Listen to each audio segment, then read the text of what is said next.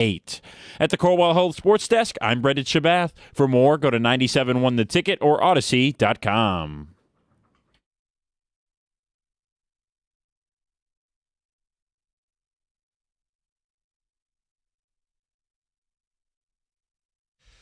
Good morning. Congrats. You made it to Friday. Jim Costa, John Jansen, Heather Park, Gov and Greg behind the glass. It is a Super Bowl Friday. Remember that? That's happening this week. It's been a busy week. There's been a lot going on, and it's been so much going on with our local sports teams. We haven't really talked about the Super Bowl, which has been it's kind of nice that we have some action locally. How does the Super Bowl sneak up on you? It has. We'll talk about it. Yes, in the picks, and we'll talk about the game itself for a good chunk of the show today. But yes, John, let's get into some of those storylines from yesterday. Yeah, Pistons took one on the chin, didn't they? If only they had Jaden Ivey. Right.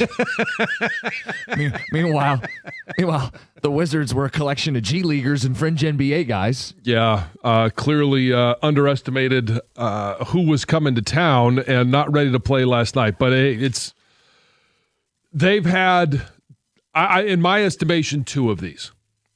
It was the Chicago Bulls to start the season. Total dud. And this one.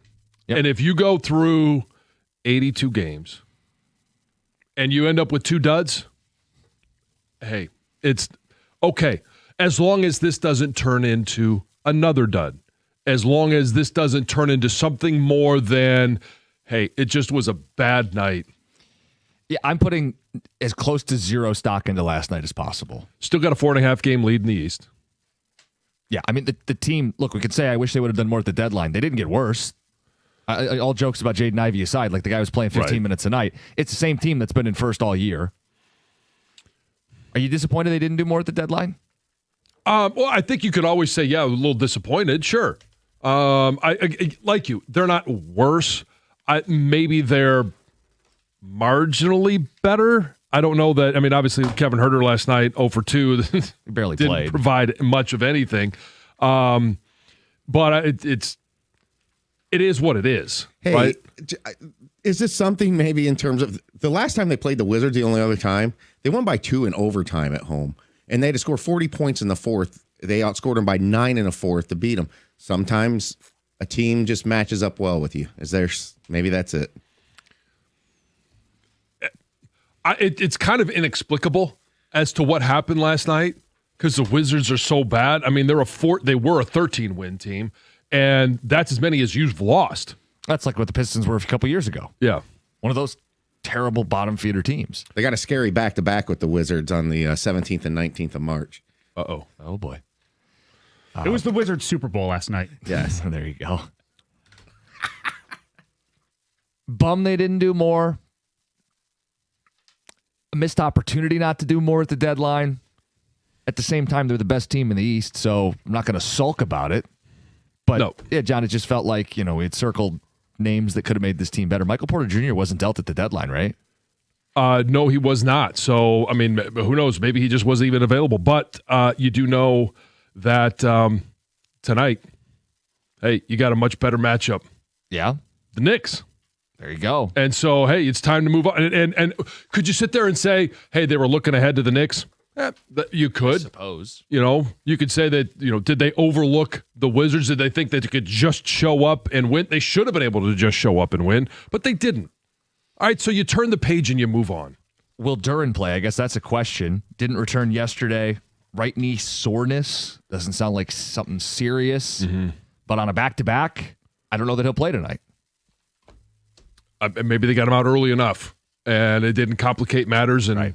He's young. He's extremely young. But you just know that they can heal quickly. Yes, John. You just know the Knicks got embarrassed the last time they played the Pistons. Like they're certainly going to look at this one and have it circled. Oh, they're coming to town to make a point. Yeah, exactly. If you don't have Durant too, look, I like that we're adding stakes to these matchups now. The Pistons have become a team where you start to circle games, and other teams are circling them. Right? I think that's why teams made trades like trade Boston or Cleveland made going into the deadline, because we got to catch Detroit. How things have changed. We're a game people circle. Certainly you are. I mean, you're the best team in the East right now. You get the best player in the East. So teams are going to want to, you got a bullseye on your chest, and that bullseye continues to grow. The closer you get to the playoffs, you get a chance to play the Knicks. Now it's, hey, Tuesday night against Denver and Jokic. You put together a good performance, and you put away that game. You've got to find a way to recover from that last night, and hopefully, JB, Cade, Tobias Harris, the leader and glue that he apparently is for this team, that they just say, hey, that one's in the past. Put that one in your back pocket, and let's move on to the Knicks. It's going to be very interesting. You mentioned they didn't trade Tobias. They chose to keep him on an expiring contract. They value him in maybe ways that we don't see. Mm-hmm. I got away with a little smarm there. He did. It was under the radar compared to what's normally sitting across from you. What's going to be interesting is on the Tobias front. He's not a great playoff performer. This team has not won a playoff series. If they come up short at some point in the playoffs this year, and it's because he's got a dud performance, are we going to look back at yesterday and say, why the hell were they so in love with Unk and the intangibles and not being a better basketball team? Yeah, if they underperform what we believe the expectations are, we'll look back at everything and say, well, they should have done this, should have done that. Like that's the beauty of the hindsight of being 2020. Well, we did it with the Tigers, right? We're like, well, what the hell was that deadline? And they were a team that started hot and didn't finish strong. And they had a clear, glaring weakness that was left under-addressed. For the Pistons, they have a clear, glaring weakness that's left under-addressed. I hope this doesn't end the same way. Well, I hope it doesn't end the same way either. But if they follow table. the same path, then next offseason, who are the Pistons going to add? We're getting Valdez. Because it's been... Well, it's a good question you guys athlete. are asking is, what is coming up short? That's very vague. I mean, I think we can put expectations on Let's that. talk about that. What is coming up short? Define that now as opposed to at the end of the year when we can be a little more emotional. What is coming up short for this team? Anything less than Eastern Conference Finals. Yes. I 100% believe that. Now, you get to the Eastern Conference Finals, and, hey, it's just like if you're able to get to the NBA Finals, anything can happen. They're going to be the underdog. They may be favored in the Eastern Conference Finals, but you get into a 7-game series, anything can happen. Yeah, an Eastern Conference Finals would mean they've won multiple playoff series for a team that's won none. Right. And I think that's where the bar is. You could be bummed if they lose in Eastern Conference. You could be bummed whenever the season ends. But right. I think that becomes like, hey, that's where it starts. You're in the Eastern Conference Finals, and now you have a chance to go win a title. Did you do enough? Do you have enough? I mean, that's what Trajan will be judged on is, did he make a mistake sitting on his hands here? Because all they did is swap bench players and move up in the first. Now, maybe they're just good enough, John. I think some of this is they look at themselves and say, we're the number one defense. We're right behind OKC in the overall NBA standings. OKC hasn't made big mammoth moves at deadlines, and they won the NBA championship. If Cade's the best player in the East and we play the best defense in the NBA, we have enough to win the NBA title. And I agree with the assessment that they're good enough to win the NBA title as they sit today. To me, they have the look of a team that's going to get pushed in the playoffs, play in long series, and get pushed to the limits where things get bottled up. And the fact that they can't shoot the three and just the little bit of karma maybe for not making a big move at the deadline or getting a Porter Jr. last night. 27% from three. 3 guys made 3-pointers.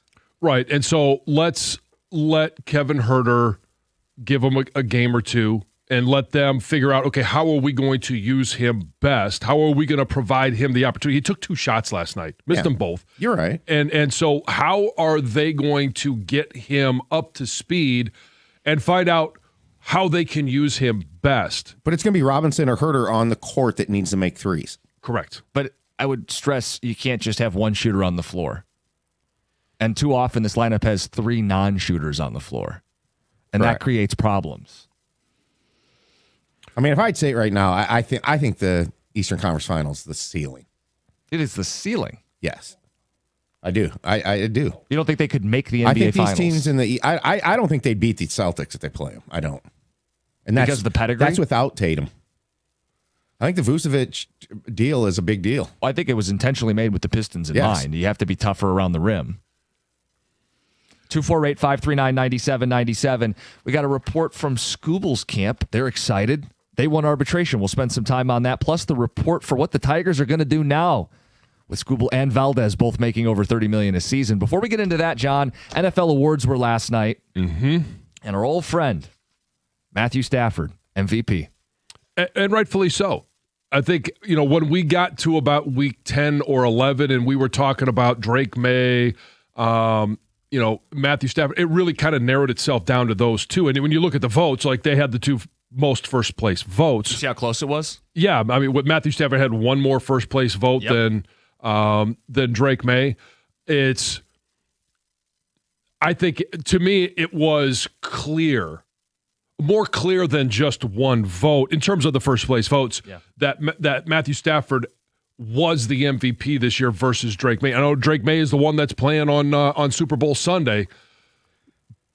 I believe that Matthew Stafford had a better quality of season than Drake May did. Yeah, so the Drake May people are going to say he had a higher completion percentage. His O-line was challenging at times. He took a ton of sacks. First of all, he took some of those sacks too as a young quarterback. And Stafford led the NFL in passing touchdowns, passing yards. He played a much more difficult schedule. Look at the NFC West compared to the AFC East. Well, it's not just the schedule in terms of wins, losses of the teams. That's part of it, but it's also the quality of defense that he played against. Well, and how about this? They both threw 8 picks. Stafford threw 15 more touchdowns. They got it right. He was the MVP of the league this season. And now you start to look at his resume. He's got a Super Bowl and a regular season MVP. And there are not many guys that have both of those that are not in the Hall of Fame. Like, go back over the last 30 years. I don't think there's anybody who's won a Super Bowl and a regular season MVP that's not in the Hall of Fame. So driving in, I didn't realize he had won it last night. I was kind of dialed out. And so anyways, I found out he won, and he won by a vote or whatever, and that Justin Herbert apparently got a vote. Yes. And I was thinking, John, did you have a vote this year? Just okay. Come on. It's a joke. It's just not a funny one. Well, it's not funny when you joke at John. No, it's. I mean, everybody knows that coming out in that draft, I thought that Justin Herbert was going to be a good quarterback. Is he not a good quarterback? No, I know. I'm just having fun with it. And you kind of bailed on him just a few weeks ago, a little bit. Well, I didn't bail him. I still think there's a Super Bowl run in his future. Well, let's tie this together. He's very much in the position that Stafford was in for years. Maybe he can come here after golf. Hey, maybe. But it was the same thing, right? He looks the part. He's got the arm. But it's always something else. Like, people were very quick to say, well, Stafford didn't have a run game. Or you say, well, this year Herbert didn't have an O-line. And it's always been something else. But Herbert's got the talent. In theory, he should break through eventually. And Stafford left Detroit and he broke through. Now, your reaction to me saying he's building that Hall of Fame resume, do you feel like Stafford's a Hall of Famer? I do. Okay. Yeah, I think he will be in Canton. Okay. And I mean, you look at, I know a lot of people around here will talk about, oh, well, he padded his stats, stat pad for all that stuff. His numbers and now his accomplishments mean that he is a Hall of Famer. Now, I'm not going to get into is he a first ballot? Well, that's a touchy subject now. Had a couple first ballots yesterday. But I do think that he's going to be in Canton. I don't really know that there should be much debate about it. When you look at where he's going to end up ranking in touchdowns and yards when he retires, game-winning drives, clutch moments, won a Super Bowl, has an MVP, yeah, guy's going to be a Hall of Famer. All right, coming up next, what the Tigers are going to do now, the reports. Are they going to trade Skubal, or are they going to try to win with Skubal? And Skubal won arbitration. It's 97-1.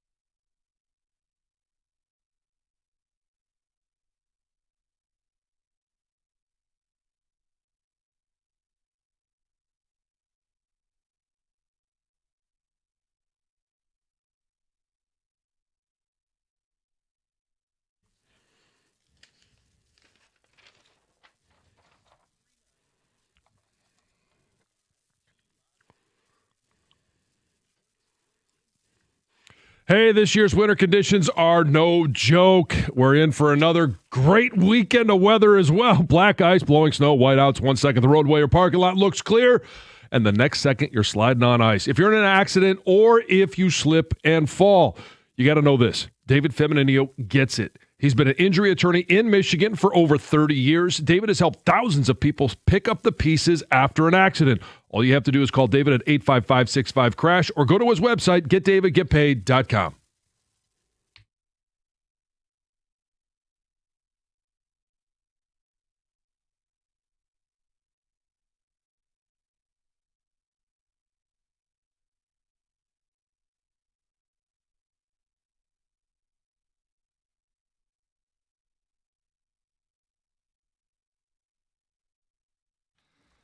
Good morning.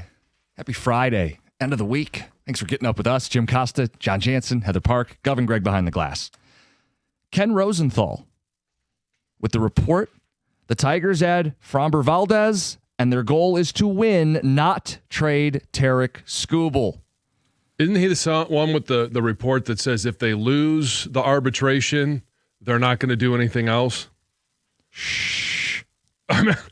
This is the guy with the bow tie. Yeah, let's avoid any of the facts. So people like, okay, we feel like we have a pulse on the team. Mm-hmm. None of us saw that coming. Yeah, that was out of the blue. But to be fair to Ken Rosenthal, he's a baseball insider, a respected name, bow tie and all, and he's citing specifically a source from the Tigers here, not reporting generally about the offseason. He says the Tigers' plan is to win with Skubal. They are not shopping him. They are not trading him. John, we're going to get that lethal lefty 1-2 punch for the upcoming season, which my point was just take it with a grain of salt. Okay, but this is what we wanted, yes, right? No, there's no question about that. That's exactly what we wanted. We wanted them to do something. Now, I'm not going to say it's exactly what we wanted because there's a lot of people that said, well, would you rather have Valdez or Bichette or Valdez or Bregman? Like, hey, we just want to know that this team is serious about winning, and going and getting Valdez and keeping Skubal, paying a pitcher $38 million and another one $32 million as your 1-2 punch. This team, hey, they raised the flag and said, yes, we are serious. We're going to go for a World Series. They spent $70 million on two pitchers. Never did I foresee that. Not the way that this team had been billed, not the way that this team had been talked about. They've changed that narrative with a series of moves. One, Valdez, but two, Skubal wins arbitration. It's $32 million. It's an albatross. They go, who cares? We're going to pitch him and play him anyway.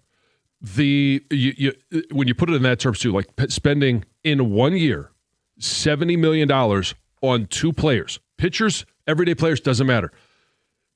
Not so recent or not so distant past, that's about as much as they spent on their entire team. Yep. And so, yeah, when you hear Scott Harris say, hey, when we're ready to go for it, the resources will be there. And we kept wondering, and we thought, hey, let's go. Yeah. Let's go. Yep. And now it's come to fruition. 248-539-9797. Got some text coming in. Guys, I was at the Pistons game last night. It was bad. Like 14 wins in a season, bad. Zero defense, sloppy shooting. They looked exhausted, John, in Lake Orion. Tex says, I don't think they'd beat the Cavs in a 7-game series in the playoffs. Guys, do we just live in what just happened? Because the game before the Wizards game, they beat the Denver Nuggets, who are second only to OKC in odds to win the NBA title. Right, have we now shifted to their first-round exit? Yeah, I don't know what's happening. Jim, I think the problem is they are living in what just happened. Yeah. And what just happened is they lost to the Wizards by 9. Yeah, meanwhile, they blew out the Warriors the week before. Right, if they play like that in the postseason, sure, yes, they'll be a first-round exit, but that's not what I expect. Look at the entire body of work. That's not it. Yeah. Guys, Stafford is not a Hall of Fame player. Show your work. Because he's got Hall of Fame hardware, won the MVP last night. And, John, I did go back and put names to this. Yeah. Quarterbacks who have won a regular season MVP and a Super Bowl in the last 40 years. What they all have in common, they're all Hall of Famers. Brady, Manning, Mahomes. Well, hold on. Brady's not in the Hall of Fame. Might not be a first ballot, John, but he'll get in. Brady, Manning, Mahomes. Rodgers will get in. Warner, Favre, Steve Young, Joe Montana, John Elway. That's the company Stafford now entered with an MVP and a Super Bowl. And we did this exercise a while back too. Like, where do you put him? I think it was in a Thursday touchdown. Like, is he a top 10 all-time quarterback? Is he a top 15 or a top 20? I think we were talking about him if he had won his second Super Bowl being a top 10 quarterback. He's probably not a top 10 quarterback right now. No. And I'm not saying that he is, but if you're a top 15 quarterback of all time, that's what the Hall of Fame's for. Right. Like last night was significant for him and his resume. It's Hall of Fame hardware. All right, we're going to make some picks coming up at 6:35. Super Bowl picks, props, the anthem, Gatorade color, all of it. But first, Heather with the news. Well, this news is brought to you by Gardner White. Oakland University was in lockdown last night after a fight broke out on campus near the entrance of Van Wagner Hall. Police say that when they arrived to the scene, they found a man suffering from multiple stab wounds. That man was transported to the local hospital. He did have to undergo surgery. Police say that victim was not a student of the university. And according to witnesses, 2 suspects were involved in this altercation. Both of them fled the scene in a dark-colored SUV. Law enforcement are urging students and staff to always, of course, be aware of their surroundings, travel in groups, and report any suspicious activity to the Oakland County Police Department. As of last night, the lockdown was partially lifted. It did remain in effect for that specific hall, that Van Wagner Hall. But it sounds like they still have not found the 2 suspects, and the motive for this attack is unknown. A woman is suing the city of Detroit and one of its police officers after she was shot 6 times. Tracy Allen was originally stopped for traffic violations. This was in October of last year, and she says that during the traffic stop, she had told officers that she felt unsafe, was scared, had asked for a supervisor. But instead, a backup officer showed up before she says she was pepper sprayed and shot 6 times. Multiple locations. Her arms, her legs were shot. And according to the lawsuit, Allen was boxed in by Detroit police officers and was shot while driving away. And both of those are obviously policy violations. She is seeking damages for physical and emotional trauma, medical expenses, and loss of income. Did I say how much she's suing for? She's suing for $25 million.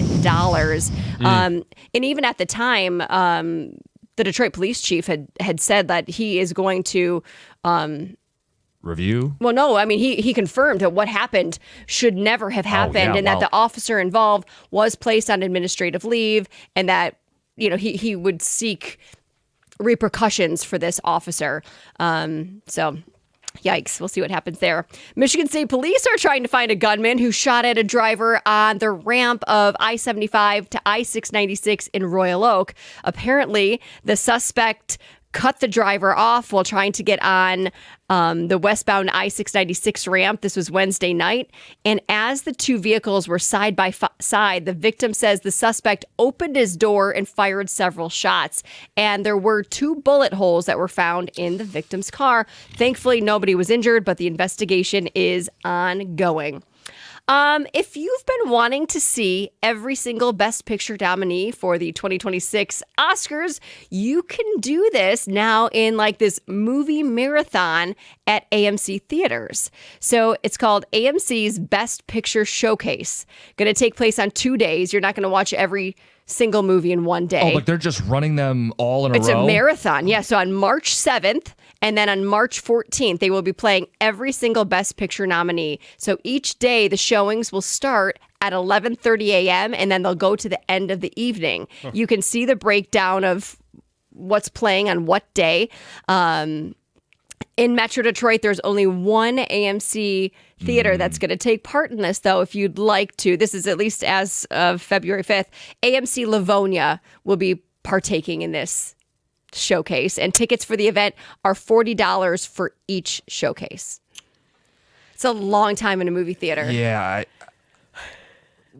I would think there would be a strategy to putting those movies back in the theaters around this time of year when people didn't see them the first time would be interested. Wanted to see them on the big screen. Yeah, exactly. I mean, clearly there's breaks in between each movie, but still, that's a long time. It's a long time. Yeah. Have you guys tried to watch any of the other movies yet? No. The ones I told you, I still want to make my way through more of them. I did. Well, I fell asleep. Fell asleep again? Come on, Heather. I did watch Train Dreams, and it was the perfect movie to fall asleep to. Oh. Beautiful movie, right? Like the scenery is gorgeous. I'm You sure the would directors like it. love hearing really? that. Yeah, it is a beautiful movie, and you follow this man's life from birth to death. What but I'm picturing is like you see when like they put a trailer out and it's like New York Times, breathtaking scenery. Heather Park, great movie to fall asleep to. Yes, that's exactly what it was. Yeah. I like it too. I didn't really love it, but you'd like it. Heather with the news. Coming up next, it's the picks and a coronation. It's 97.1. Hey, if hair loss has been on your mind, Dr. Berkowitz at Michigan Hair Restoration is the doctor you need to go see. He was just named the top hair restoration surgeon in the Midwest, and that award reflects what his patients and his own family already know. Dr. B has had the procedure himself. He's restored his son's hair and his nephew's too. And when it comes to trust, it doesn't get more personal than that. Dr. B is a board certified surgeon and the only physician in Detroit offering both SmartGraft and NeoGraft, all performed by his full-time in-house medical team. There's no traveling techs, no shortcuts, just real natural hair you can run your fingers through. And if you've been waiting for the right time, this is it. Don't put it off another year. Make 2026 the year you look like yourself again. Schedule your free consultation today, and when you mention 97.1, you'll receive $1,000 off your procedure. Dr. B treats every patient like family. Visit MichiganHairRestoration.com.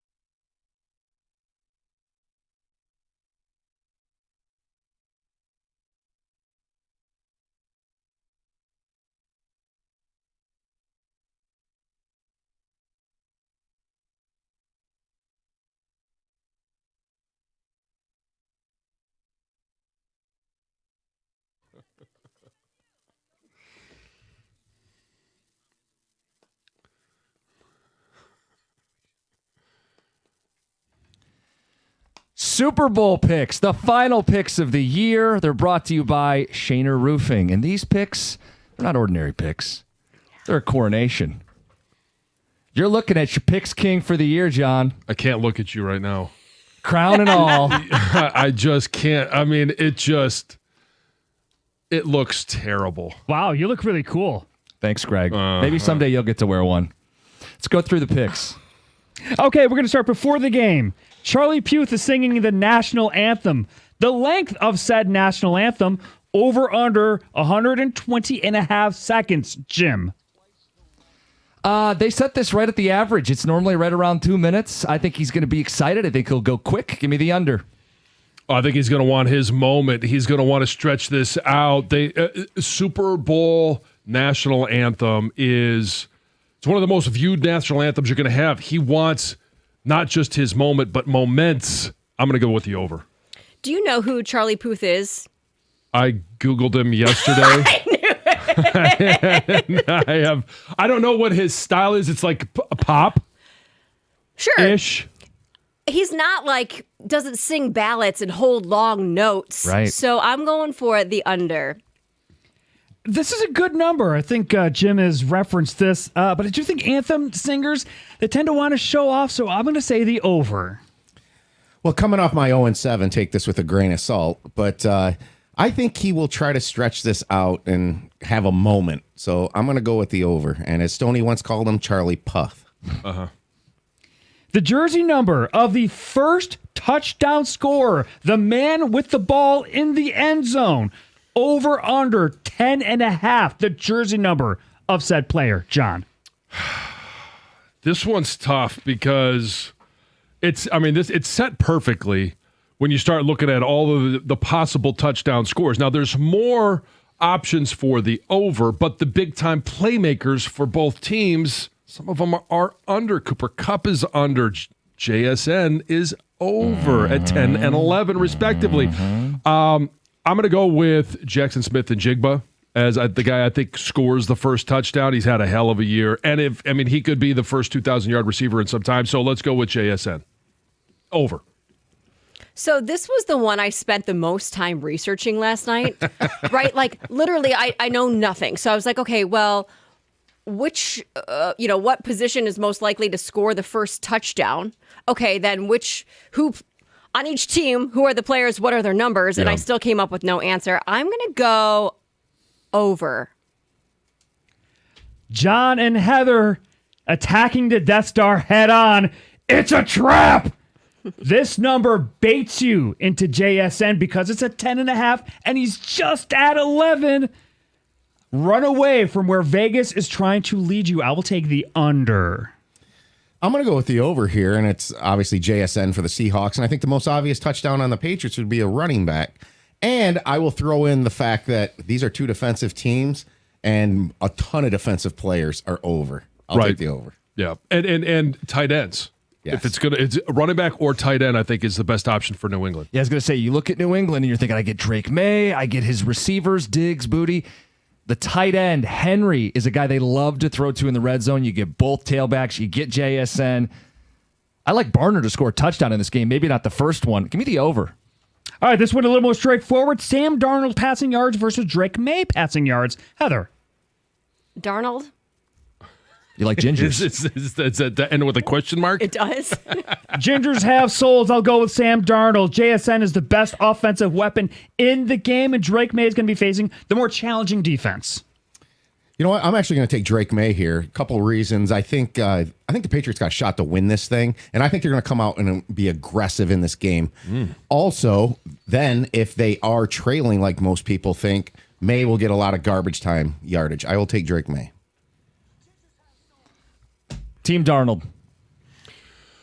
This is a tough one because I think Seattle wins. I'm not sure that New England really has a chance, but if they're down, they're going to be throwing the ball a lot, which means Drake May could be racking up some passing yards. However, I think Sam Darnold starts off hotter, and he's got the better receivers to throw the ball to. I'm going to go with Sam Darnold.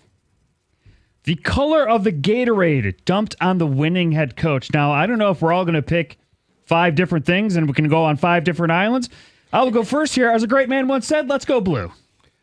Yeah, let's go blue here. I'm with Greg. And the reason is first off, you have two teams here that have blue in their color scheme. So I think that's a good reason. And then also, they both have a little bit of, the Patriots like silver in them. Silver Gatorade, I love it. Silver Gatorade, there kind of is one, that foggy white. They call that white. Stuff's called. If your Gatorade's silver, please don't drink it if you're listening. Please don't. Yeah, they got that. It's more of the cream color. You like that cream color? John, stop. I do.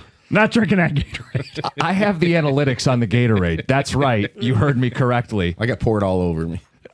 Orange is the betting favorite because that's the color Seattle used when they last won the Super Bowl. But blue has been the color 3 of the last 7 years. I'm going to say go blue. Is that flavor of Gatorade a little salty, John? Well, it depends on the amount of electrolytes you want to have in there. I'm leaving. Bye. A lot of people actually add salt to it. The color game. So I know you guys like to say go blue, and I appreciate all of that. But my favorite is yellow. The maize Gatorade. Yeah, so I'm going to go with the yellow Gatorade. Cool. I wrote down blue, and I'm going to stick to it. Okay. Total points in the game. This is a little bit more straightforward now. Over under 45.5, Gov. It's a Super Bowl. They tend to be higher scoring. Super Bowl. Defensive touchdowns in play here. I think special teams touchdowns potentially in play here, especially with Shaheed. I'm going to take the over. I think this is a 24-20 kind of Super Bowl, which is just under.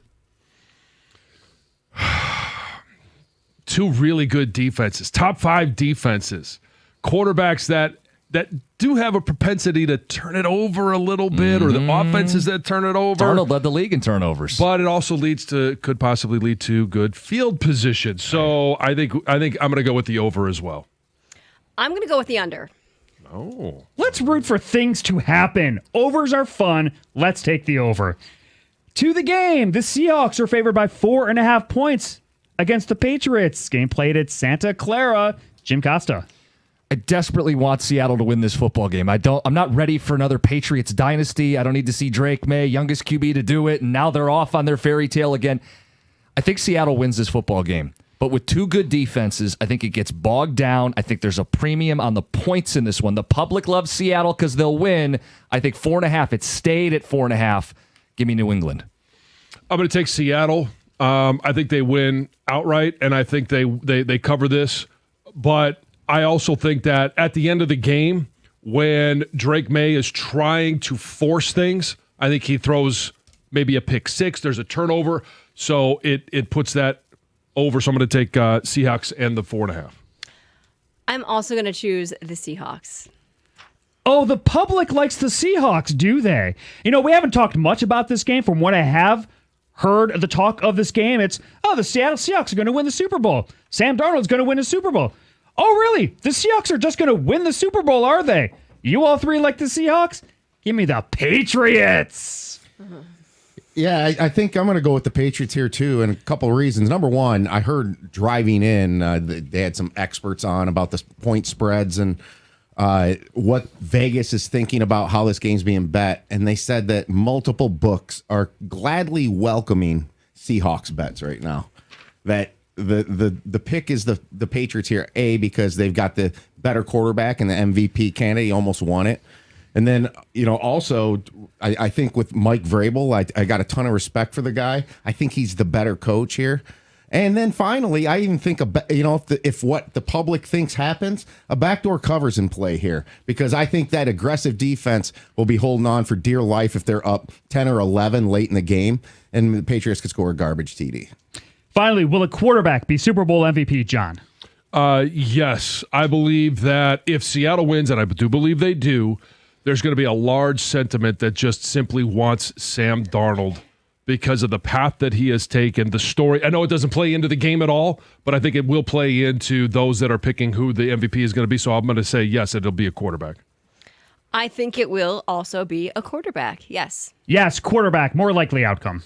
Yeah, it is. It's got to be QB here. I mean, look, you got good defenses here, so something weird could happen potentially, like it occasionally does. But the odds are the QB. Although I am open to the concept of JSN getting it if he goes completely off like he did in that Rose Bowl that one year where he had 300 plus yards. But I'm gonna take QB. look, it's normally quarterback. There's value if you're a bettor in taking non-QB, and I think this is the year you make the case for it. Because Darnold led the league with 20 turnovers in the regular season, they could win without him playing particularly well. I got K9, who's going to have a bigger workload because Charbonnet is injured, especially around the goal line now. Who's getting those touches? 2-3 touchdown day for Kenneth Walker gets him the MVP. JSN's the obvious call as the offensive player of the year. And how about all the defensive players with these two defenses who have led the way all season long? You get paid 2-1. I'm going to take the non-QB. Those are the picks. It's 97-1.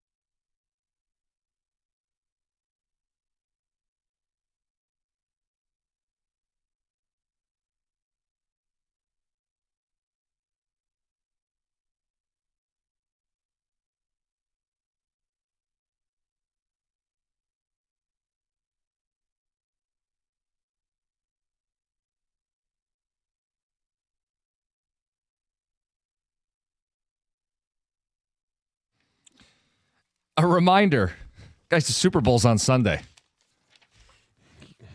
Easy to forget. We haven't spent any time on it. It's Friday. Some of that's NBA trade deadline, Pistons in first place, the Scooble saga, arbitration, Valdez signing. Yeah, a lot of it was celebrating the Tigers.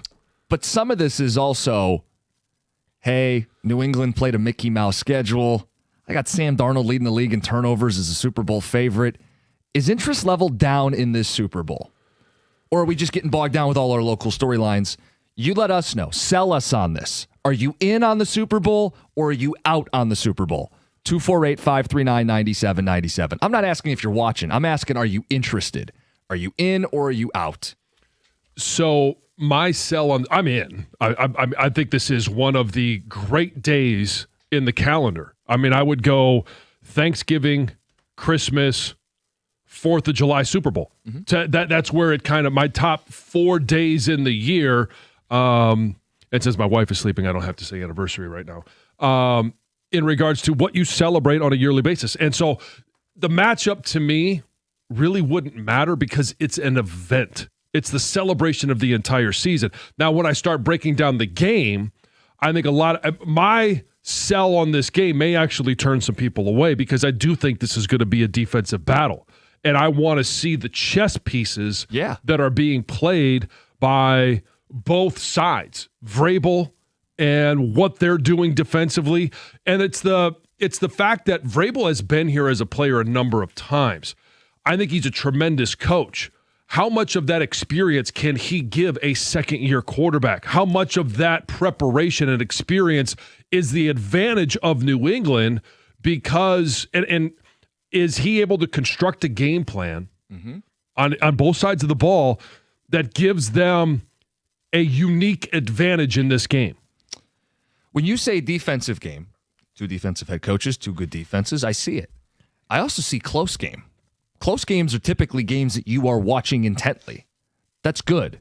Like I see this as like 20 years ago, the Patriots and Panthers or Patriots and Eagles played very close games in the 20s, mid to low 20s. I see this as that kind of game. How about Patriots Rams? That's a little more on the extreme defense. But yeah, that was a game where there were 16 total points scored. But it was close. But it was close, sure. John, I think we're going to get a couple touchdowns. Side of that argument. People want a couple touchdowns. I think you get a couple touchdowns. I think the football of this game is good. I think they are unexpected teams, so maybe people aren't excited. Like there's no Josh Allen, Lamar Jackson, Patrick Mahomes. There's no Matthew Stafford, Jalen Hurts, Philadelphia.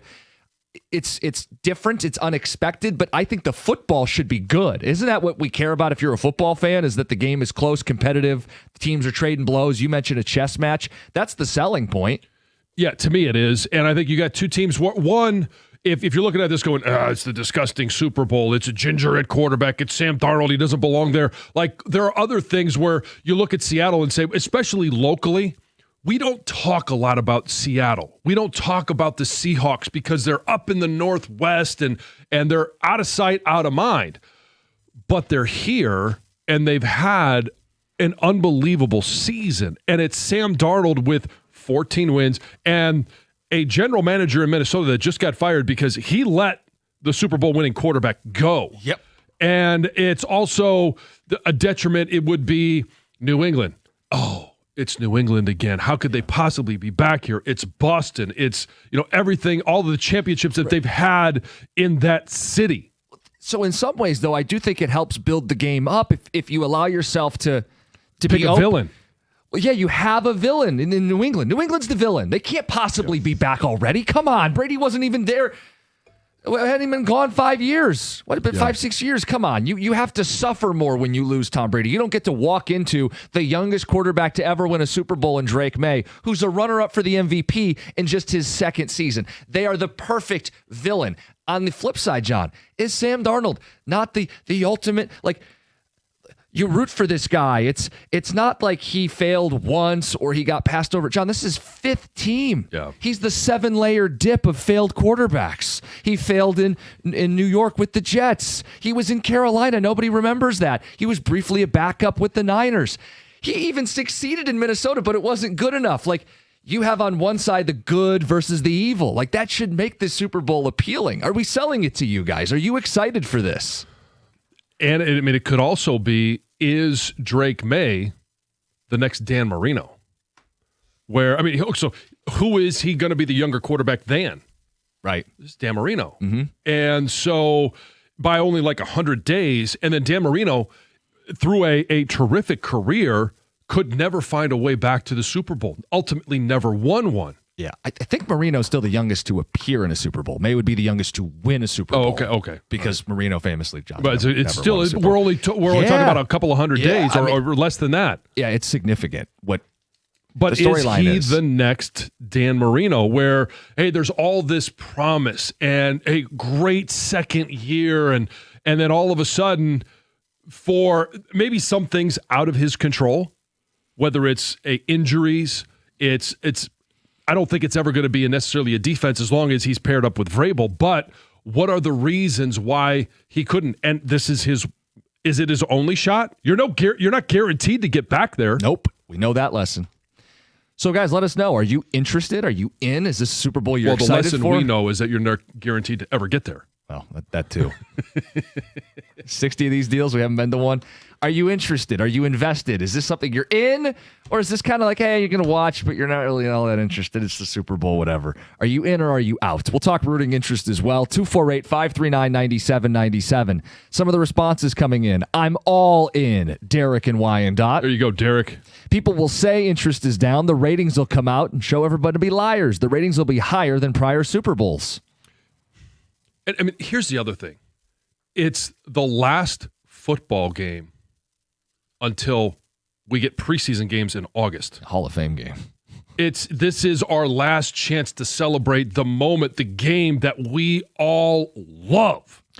Not really interested in the Super Bowl. Lions have basically ruined football for me. I don't understand this text. If the Lions not being in the Super Bowl keeps you from watching the Super Bowl, you've watched 60 of them? You've never watched the Super Bowl. Yeah. Or however long you've been alive. And the Lions have been much worse. It's 97-1.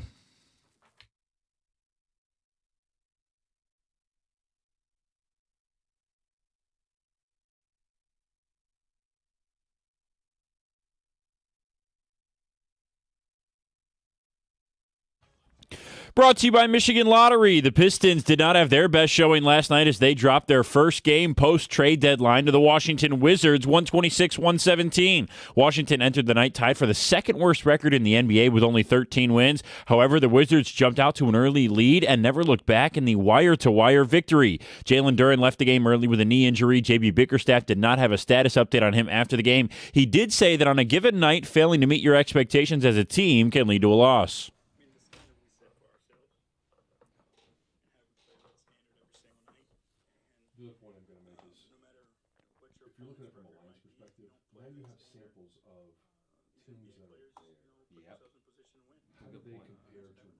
The Pistons will have to regroup for tonight's big matchup against the Knicks, who have won 8 straight games. Michigan basketball improved to 21-1 last night with a 110-69 win over Penn State. That's the best record through 22 games in program history. It was the Amari Burnett show as the senior guard exploded for 31 points and 7 threes to help the Wolverines win. Michigan heads to Ohio State on Sunday. And Matthew Stafford was named the NFL MVP last night. He's just the 5th Lion with any notable association to the award. He's the second former Lion to ever win it. Earl Morrall also did that in 1968. Adrian Peterson once played for the Lions after winning the honor, and Barry Sanders and Bobby Lane both finished second in MVP voting at one point in their careers. At the Corewell Health Sports Desk, I'm Brendan Shabath. For more, go to 97.1 The Ticket or Odyssey.com.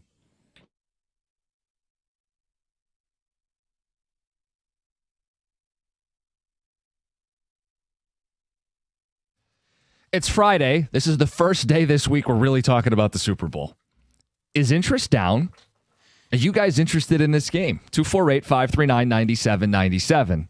Do you have a rooting interest? Do you even care? John, the first text on this sheet of paper that Tom just brought in. Yeah. 2 words. Super Bowl. Who cares? Another one says this has to be the least interesting, least hyped up, most boring Super Bowl in history. I'm not excited for this. Genuinely forgot it's happening. And the chances that I'm going to forget again by Sunday is high. It's the ultimate who cares.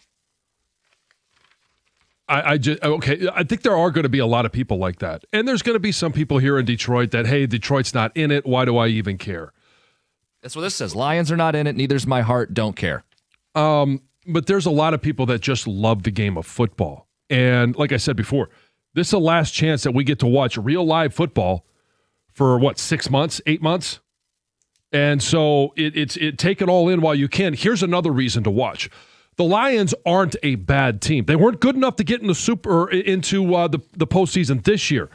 But we all believe that this is a team that should be playing in the postseason in years to come. So watch this game and look at it and say, okay, well, what are the pieces? Why is it that New England is here? Because they don't have a great offensive line, yet they're still in the Super Bowl. Huh. They, and hey, Sam Darnold is not a great quarterback. Nope. But he's playing for a Super Bowl. And what is it that these two teams, you have two samples that you're going to watch on Sunday. What do the Lions need to do? Because we'll talk about this in the weeks and months to come, especially leading up to free agency, the draft. What is it that what the most important thing the Lions need to do to go from where they were 2 years ago in the NFC Championship game, last year as the 1 seed, this year as a team that was out of the playoffs, to get to that level? If Sam Darnold's going to win the Super Bowl MVP, you look at that and say, our guy's better than him. And I don't think that's a debate. Jared Goff's a better quarterback than Sam Darnold. So how do we build the team around Jared Goff? And it doesn't have to be as good as the team around Sam Darnold. But now I dig a little deeper into Seattle because they're the favorites. John Schneider had a hell of a draft for the Legion of Boom. Remember? I mean, it hit on everybody. Yeah. This latest iteration, a ton of really good draft picks that he made as well. But he was able to build on it. Like, drafting is not enough. So I hope that while he's drafted Witherspoon and JSN and Kenneth Walker, and we've got Aiden Hutchinson and Penei Sewell and Amon-Ra St. Brown, we got to go get our DeMarcus Lawrence. We got to go get our piece to go to the next level. And that's what I think you target this offseason is where are you missing a piece or two to get back in this conversation? And don't just say, I'm going to re-sign Gibbs. I'm going to re-sign Campbell. I'm going to re-sign my own. Go get somebody who's going to be a substantial cap hit. You're going to have to figure out how to work the cap, buddy. That's how the Seattle's done this. Right. And I just mentioned, you look at New England, not a great offensive line because Drake May gets beat up. Right. But he is mobile. And so, everybody's going to I think a lot of people are going to say, oh, well, you need a mobile quarterback. No, you scored even with an ineffective offensive line. You were an offense this year that scored 28.3 points per game. How much did Seattle score per game? 28.4. So they had 0.1 more points per game. What's the difference? Defense. It's the same thing with New England. They scored 28.8. They scored a half more point than the Lions did all season long. And we can sit there, and I do think the number one thing that they've got to do is improve the offensive line. But the offense wasn't the issue. Defense is the bigger issue. So whether it's defensive front, it's pressure on quarterbacks, it's stopping the run, or it's got to find a replacement for Terrion Arnold or get him to play better. What's going on with Kirby Joseph? Can you rely on him or not? What are you going to do in the secondary? Because even if he is able to play maybe the opener, how many games does he play? Because Brian Branch most likely won't be available at the start of the season. Okay, let's talk about the Lions defense a little bit here. And we'll keep taking calls and texts on the Super Bowl, interest level and all that. Seattle's D-line is where it starts. They don't blitz a ton. They get pressure with 4. It allows them to play nickel defense. Some of that's also having a big safety. But their defensive line is a strength of this team. Byron Murphy's a player they drafted. He's in the interior. Yep. You know who else on the interior is Leonard Williams. Mm-hmm. They traded for him at a trade deadline. And then they paid him a lot of money. That's not a guy they drafted. That's the middle two dudes. Yep. Another key piece I brought up is DeMarcus Lawrence. That's a guy they signed this last offseason. And it wasn't cheap. It wasn't a Davenport Flyer deal. It was a proven guy who went to Seattle, and people laughed at him at the time. He said, I don't think I can win a Super Bowl with the Cowboys, but I do think I could win one here in Seattle. Those are the type of moves at the line of scrimmage that instantly make you better. I got Aiden. I got Aleem McNeil. What else I got? Because Tyleik Williams maybe in his second year, but who else I got? Who are the guys along the D-line that are going to win one-on-one consistently? Because I hate when this team struggles to get pressure quickly, and we're default to hearing coach speak of, well, we got to win our one-on-ones. How about you get guys, personnel who win one-on-one, and then you don't have to talk about, well, we just got to have guys win our one-on-ones. Like Seattle has guys up and down that D-line that can win consistently. And, you know, I'm not going to go with the argument of, well, we've got Al-Quadin Muhammad opposite Hutch. Well, Al-Quadin Muhammad should be their Boye Mafe. Right, situational guy. Right, the guy that is, hey, you're not expecting him to play 3 downs. You're expecting him to come in as a pass rush specialist. And he's not going to be at the list of the top of the list of pass rush specialists. But Boye Mafe this year only had 2 sacks. You go to his second year, he had 9. You look at the track record of Al-Quadin Muhammad, and yeah, there's some 4-sack years, there's some 5-sack years, there's an 11-sack year, but the mean is he's kind of a 3-4 sack guy. They're guys that don't play 50% of snaps. Boye Mafe doesn't play 15% of snaps. Right. So those are important, like secondary pieces, like second tier. You still need your primary guys that play almost every down and impact the quarterback. 248-539-9797. And that's not to discount. Seattle certainly has some dudes on the back end of that defense, and that's an issue that Detroit has to solve this offseason too, with 2 safeties being dinged up and Darian Arnold certainly not playing the way you expected at this point. So, look, we don't have a Devin Witherspoon. Kobe Bryant plays safety for them, good player. Julian Love, a free agent that they brought in, plays a damn good safety, plays almost every snap for them. Detroit's defense is nowhere near Seattle's defense right now. No, or New England's defense. Right. And that to me is, if you're looking at this game going, what's the difference between these teams? Because the offense matches up. It's on the defensive side. And I focus more on Seattle because we don't have a Drake May, like this mobile guy. If they can do it with Darnold in Seattle, that's the blueprint I think you can chase down. Yes. And you look at the weapons around him, right? It's now Kenneth Walker III, good, really good back. Yeah.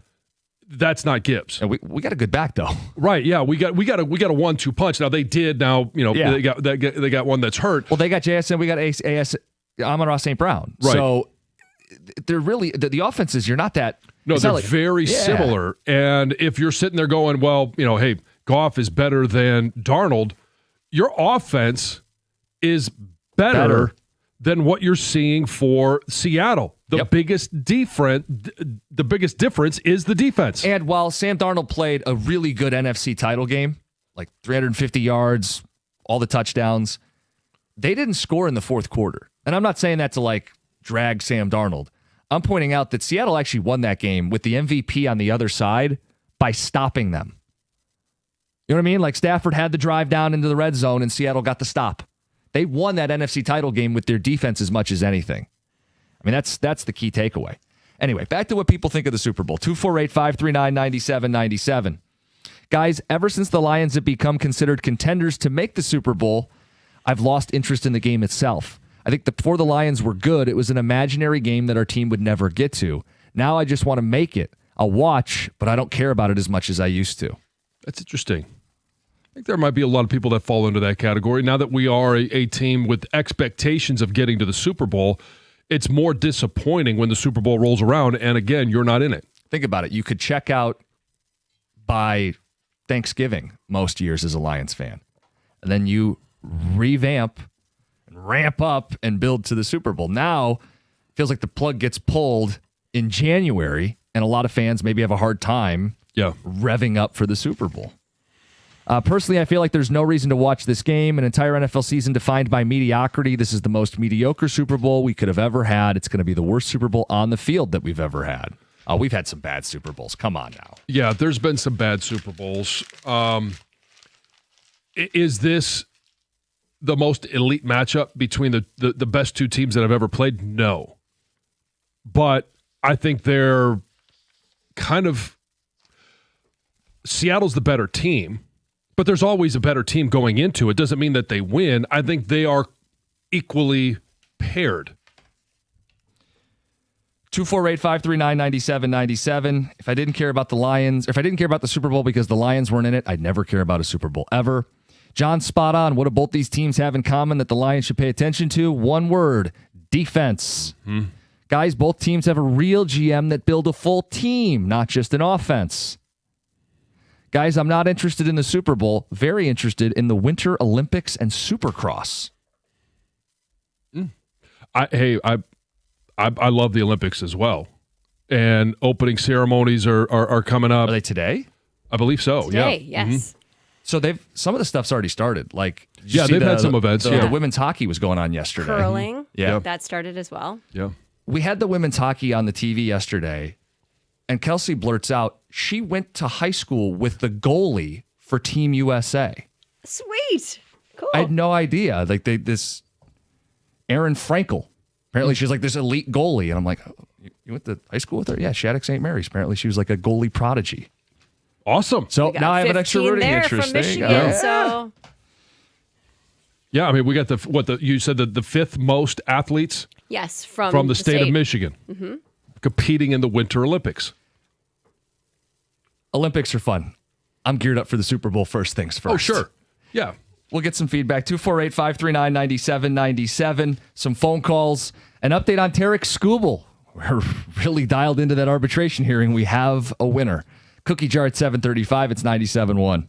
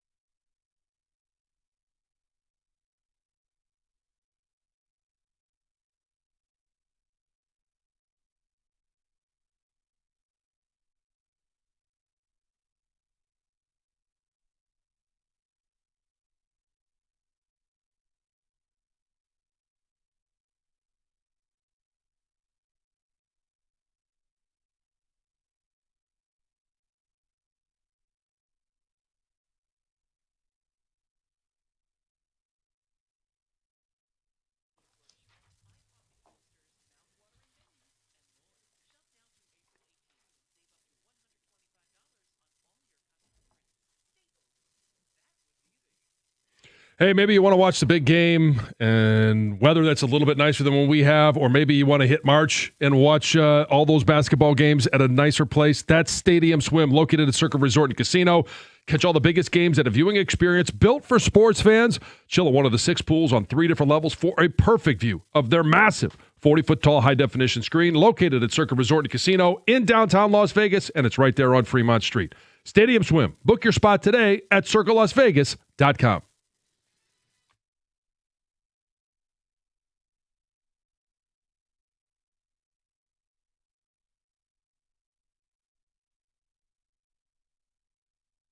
Knock out a quick phone call, then we'll get to Scooble's arbitration win. Rich in Flat Rock, good morning. You're on 97.1. Morning. Good morning, gentlemen. How you Love doing? The show. Good. Love the show. And I'm going to be the guy that says it. Maybe it's Coach Campbell. These guys haven't been ready for big games. Washington, the 49er game. I mean, they didn't make it this year. Maybe he's gotten them to a certain point, and maybe it's time to start looking elsewhere. Do you think going into halftime up 17 that they weren't ready for the Niner game? Obviously not. They lost. Well, hold on. That's not the same thing as not being ready. Okay. I mean, you're correct that they lost. Yeah, they lost. No one's fighting on that. But did Dan and the staff put them in position for success? Okay, yeah, for that game. Yeah, I What mean, he about didn't the walk out and Washington drop game? the ball on 4th down or fumble like Jahmyr Gibbs did. Or drop the pass. Yeah. I'll give you that. Now, you want to say But the you're unhappy Washington- with the fact that they got smacked by the Commanders at home following a 15-win season? I'm cool with you I being get upset you. I about get that one. Yeah. And not making the playoffs this year. I mean, yeah, they had a lot of setbacks, but I mean, good teams find a way to win. Well, right, the grit that this team once showed, you thought would have been able to allow them to weather all of the adversity they had this season, and they didn't. Yeah, and so to back up Rich in regards to Dan Campbell's responsibility in this is, what did we just talk about? Defense. Yep. Is Calvin Shepard the guy? We don't know, but Dan thinks that he is. And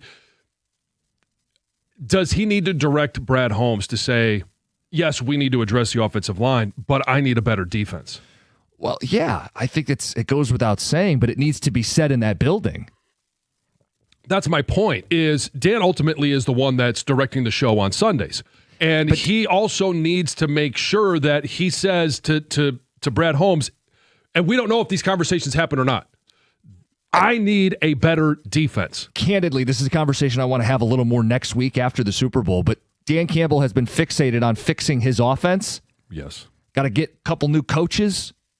Got to address high-level assistants with no defined responsibility. Why not do that on defense as well? I think it's a very good conversation that we're going to be having at some point here. Oh, we got to get to Mark in Dearborn. He wants to react to that last call. Mark, what's up? Hey, what's going on, guys? I just want to double back on what the last caller said about Dan Campbell. So, you guys were asking if Dan Campbell had the team ready to win that game against the Niners. I'm going to say no, because while they did good in the first half, the defense collapsed completely in the second half, allowing the Niners to come back in the first place, on top of whatever offensive miscues they had in the second half as well. Well, some of that is a short field because your receiver drops a ball on 4th and 2, and a short field because Gibbs fumbles on the first play of a series. So now it's just a...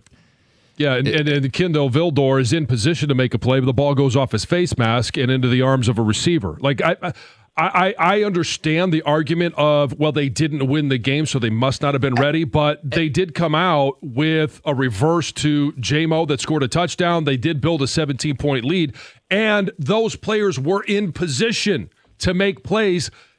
Dan Campbell is coaching. His job is to put guys in position to make plays. He did that. Yeah, and I want to be clear on this. The buck does stop with the head coach. So if you ultimately want to hold him responsible big picture, I'm cool with it. But it's silly to say he, quote, didn't have them ready for a game where they were up 17 points at half on the road as underdogs against the San Francisco 49ers team that had been to a Super Bowl before. Look, I think what the fault of what the last two callers are saying is that the Lions lost a game, and those are the only big games. The big games are the ones you lose, and you only lose the big games. So if you lose the divisional round, was the divisional round that they won previous year not a big game? Well, that's a great point. Were the games that got them into the playoffs, that won them divisions, not big games? You're saying no because they won them. I had the same thought when he first said it. Like, how many of these big primetime games have they won? Like, they're phenomenal in these big spotlight games. The year that they won 15 games, they had to beat the Vikings in a gotta-have-it spot late in the year for a division crown. Playoff wins, plural. Those were big games. Ask the blubbering grown adults in the building that were so excited to see their team finally win a playoff game. The starting off the season against Patrick Mahomes in Kansas City. Is that not a big game? Right. If you want to say they have more work to do, it's unfinished business, they need to be better in A, B, C, and D, fine. But to say they never win any big games or he didn't have them ready for the NFC title game, it's going too far. Yeah. The Scooble stuff, real quick. And I don't think we have to spend a ton of time on this, John. I feel like a lot of the air was out of the balloon because we were concerned, well, if Scooble wins, are the Tigers going to go cheap? Well, we're not worried about that now. The Tigers lost arbitration. Scooble gets his $32 million, but no one's worried about the Tigers being cheap because the report is they're going to keep Scooble at $32. They paid Valdez at $38. They're going to pay $70 million for a combo of lethal lefties. Suddenly, Scooble winning or losing arbitration feels immaterial, right? Yeah. It'll likely be his last year. They're willing to pay the freight, and they're willing to try to win with him. And they're willing to let him walk with nothing in return except a shot at a World Series. Yep, and a guy to slot in as the number one when he leaves. Yep. Let's get to Heather with the news. This news is brought to you by Gardner White. Well, Kristen Goff is back in Sports Illustrated as one of 6 NFL WAGs featured on the cover of Sports Illustrated Swimsuit's digital issue for February. She looks great. So do all of them. She is joined and featured alongside Renika Love, Brittany Mahomes, Claire Kittle, Haley Cavender, and Normani, which is the wives and girlfriends of a bunch of different players. And what's neat is that this issue not just focuses on their beauty, but also how they aren't, like riding football's fame, and they're, building their own brands and their own businesses and kind of their own fan bases all on their own. So it's focusing on that side of them as well. How come they don't have any of the owners' wives on there?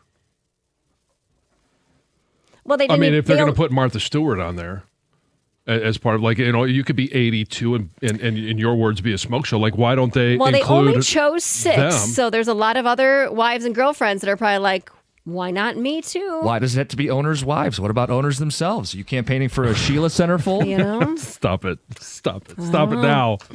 A Detroit woman is suing the city and the cop who shot her 6 times during a traffic stop last year for $25 million. The lawsuit alleges excessive force, racist policing, gross negligence, and assault and battery. So what happened was, it was a traffic stop last year. Tracy Allen felt so unsafe during the stop that she actually called 911 during the traffic stop and asked the operator to stay on the line with her.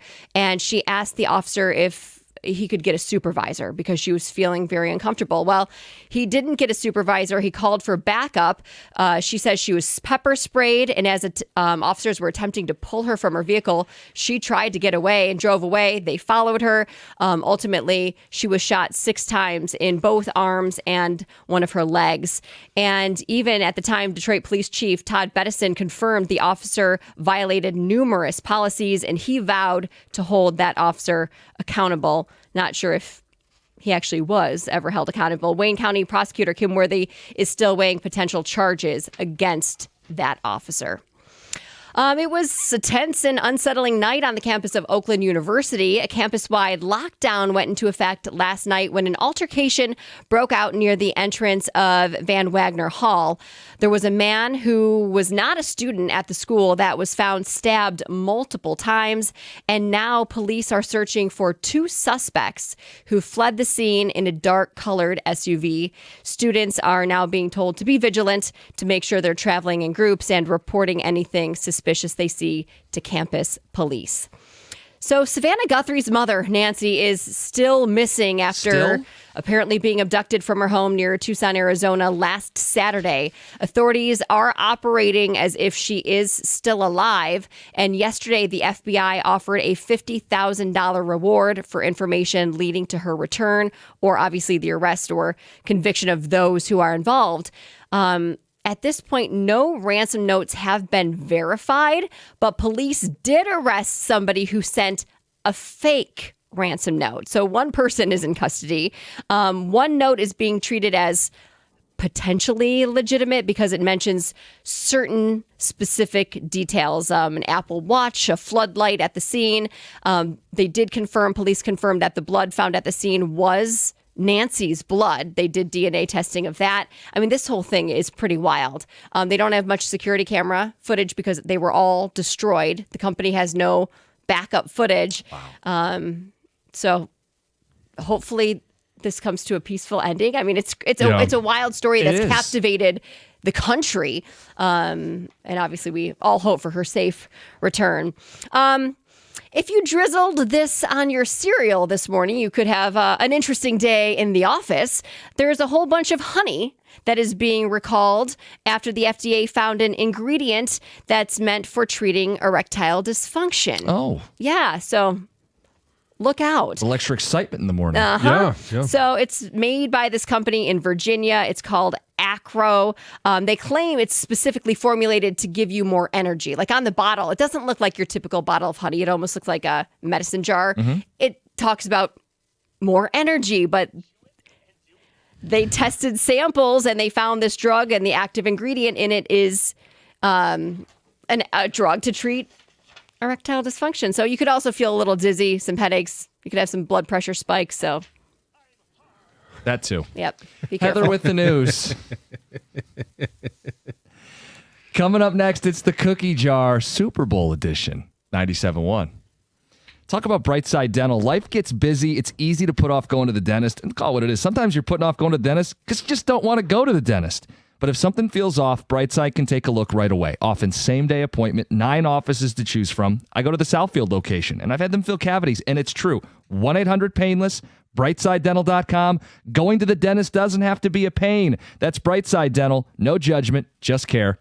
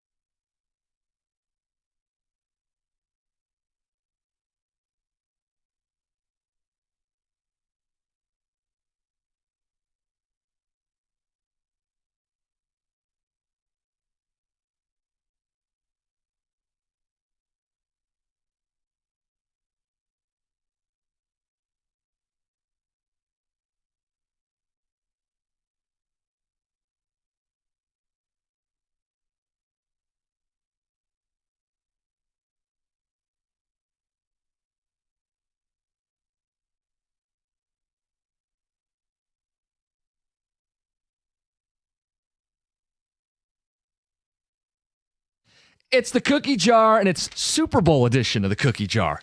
It's brought to you by Moran Chevrolet, where you always get the best price, period. You guys notice this trend? Super Bowl commercials already out. How do you feel about it, John? I actually kind of like it because it's when I get a chance to see them. I don't normally see the Super Bowl commercials during the Super Bowl. What are you doing during the commercials? Well, I'm usually catching up on the previous football that was played. You're like rewinding and going back through Reviewing it? tapes and Grinding taking tape. notes. Yeah, I mean, I like to. I like the chess match that is the game, and Does I want to see anybody like what watching with you? Like No. everybody else in the house is like, John, we just want to watch. the game. Yeah, and the No. commercials. Yeah, it takes a unique individual to watch a game with me, and they don't live with me. I don't love that all of the commercials come out before the game. For me, one of the things I enjoy watching during the Super Bowl is the commercials. So I don't want to be disappointed, or I don't want to already know what's going to happen, because I like watching them then. So it doesn't necessarily bother me. I'm just not watching them yet. I'm going to wait for the game. It makes said commercials a tune-out when they air during the game. Sure. I've already seen them. Okay, let's Yeah. do something else. I don't like it at all, and it's just kind of a sign of society and needing things now instead of just waiting for it to happen. Plus, I think it's more enjoyable when you're with a group of people to watch them. The point of them being Super Bowl commercials was we were all going to see them for the first time during the Super Bowl. Otherwise, they're just ads that happen to run during the Super Bowl that you've already seen. Well, they're just not as good as they used to be. Well, that's so some of it. But I get why companies do it. They just want to, if they're paying all this money to make the spot and air the spot, they want to get as much airtime out of it as they can and as much social media buzz as they can. I just hate that it takes away from them being a spotlight of the Super Bowl. All right, your next question. F, marry, kill. We haven't done one of these in a while. Potato skins, sliders, pigs in a blanket.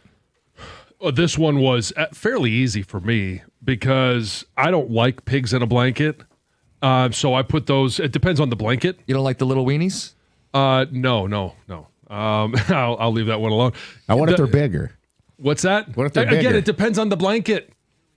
If it's a croissant, then no, I don't want it. If it's wrapped in more swine, like a slice of bacon, then it moves it up the list. I'll marry sliders. I could eat those all day, every day. And I'll have potato skins, especially since they're shaped like footballs. And we know at Costa's Super Bowl party, he's going to have the football theme. Yeah, this is pretty easy for me. I'm also going to kill the pig in a blanket. They're gross. I want nothing to do with them. I'm going to marry potato skins. Of course you will. And I'll Yeah, have but your sliders. potato skins won't have bacon on them. So They won't, but they're just for me. So it doesn't. Oh, so you're the You only don't one in need your to like my house. potato skins. What I'm about the one Colin? marrying it. If it's going to be I'm in your marrying. house, I can marry whatever type of potato skin I'd like to marry, and it does not need to have bacon. Sounds like we might have some varying differentiation on one of these. Now, they say men marry their mothers. I will marry one of my mom's go-to dishes. I know it by its Polish name, gołąbki. Those are pigs in a blanket. I will F sliders. I will kill potato skins. It's nothing against the man. You're just the third out of three out of these. I'm going to kill the pigs in a blanket. I'm aligned with John here. F the potato skins, although I could kill those as well. I'm just not a big fan of potato skins. oh really? Wow. And Done then right, they're wonderful. Marry the sliders. Okay. Sliders are more than just a Super Bowl. That's a marry. Yeah. Marry the sliders. Kill pigs in a blanket. F potato skins.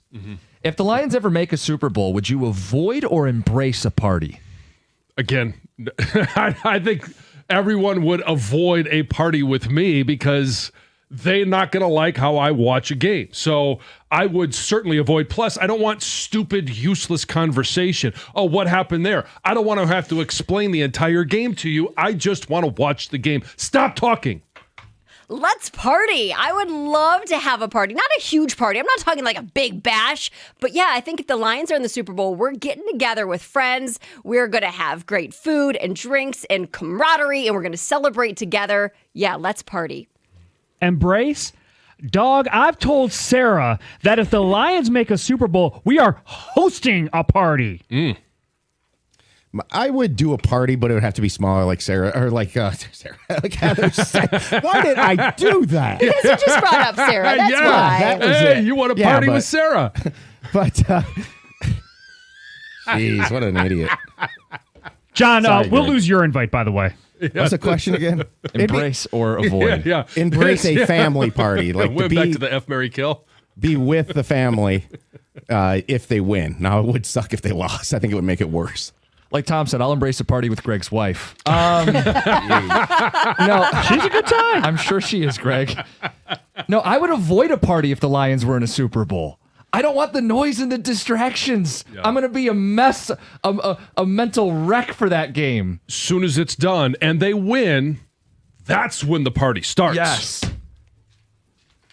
All right, 3 options. Play the Super Bowl on Saturday, make the Monday after a holiday, or keep it the way it is. I would prefer it on a Saturday. As a fan, give me the Super Bowl on a Saturday. That allows me to prepare all day long, and then I get a day to recover. I get a day to, to just sit there and bask in what the Super Bowl was. But for what we do, I don't want to have that gap. Keep it the way it is. Play it on Sunday. That way we get the first dibs at talking about it on Monday morning. I mean, make the day after a holiday. Then you got a short work week, too. Heck yeah, that sounds great. Heather, you're almost convincing me. Stop whining. Leave it the way it is. Well, Saturday's not an option. It's just not in the real world of ad revenue. Sunday night is prime time versus Saturday night. You don't think people would watch on Saturday night? More people would go out, and it's a proven thing. Sunday night is crucial for ad revenue. That's why they put these games all at 6:30 in the playoffs. Okay, this is not about all the reasons why. Just what do you want? Try to live in a real world. I've been on this wagon. I think I was the originator of this idea. Oh, wow. It's been so long. At least 10 plus years. Put it on President's Day, the Sunday before. Enough said, you don't need to make a holiday. Like John said, selfishly for what we do, Yeah, keep I it like Sunday. coming in Monday and taking the first crack at it as a fan. Who doesn't want an extra day off? Yeah. All right, last question. Best and worst Super Bowl of your life?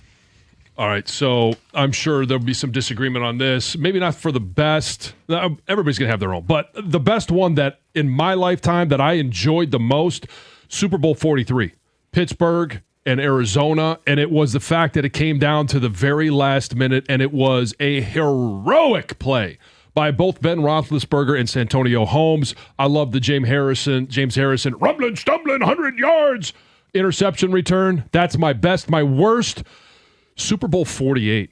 And it happened to include one of the participants in this year's Super Bowl, Seattle and Denver. The bad snap by former teammate of mine, Manuel Ramirez, to start the game off. It was an absolute blowout. It was 22-0 at halftime in favor of Seattle. It was 36-0 before Denver even scored. That, to me, is the worst Super Bowl. Greg?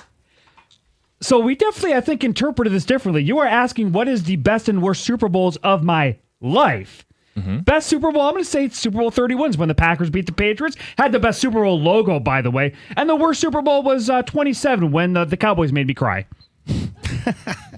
I'm going with 43 as well. The Harrison play, the Fitzgerald electric touchdown to go ahead, and the Holmes play. Although 32 is sneaky when the Packers lost to the Broncos. That was a phenomenal game from start to finish, and Favre had a ball with a chance to win. One of the worst that is the only one I went to, 37. But I don't think anything tops Super Bowl 50, and was played in the same stadium as this year, SoFi. Denver, Carolina. That game was awful. John, I hate that we agreed because I have the same best and worst Super Bowls. Oh, you do? Oh, okay. My best is Super Bowl 43. The James Harrison play is one of the iconic plays in the history of the Super Bowl. Then to have that game end with a buzzer beater touchdown, Santonio Holmes. Yeah. And by the way, that was in high school. Got all my football teammates. We're watching the game together. So it's not just the game, it's also who you're with. The worst, John, not only was that Super Bowl a blowout, Super Bowl 48, it was billed to be so much more. So the letdown factor, I have Peyton Manning pre-neck fusion, Well, he had the neck fusion, but he hadn't fallen off. Right. And he was setting records. You had a record-setting Denver Bronco offense going up against 13-3. the Legion of Boom. Great offense, great defense, and the game's over before it even starts. That was the worst Super Bowl. You know the one cool thing, too, about 43, too? It was the last one that Madden called. Yes. Which one was that? The 43. Oh, okay. Yeah. Steelers Cardinals. The one I considered for best Super Bowl, the first overtime we ever had. The 28-3 comeback. But it wasn't a great game from start to finish. Yeah. Anyway, as your cookie jar, it's 97.1. Hey, we're all looking for reasons why we want to work out, and this one hit me the other day as we continue to talk about what the benefits of going to Planet Fitness are. I love to work out with my kids, and especially now that they're old enough to go and do their own thing, we get a chance to work out together. It's another opportunity for me to share something that's important to me and create some healthy moments and some healthy lifestyles for them. Some of the other reasons are I just want to be healthy and be able to play and do things with my oldest in Lucy, who's at a completely different stage of life than Teddy is, but I want to make sure that I'm in great shape for him as he gets older and we start playing baseball, football, all those great things together. And the great thing about it, too, is I can work out no matter where I go because there's over 2,800 clubs, and if you got the Black Card membership, you have access to every single one of them. If you just want their base membership, right now it's $1 down, $15 a month, and your first month is free. Find your nearest club and join today in club, online, or on the free Planet Fitness app. We're all strong on this planet. Planet Fitness.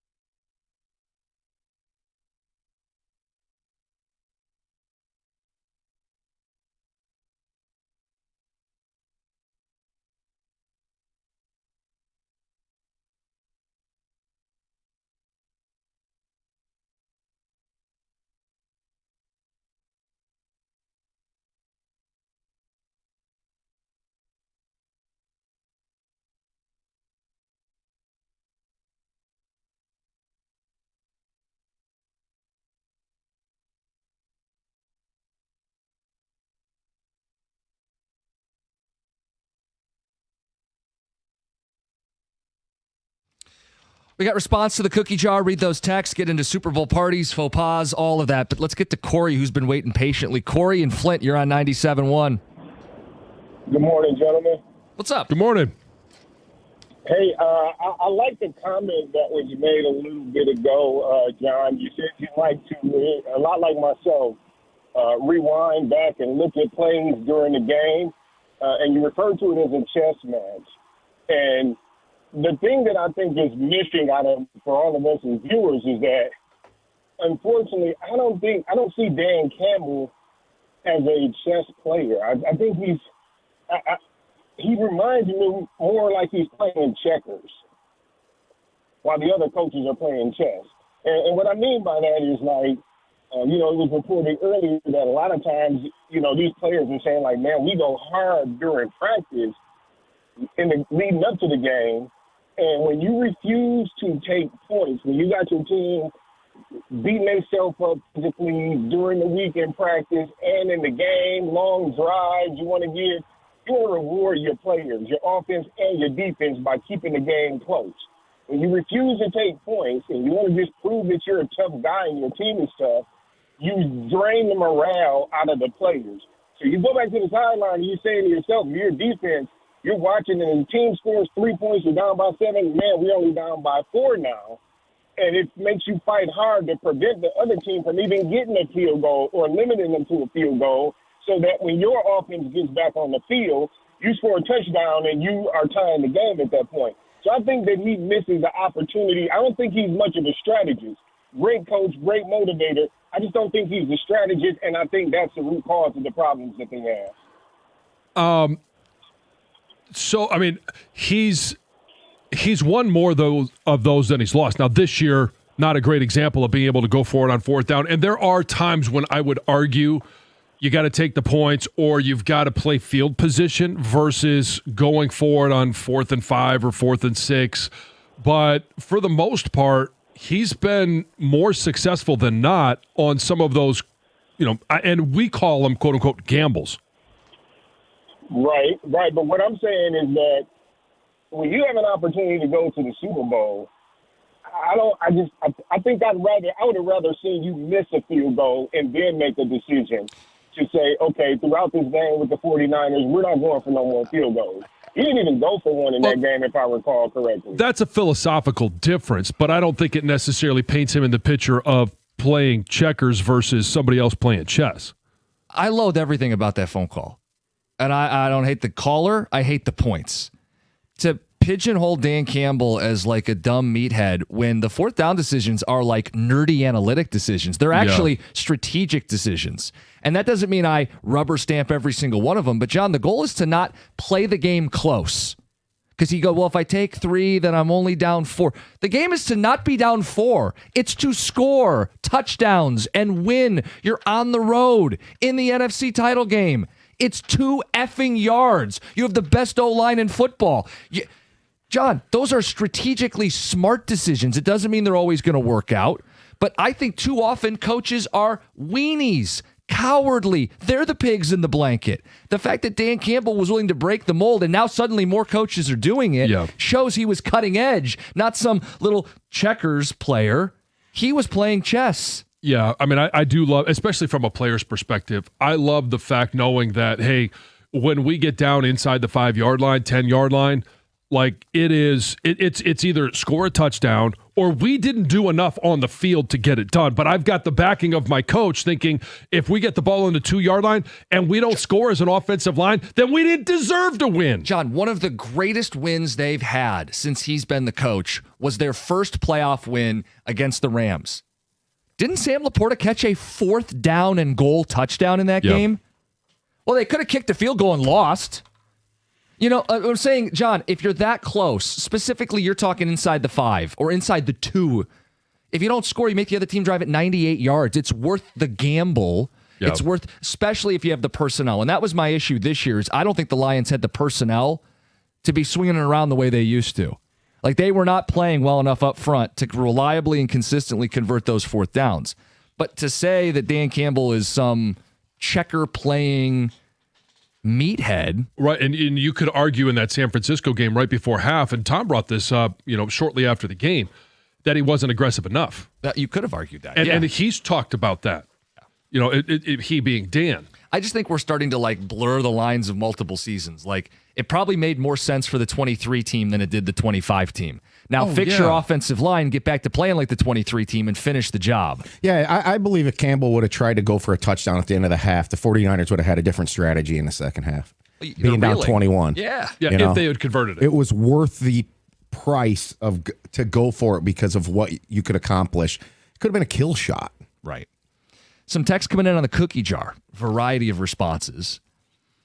On, I mentioned pigs in a blanket. Mm-hmm. Gentleman and lady, when you say pigs in a blanket, you're thinking of the dumb little croissant. The Middle Eastern version is a meat such as meatloaf wrapped in cabbage. I'll take that over the Americanized version. Ooh, that's even worse. Yeah. That is the Polish version. That's Gołąbki. Yeah, it says I'd take that over the stupid little hot dog inside. Sounds like a Glumpki. The next text says the pigs in a blanket slander is crazy because I think we all but Greg killed pigs in a blanket. It's a minor league food in my mind. It is. I just it's something that Teddy will eat. Yeah. And as a grown up, I don't want a hot dog wrapped in a croissant. Did I say it right? That was pretty good. I liked it. Yeah. Croissant. Can we get French John for a show? Croissant. Oui, oui. Oui. Yeah. That only happens at the break. Jean Jassin. Jean Jachin. I like that. What do we got here? We got ticket texts that say commercials being shown before the Super Bowl is lame. It's right there with the Friday ads coming out early. Black Friday ads coming out early. Super Bowl commercials today are like Black Friday. You used to have to wait to the day of. Now everything's done way in advance, and it sucks. That's Dave and Grand Blank. I mean, correct me if I'm wrong, though. Like, some of them are leaked early, or not leaked, but they're released early. But there are some that still don't come out until the Super Bowl. Some are still Super Bowl debuted. This says if a commercial airs before the Super Bowl, it's no longer a Super Bowl commercial. I think Greg made that point. Commercials always stink during the years there are Winter Olympics. For example, this year's Super Bowl commercials will not be as good. The companies spend the same amount of money to air their commercials a dozen times during the Olympics compared to just the one during the Super Bowl. Interesting. It's an interesting theory. Guys, if the Lions make the Super Bowl, I'm locking myself in a dark room, shaking with a bottle of bourbon while I watch Nick and Clarkston. Yes. I'd 100% avoid a party if the Lions were in the Super Bowl. I watch the NFC Championship solo. The stakes are just too high. Yeah. On the Super Bowl, and what do you want to do? Do you want to move it? Do you want the day off? Very few people get President's Day off, so that won't work. Guys, if you need a day to recover after the Super Bowl, you're a major loser. And another says, be an adult. Go to work hungover on a Monday like we all do. Stop being a bitch, Sean the mailman. We're going to keep talking Super Bowl. We want to talk about parties. We want to know about the worst party fouls and your must-haves for a Super Bowl party. It's 97.1.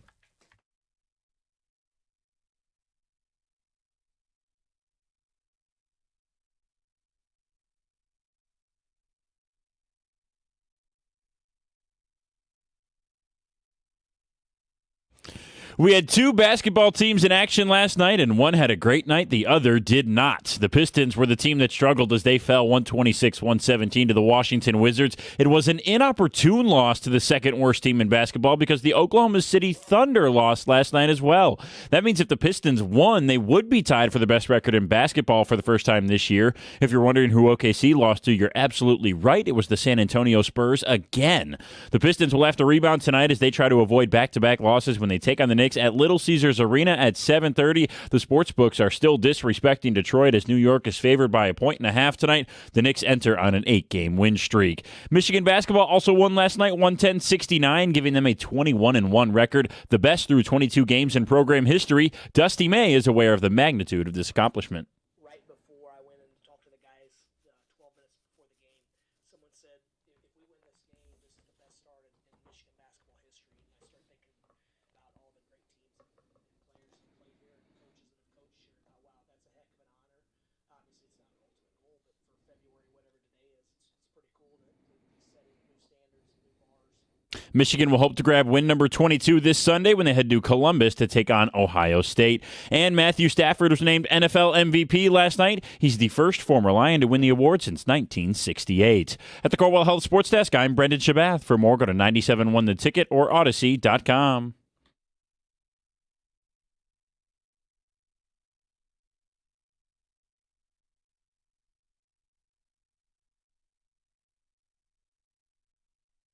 Yeah, you heard in the update, Stafford MVP. It's more Hall of Fame hardware. Some people bristle when we bring it up. It's like, guys, sorry, that's the truth. Yeah, it's the history. And I'll give you a little bit of history, John. In the last 40 years, here's a list of quarterbacks who have won an MVP and have won a Super Bowl. They all will be or they all are Hall of Famers. Whether they're in now, they will be in. Brady, Manning, Mahomes, Rodgers, Warner, Favre, Young, Montana, Elway, and now Matthew Stafford. So if it makes you feel bad, I'm sorry. The guy was plenty good enough while he was here. Yeah, and I think it's when I say it's the history, it's not the history of the NFL. It's the history of Matthew Stafford here in Detroit. Right. There's a lot of people that are just like, well, if he couldn't win it here, he doesn't need to be in the Hall of Fame. Okay. I'm going to throw something at you guys that somebody just pointed out on Ticket Text. I didn't know, and it's great that Heather is back in. Super Bowl 61 is on Valentine's Day next year. Oh, I know. Yeah. I didn't know that. Oh, yeah. I guess I'm missing the boat. Oh, no, it's going to be an interesting dynamic in some households. And I know that, Heather, Valentine's Day is not like Christmas. No. Does all. it make you, cringe at all that it's on Valentine's Day? Zero. Guys, I'm not a big Valentine's Day girl. I know. I like give me some Swedish fish and a handwritten card, and I'm good. Maybe I'm missing something here. I think this is a no big deal thing. You go to dinner on Saturday night with your wife on the 13th. Or and then you watch the Super Bowl on Super Bowl Sunday. Is this really that complicated for people? No, we have to celebrate on the 14th. Oh, no. So, and my wife is more much like you, Heather, where, okay, yeah, hey, let's go to dinner. It doesn't have to be on Valentine's Day. It's just, hey, let's do something to celebrate our relationship. Yeah. But I'm going to be watching the game with her. Right. And so we'll be together on Valentine's Day. But John, I have it's the not benefit romantic. of. But she loves football. Oh, okay. So yeah. Valentine's Day is for kids. Like it's about going to school with your box you made to get all the Valentines. You think Valentine's Day is for kids? Yeah. Who are they dating? They're giving Valentines to all their friends. We've been writing Emily's Is name. Valentine's Day a friend's day or a love day? I think it's more for children.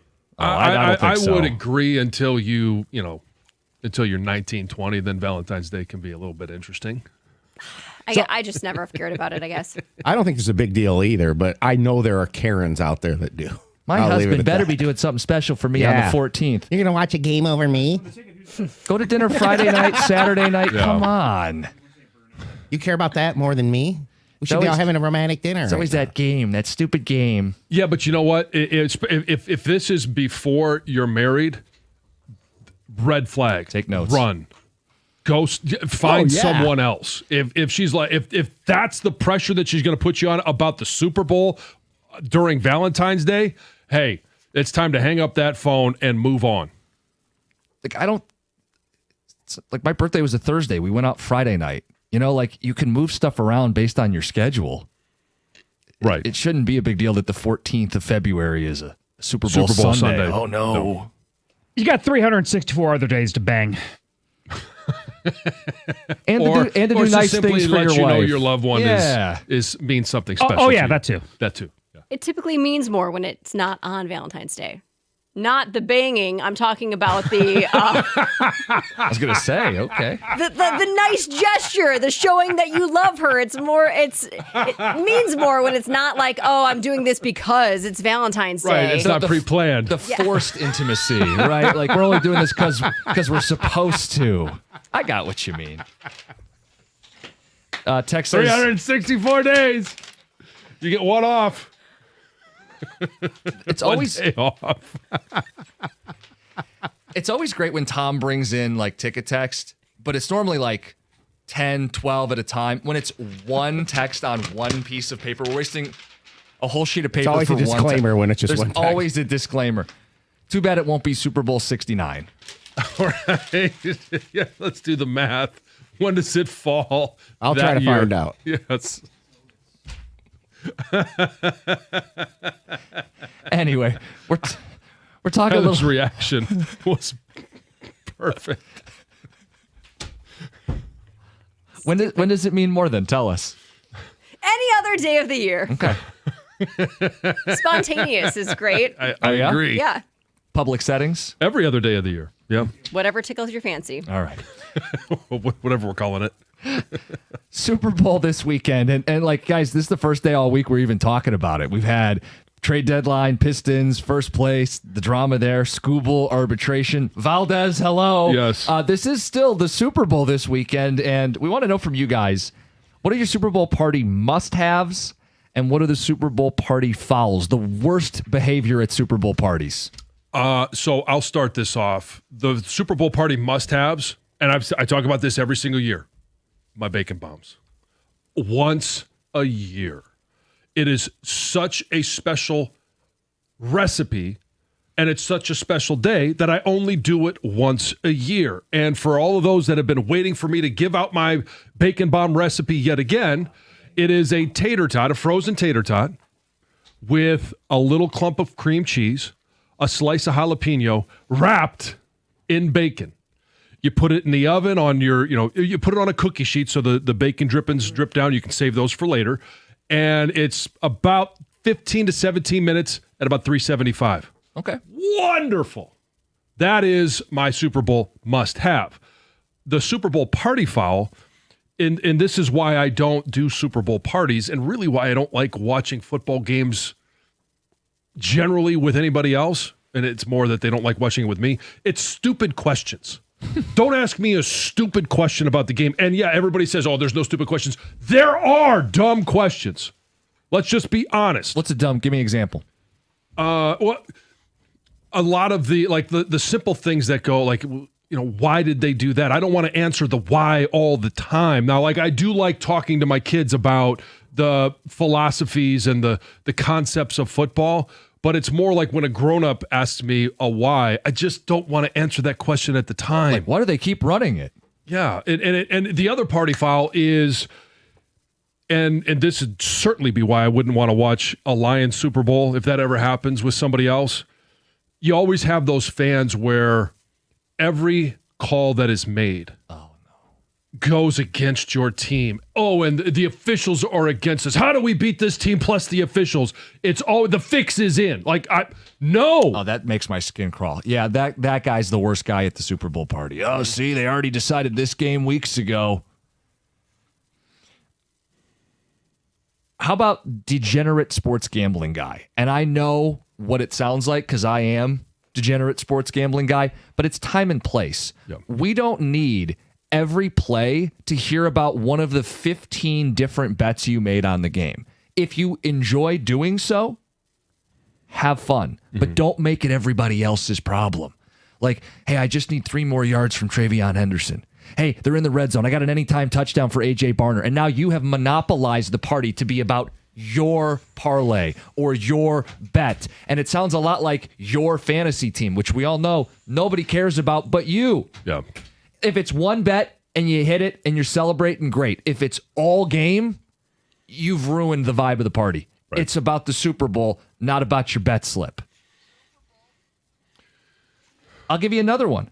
How about sports ball guy? Oh, I don't really like football. I'm just here for the food. Okay, then don't keep reminding us. Stop reminding us that sports ball and what's the point of sports and you're high and mighty and you're better than this. Yes, you're here for the party. Yeah. You're at the same party we are. Shut up and watch the football. Enjoy the food. Have a good time. Or go stand in the corner. But let people watch and enjoy the football game. Yeah, with your dunce hat facing the corner because you obviously don't want to participate in anything that's going on of why we are sitting here having a party. In a birthday party, do you sit there and say, well, I don't really care about this person? No, it's a party for a reason. 248-539-9797. Super Bowl party fouls and Super Bowl party must-haves. Do you guys like the Super Bowl squares? Not really. I know I tolerate them. Yeah. But I don't really play them at this point. No, it's kind of one of those things too. It's because fantasy football is all done now. Yeah. And it's kind of the carryover for the fantasy where I need this team to score 3 points because I've got a 2 and wanting a certain thing to happen on the field that has nothing to do with the game, just simply so you can win something. You know what it is? And it just clicked in my head why I don't like Super Bowl squares. And to each their own. Like I know they're going to be on most people's dockets for their Super Bowl parties. I don't like roulette when I go to a casino. I'd rather play blackjack. I like when I have control of the situation. I don't want to be handed 2 and 7 as my numbers for the quarter. I want to decide if I'm going to wager on the Super Bowl, specifically what I want to wager on. I want to know it's on me if I'm going to hit. I like blackjack more than I like just going, hey, I'll put it on 6 red and see what happens. Yeah. I don't like that. Plus, Square's guy is pretty much similar to what you just said about the gambling guy, the prop bet guy or whatever. Yeah. Talking about that instead of talking about the game. A little bit of it's okay. You know, maybe the end of the quarter when there's 2 people and somebody's at the goal line. Yeah, there's some juice in that and excitement. My big foul is if you go to a Super Bowl party, there needs to be a serious room to a degree where you can sit down and watch the football game and listen and hear the announcers. And, you know, yeah, you partake in some of the stuff with everybody else, but like if you're there and you're not there to watch a game and just to be part of the environment, that's a different room. Stay in the kitchen. Yeah, the kitchen or, you know, the living room and you got a family room. Let's say you have a man cave. Cave would be sure serious. You keep making place. the snacks. Allow the men to watch the game. You can be a serious watcher. I'm not saying it's a woman thing. Women like football too. Yeah. And some men don't. So yeah, stay in the kitchen. Get out of the way. Yeah. Hey, woman. That was Tom, not me. That's Clubber Lang. No, I know. No, that's Tom. 248-539-9797. We want to get some of your feedback on this. We got picks coming up at 8:35. We'll get into things like Gatorade color and national anthem and who wins the game. How about we talk about that too? It's 97.1.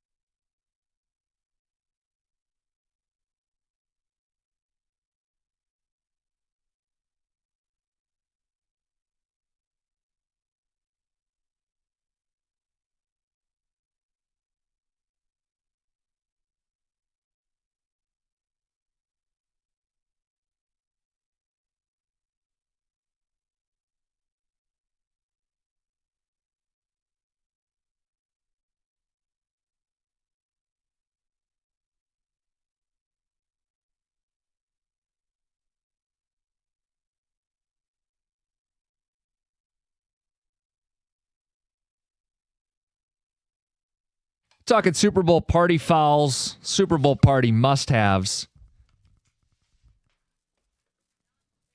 Not that, though. 248-539-9797. No. So one of the things when I talked about stupid questions, and it was put on Twitch, why do they just run it up the middle? So, okay, on the surface, yeah, that feels like a stupid question. And in the moment, yes. But this is why I then like to go back, because then if that's first down, second down, they run up the middle again, but they score on third down. Sometimes it's just, hey, we're going to ram it right through the middle of this defense, and we're just going to impose our will. But there are other things where that's why I go back and rewind, because I do want to teach the kids, okay, look at the personnel group. Look at, the formations, the motions, and how did they set up the touchdown conversion on those previous plays? I don't want to have to do a lesson plan during the Super Bowl. Ask me in week 6 for Sunday Night Football. It's the Super Bowl. Right. You would be someone I wouldn't want to watch with. I don't want to have to keep rewinding. Watch the game. Right. But so here's a great example. Not a stupid question for my kids. If you asked me that question, I would chastise you in the moment as a stupid question. Why do they keep running up the middle? I want to teach them. I don't want to teach you. And it's not just my kids. Any kids there, I would do the same thing. Okay, you're doing football 101 during the Super Bowl. Yeah. I'm trying to watch the Super Bowl. Right. Yes, we would not be a good match pretty much outside of the studio. Yeah.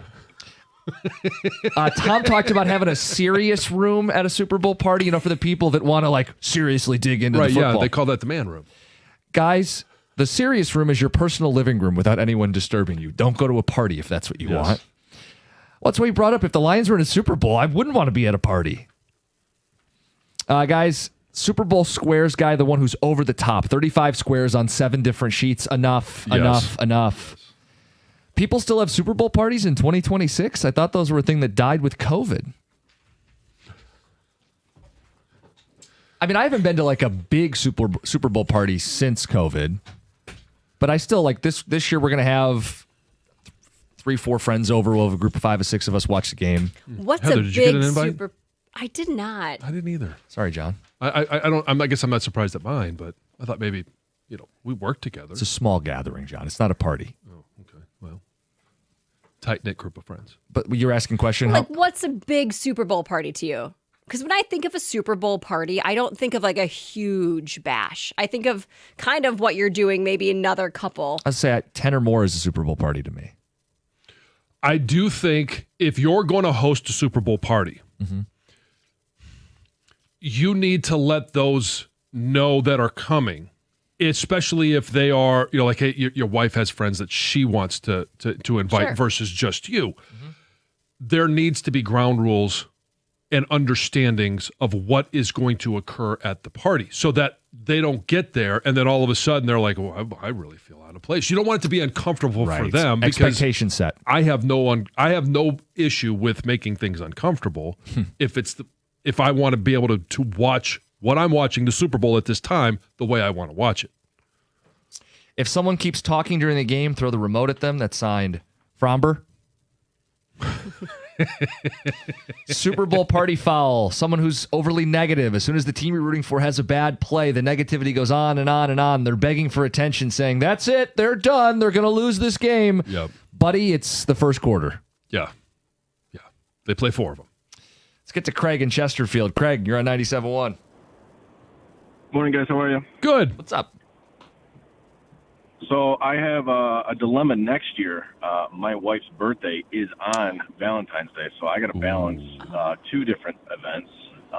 Luckily, she likes football, and we don't really go out on Valentine's because we know it's so busy, so I'll have to figure out something special at home. There you go. At noon, so then we can... What do you normally do on your wife's birthday for her? Usually we'll go out to dinner the day before just because we both used to work in the restaurant industry, so we know how crazy it is with people trying to impress other people on Valentine's Day. So just a dinner at home. Now that we got kids, they don't really eat much when they go out. So it's kind of a waste of money when they, $7, $10 chicken nuggets that I can just microwave at home. Well said. But my must-have, I'm kind of a old school guy. I just want chicken wings and a variety of a whole bunch of sauces. And then my party foul is, I guess, the commercial person that doesn't pay attention to the game, but as soon as the commercials come on, they tell you to be quiet because they want to see what's going on. Like, we're looking at Heather. Go to YouTube. It depends who's playing in the Super Go to Bowl. YouTube later. I mean, I will Yeah, watch the Craig. game, and Yeah. I've got more interested in certain teams, I guess. But Sure. And Craig, I get like that's your time to, discuss with your buddies what's going on in the game. Yeah.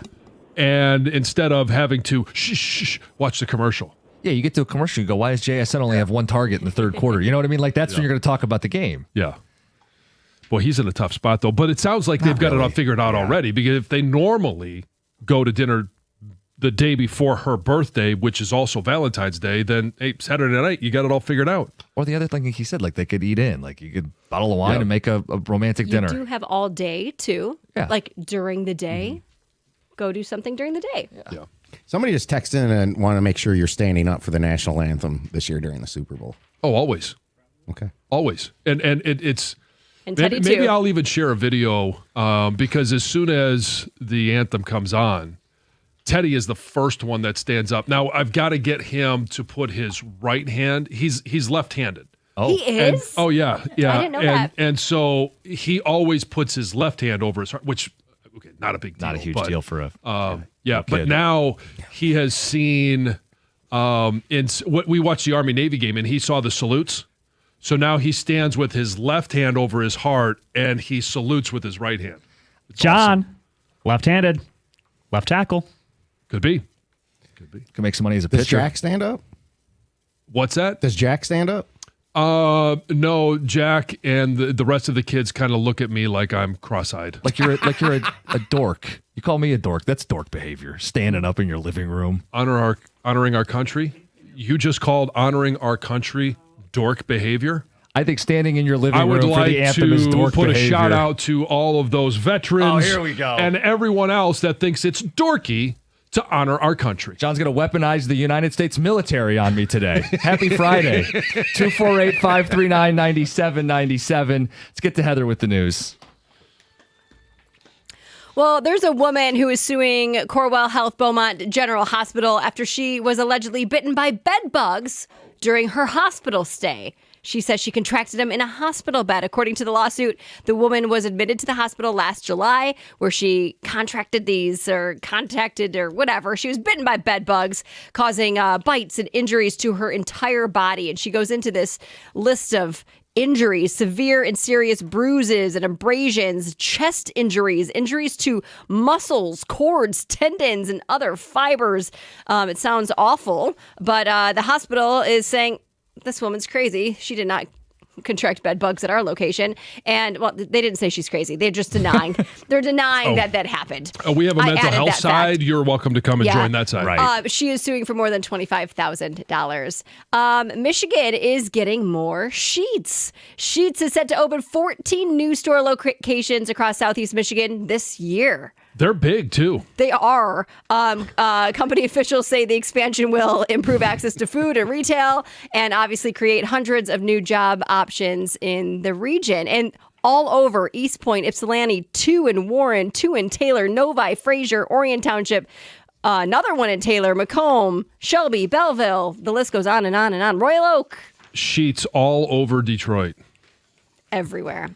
So Tom Brady isn't rooting for the Patriots on Sunday, and now his former teammates are calling him out. So Brady's official stance is, quote, I don't have a dog in the fight in this one. May the best team win.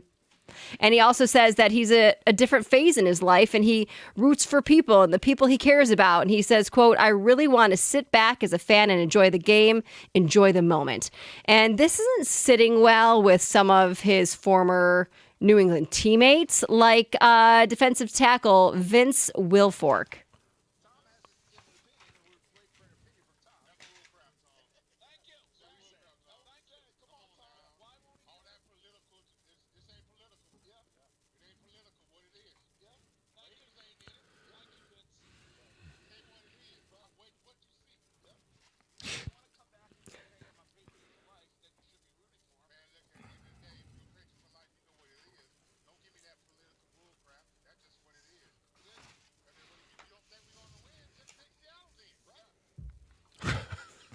To try to localize this, it would be like if the Lions were in the Super Bowl and Barry was like, I don't have a dog in the fight. Yeah. So it's ridiculous. It somewhat is, but he did play for another team. And I've kind of gone to this as well. Who's also not playing in the game, by the way. Right. If Washington was playing in the game, I wouldn't sit there and say, well, I'm rooting for Washington. I spent a decade there. I agree with him on some points where I'm more fans of individuals because, and most of my teammates, in fact, I think all of them now have since, well, Stafford was a teammate. There are very few guys that I played with that are still playing. But knowing and working at Michigan and knowing some of the other guys that I know around college football, when they get to the NFL, I'm more fans of the individuals than I am the teams that they play for. Okay. Well, stop talking. Move on. We've been talking a lot about the Super Bowl and if you're going to watch it and if you care. And it does seem like everyone will end up ultimately watching it, but most people don't really care about the outcome. And according to a new poll, 47% of Americans say they have no opinion about who should win. Of those who do care, 29% are pulling for the Seattle Seahawks, 16% are rooting for the New England Patriots, 8% aren't really sure. And as for who will win, 30% think it's Seattle, 18% think it's New England. Okay. And 31% say they're definitely not watching. Well, we're going to talk about that at the end of the hour here. I mean, the interest level in the Super Bowl. But first, the picks. It's next, 97.1. Hey, when you're talking about your finances, everybody knows that I love to talk about First Merchants Bank. They've got branches nearly everywhere. They've got a new one that just opened up in the Fishtail neighborhood of Detroit. And I get asked the question, what do you like about the bank? And first of all, I like when I do go into a branch, they're welcoming. They know, what I'm there for. Or if they don't, they give me options to manage what my finances are in the different accounts. The other thing I love is their app. It's easy to use. It's a secure app, and I get a chance to see my accounts, the kids' accounts, and I can move things around as necessary. The other thing is they've done this for me for a number of years. That's why they're my personal financial partner, and they've been good to me and my family. They also have a passion in the community and developing the communities and the neighborhoods that they operate in. All you have to do to learn more is visit firstmerchants.com/Fitzgerald. First Merchants Bank, helping you prosper. Member FDIC.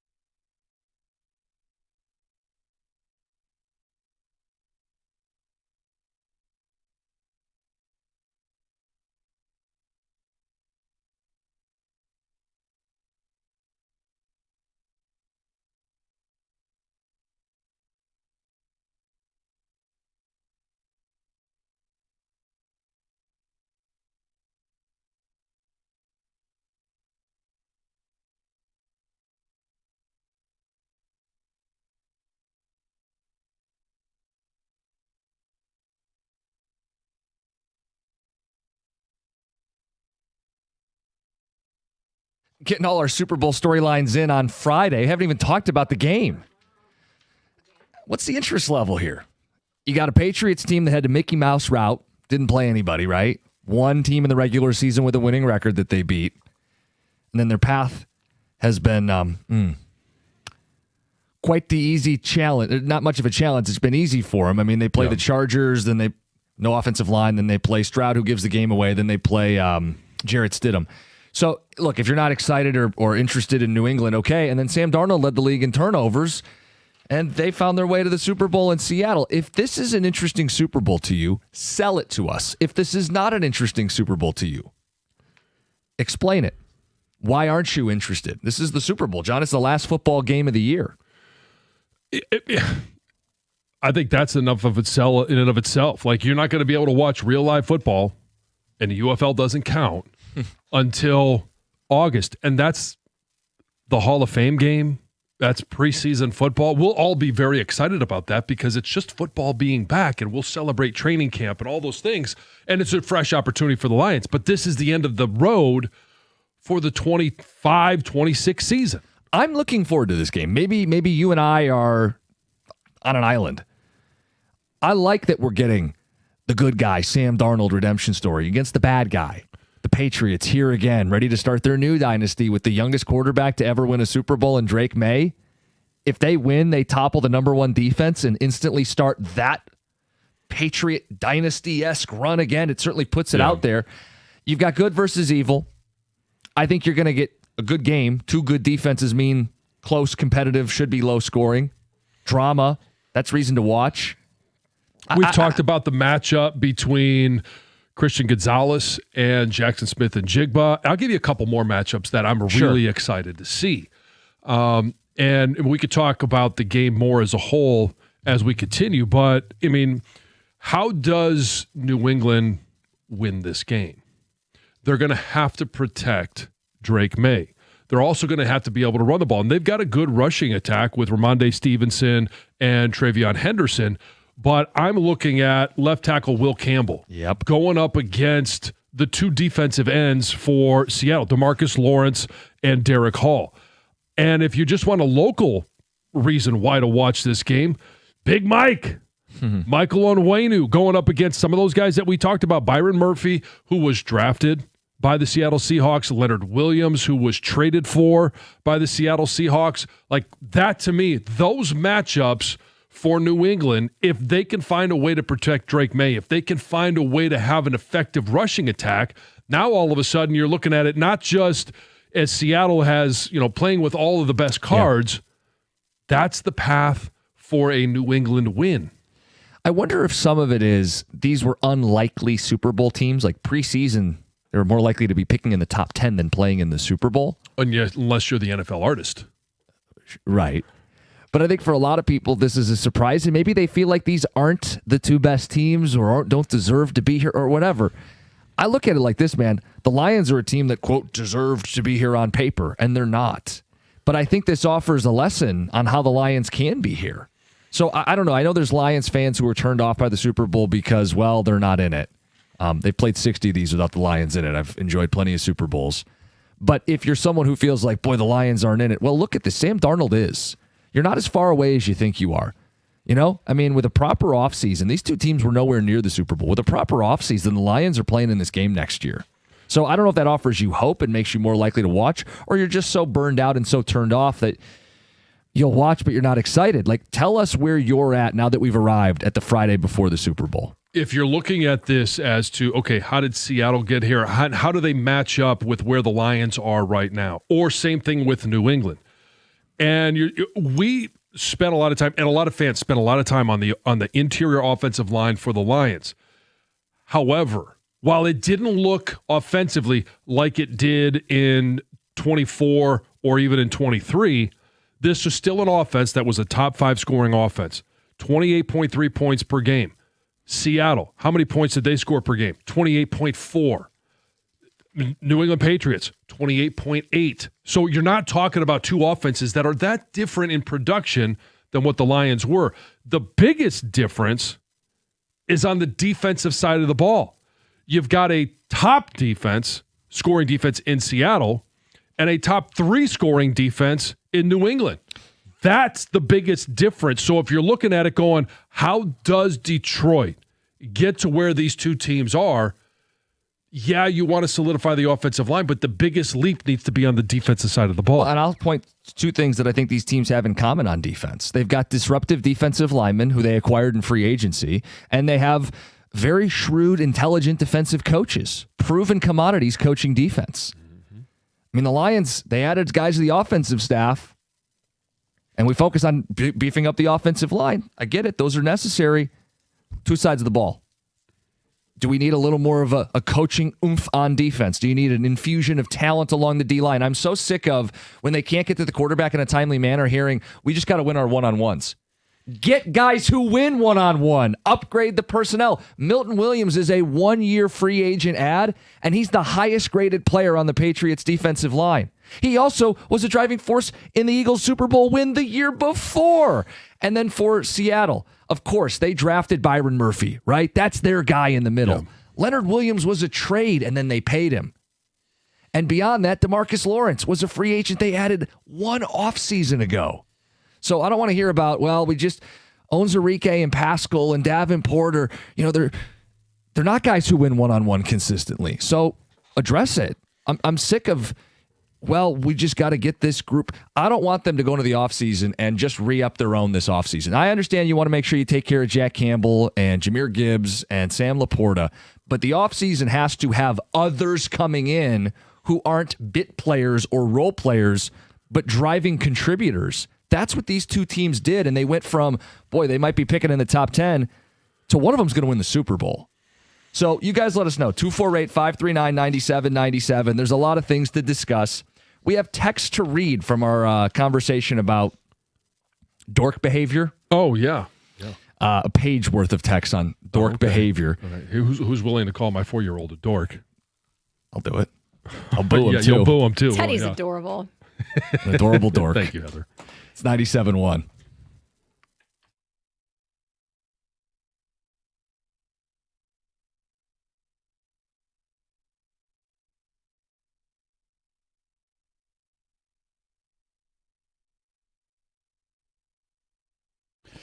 Brought to you by Hamilton Chevrolet. After last night's underwhelming loss to the Wizards, the Pistons have a chance to bounce back tonight when they face the New York Knicks at home.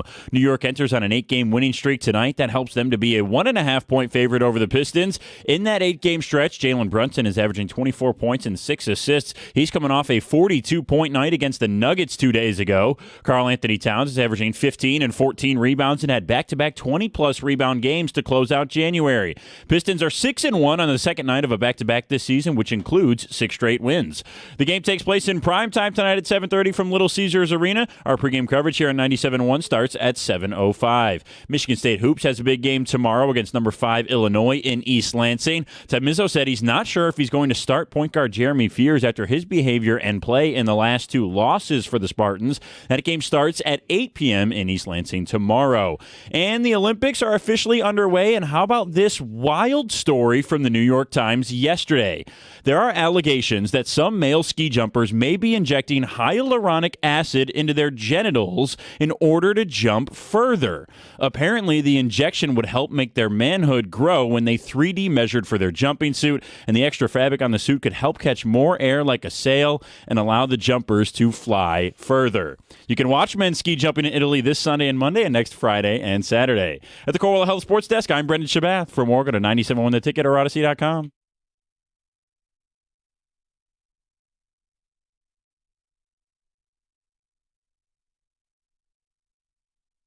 Tech says this Super Bowl has all the excitement of a Week 7 1 p.m. showdown. And another text says, John, it's the lost momentum, the 2 weeks off. They should change it and just play the Super Bowl the week after the title games. I don't disagree with that at all. It's they've done this before college football did, but they're taking a page out of the college football playbook where it's 2 weeks between quarterfinal and semifinal. It's 2 weeks between the semifinal and the national championship game. You don't want to stall that momentum. And I understand why they do it. It's a week to prepare, and then it's a week of Super Bowl media. Just get rid of that. and you still do the media, but hey, you find a way to manage practice, media, and all that stuff leading up to the game. College suffers from this more, but it's the same principle.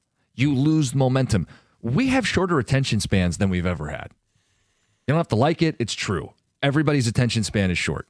2 weeks, it's a lifetime. I think there's some truth to that texter who says, hey, man, I would have been more excited to play this game a week ago. Yeah. Well, I mean, you think about the players, too. If I didn't have this opportunity, but I never liked bye weeks. Now, in the NFL, it's a little bit different because the season's a lot longer, but I like the rhythm of game on Sunday, you have your weekly rhythm, and then game on Sunday. I just would much prefer that as a player. Not even a player. Like, I think people's weekly routine is built around their football game. Like, think about what we do. Monday is a big reaction day, and then by the time you get to the middle of the week, coaches are talking, we're playing quotes, we're building up the next game. It's on a cycle. Even last week, I'm in the rhythm of looking for football on Sunday. Yeah. And so I was looking for football on Sunday, knowing that there was no NFL game or college game, but I thought, oh, well, let's take a look at the Pro Bowl game. I just want to tune in to see what's going on. They didn't play it till Tuesday. I had the exact same thought, and I wasn't, excited to watch the Pro Bowl, but I thought maybe I'll just flip it on and see. I didn't even realize it was Tuesday until Wednesday morning. Basically. You saw that they scored 66 points. I didn't even see that. I know Shador threw a pick because everybody loved to bring that up. But so did Goff. Text says, guys, I'm disgusted to describe their thoughts on the Super Bowl. New England's back in a Super Bowl before the Lions got to one. The Lions have squandered opportunities. There's no other way to look at it. I agree they've squandered chances. Sure. But you also have a team that you can hate. And whether you watch this because you want Seattle to win or you hate watch it because you just want New England to lose. Yeah, I think those are two reasons. The Sam Darnold story, it's a great comeback story. He's the 7-layer dip of quarterbacks. He's failed at 4 different teams. Yeah. He's someone to root for. But if that doesn't do it for you, then root against the evil empire and the New England Patriots. Guys, the Lions deserve to be where they are. They are far from a Super Bowl team. I agree with the first sentence. I disagree with the second sentence. They deserve to be sitting home. They didn't do enough to beef up their offensive line. Or defense. Because their defense is nowhere near these two defenses. But to say they're far from a Super Bowl when nobody thought Seattle would be here before the year and nobody thought New England would be here, it speaks to how impactful a single offseason can be to turning things around. Or just looking ahead to next year. What did New England play this year? A softer schedule. Well, a softer schedule, but a last place schedule. Now, they have a historically soft schedule, but they played a last place schedule. What's the Lions going to play next year? I mean, off the top of my head, I know they play the Cardinals, the Titans, the Jets. Yeah. If you're picking in the top 5, the Lions are probably playing you next season. Giants, too. Giants are another one. Text, the Super Bowl interests me because it goes to show how badly the Lions have blown it the last 3 years. They had everything laid out for them to get to the Super Bowl and failed. And another says, these teams are trash. I'm not excited.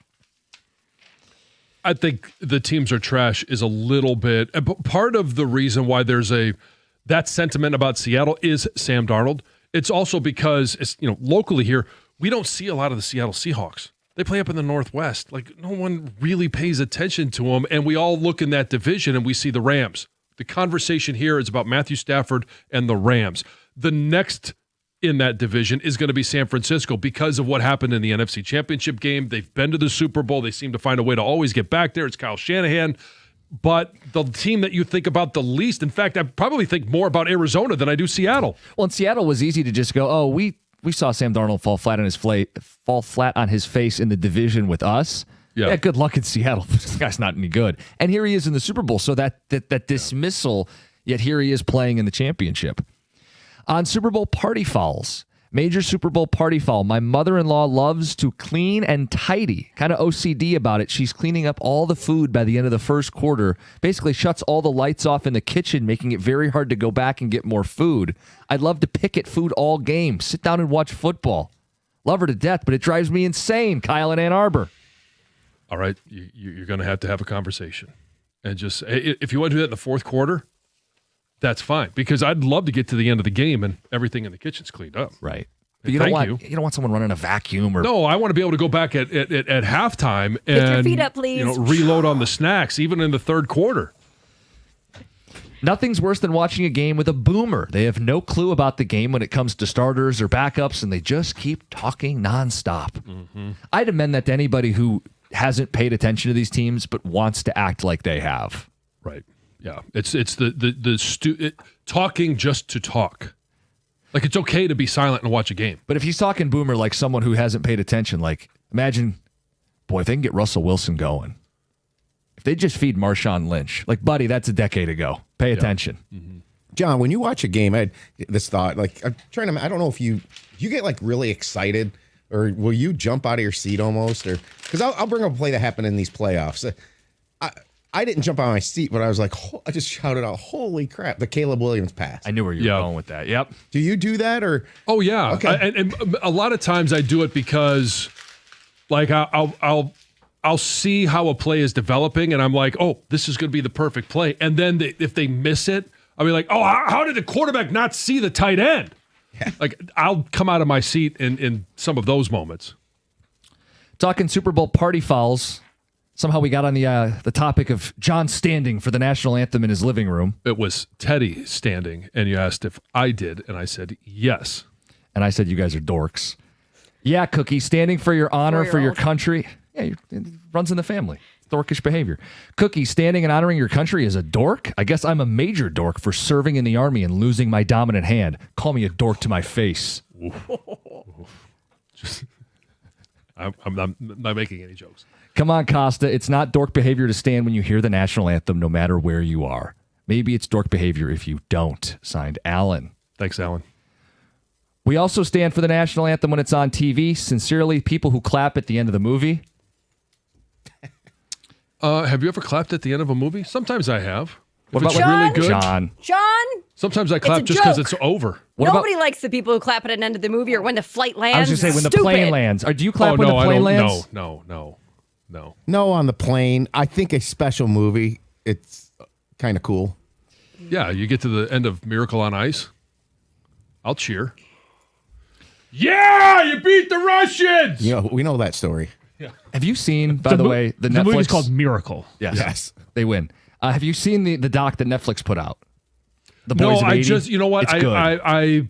We were scrolling around last night, and I didn't want to get too excited while I was laying in bed for sports.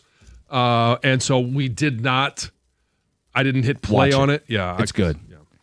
You know, I'm with the Evan and King camp on that one. Enough. I know the story. What do you mean enough? There's one movie. There's a movie, and there was all kinds of stuff when I was growing up, the accolades of this team and what they did. I've seen Jim Craig interviewed 15,000 times. I know the story. Then don't watch it. The story's so old, the coach died. Okay, then you know what? It's not for you. It's just like... I did have a thought watching it, and you may laugh at this. Does this make me a dork? Something else. Herb Brooks, right? There's footage. They have footage from the team and everything. Does Jimmy Powers facially remind you of Herb Brooks at all? No. No. Just me? Yep. Especially not Gray Jimmy. Sorry. We're getting off track. I get all the hair jokes all the time. About time I took one. Guys, Marine Corps veteran here. Standing for the national anthem in your living room is absolutely dork behavior. Derek in a truck. Guys, I'm a veteran with multiple tours. Standing in your living room for the national anthem, biggest dork behavior I've ever heard. Hey, you do you. Who the hell stands in their own living room for the national anthem? John is such a DB. Does he put on his American flag shirt too? His poor kids. No, I have a Captain America one that I wear every once in a while. Costa, thanks for calling out Jansen for standing in his living room for the anthem. Dork behavior indeed. Well, I like to set an example for the kids. And obviously, you asked if Jack does, and he doesn't. He did when he was younger. I think there's an appreciation for the national anthem. And you could, I'm not sitting here and saying, if we had a Super Bowl party, would I demand that everybody stands? No. But you would. Yes. John, I'm stuck in traffic, and I agree with you. You should always stand or remove your hat for the national anthem, no matter where you are. Yep. Now, we got a text in. What about clapping at MJR for the theme song? It is more fun at MJR. At MJR. I can't even tell you the last time I was there. There's just not one around where I live. Talking all things Super Bowl. Cookie jar coming up at 9:35. It's 97.1. Hey, you've got 97.1 on all day. You're trying to keep up with the analysis, the trades, the drama. But are your eyelids feeling heavy? Is that morning coffee wearing off before the next hot take? Well, you need a real power boost. That's why I grab a Fusion energy drink. 0 sugar, and it's got the smooth, sustained energy you need to lock in for the whole show, the whole workday, or the whole game. It's the clean fuel for your next all-day Detroit sports watching marathon. Stop dragging, start driving. Grab an ice-cold Fusion energy drink today. Fusion, fuel the fan.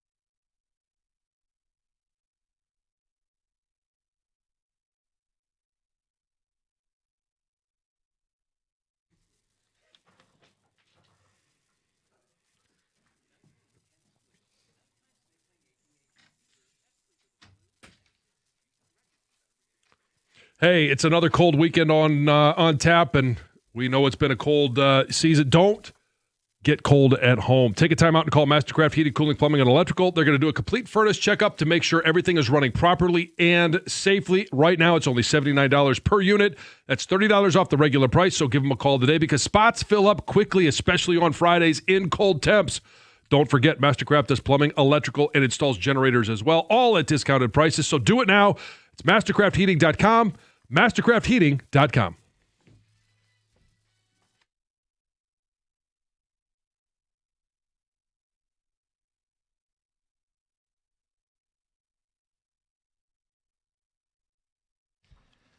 Get back into the Super Bowl talk coming up at 9:35 with the cookie jar, talking commercials, how you'd handle business if the Lions were in the Super Bowl. I know, what if? John, bunch of storylines that aren't Super Bowl related. Let's go rapid fire here before the news.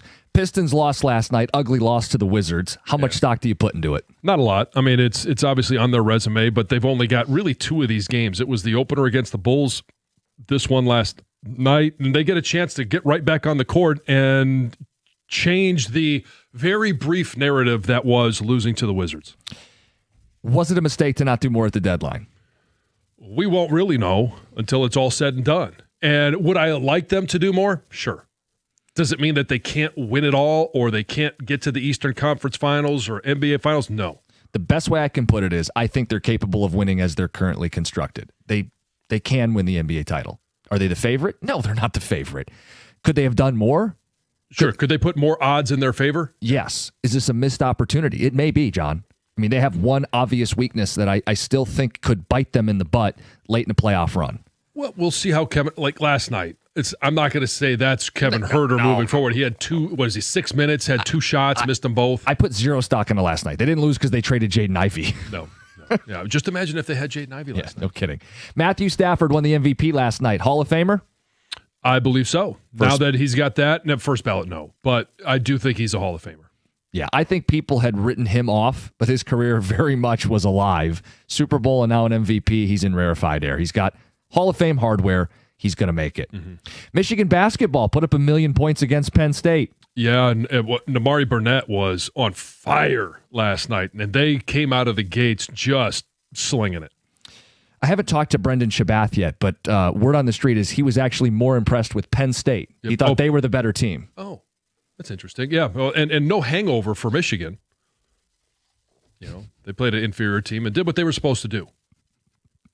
Correct, John. We're never going to let this Brendan thing die, are we? Oh, no. Why would we? Why would we? I mean, he said those words. Who does MSU have this weekend? It's Illinois, right? Yes, MSU plays Illinois Saturday. Does Fears get the start? Or does Izzo send a message, as he threatened to do in the postgame after their loss to Minnesota, and bench his star guard? Well, he didn't promise to bench him. He said he'd have to look at it. And I don't think that happens on Saturday. I think there's probably been some very serious discussions about him putting his team in jeopardy and not doing things to win. Follow-up question. How many nut shots for Fears in the game? If he plays 30 minutes, I'm thinking over under 2.5. If the message was received, I'm not going to sit there and throw Jeremy Fears under the bus every single day. I think it's probably one of those things where Izzo's just continually on him. That's part of how he's played the game. Yeah. It's going to have to change. And I think Izzo is the coach that can change it. And the last bit of news here. Tarek Skubal and Scott Boras won arbitration. $32 million, a record-setting deal. Your reaction? They're paying 2 pitchers $70 million. In the not-so-distant past, that would have been the total of their salary for the entire club. Now they've got 2 guys that are making that much money for 1 year. This, to me, is a sign that we've got to take the Tigers seriously because they're taking it seriously. They're doing what they can with Tarek Skubal. They know the risk involved. That is, hey, you might not win a World Series. Nothing's guaranteed. But what is guaranteed, at least we all believe, is that Tarek Skubal, this is the last year. He's going to walk, and they're not going to get anything in return except for a shot at a World Series. And a better shot at a World Series after they added Valdez. Yeah, it's funny. That Valdez thing suddenly took all the air out of the balloon that was arbitration because we thought, boy, this is going to put the Tigers up against it. If they lose, they may have to trade him. They said, nah, we're going to lose, and we're still going to dump another $40 million into Valdez for the upcoming season. So in a lot of ways, they dispelled the notion that they're cheap. They are outspending everybody in this division, $70 million in a pair of lefties, lethal lefties. Are they all in? No, I think we're still looking to see him at a bat, but they are seriously approaching Skubal's last year with an eye at the World Series. Right, and having made this investment, and you mentioned it yesterday, hey, you get to the trade deadline, and you'll know better where the holes are. Yep. And you'll know who's available, and I do believe that they will be active at the deadline as well. Yes. That will be the goal. Speaking of Scott Harris. What? Look, I think it... Say something. He wanted to say That's something. a drop. Yes, No, I played a yes, drop. yes, yeah. Yes, that's what that was. You didn't think this is a... Oh, I'm sorry. Oh, Jeez, yeah, I'm an no, idiot. I It's didn't Friday. actually say those words. I've said them previously. I mean, there's another one I could play as well. I'm not going to, but we have other ones that Heather's looking at me very closely. Yes. I won't play that one. Thank you. You're welcome. Anyway, the other thing with Skubal, just so we tie a loose end here. Yesterday, people speculated, is Valdez replacing Skubal? They're just going to trade Skubal. Ken Rosenthal said no. The plan is to keep both of them together and pair them up for the upcoming season. So don't be waiting for the other shoe to drop. There's no indication that the Tigers are trading Skubal. They intend to pitch him next season and chase a World Series. Mm-hmm. You really want to hit the button. I'm really tempted to do it. Let's get to Heather with the news. I knew he would play it. Also, this. Oh, did you see this? I mean, did he post that himself? Yeah, of course I did. You're such a dork. I mean, you want to talk about dork behavior. Screenshot of him with his crown on, holding the trophy. Oh, yes. Let me pat myself on the bat even more. Yep. Anyway, you guys, this news is brought to you by Fusion Energy. Are you going to wear that, this whole news? You might as well. Yeah. Let's have a conversation between me and you. Weirdo. Penn State forward Gavin McKenna, one of the top prospects in the 2026 NHL draft, has been charged with a felony, a really serious felony, aggravated assault, as well as related misdemeanor and disorderly conduct counts after an incident that went down after a game against Michigan State. So according to court records, he's 18 years old, freshman, allegedly punched a 21-year-old man twice in the face. This was, like I said, shortly after Penn State's outdoor hockey game against Michigan State. Yeah. The victim reportedly suffered a fractured jaw, lost a tooth, at least one tooth, maybe more. Doctors had to perform surgery with his jaw, was wired shut for about 2 weeks. He really injured this other guy, and he was arrested, arraigned, released on $20,000 bail. He faces up to 20 years in prison if he is found guilty. Yeah, I mean, for people who aren't aware, he was thought to be the number one overall pick in the NHL draft. Yeah. There's a huge recruiting battle for Michigan State to try to land him, and then he picked Penn State. Mm-hmm. Yeah. I mean, he should have hit a guy from Ohio, then he only would have been able to knock out one tooth. That's all he had. Yeah.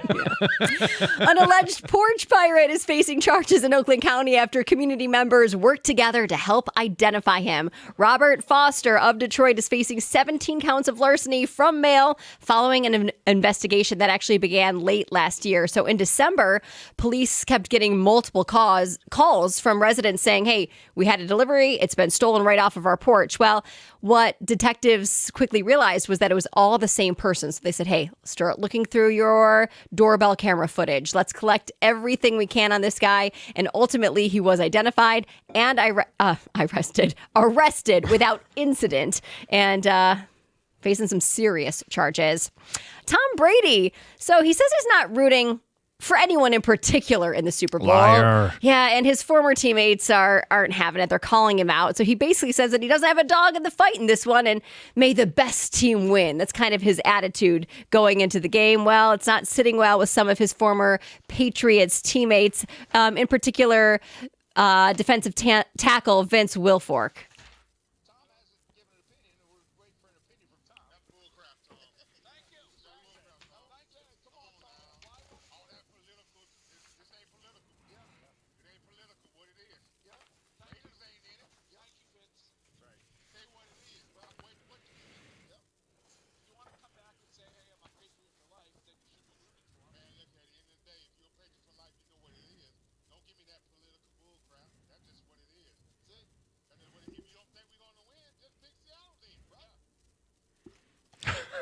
Raiders aren't in this game where he's a part owner. The Bucks aren't in this game where he won a Super Bowl.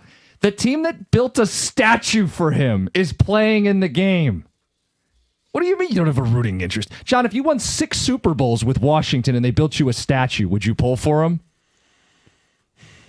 I probably would, yes. I'll have to call him out on this one, too. Now, I do agree that I pull more for individuals, having known a lot of the guys that are still in the game. Either, former teams, not many of them left, but, that's BS. So during my last news segment, I said that 31% of Americans say that they're definitely not going to watch the Super Bowl. Right. So somebody said then, okay, so what are you going to do instead? And simple answers are they're going to try to do things where normally it would be busy and now it's going to be less crowded, like going to the gym. People said they're going to do. Somebody said Costco, but I would challenge them because I guess depending on where you live, Costco's not open Sunday night. Oh, it's not? I think they close at 6. Do they? I think I've so, never gone on a Sunday night to Costco. I don't think you'd want to. I'd feel like it'd be busy. That's a lie. Unless it's not open. Unless it's closed. But my brain says I don't want to go to Costco on Sunday with everybody else trying to get a jump start for the week. It feels like it'd be jam-packed. Yeah. Well, that's Sunday morning. Yeah, I've But been there Sunday night, morning, and it is an it absolute is a zoo. Or they'll go to dinner reservations to a place that they haven't been able to get into. Okay. Those types of things. Other people said they're going to watch TV or play video games or do laundry. No, So, video we'll see. games. Finally, there's a man that could be facing some charges after he stuck a World War I bomb up his butt. You see the story? Yes. So surgeons at a hospital in France were performing a procedure on a patient when they made a wild discovery, a World War I shell inside this patient's rectum. They didn't know it was there before? No, he came in complaining of pain, and they said, oh, well. Well, let's open you up. We better take care of this. And then it caused so much panic that the entire hospital had to be evacuated. They had to bring in a bomb squad and everything. Pretty big deal. Did he come in and say, like, okay, I'm in pain, like, the general area? Did he give them an idea? Why not take a peek? I think he did. But I don't think maybe they didn't know what it was. Like, okay, well, there's definitely something there. Let's do an X-ray or a scan and whoa, what it is. And, did he get the whole thing in there? And it wasn't like this was an old man. I think so, John. Just a World War I buff. 24 years old. So young kid. Yeah. Is that Doug? One more time? No, that's John. Oh, that's you. Oh, my gosh. I don't even know where that drop came from. Officials are planning to charge him with some kind of like weapons violation, but it's unclear what he's actually facing. Yeah, he violated the weapon. Oh, God.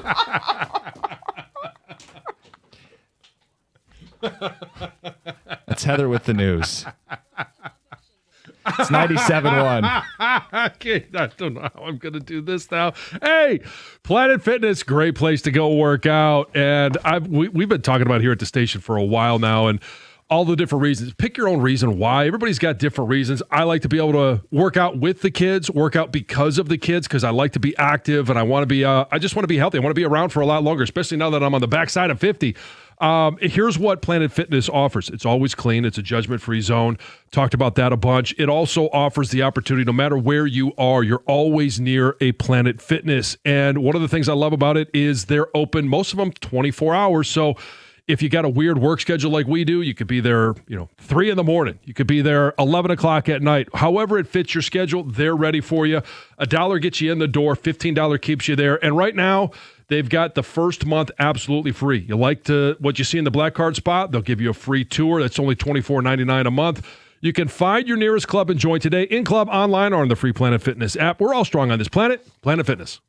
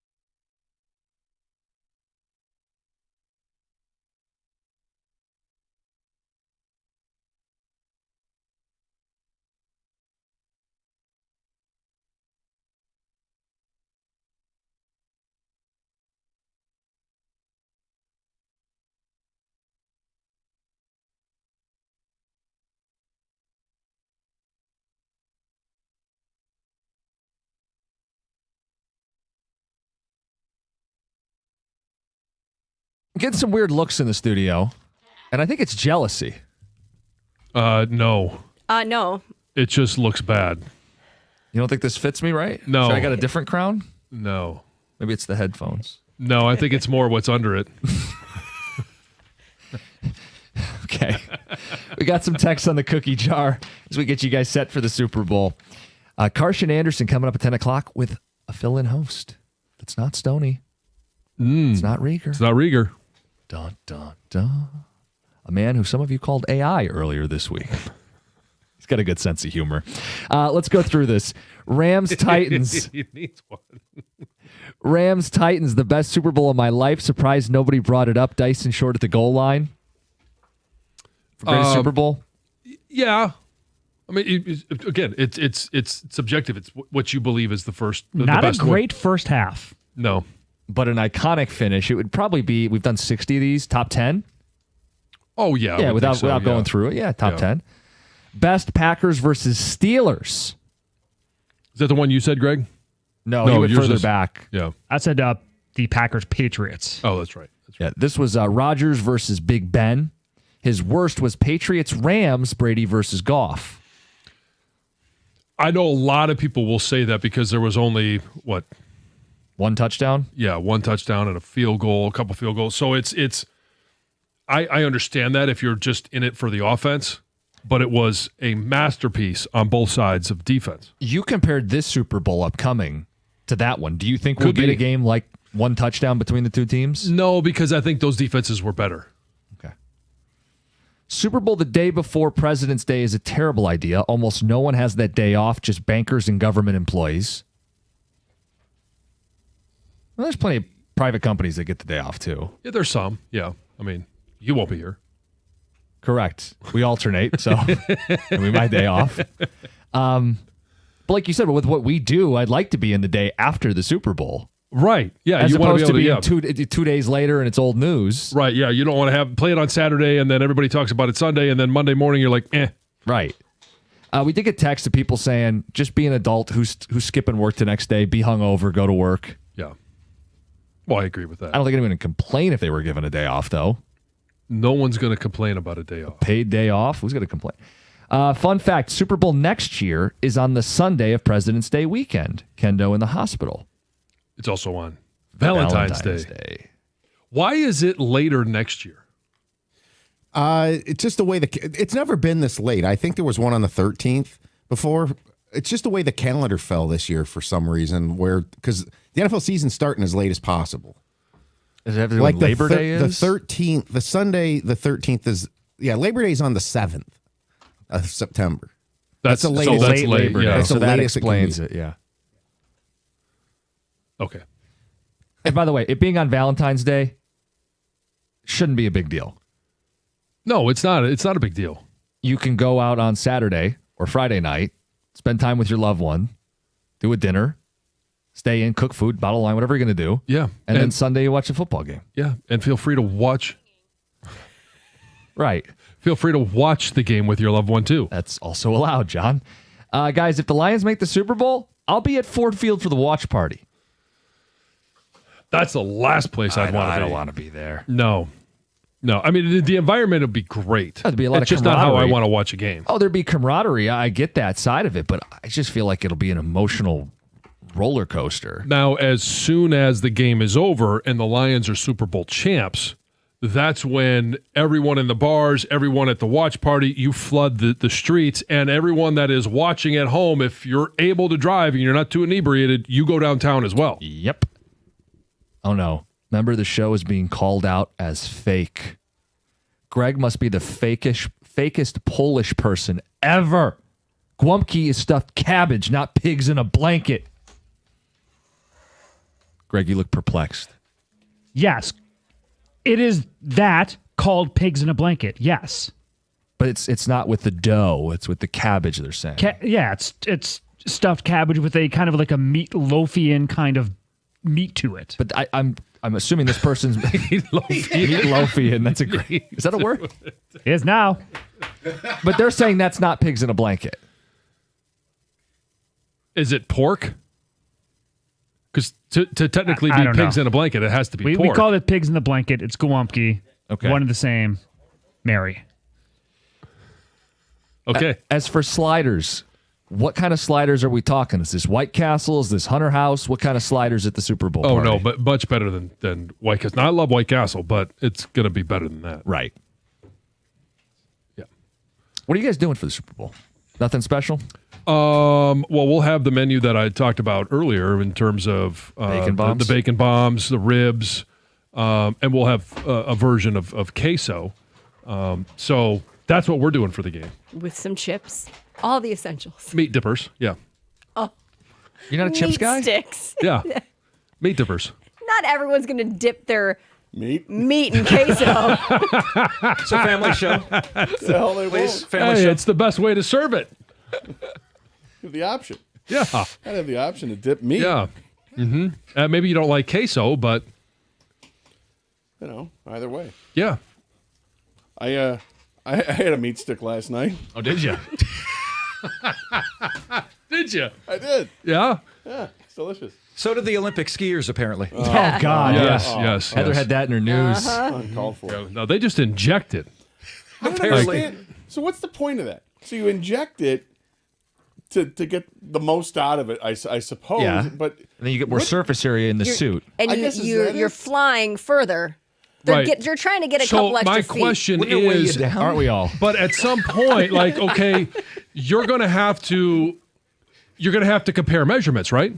Yes, John. So when do they make the base measurement, and how do they make the base measurement? I mean, there's only so much, you can really improve on some things, I would think, or I don't know. Do you need to do it artificially? That was my other thing. Just put a couple socks in there. right? Like, I don't really want. It's cold, so I really wanted to add extra warmth in that region. But I always thought like you wanted to reduce the friction as much as possible, so you would like want to saran wrap everything, keep it as tight to the body as possible. No, but I think this this one. this is for like a kite effect or whatever it is, or the parachute effect. Yes. Are we still talking about skiing? No, the parachute no. effect. Anyway, What are you guys talking about? Yeah. That's Mark Ryan's voice. Yeah. Mark Ryan's in for Doug today. Doug will be back on Monday's show. I'll try not to burn the building down. There we go. And we're going to get to the Scoop Bowl stuff and the Pistons trade deadline, and of course, lots of Super Bowl fun. Carson Anderson next. No Doug. Mark Ryan in 97.1.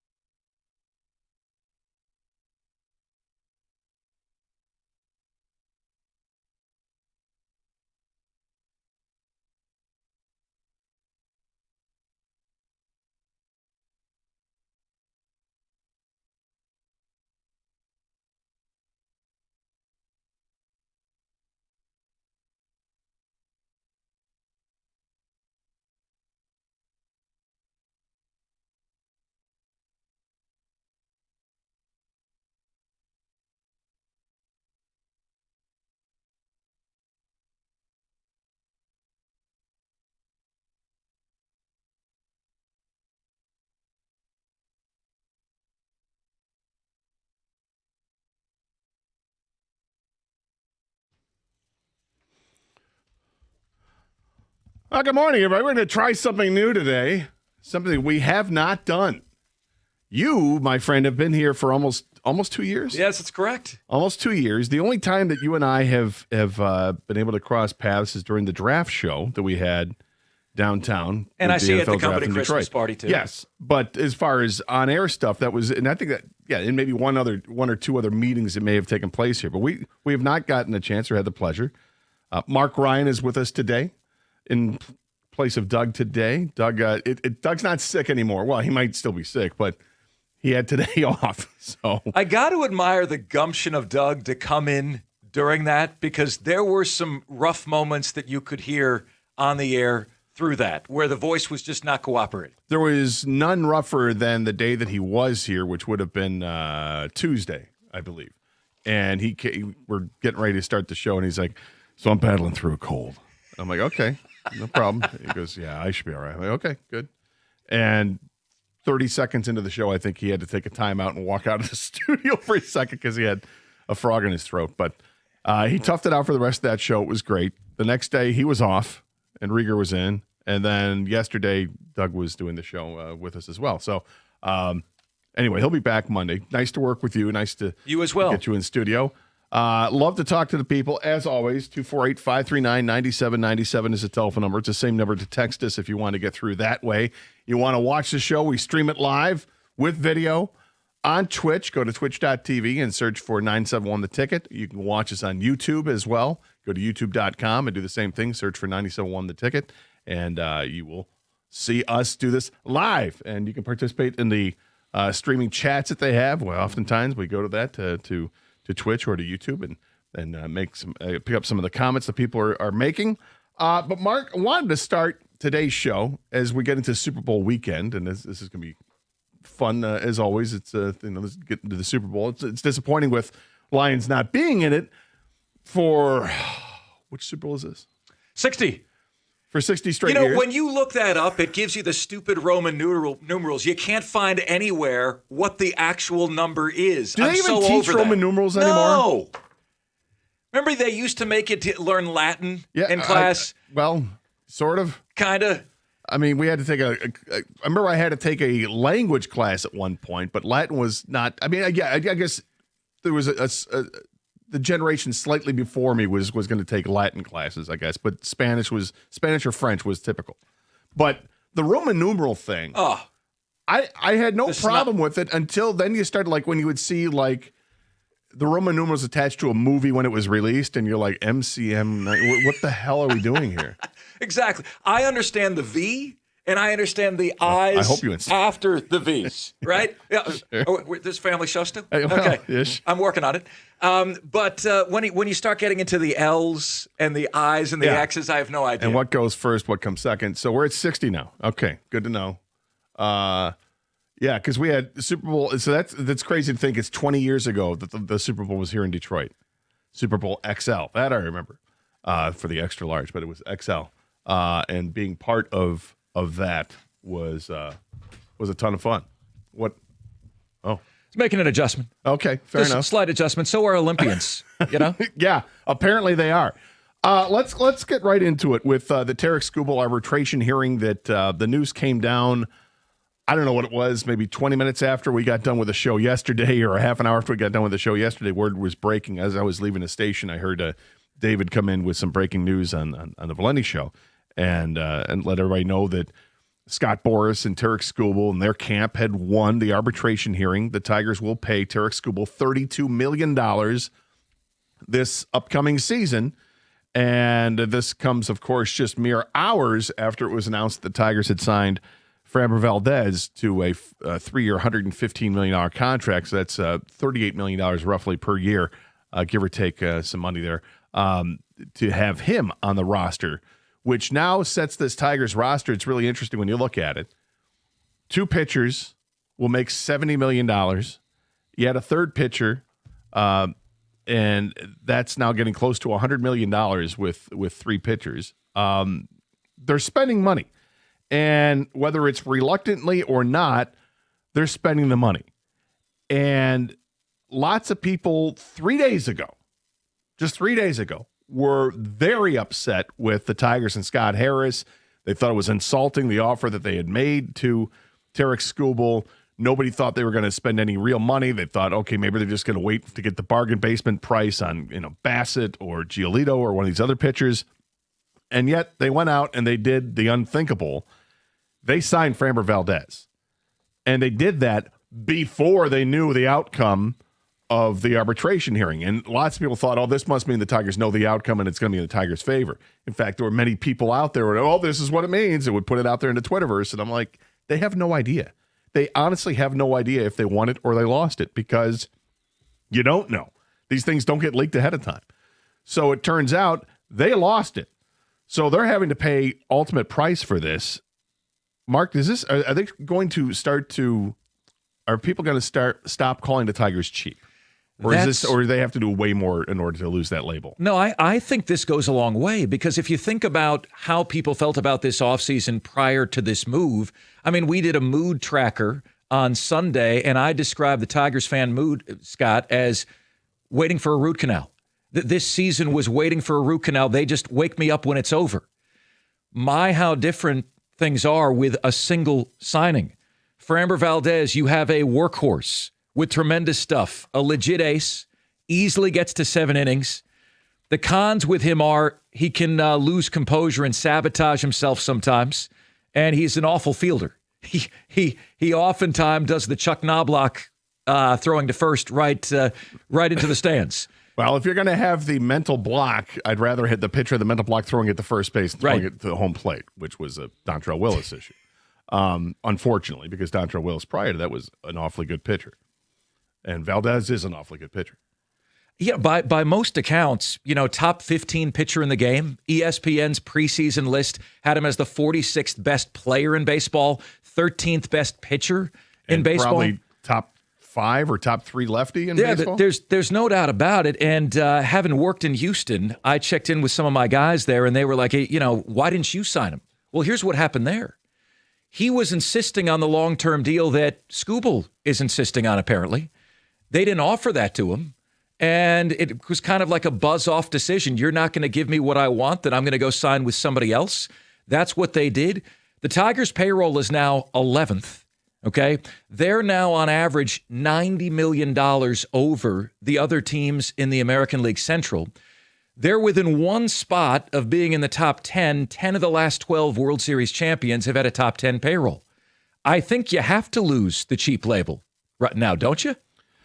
I think you have to, but it's temporary the way that I look at it, because even though they're 11th right now, going into 27, I have to double check if Javi's off the books after this year. Is they have one more after that? But the payroll goes down to nothing. It goes down to Framber Valdez because you don't have Skubal anymore. Because I don't think you have Javi anymore. You won't have Jack Flaherty anymore. You won't have Gleyber Torres anymore. That's a lot of money right there tied up to just those 4 players. I mean, talking like $100 million for those 4 players that's gone. What the Tigers will have moving forward is an infield that collectively will make somewhere between $15 and $20 million, an outfield that collectively will make between $15 and $20 million, and a pitching staff that collectively will make beyond, if you look at the exclude Framber Valdez, $15 million. So you're looking at a payroll total with Framber Valdez of like $100 million. So they'll have plenty of money to spend, and then the argument's going to come up again. Are they going to be cheap? So I think right now they lose the label, but they only lose it temporarily until they fill up the roster again after the 2026 season. And who knows what it's going to look like, because you've got the collective bargaining agreement that comes to an end as soon as the World Series is done this year. And on that note, would you believe they're saying 90 to 99% chance of a work stoppage? Yes. I would believe that. Wow. I would absolutely believe it because of the way that baseball handles their business. They don't handle their business well.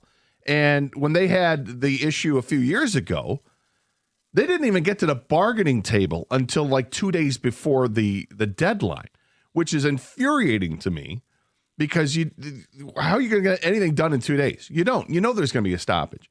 And it bothers the hell out of me, and this is why I love what the NHL did years ago. NHL had to shut everything down, had to rework everything, new business model, everything. And it sucked for that time when there was no hockey, but when they came back from it and put in the salary cap and tied it directly to revenues, and everything was transparent and everything was open and all the teams knew what was going on, the Players Association knew what was going on, it made for a brilliant business model, and that's why the NHL has been able to flourish. And yes, their salary cap goes up just about every year. Now, it's not like the NFL, but it's all tied to revenues. They know where it is. So when their collective bargaining agreement was going to come up a year from now, they already got to the table and they worked it out. It's done. They're not going to have an issue. Oh, but they got a posture for months at each other. They're like, we got this. It's already taken care of. And baseball is just not going to operate in that world. And baseball has serious issues because do they go to a salary cap? They should, but they won't because you got teams like the Dodgers, the Yankees, and the Mets that experience the wonders of having free spending because of the markets that they're in.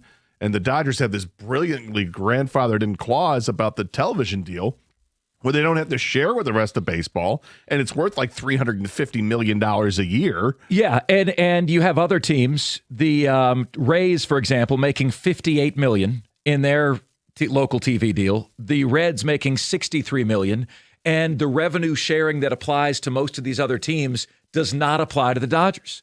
So they then put that money right back into their team and thereby creating this incredibly unfair advantage. Yeah, it's ridiculous what happens with the Dodgers. But 248-539-9797 is the telephone number. With the Skubal arbitration decision coming down, Tigers have to pay him $32 million. They just paid Framber Valdez $38 million a year. There's an out after the second year, but at least they'll have him for 1 year after Skubal, assuming Skubal doesn't sign with the Tigers. What do you think this means for the future of the Tigers and, more importantly, the future of Skubal? Are the Tigers now, do you think that, have they completely shedded the cheap label? Or is this something where, okay, it's only temporary, Tarek's going to be on the trading block in 3, 2, 1? We'll discuss it next here on 97.1.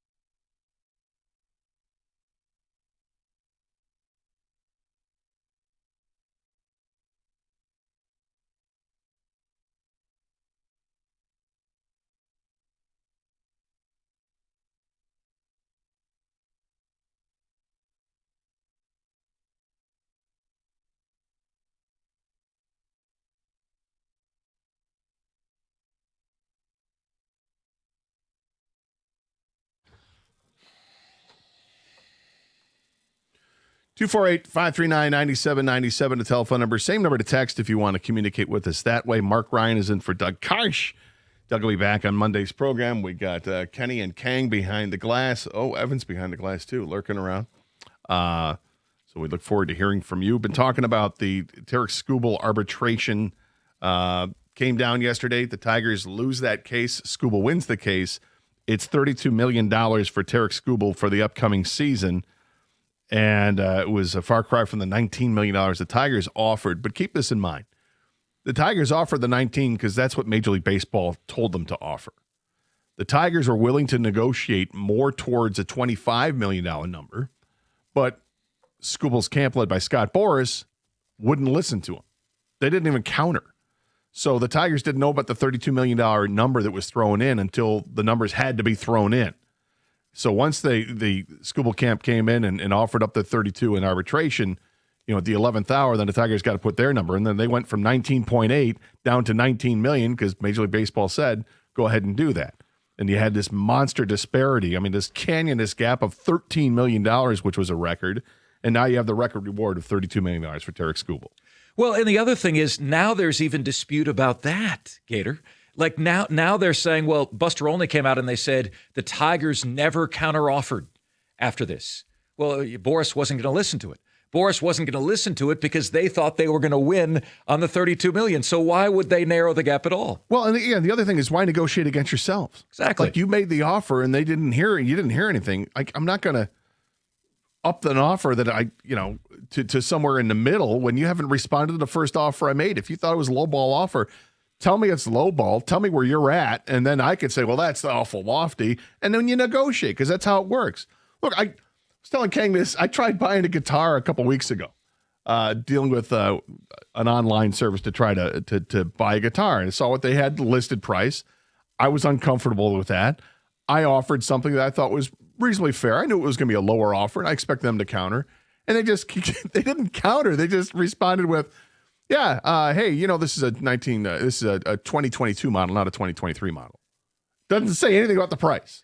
Have people forgotten how to negotiate? I'm like, where's the negotiation on this? And then next thing I know, your offer has been declined or it has expired. I'm like, what? So now they didn't counter.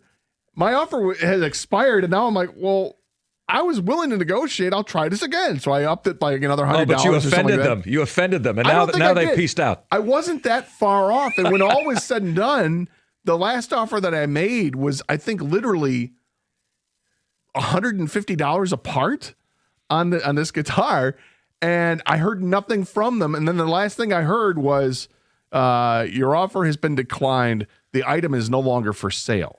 Okay. So I don't know if they sold it because I didn't see that when going back on there, I didn't see that it was sold. So maybe they did get insulted, but I'm like, how are you insulted with this offer that's literally $100 less? Yeah, than come what back you to were me. asking Communicate. For? Give me something. Communicate. I'd like this guitar. Do but you you're not going to give know it to me. the Fortune 500 company CEOs say that the current generation, right out of college, has never been more technically savvy, but they've never been less able to resolve conflict. So that's what you encountered. There was going to be conflict there. They just went on to the next buyer. Number one, do you play? Can you jam out? I'm terrible, but I do play. Okay, well, but listen. But I enjoy them, so I have a whole collection. Number two, my sister runs a guitar store.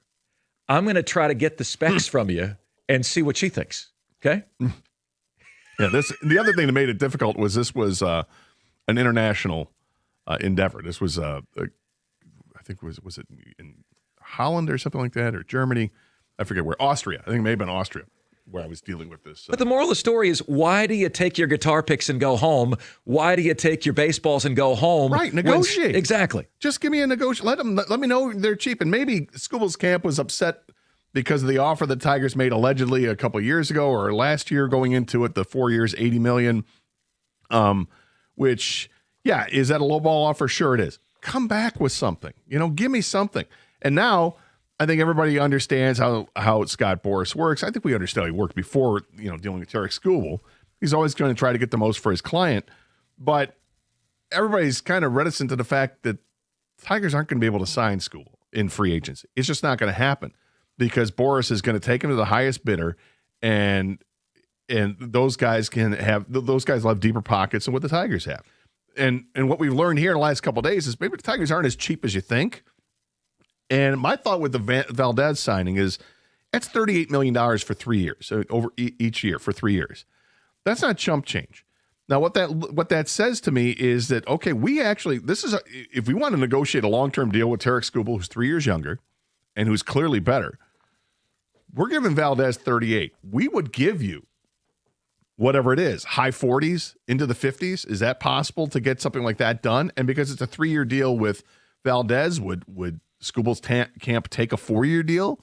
Or are they insistent on this fabled 8-year, $400 million contract? 7 or 8, and here would be my offer. And there's 2 words, and you're going to know exactly what I'm talking about. Aiden Hutchinson. 4 years, 180. There's my offer. What does that accomplish? The highest paid pitcher, AAV, average annual value, is Zach Wheeler, $42 million. It makes him the highest paid pitcher. Then what do you tell Tarek? Tarek, I know you're looking for long-term security. This is going to make you more money in the end because the AAV for pitchers is just going to go up over time. So 4 years, 180, you're the highest paid pitcher. Then we'll give you the going market rate when that expires again. And the fact that they're insistent on 7 or 8 years, what, do you think your arm's going to blow out again? Is that something we should be concerned about as well? Because we're willing to make you the highest paid pitcher in baseball, and you are balking at that. I think if I differ with anything you said, it's that ultimately the buck stops with Skubal. He employs Boris, not the other way around. And if he leaves, it's on him. It's not on Boris. Oh, absolutely. I think that I'm curious. I'd love to get the listener's point of view on this at 248-539-9797. Is as this is playing out, has your opinion changed at all? Because I know Tarek Skubal has said a lot of great things publicly. Anytime he's in front of a camera or a microphone, people ask him about Detroit. He loves it here, loves his teammates. You know, he sent the Instagram post out there about Valdez, hey, dinner's on you or whatever. And, you know, all this jovial talk. But in the end, he's the one that does make the decision. Yeah, Scott Boras is going to negotiate, and he's going to negotiate at your direction. But if the direction is simply get me the best deal and the most money, then it looks like the Tigers would be out. But at some point, I have to believe, like if you start getting into the $50 million range for a player, and you're talking about a 6-year deal versus an 8-year deal or something like that, and then you're just a couple $1 million apart per year, I have to believe in my heart of hearts, and maybe I'm just too sentimental about this, that it means something to stay with where you were at and where you were treated well and where you like the team and how you like the coaching staff and all that. But I don't know if that's where it's going to be with Tarek Skubal, because Boris client, you're just going to go wherever the money is. Well, and the other thing is, Skubal's going to say all the right things on social media. There's no way he liked that. There's no way he enjoys this. I will not believe a single post that he puts out in support of this move. Number one, Framber's making more than he is. Number two, knowing the history financially, he's got to feel like Framber just took his slot. There's no way he's happy about this. I don't buy it. Well, I think he's very happy about it, actually. I would disagree. Yeah, because he knows that he's got a baseline of where he's going to get way more money than Framber Valdez did. No, he is, but he wants to be here, though. Well, he wants to be here for now, and for now is this upcoming season. And he knows that wherever he goes after this is going to be to a contender as well. So does this make the Tigers more of a contender going into the 26th season than the Tigers were in the 25 season? Yeah, it does, because it's a much better pitching staff. And the moves that they made with the bullpen to shore that up a little bit, I think it improves that part of it too. Sure. It's the lineup that's going to have people questioning whether or not this Tiger team can really compete for a World Series. But as far as Skubal's concerned, he got paid. He got paid $32 million for this upcoming season in setting the arbitration number. You know, he trusted in the process, he trusted in his guy, and he got him huge money. Should it have been negotiated down to $25.5 million? Of course it should have been, but it wasn't, because Boris is a jackass, and he wants to reset everything in Major League Baseball, particularly as you get into the CBA that's going to expire. But for Skubal, he gets to stay for right now anyway, unless the Tigers have plans to trade him now that they've got this done. But I assume that they're going to ride it out for the whole season, because they've got a good team that can compete right now. And for Skubal, I can compete for a World Series. And then when the season's over with, I just sit back and see which team's going to make the best offer, whether it's the Yankees, the Mets, The Dodgers, the Tigers, probably not. Boston, whatever major market team is going to come out there and go after Tarik Skubal, he's going to go to a contending team. He's not going to take this monster deal to go and play for, the Diamondbacks. It's going to be with a contending team. So I think he's in a great position. 248-539-9797 is the telephone number. Listen, same number to text as well. Also, because it is Super Bowl weekend, throughout the show, Kang is going to throw different Super Bowl questions at us, Mark, and we're just going to respond. We have no idea what's coming. I don't know what the question is. You don't know what the question is. It could be something crazy. It could be something normal. We will we'll all find out together. That's the joy of impromptu radio. This is 97.1.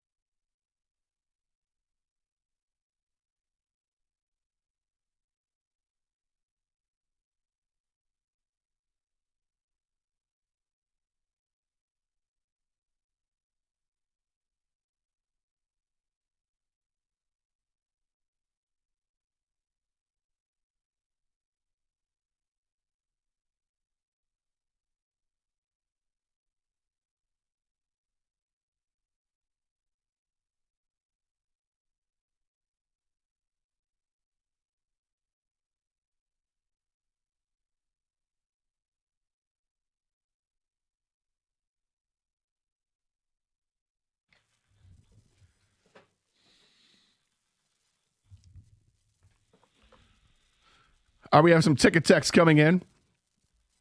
I like the Tigers, and I like that they're spending a little bit more money, but I hate that it was all done on Valdez instead of reallocating that money into multiple impact bats. Just seems like a mismanagement of funds. I wish you would include which bats you think would be the impact bats. I had an idea yesterday when I was at home and I'm scrolling through Twitter, and I saw that there was some story about a team being interested in Isaac Paredes from Houston, and that they could work out a trade. And I immediately thought, wait a minute, could the Tigers get involved with that? What kind of, Paredes obviously started with the Tigers years ago. Guy who plays multiple infield spots, second, third, first, good on base percentage guy, pretty good OPS guy, like an 800 career OPS. Would he make sense for the Tigers? And I think that he does make sense for the Tigers, and I think the Tigers have the capital to go ahead and get him in trade if they wanted to trade one of the guys that maybe they're going to rely on. I don't know if Paredes gets you a whole lot in return if you're Houston, but if you're Houston, would you take a shot and avoid paying him the $10 million or whatever he's going to get through arbitration or whatever he's getting paid now? Would you take a shot on someone like Max Anderson in the Tigers farm system, or Hao Yu Lee in the Tigers farm system? To just make a swap that way. That way the Tigers would get the bat that they want, a steadier bat than taking a chance on somebody. And yet Houston on the other side, they get to take a chance on a prospect or two if they have to sweeten deal, whatever it is. I just thought that would be a bat of interest for me. Yeah, there's no doubt about it. And if I'm asking you to grade the lineup scale of 1 to 10, I would say it's about a 5. I would agree with you. I think the rotation is about a 10. And if you consider, projected WAR, Boston's pitching rotation's at an 18. The Tigers is at a 17.8. So relative to the rest of baseball, the rotation is a 10. You've got to adjust that. What I think is so exciting now is, everyone was frustrated. Well, you either got to trade Skubal or you got to go all in. And why does it seem like the Tigers are doing neither of those two things? Now they've pushed far towards the going all in side, on that side of the ledger. And so now what are you going to do to help the offense out? And I think that's a great idea. Yeah, it's something that came across when I saw the name, like, well, this guy seems like that could make sense for the Tigers. Oh, look out. Sorry to interrupt, guys. We got the drive-by. This is how this is going to go, huh? Yeah, you just don't know. Don't know. You just don't know. That just happened. The whistle blows, and you got to answer some questions, boys. Okay. All Super right. Bowl party edition. All right, I'm going to start off with an easy one. Super easy. Everyone does this. Just give me your best and worst Super Bowl food. Super Bowl party food. Would you like to start? All right, yes. Do not give me anything popper, jalapeno popper. Listen, I already have digestive issues, okay? I do not need to be exiting your party within 20 minutes of arriving. So this always gets put on my plate. It's lathered with stuff, none of which agrees with me, all right? The bubble gut is through the roof on this. Cream cheese, bacon, poppers, no. But Frito pie is my number one of all time. Oh, what is this face? Well, do you know what Frito pie is? Yeah, Frito pie is delicious, but I mean, you're talking about getting bubble gut, and you're worried about with the poppers and the cream cheese and the bacon and the body jalapenos. likes the body likes what the body likes. What, the Frito pie isn't going to affect you in the same way? Strikingly, no. Really? Yeah. Huh. It's the heat. I can't stand the heat. I got to get out of the kitchen. So is it just a spicy food thing for you? It's a spicy food thing. Okay, all right. No spicing. Get rid of the jalapeno and you might be okay with it. And no Thai food at the Super Bowl party, Mark. Don't Definitely Thai food not. for Mark. No, not. For me, I mean, there's so many things you just can't go wrong with. If there's a pizza there, you're not going wrong with it. People love wings. No problem with that. But for me personally, I love to just nosh on the appetizers. I'm a pigs in a blanket kind of guy. And I don't care if you've got the yellow mustard, which I love yellow mustard, or if there's a spicy mustard, I can go with that. You want to throw ranch in there? Daddy's all right with that too. We don't have to call you daddy, do we? You don't have to. Oh, daddy, maybe. So here's something you don't know. I do a televised cooking show with my wife. Okay. One of our dishes on our upcoming shoot is going to be pigs in a blanket with bourbon barbecue sauce. Oh, that sounds good. What do you say? Yeah, Let me make some for you. I'd say I would absolutely eat that. I know Kenny's down with that. All right? Kenny? Hell yeah. You I down? mean, Kenny's you got a guys hot both- dog roller in his yeah. living room, for Christ's sake. So Yeah, I mean, this goes back to your love of hot dogs. Like, you just love, Yeah. it doesn't matter what size. And we're talking bite size. So Exactly. it's great. Or at best, 2 bites, right? It's you get the 2-bite brownies, the 2-bite hot dog. I'm down with it. Now, I've listened to this show enough to know that you don't object to much food-wise. Would you eat that? It's a bunch of yeses and Karsh's no to literally everything. I mean, So that's usually Doug, yeah. So- Kenny and I are more discriminate about it. Doug is just flat out no. no, absolutely not. So what is the party foul for you at the Super Bowl get-together? Well, we'll get to a bunch of. We got a lot of questions, Mark. So Okay. you gotta keep the genie in the bottle, my friend. We just started, all right? Easy, relax. Maybe we have to Slow down. There's Ease a lot. up, new guy. So, did you ever answer the worst food though? That's what I'm asking you. Oh, okay. I thought you meant something. else. No. Oh, so you said you did the worst because you don't. Okay. Yeah. I didn't realize this was best and worst. Yeah. For me, worst is just going to be. I love the 7-layer dip. I love 7-layer dip, but I hate when it's made poorly. To me, there are a few things worse than when you dip the chip and they don't have the right chips and they break off in the 7-layer dip. And then when you taste it, it's like there's really bad 7-layer dips out there that people buy and from the grocery store, and it's terrible. The guacamole is awful. The beans that are there are not a consistent, smooth consistency where you can just scoop stuff in there. And if it's funny because if I gravitate towards 7-layer dip, but if it's bad, it's so sour. Okay, so yeah, I mean, but you can almost say anything poorly made is not, it's not going to be your favorite. But are you maybe saying specifically the store-bought 7-layer dip? Store-bought 7-layer dip is awful. You got to make it your own. Yeah. Okay. I mean, for me, the best is going to be. I'm just going to go with chalk here. It's probably on the Mount Rushmore Super Bowl foods. Is just chicken wings. I enjoy chicken wing. Flats for me over drumsticks. That's gonna be my favorite. Just easy to eat. I can eat it with just 2 fingers. I know some people get too messy with it, but I've got the technique down perfectly. Is it obscene? No, it's safe for children. Is it? Safe for work? All that How stuff. much of the wing sauce are you wearing when it's done? No, I mean, I'm telling you, Mark, I've got the technique down, my friend. I keep this as clean as possible because I also don't like to get messy, but I love just chicken with one wings. hand. You can just use one hand. Yep.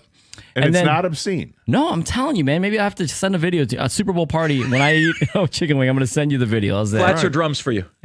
I'm not much of a chicken wing guy because I don't like to get messy when I eat. However, I'm more of a drum guy. I had no idea you were so dainty. You didn't Oh, want he to is. get you didn't want to get messy No, when you he eat. doesn't get messy. There is- No see ribs that. for him either. Don't assume that I'll eat anything. Yeah. All right. Kane knows there are things on the list, and I'm like, He has a list. I'm a drum guy by taste, but in public, you got to go with the flats because the drums are way too messy. Way too messy. Best wings you ever had? Where are they? Oh God, homemade, man. Got to make them homemade. Homemade wings.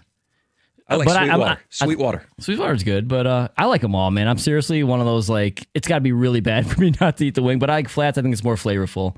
And worse for me is salad. I know some parties have salad. What? Who brings You salad? don't need it. You don't need it, man. You don't need Nobody it. wants it. It's not finger food. No, at best, celery and carrot sticks for like the dip with the chicken No, wings. get those out of here. That's it. Get those out of here. Have a vegetable tray, but don't do No the salad. full I No better salad. not be ingesting a single thing that is good for me at a Super Bowl party. Well, don't go to Doug's party. Yeah, dude.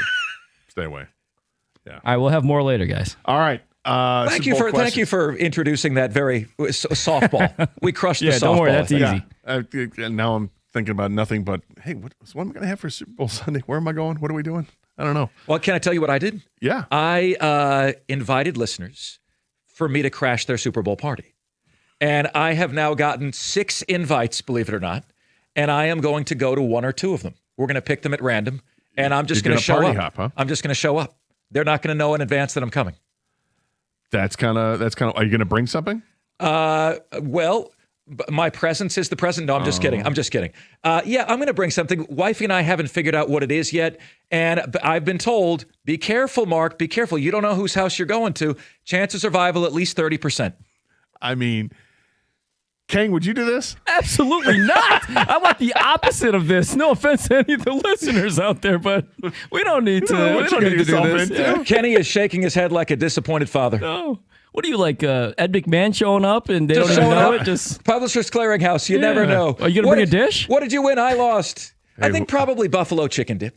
Not the Frito pie. You'd bring the buffalo chicken. It's a little risky if people don't like it. All right, hang on.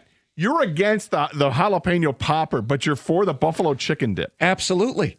It's all about what I can ingest safely. Isn't there? What, super mild or something? Is that what you're going for? Yeah, no, this doesn't kick your butt. There's nothing in there. There's no hot sauce in there. Well, it's got the wing sauce kick. Yeah, like to the it, Frank but Red I Hot, can, right? I can tolerate the wing sauce. But you're not chopping up any you jalapeno in there? You guys do better with jalapenos than you do with wing sauce? Is this like a known thing? Who out there does better with? Well, the jalapeno's not going to affect me right away. I mean, right away. I might have the ache later on that night or in the morning, but I mean, it's not going to be like an hour into the game. I got to leave because I just had a jalapeno. It is so immediate. I'm asking whatever happened to preparation A through G. That's a solid question. You just go right to the ache. I love buffalo chicken dip. Made too much of it one time. I think maybe the first dip that I made was too much. The buffalo chicken dip I made way too much one time, and then the crab dip. Can we obviously, agree on this? famously. If you feel well after the Super Bowl, you didn't go hard enough? And should the day after the Super Bowl be the national sports holiday? I have no issue with that. And I used to be more about, well, it's always a traditionalist. It's Super Bowl Sunday. We just deal with it. And I think I'm more in favor now of moving it back to a Saturday. And then you have Sunday to recover as opposed to Monday being a national holiday. I think that's kind of ridiculous for a sport. But I'm all for having some kind of relief on the next day. You don't want to show up here and be at your A-level best? I mean, I've learned over the years. I'd like to think that I've learned over the years to kind of control myself when it comes to the Super Bowl, whether it's at a party or if it's just, with a couple of friends watching it. That I try not to go overboard with the food. I try not to. I'm bad enough, so I don't need to. I try to go overboard. Lessons learned for Gator. I try to go overboard. Maybe too late in life, but I've learned some lessons. My vote would be first day of March Madness for the national sports holiday. You have opening day. That could be a contender. The day after the Super Bowl. What do you think, Kay? Yeah, I think any of those days work better than the day after Super Bowl, and here's why. I've said this many times before, Mark. The NFL is all about money, right? They want the Super Bowl on Sunday because they want the day after everyone going to work and talking about it. They want you guys talking about it on the air. It's more advertising for the league. They don't want a day where like let's say you moved up to Saturday. First of all, that takes away another media day, where they're making money and promoting the game. And then Sunday, no one goes to work and talks about it. They want people talking about this game. They want to talk about football all year round. And I think it's always going to be on Sunday. And I don't think they're ever going to make Monday off. Not that the NFL makes Mondays off, but they don't want you know what I mean? They don't want that. They don't want everyone off. Well, I mean, but if you're going to give the first day of the tournament off, is that the Thursday? I think so. Okay, so you agree that their play-in games, those aren't part of the tournament? No, absolutely not. But then what about the Friday? I mean, it's we've only gotten half the first round. That's the flaw in the argument, right? But you can choose which of the first 2 days you take off. That to me, though, I mean, they say we lose $6 billion in productivity the first couple days of March Madness. So let's not lose it. Let's take it. I'm open to more holidays. I don't think anybody's going to be against more holidays. We could always take a look at that. 248-539-9797 is a telephone number. The NFL awards were handed out last night. Snubs, perhaps, in some areas, or are you serious that guy won it? And Kang has an interesting take on awards season. We'll get to it next year, 97.1.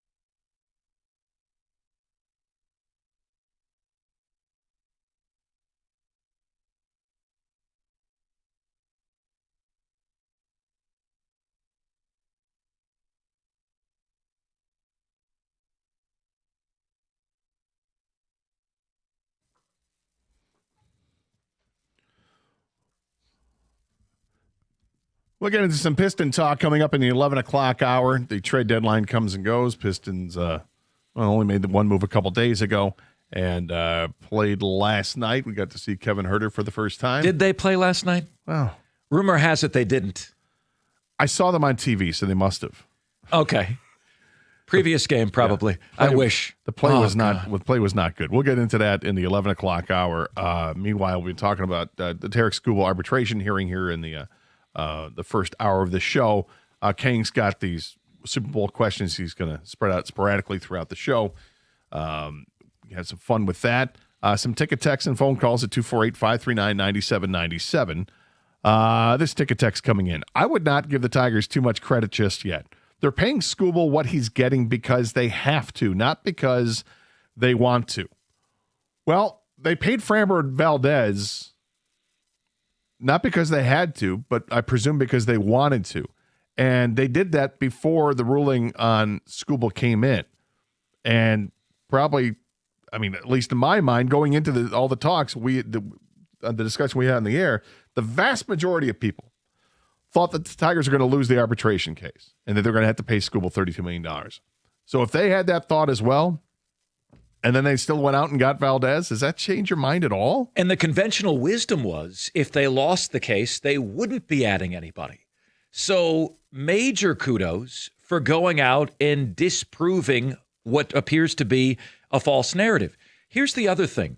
You look at the last 10 teams who have won the World Series, they averaged 2.5 good starting pitching efforts in the playoffs. So from two or three good pitchers that run. Now you look at this next year, don't you expect Framber to be one of them? Don't you expect Skubal to be one of them? Can you get a third from the rest of the collection? Are you saying can we get an amen from somebody else on the roster? Is that what you're saying? I just dropped that on you. But one. Can we get one more contributor from the rest of the group, and then you fit the profile of the teams winning the World Series? Well, I think the staff is very good. Now we get this text. I'm going to go get some guys that can hit the freaking ball and field. It's just a thought. It might help the team. Yeah, it'd be nice. Sure, get guys that can hit, guys that can field, and you got the pitching staff. That's your triple-headed monster you're all looking for. The little half hydra, if you will. Tigers will never, all caps, make the World Series or a deep playoff run if they don't adopt and train to hit small ball. Tigers are among the top teams with men left on base and the least RBIs. That's Chase in Detroit. Is that a fair critique or no? I hate the small ball talk. I think there's a time and a place for small ball. I think you have to adapt to that during the course of each game. You don't know how each game is going to play out. I think if you're a team that's limited and then small ball works for you, and that's how you're going to do it. You're going to steal 100 bases a year or more, and you live and die by the bunt, so be it. The Tigers aren't built like that, so I don't force it. I think there are times when you have to do something like that, and playoff time is one of those times where it makes more sense.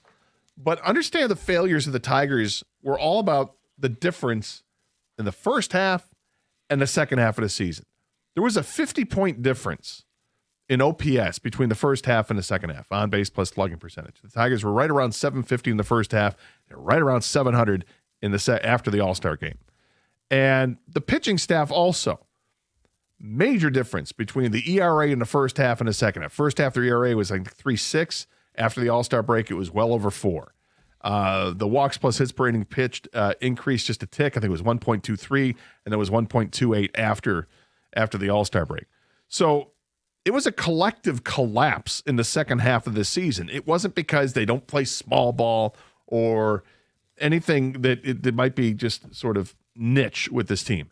It was, and what I believe, that they were relying too much, or they got way too much of a contribution from players you just don't expect it. I didn't expect Zach McKinstry to go out and have an all-star first half season. He did. I didn't expect Javi Baez to return to form to a degree in the first half of the season. He did. I also didn't expect Javi Baez to play Gold Glove caliber center field and become the best player on the team in the postseason. Essentially, didn't expect that. So those things were bound. There was bound to be some sort of correction, and there was a correction. And then you add that an injury that Gleyber Torres was dealing with, other injuries that were just kind of nagging, and here guys in and out of the lineup. But by and large, they need to find guys that can be more consistent. I don't disagree with that. I still think this team needs to find bats And if their strategy right now is just to rely on guys that they have in the system that they think are going to break through this year and be those contributors, I don't love it. I love the potential of these players, guys like McGonigal and Max Anderson and Max Clark. I love the potential of those guys, but I can't bank on them hitting the ground running from moment one they enter the major leagues. It takes some time to build that up. But the pitching staff gives me hope that this team's going to be in just about any game because the rotation on paper looks pretty sick. And then even if you take a guy out of the rotation, put somebody else in, let's say that Reese Olson can't start the season as a starting rotation guy, but Troy Melton's going to be in there. Wow. Well, You've got certainly like 8 what or Troy 9 Melton did. deep, potentially, in terms of starting pitching. And so, it's interesting. I asked Dan Dickerson, I said, what was the why behind the collapse? And he said to me, it's anybody's guess. And to me, you said you had inflated performances from guys who couldn't keep it up. I thought also it was running into a wall from how much they used the bullpen the previous year.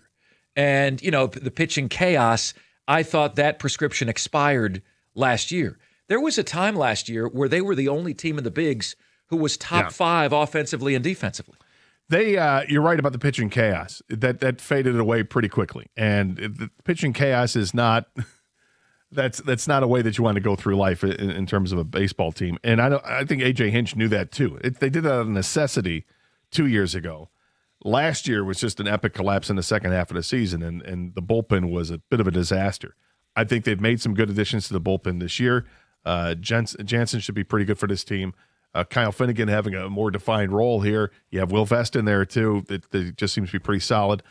I like what they've done with the bullpen. I think it's better. But the hitting, I'm still concerned about that. I'd love to see them add another bat, but pitchers and catchers report next week? And then they get everybody else reporting a few days after that. I don't know if something gets done in the in spring training or not, or if somebody's going to emerge out of spring training. Usually there's a bat or two that you're really impressed with halfway through spring training. We'll see where they're at. 248-539-9797 is the telephone number. All right, we mentioned that the NFL had their awards last night. Matthew Stafford ends up being the MVP of the league. Interesting how some of the voting went there. The NFL obviously on center stage with the Super Bowl coming up on Sunday. We've got some questions Kang's going to give us throughout the show regarding the Super Bowl. But King also has an interesting take on what happened with the award show last night, and I can't say I disagree with him. In fact, I'm kind of on board with him on this. And it's a take that Doug actually has had for a long time that kind of surprises me that now we're actually warming up to something that Doug says, and I don't feel very comfortable with that. I'm just kidding. We'll discuss that in a minute as well, and also what the Pistons did or didn't do at the trade deadline. 97.1.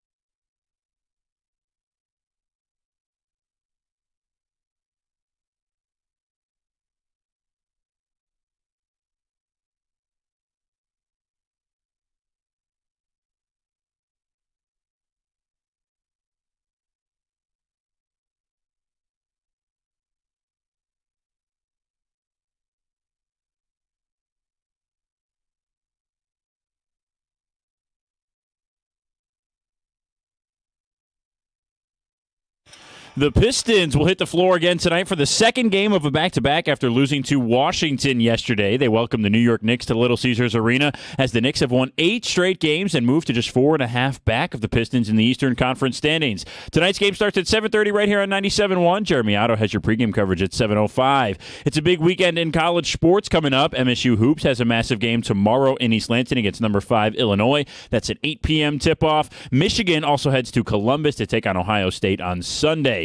Those two schools, Michigan and Michigan State, have a big rivalry on the ice this weekend as well, as top-ranked Michigan and second-ranked Michigan State will face off tonight in Ann Arbor and on Sunday at Little Caesars Arena for the duel in the D. And Tigers manager A.J. Hinch went on the Tigers Today podcast with Detroit news writers Tony Paul and Chris McCoskey earlier this week. Well, the conversation took place before Detroit's major moves of signing Framber Valdez and the result of Tarek Skubal's arbitration hearing. The conversation at one point discussed the business side of things, particularly with Skubal. When prompted if the business aspect of the sport can distract players from their focus on the field, Hinch said this.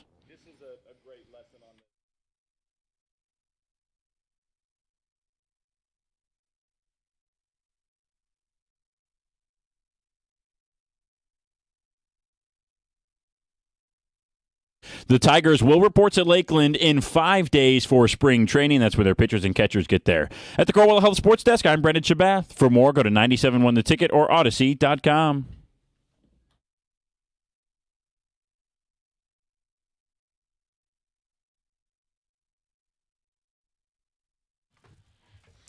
Thanks, 2 cuts. Well, that was only 1 cut that time.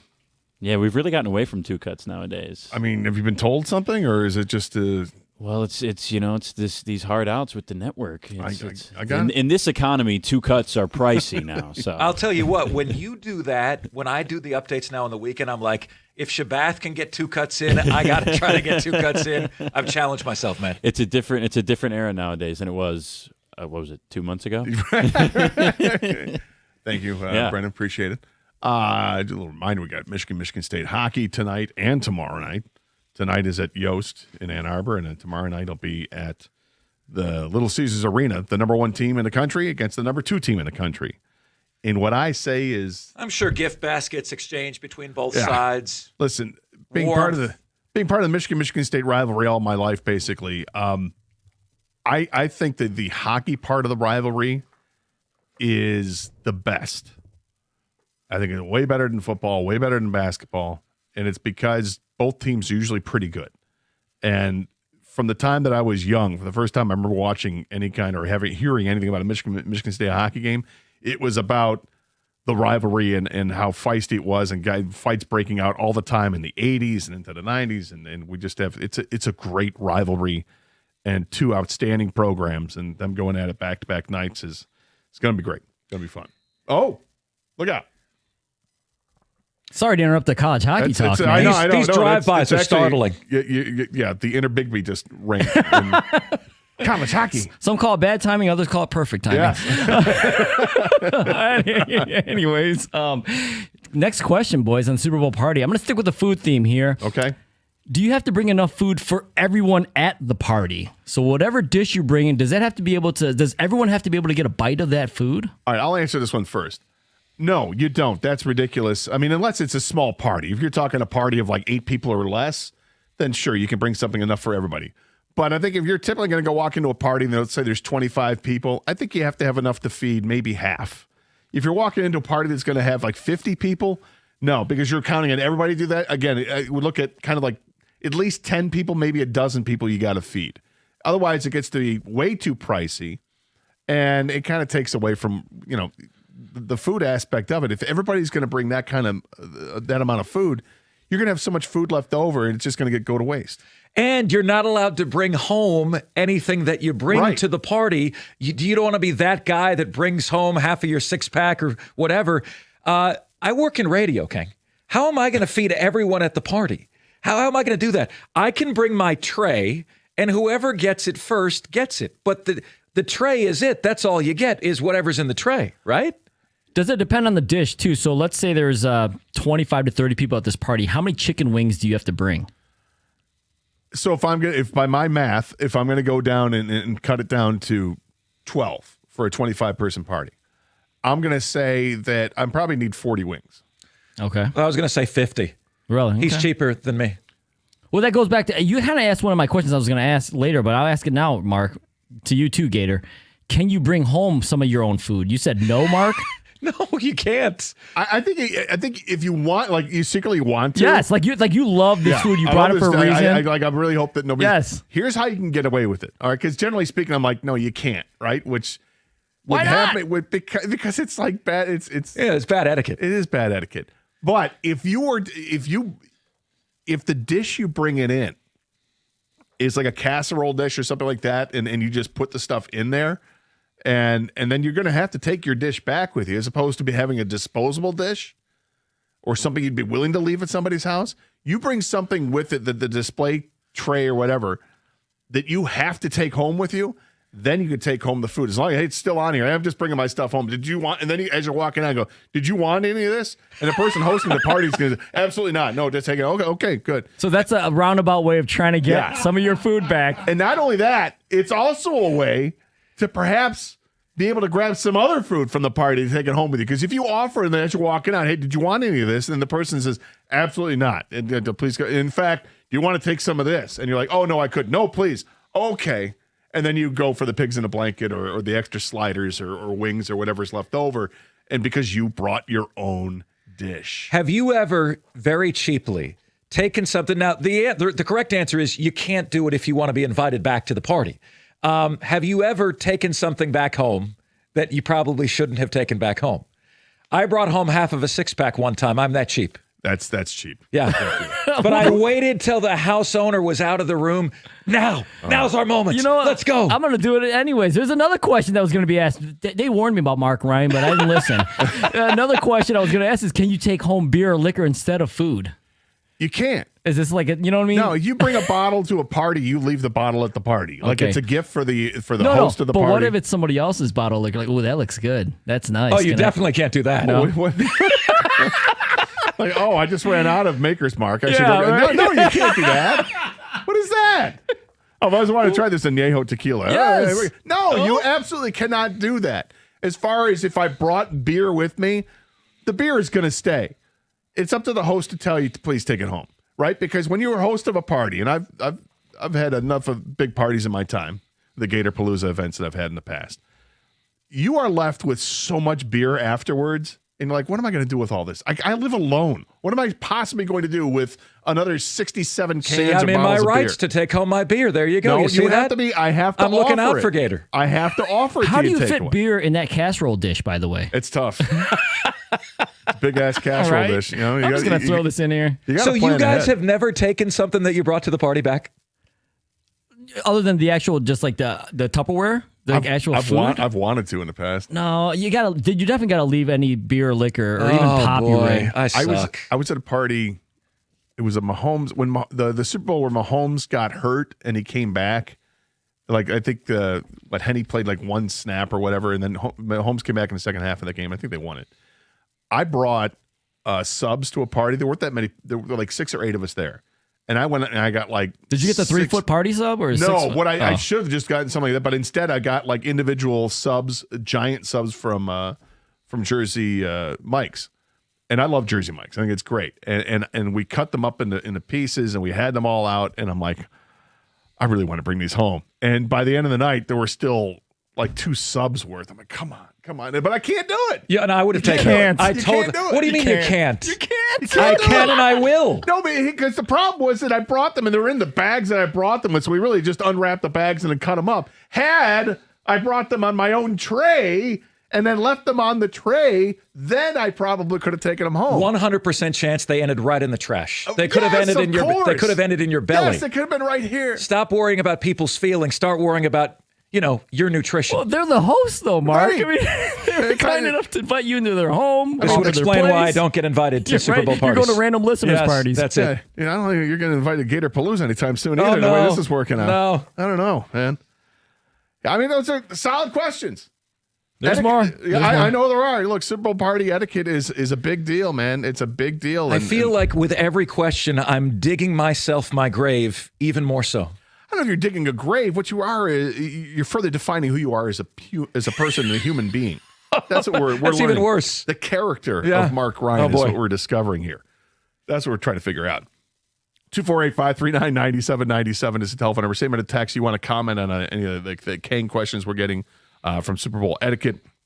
So far, we've had the Super Bowl party questions regarding food and all that. But the NFL awards were handed out last night. And Matthew Stafford ends up winning the league MVP. And I'm not going to say it was the wrong decision. It was fine. Stafford had a hell of a season. There's no question about it. An amazing season. Threw for 4,800 yards, had 46 touchdown passes or whatever it was. He was great. And I thought it was a two-horse race.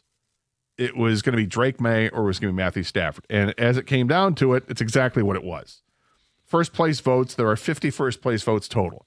24 of them went to Stafford. 23 of them went to Drake May. 2 went to Josh Allen, which leaves 1 extra vote. No, please don't. Please. The vote did not go to Christian McCaffrey, who finished 4th in the voting behind Josh Allen, Drake May, and Matthew Stafford. It did not go to Trevor Lawrence because it should not have gone to Trevor Lawrence, who somehow finishes 5th, even though we have Myles Garrett out there who just wreaked havoc every single play that he's on the field. I don't understand why Myles Garrett didn't get more votes. But Justin Herbert got the extra vote. Justin Herbert was the other person to receive a first place vote. Now, those that listen to the show know that I'm not a big fan of Justin Herbert to begin with. But I'm going to try to put that bias aside and just look at things objectively as I can. How on earth you can come up with a first place vote for the MVP of the league for Justin Herbert over Matthew Stafford or Drake May or Josh Allen or Christian McCaffrey or Myles Garrett is absolutely freaking ridiculous. You are highlighting why people don't respect awards anymore. Seasons as a starter, Tim Tebow 1, playoff wins 1. Seasons as a starter, Justin Herbert 6, playoff wins 0. The guy shrinks in the biggest moments. You have got to be kidding me. If I see him on one more top 5 or top 10 quarterback list, you have got to be kidding me. And I think that run for Harbaugh is going to go so poorly until they realize that they got to cut bait with that guy. Well, I hope that's the case because I don't like Jim Harbaugh either. But I don't want to dislike a player. And it's not his fault that whoever the Yahoo was that voted for him gave him the first place vote. But it gets to that point that you made, that the people that vote on this, it lessens the value of the award of the MVP. And then, Ken, you came to us this morning and you were talking to me about something Doug says all the time, and now we're both kind of on board with it. Yeah, I don't know where as far as Doug is on it because Doug kind of pretty much despises these individual awards, but I'm starting to get there, and I see where he's coming from. Doug's always been a team guy anyway. He's not in for the individual stuff, so he doesn't care who wins MVPs or Cy Youngs or any of that crap. But I felt like it used to matter. Now I'm wondering if you should ask the people, do they care about individual awards like they used to? And this all comes off the heels of the Hall of Fame voting, too. Like, I know there's a certain process they have to follow, and maybe that's the reason why Robert Kraft and Bill Belichick did not make the Hall of Fame on the first year of eligibility. But it seems like, what are we even doing anymore? And so now I used to enjoy them and seeing it, and I know it really didn't mean anything, but now it means less, and that sucks. It absolutely means less. I mean, not only the fact that the MVP vote, that somebody gave a vote to Justin Herbert, and you mentioned the Robert Kraft and Bill Belichick stuff, and then you've got the Pro Bowl stuff that goes on where they can't even find a healthy quarterback in the AFC to represent that conference. And then you've got even consider the AP poll votes. When those come out and you look at that, I would kill to have an AP vote. I would kill to have a Heisman Trophy vote. And I would take it seriously. Yes. These guys come out, these coaches vote against teams in their conference, conflict of interest modes. Anything where you have voting where you can hide behind the shield of your computer is an absolute farce, and that's no different than this case. Yeah, things should be open and transparent with that. And at least the guy who voted for Justin Herbert came out and said, yeah, I'm the one who voted for Herbert. But 248-539-9797 is the telephone number. Same number to text if you want to comment on this about individual awards. Do you still get excited for the individual award, or does it mean less and less every day? You want to comment on the food stuff for the Super Bowl, the party etiquette that we have going on, the discussion we had there? That's fine. We can get there too. This is 97.1.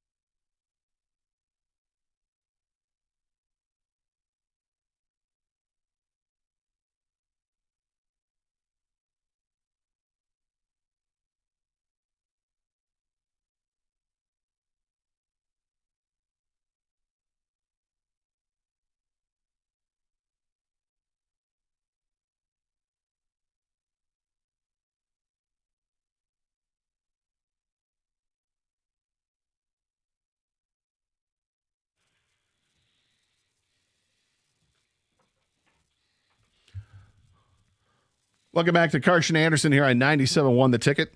Gator with you, along with Mark Ryan today. Mark coming in for Doug. Doug will be back on Monday's show. Different. You've done this shift. I think when you did a show when Doug and I were both out the same day. Yeah, a couple in the summertime where one was solo, one was with Rieger. The time slot is fun. What's challenging about it is you're never kind of not working on this. Have you noticed that? Yeah. You're always kind of working constantly. It's the only shift where you're always working, it feels like. Yeah, it's always interesting when people say, well, you work, 4 hours a day? I'm like, well, right. I'm on the air for 4 hours a day, but no, the work doesn't stop. It just doesn't. And when it does, you're always playing catch up, but it's fine. It is what it is. I do enjoy it very much, and I enjoy working with you so far. 248-539-9797. Is that so far on purpose or just? I mean, waiting for you to step in it, Mark Ryan. We're an hour and 20 minutes into this. All right, things can go downhill. I've seen things go downhill quickly. Give me another 20 minutes, Gator. Yeah. Sometimes see what I have up my sleeve. Sometimes all it takes is one remark, and then next thing you know, you're on the list. That's it. See, that can happen.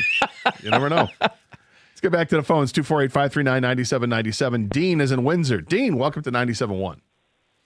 Hey, good afternoon or good morning, guys. How's it going? Morning. So about the Super Bowl etiquette, I make pulled bacon every year, and if there's leftovers, I'm bringing. Did you say pulled bacon? It home. Yeah, you get a whole slab of smoked bacon. Yeah, and you smoke it. You double smoke it, and then you shred it and everything, and then you make it's like sandwiches. It's good for like breakfast tacos, all sorts of stuff. That sounds If there's leftovers, I'm taking it home. Regardless. Dean, good for you. Thank you for showing me there's one other selfish person out there. Thank you. Do you ask the host? Do you ask the host about it, or you don't even ask? You just okay, I'm leaving. I'm taking my bacon. I'm getting out of here. I made it. I'm bringing it home. Wow. Do you have a special dish that you're bringing it in, or is it like in tin foil? Oh, you got to bring the disposable tray. Disposable tray? They tray? don't know it's disposable, but they don't know it's disposable. It looks like it's like... So you just take the tray? You got to plan ahead. I agree with that part, and thanks for calling, Dean.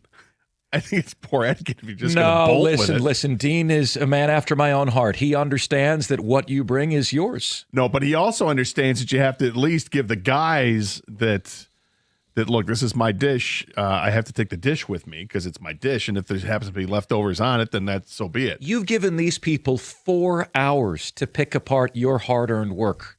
They've had enough time.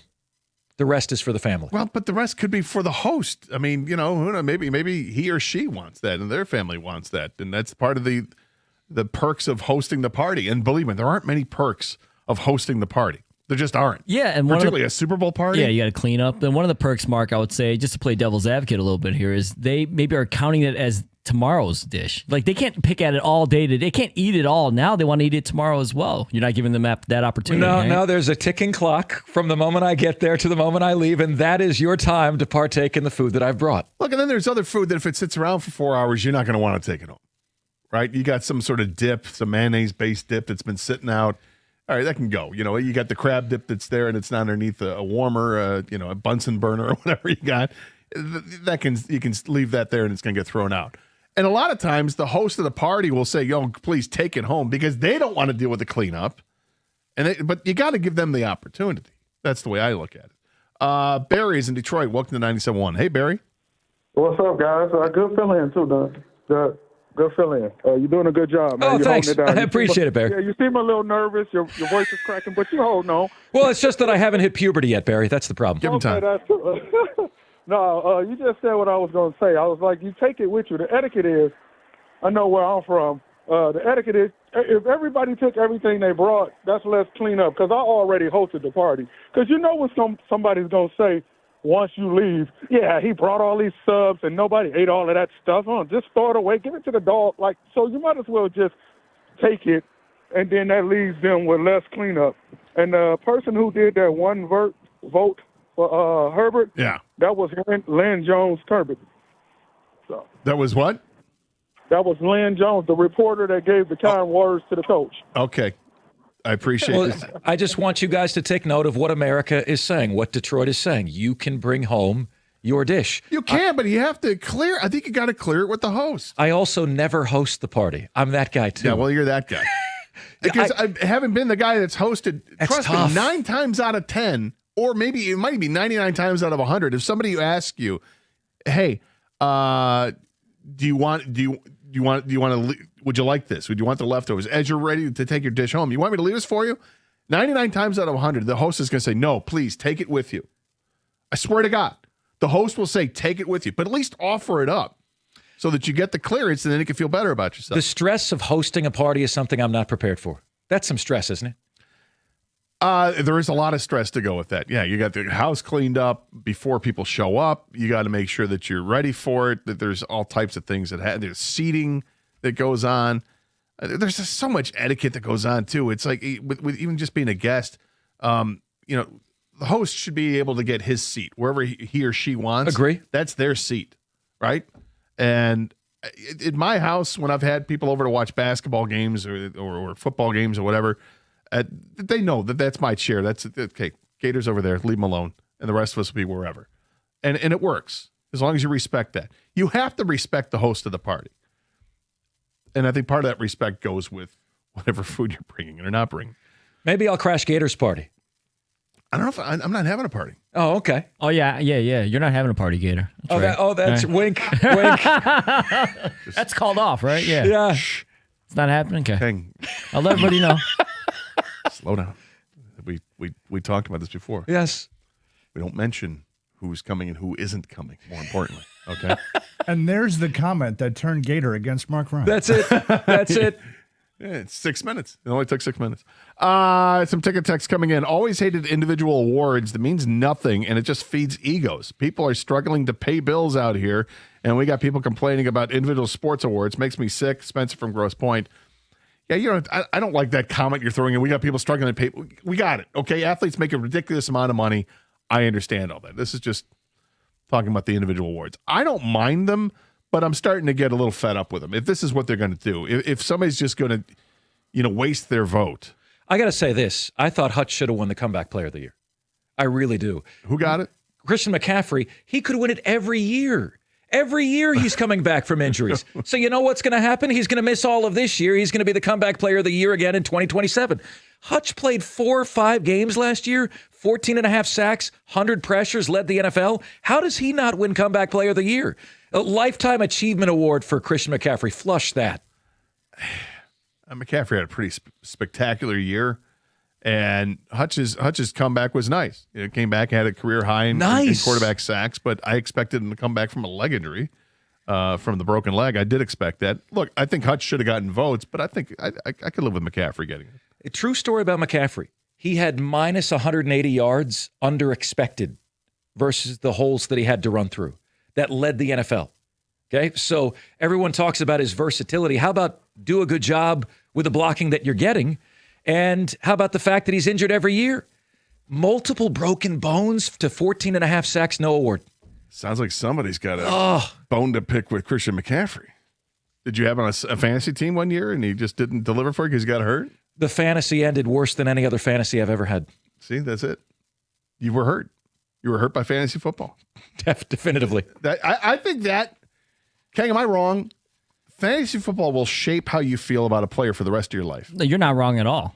I fall in that category a little bit. How could you ever draft that guy? There goes the draft now. It went from the award to how could you draft him ever again, right? I mean, we're getting to the meat of it. It has nothing to do with that he won. It's like he hurt me badly 2 years ago when he got hurt. It's true, though. I mean, absolutely. If a guy burns you in fantasy, you remember that, man. You definitely don't forget. And then you tell the guy next year, I had that guy last year. He sucked. You say stuff like that. Yeah, you make a snide comment of the draft. I missed the fantasy drafts. God, they were fun. And then now everything's online now. It's nowhere near as fun. And that's why I don't do fantasy football anymore. 248-539-9797. This is 97.1.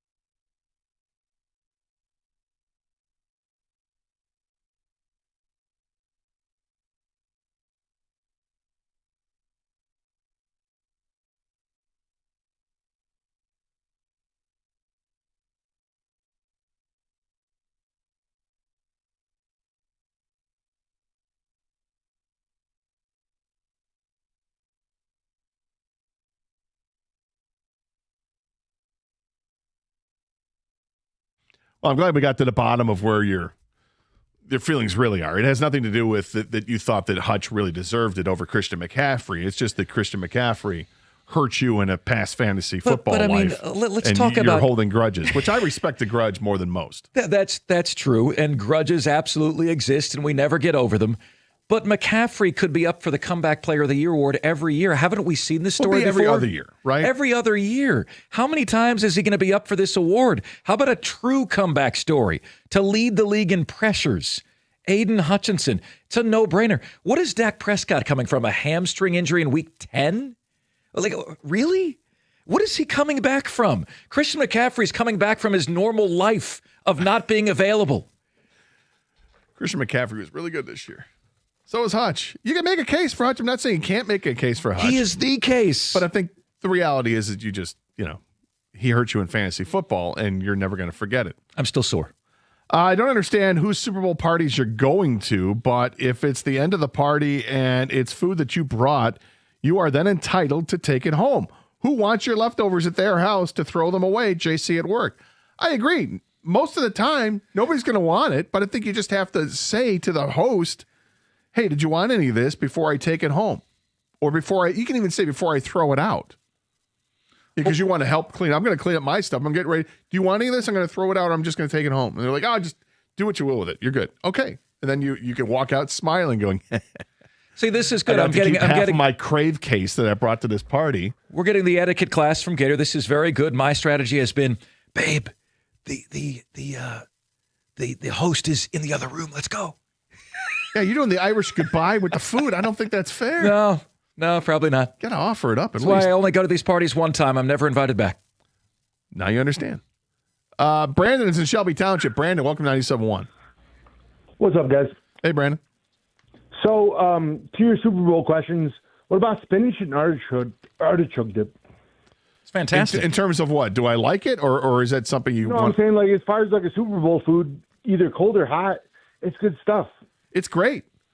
In fact, I've got a container of it in the house right now that I bought last week. The illusion that it's somewhat healthy for you too helps me pound even more of it. Illusion. Yeah, it's such an illusion, but I will eat more of it because I'm becoming Popeye one bite at a time. I prefer it. I prefer it hot as the cold. But I can eat it both ways. But I prefer it when it's heated up. I've only had it hot. Really? I can't even imagine having it cold. Oh yeah, you go to Costco, you get the spinach artichoke dip. No there. way. It's outstanding. Cold? Yes. No. Absolutely. With the tortilla chip, it's so good. So, guys, I don't know if you've noticed at any of your family's parties, like Thanksgiving or Christmas, so they have these containers that I don't know where they sell them at, but they're basically like Tupperware containers. And so, like, whoever the host is has, like, a stack of these containers. So whoever's leaving, they're like, you want this? You want this? Wow. Like, you want to make a plate before you leave? So, like, I was sick on, I think it was Thanksgiving, and my girlfriend went to her family's house, and she brought one of those back. It's like going to a restaurant and bringing out a takeout container. That's an awesome, and thanks for the call, Brandon. I That's have an not been to awesome host. parties nearly that bougie. I have not either. That's a great host. But it's also, like I said earlier, I love appetizers when I'm at these parties. I love going to try different dips, and I like the little bite-sized, whether the bite-sized quiches. I love those. The 2-bite brownies, love those. That's why I say pigs in a blanket are my favorite. Love that. Just something easy. And the pigs in a blanket are something that are great hot. And even after a couple hours they've been sitting out, I'm okay with it. I'm not going to lie. I'm still going to grab it and dip it in the mustard and let's go. Of course you're outstanding with it. But I'm with Kang on the chicken wings. You haven't mentioned loaded potato skins. You guys did a whole bit on potatoes the other day. Potato skins are great, but it takes some work. And I think if you're going to make something for a party or buy something for the party, less work the better. You know what I hate that other people love? Those stupid meatballs with the toothpicks that have like grape jelly in them. Oh, you don't like that? Get that out of my face. Wow. Disgusting. I kind of like the meatballs. They look like sheep balls, and they got and what kind of meat is that? Get those meatballs out of his face, man. You don't want balls in your face. I got it. It's I think it's better we don't know what the meat mixture is. Definitely not. But the fact that that it is, you throw them in a crock pot along with whatever it is, the jelly and the sauce that you throw in there, and then a couple hours later it's ready to go. I kind of like the meatballs. If they're bad, they're bad. Right? Gator, let's be honest. If they're good, let's be honest. 98.6% of these food ideas you like. That's what I've learned. 98.6%. Would you eat it? The answer is yes. King, is that true? No, I mean, he's right. He's a picky big fella. You've said it, right? Yeah. You like eating for sure. I do. But not everything. Not everything. I must have not heard those shows. Yeah, the shows I hear, Car Sheets, nothing. Gator welcomes it all. No, you start, I mean, we've talked about it, like burgers in particular. I love a hamburger and I love a cheeseburger, but you start stacking. You got this burger that's got 10 items on it. I want nothing to do with it. Forget it. I like bacon, but I like bacon by itself. I don't like bacon on everything that's known to man, that people throw it on everything. Oh, it's so much better with bacon. I don't need the bacon on there. I don't want the bacon on the side. If I get scrambled eggs with bacon on the side, it's great. Throwing bacon on my cheeseburger with, lettuce, pickle, onion, tomato, and, ham hock or whatever else. That's too much. I don't need all that. There's plenty of things that I will turn down. You will learn. You will learn. If you bring your own cooler of beer to a party available for all to drink, you can bring the cooler back home with anything that's left. Absolutely. It's about the vessel you're bringing to the party. That's the same thing goes with food. That's why you bring with you a nice dish. If you want to bring some of that stuff back with you, put it in a nice dish so that you would obviously not be leaving there. Yes, I've got to take my dish back. Did you want any of this? No. Okay, great. I'll say, hey, thanks for the party. I'm just saying. Another person says, Paul in a truck, or I thought it was for a second it was Paulina truck, but it's Paul in a truck. It says, bring a cooler of beer and leave it outside. Yeah. You can do that. You can bring the cooler. The other thing is, if it's cold out like it is now, you don't bring a cooler. You just bring the case and set it outside. But then you run the risk of, am I bringing this beer back with me or not? Because it's kind of theirs. The cooler will ensure that it's yours. Right? 100%. 100%. I always bring my beer in a cooler to any party. And if there's any left, it always comes with me. It's not yours. It's mine. LOL. That's Chris in Westland. One guy is saying you should never take food you brought back home with you. It's classless. Now I'm getting name called. I don't think it's classless. I think, again, if you offer to leave it and the host says, no, please take it, then take it if that's what you want to do.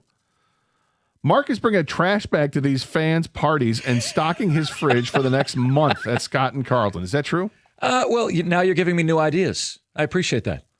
Well, you have said that you are going to a couple of listeners' parties. Mark Ryan crashes your Super Bowl party, and I said, who would like to invite me to their party? And then we had people do so via the text line and via email. And then we pick a couple of them, and then we go. And I hope I survive the experience. So you have the addresses already? I have the addresses already. Have you? You don't have to say where. Are they two parties you've chosen so far that are within an easy drive of each other? That's sort of the MO. They got to be within 15 minutes of one another, because otherwise, I mean, the landmass here is greater than New York City. Yeah, there's a lot going on. Yeah, a ton going on. And weather plays a role. You would not do what I'm doing. Why? I'll give you the easy answer. The easy answer is because I have to pay attention to the game. Okay. We're going to talk about it the next day. I can't be gallivanting around spreading joy to everybody with my presence. I need to pay attention to the game, which is a lot. It's what I've said sometimes. I've missed out on parties because I need to pay attention to the game. I want to watch the game. And I've had friends say, it's okay. We'll make sure you have a seat in the couch. You won't be bothered. I'm like, okay. I mean, you say that, and for the most part, it's worked out. And then it's the whole, do you go to the party or would you rather watch it on your own, right? Because of how little you get to actually pay attention to the game when you're out of place. For our job, it's better that I sit at home and watch it by myself or with one or two, a very small group of people, that I'm able to maintain focus on the game. It's better that I do that. Like, for instance, last Friday, I went out to 24 Seconds in Berkeley to watch the Michigan State-Michigan basketball game. And was there with a handful of friends. We had a great time. It was awesome as always. But the downside of that is that I don't get to watch the game how I normally watch the game. And, go back with my rewind feature or whatever on the TV and listen to what the commentary is going to say. And I miss out. There's something you miss out with the experience if you're out with a group of people as opposed to being relatively alone and focused on it, which is how I have to watch the Super Bowl, I feel. I believe there is a single most difficult day to host a show every single year, and it's the same day every year, and it's the Tuesday after the Super Bowl. And I think there's a shock that sets in among all hosts. Oh, my God, my bread and butter has been taken away from me. Monday after the Super Bowl is fine. Tuesday after the Super Bowl, it's always, now what do you do? Well, there's some of that, but then we get into free agency and we start talking about free agents that you need to go after. 248-539-9797. Same number to text us as well. Got a couple more texts you want to get to. We had a guy bring in a sushi to Super Bowl 57 party. Tasted funny, so I looked under the container. It expired 3 days prior. We exiled him to Wisconsin. Oh, God. You can't bring expired food to a party, let alone sushi. Yeah, I definitely wouldn't take that back with me. No. That's going to stay with you for a little bit. And then it left everybody when quickly. it exits, that could be a problem.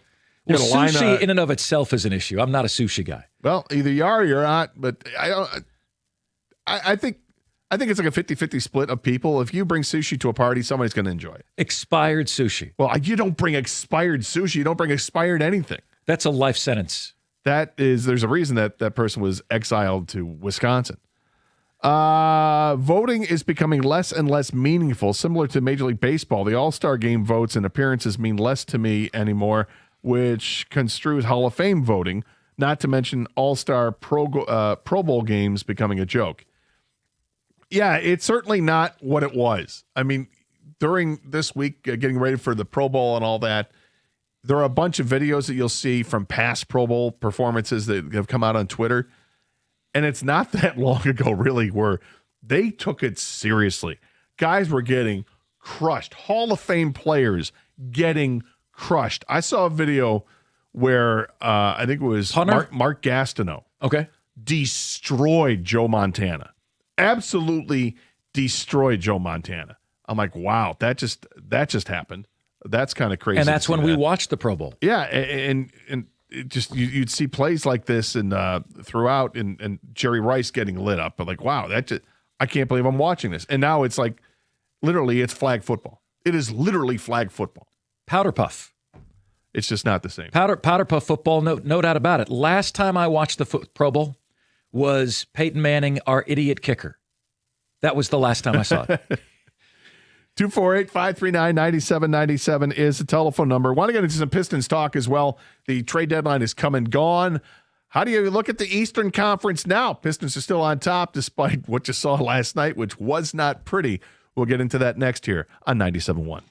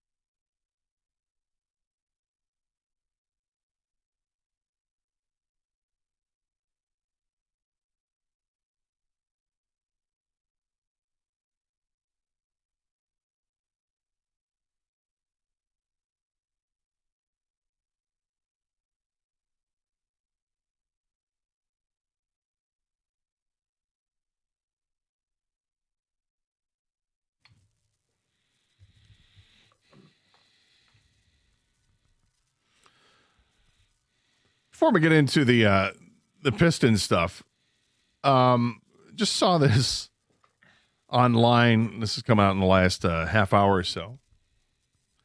Jim Schwartz, the former defensive coordinator of the Cleveland Browns, is apparently going to sit the year out from coaching. Coaching cycles have come and gone. He didn't get a head coaching job, and apparently all the DC jobs have been filled, so he's going to take the year off, and then he'll have his pick of teams next year that he wants to do. I find it interesting. You look at teams that have, obviously the 10 teams had the openings. They've made their minds up on who they want to bring in as their head coach now. The coaches that could be available to form a brand new staff, I mean, you could go out and hire Mike Tomlin as your head coach with Jim Schwartz as your defensive coordinator. And I don't like Cliff Kingsbury, but just to name, Cliff Kingsbury is your offensive coordinator and Jeff Stoutland is your offensive line coach. Pretty good start of a coaching staff, I would say. Better than, I don't know, I'll say it, better than 8 of the 10 coaches that have been hired. Does that look good? If you were starting a franchise, or if you had an opening, are you like, oh, we got our guy, but we could have done this? Oh. Right, and exactly. You look at some of these hires, Mike LaFleur. You're just hoping that the brother rubs off on Mike here. Kevin Stefanski is a leftover hire. Jim Schwartz, by the way, I think what that's about is he thought he was getting the Browns head coaching job. Yeah, I think he thought so too, until he didn't. And Todd Monken is the coach there. Who was the worst hire among the 10? We did this in the football questions a couple days ago, and I'm trying to think who I said at the time. I thought the worst hire was the Bills. And moving on Brady. from McDermott and hiring within and hiring the offensive coordinator. And the reason I said that was because you fired your coach because a kicker missed a kick.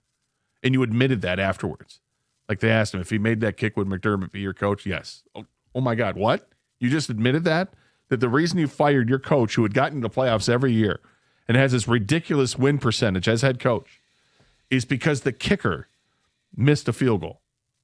That's the dumbest thing ever. Well, that press conference was brutal as it was. Right, and then it goes on with the Keon Coleman stuff. So I thought that was the dumbest one that was made. You don't fire your coach and then just promote the offensive coordinator. I thought it was stupid. Jeff Hafley, Miami Dolphins for me. I don't understand it. Where has he had success at the head role at all? He left the Boston College gig because he was about to get fired. So then he goes to Green Bay. He's a good defensive coordinator. Nobody has successfully allowed the Dolphins to shed that soft label ever. So I suppose that's his task now. Yeah, look, you go back a few years ago, I think when the Dolphins moved on from Brian Flores, I thought that was a mistake. I thought Brian Flores was a great coach and was going to figure it out in Miami, and they didn't give him the time to do it. Then they brought in, obviously, McDaniel, and things have gone south there. Like, should they have even fired McDaniel? I mean, you could argue that they shouldn't have done that, but they did. The upcoming season is going to be interesting with all the changes and former head coaches getting coordinator gigs now. That's going to be interesting. I just thought that hearing the Schwartz news that he is taking the year off is a bit wild. He resigned from the Cleveland Browns, doesn't want to work there. That's fine. I can understand that. And watch how that changes Cleveland. How does that affect Myles Garrett? How is he feeling about this? I also do not want to work for the Cleveland Browns. Well, was that a possibility? Yeah, I unsolicited. I do not want to work for you.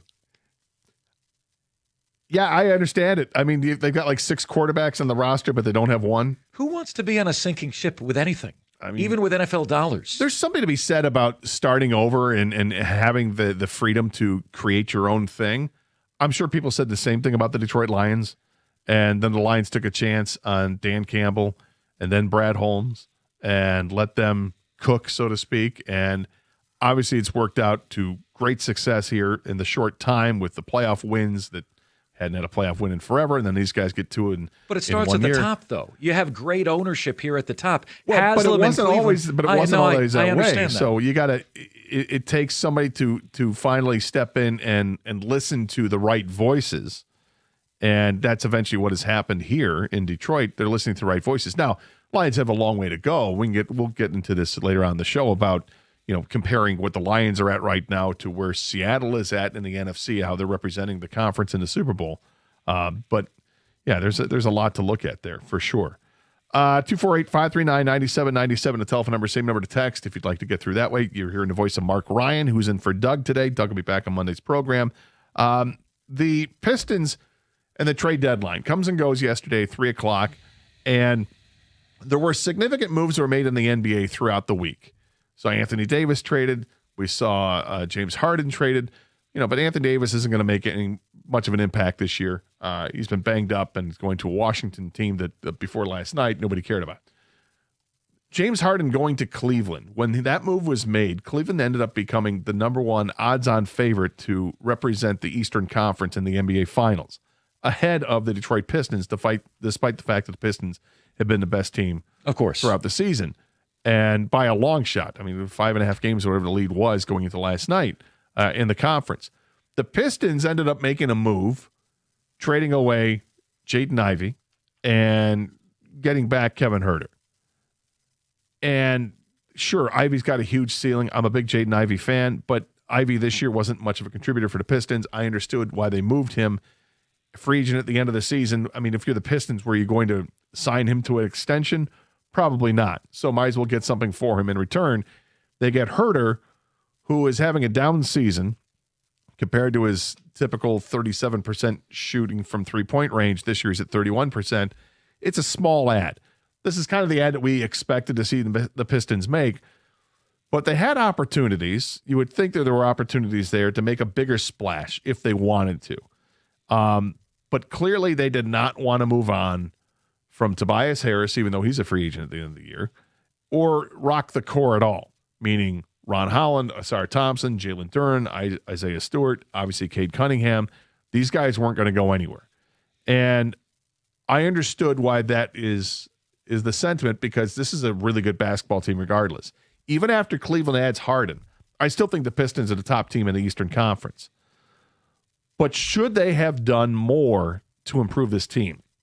Should they have tried to go out and should they have gotten another shooter, like a Malik Monk, for instance? Well, undoubtedly. And look, it was more the move that wasn't made for me than it was the move that was made. Jaren Jackson was acquired by Utah for 3 picks, none of which are going to be in the top 10, in my opinion, and a bunch of bench players. That was the guy. I mean, imagine the front court pairing alongside Jalen Duren defensively, Michigan Stater. 3 first-round picks that aren't going to be in the top 10 in all likelihood. That was too rich for your blood. You couldn't beat that. You couldn't take that next step as a true title contender with that. I don't love the Jaden Ivey because I thought they got 25 cents on the dollar for him. I hated the fact that Jaren Jackson was acquired for what he was, and the Pistons seemingly were not involved.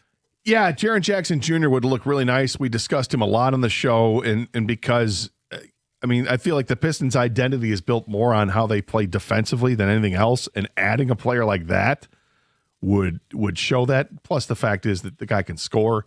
He can knock down some shots from outside, but there's a lot of upside with Jaren Jackson Jr., and he's still pretty young. I'm disappointed that didn't come in to fruition. The Michael Porter Jr. stuff, was it really viable? I don't know. We'll talk more about it next year. 97.1.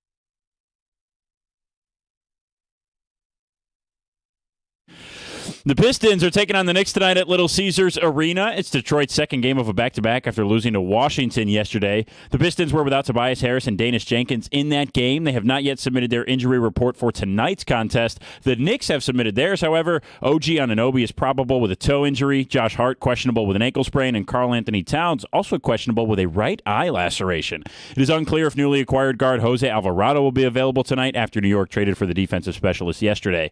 Knicks favored by 1.5 in tonight's primetime game, which can be heard right here on 97.1 at 7:30. Pregame coverage at 7:05. The Super Bowl is, of course, on Sunday, and with that comes a lot of business for the sports books in America. One book in particular, BetOnline, is taking Super Bowl props to the next level. BetOnline brand manager Dave Mason said they specialize in being wildly creative with their props for the big game.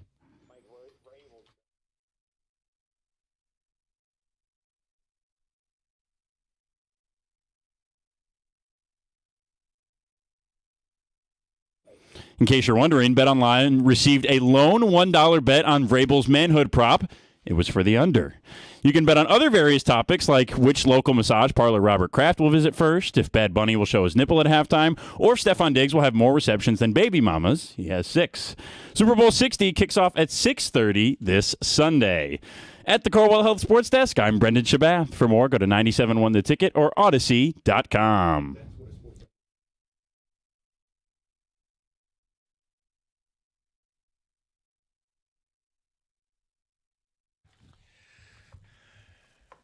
I'm sorry, did you say cutting off inches of your manhood?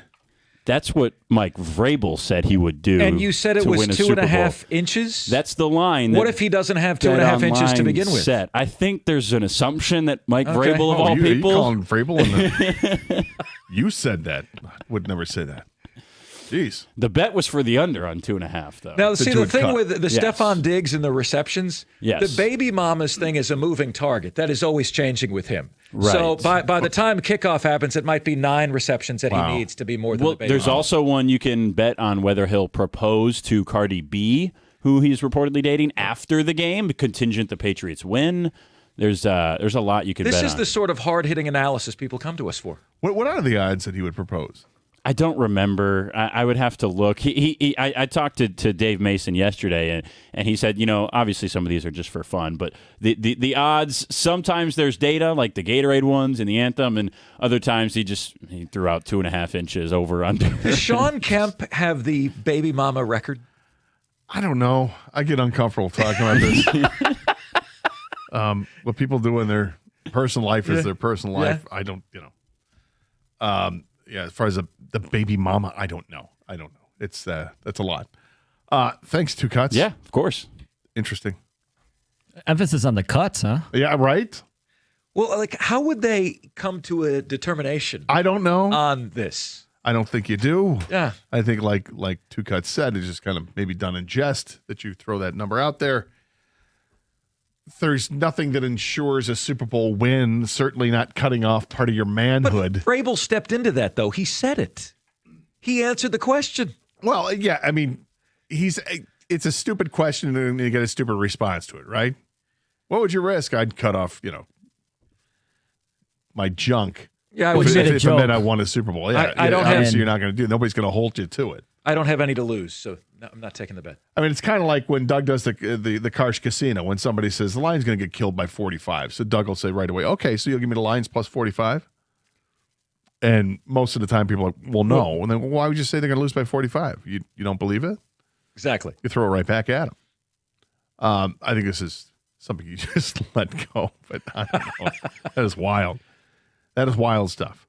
Also wild stuff is this story that's going on in the Olympics about the ski jumpers, that there is a controversy that is being investigated whether or not ski jumpers are, how do we put this delicately? Or just, I guess, say it, what they're doing. They're injecting their penis with some sort of acid to enlarge the girth for the purpose of getting extra flight while ski jumping, because for some reason, I guess it creates more of a parachute in that area.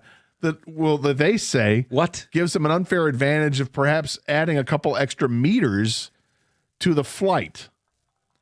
Did I say that correctly? That was the stat of the day. Okay. Lots of questions. The stat of the day. We're really setting the bar around here, aren't we? That's the Greg Hargrave stat of the day. Lots of questions about this. How did you find that out in the first place? And I can't imagine that the first thing you thought of is, hey, let me inject myself down there and see if I can get an extra meter or two on my ski jump. I would imagine that maybe this just comes about like in practice, like, hey, I don't know what's going on down there, but I can't control it. Right now it's just really excited. And then you notice that you were able to get an extra couple meters, and then you go, wait a minute. When I was thinking about Sydney Sweeney, I was actually able to get the extra meter. When I wasn't, I didn't. And then the thought process goes, is that how this goes? The physics of this don't make sense. If it weighs more, wouldn't that weigh you down? Now, I've often said the third leg is the wind beneath my wings. Okay, I've often said this. But in this respect, I don't understand the physiology of growth means you fly further. Because I guess what it is that it creates down there, it's almost like a webbed foot, right? If you got the webbed... What are you doing? Exactly. This shot creates bat wings? What? Yes. Because if you were to try to jump off a building and without any wings, right? You're just jumping up. You're going to fall flat down, right? But if you jump off and you've got something that's able to catch some extra air, like I don't understand like the wings, physiology of this. There is no part of my manhood that can fan out. This is why they talk about this is not the length, it's the girth, I guess, that this acid affects it in a way that you're getting wider. And if you're getting wider and your ski jumping suit then gets a little puffier, so you're able to glide and extend the flight just a meter or two more, it gives you the advantage. I think it's ridiculous. But you guys are going to think Gator and I are just making some ridiculous stuff up. No, this is a legitimate real story that is out there right now. The title is Penis Gate at the Olympics. How juvenile. Why inject acid into your penis, and what are the health risks? Right. What are the ramifications? If I'm injecting acid down there?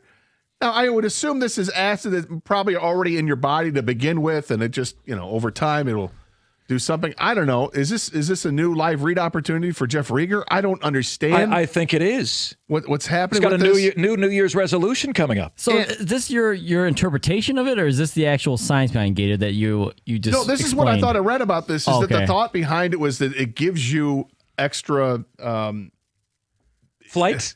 It gives you extra flight because of being able to fan things out a little bit more. Come on. This is what you read? If you become Girth Brooks, you fly longer. Okay? You do. Now, what are the risks? Injecting a penis with hydrochloric acid carries significant risk, including penile pain. You think so? Right. Poor cosmesis, which is disfigurement. Well, that's the flapping that you're talking about.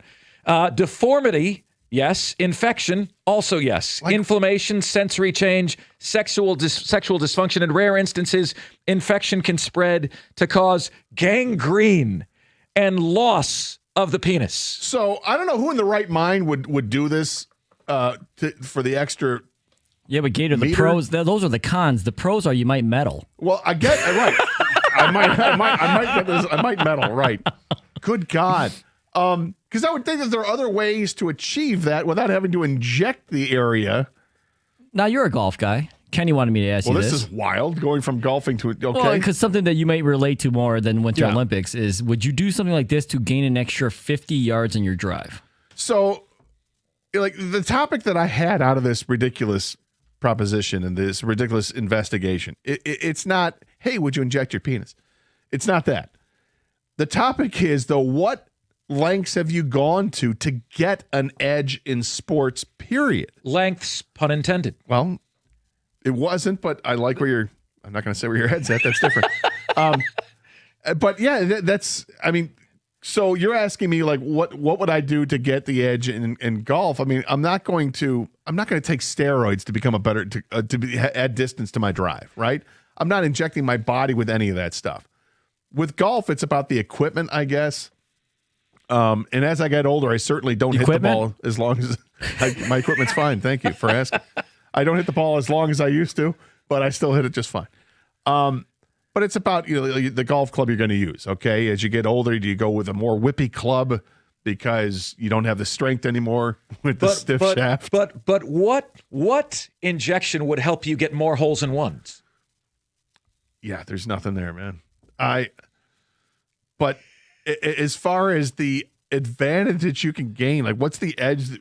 Have you done anything in sports that gives you that edge? Like some guys will get LASIK surgery. Or women, whatever. Athletes will get LASIK surgery. Some people take different kinds of pills they can take that has them focusing more. I remember hearing stories about fighter pilots that would take the different, I forget what the pill is, they would take that has them laser focused. And I'm not against that for a military. If it's going to make them better fighter pilots, do that. But in sports, how far do you go to become better? What's the length that you would go to? Are we still talking about extreme? sports? Or are we talking about something else? We're talking about sports. Because the puns are just dripping I know. And we can all have fun with the puns, but keep it in line with sports. We have had baseball players inject themselves with cattle steroids. So there is a great line. We have been told our entire lives that size matters, and I'm here to tell you that less is more after reading this story. Less is more. I will settle for my few inches and I'll be good to go. Well, you're not going to medal, apparently. Absolutely not. But I don't know. I can't believe that people are doing this anyway. Like, again, when it comes to the ski jumping thing where this story is ridiculous, like, couldn't you, like, are you allowed to wear a cup as protection for if and when you fall in a ski jump? And if you are, does the cup do the same thing? It creates that same bulge in that area, which is more aerodynamic or helps with the flight or whatever. I would have to assume that it would, but maybe it's against the rules. You can't wear a cup. I'm convinced that you think this shot allows your package to grow wings. No, I think that what the shot does is it adds girth, and the girth is adding to the surface area of the material that you're wearing to give you more flight. I think that's what they think it does, and apparently it does because that's why they're doing it. Ladies and gentlemen, would you do this? Would you inject yourself to win a medal? What's the crazy thing you've done in sports to give yourself the edge in any sport? 248-539-9797. This is 97.1.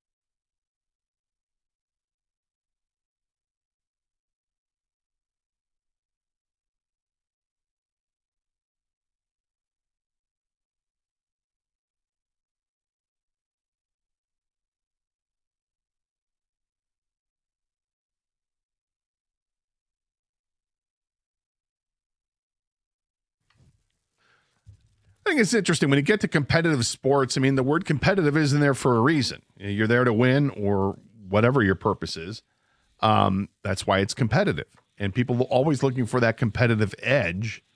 Yeah, players in the NFL years ago would stick them. If baseball player has been busted with the corked bats over the years, that happens. You got pitchers that use the spitball or other substances.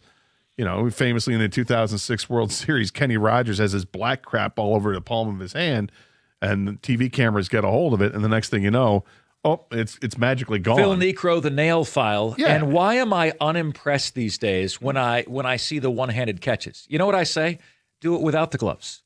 Show me the one-handed catch. Oh, you can't, can you? No gloves, no one-handed catches. It's amazing. With football. Yeah. And they're absolutely performance enhancing, so it shocks me that the NFL hasn't stepped in on that.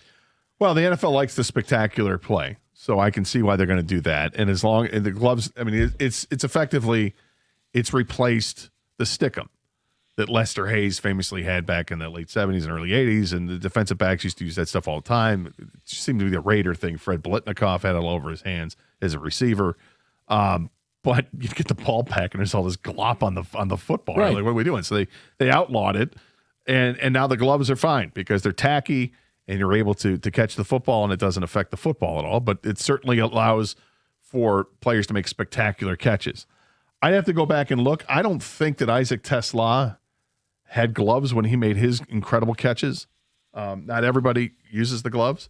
The gloves are more of a cold weather thing, but you see guys wearing gloves even in domes all the time. But that is an instance where they look for the edge.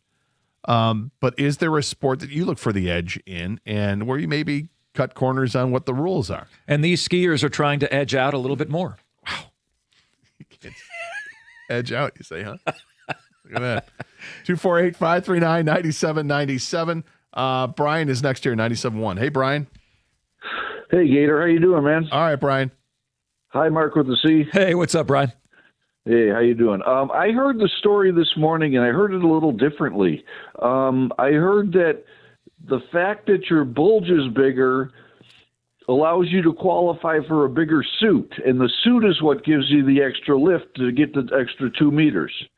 Not your bulge isn't flailing out or anything to cause the lift. It's the fact that you qualify for a larger suit. Because apparently they have strict specifications on what size you are compared to what size suit you wear. That explains more of it, but it doesn't. I mean, it's still the premise is still the same. You're looking to get bigger down there so that you can get Couldn't more you just lift. eat a bigger meal? Couldn't I just go to Gator Palooza and then ski after that? Well, you'd have to if you've already been measured up for the suit. I mean, or if you're stuff a sock in it. Yeah, right. Or just you would think that there are ways around that are better than injecting yourself with some sort of acid that might deform your junk for the rest of your life. Brian, to your point, this from the article, every extra centimeter on a suit counts. If your suit has a 5% bigger surface area, you fly further. Of course, this is a competitive sport and everyone's on the limit with the rules because everyone wants to win. So they've said, what's the one part of my body that I can tinker with? Aha! I know what it is.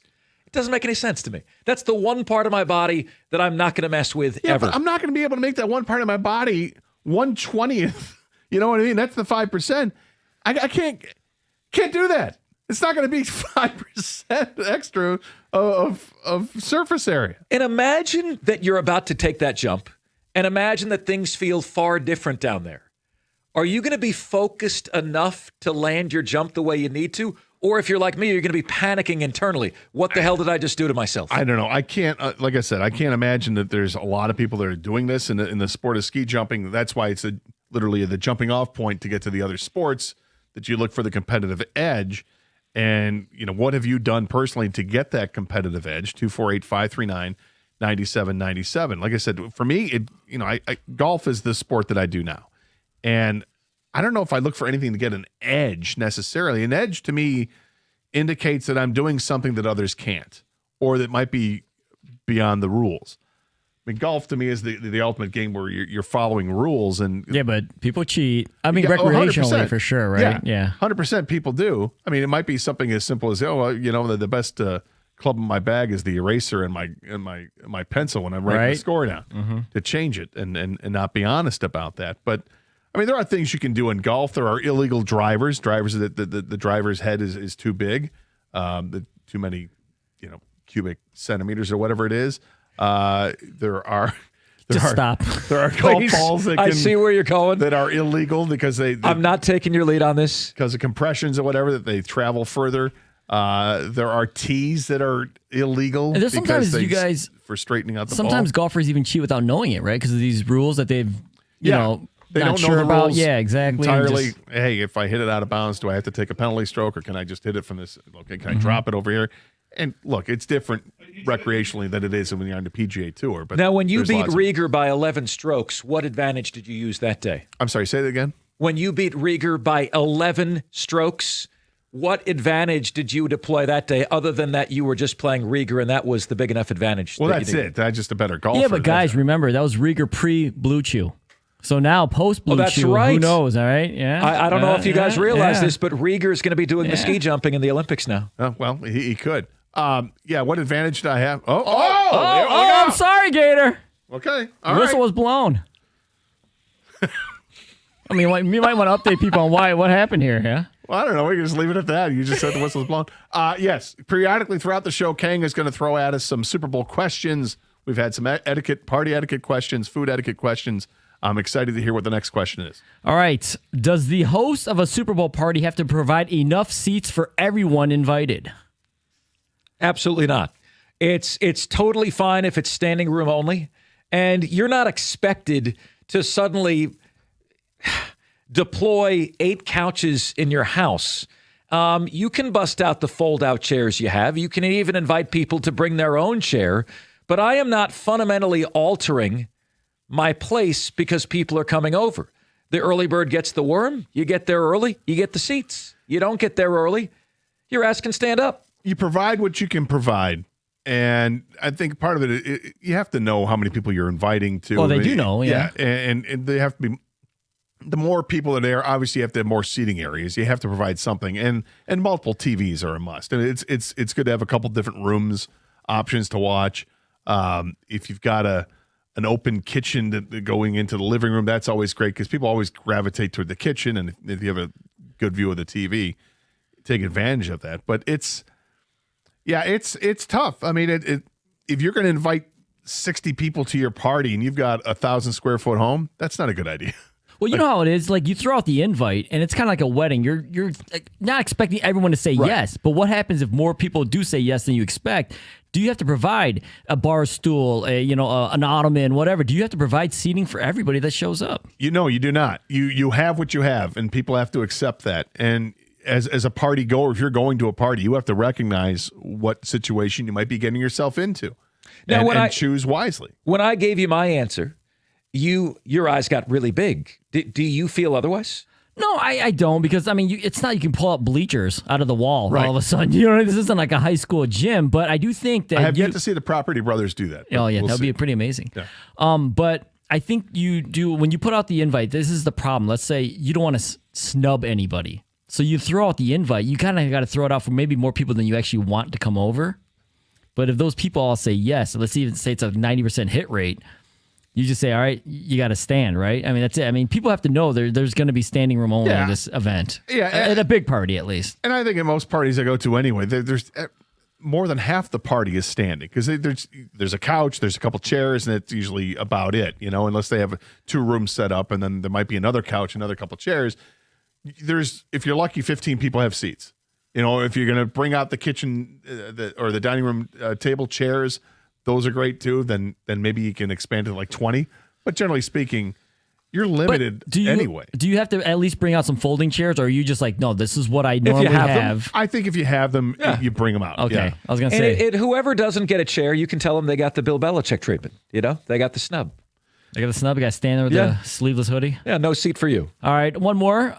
Does the host have to also provide decorations, like a football theme or something like that? Football napkins or that stuff is fake, lame. Fake grass on the Countertops. I have no idea. That's right. Do they have to? Absolutely not. No? If they go the No extra mile decorations? and do that, it's fine. And you might even make a comment about that. Oh, that's great. Although chances are you're a woman if you're making a comment Paper about plates that. like footballs, you know what I mean? Things like Yeah, that. no, you don't have to do any of that crap. Yeah, have you noticed that those sorts of things cost twice as much as the regular paper plates? Cost twice as much as this or that? Why would I do that? You go to Party City, man. It's like it's insane. I have a platter, a football themed platter. There you go. You break it out for the Super Bowl? I mean, I could, but I have no idea. When else are you I gonna have break no it out idea. for? I have Stanley no idea Cups? what I'm doing for the Super Bowl. Finals? Right. Well, for parties, I'm just looking for any tray. Right? If you've got a bunch of food and you want to put it out there, there you go. I have a lot of trays in the house. Well, you might as well use the football one for a football party. I would, yes, but I'm not going to go out like specifically get, NFL themed plates or something, or napkins or any of that crap, or setting up footballs and a motif. I don't care about the tablescape. All right, that's All right, not. is this Mark kind of brought? Oh no, you did alluded to it. Do you think this is a male female thing? Yeah. Okay. Yeah, I don't think guys plan for the party. The guys don't care. Nor But do if- I think but guys your wife or appreciate girlfriend that. would. Do Yeah. you appreciate that? Like, oh, you have football plates. This is cute. I Said thi- no I pre- one ever. I appreciate the effort, but I don't expect it at all. Look, if you're, here's what you might expect to see at some point in time: a cookie with the laces out. Right? Well, you always laces out. I mean, Dan Marino should die of gonorrhea and rot in hell. Would you like a cookie, son? Like Laces out. She made it with the laces out. Yeah. Right, exactly. But beyond like something that's already pre-made, if you're gonna go, good for you. But that's almost like a look at me type thing. So like when you guys love dip, you brought up the dip. Does the dip have to be shaped as a football or like goalpost? I don't know. You know what I mean? Like the more you say this, the more I realize I think I have a football shaped. See, you're that person then. Dip container, right? And I don't think You're I've that ever guy. busted it out or brought it to a party. Yeah, I didn't buy it. Like You my got mom gave it to me for my birthday or for Christmas one year or something like that. See, I've never women, purchased any of this women stuff. make our lives better Yeah. by having everything fit the theme. That's the beautiful part of it. I We will don't think tell- about that stuff. Yeah, I will tell you, tailgate parties I've gone to, Oh, those are they. people do They're go everywhere, go yeah. out for that. And I'm Mhm. like, okay, I can appreciate that to a degree, but it's nothing that I would. I mean, I'd be just as happy with a cooler, two different coolers. One's got beer, one's got food. So there's that. 248-539-9797. This is 97.1.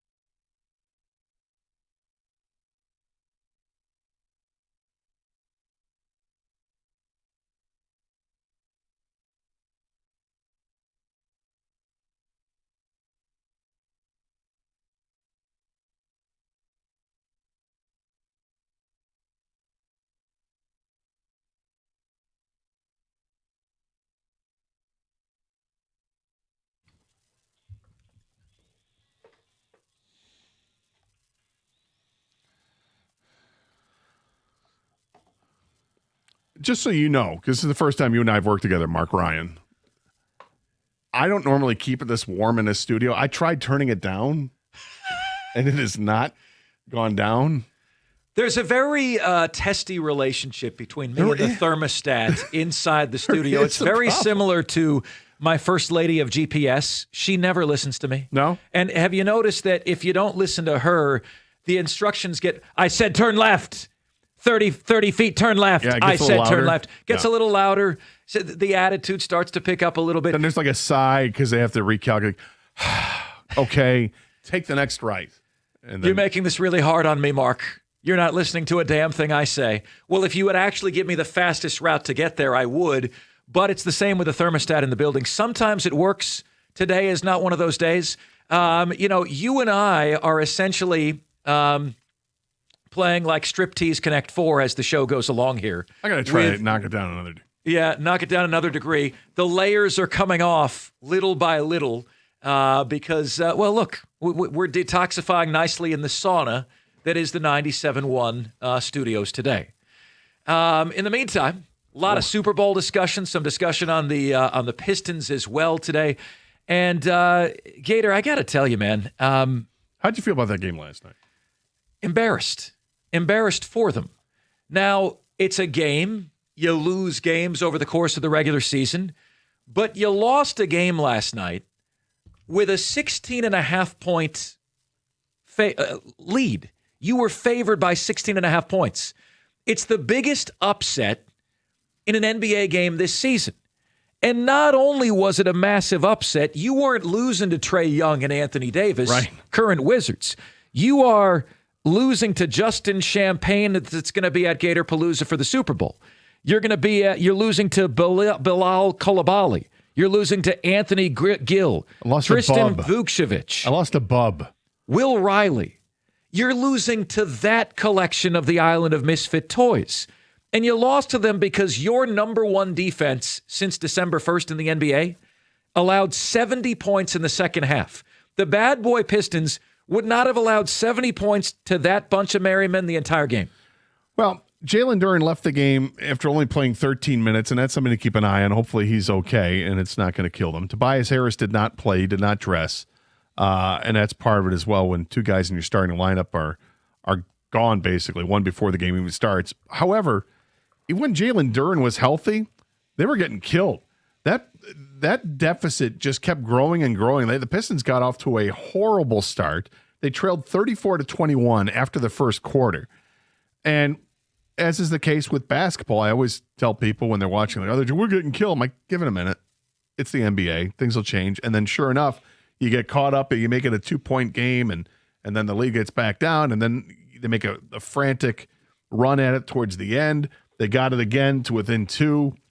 I think maybe even within 1 in the second half.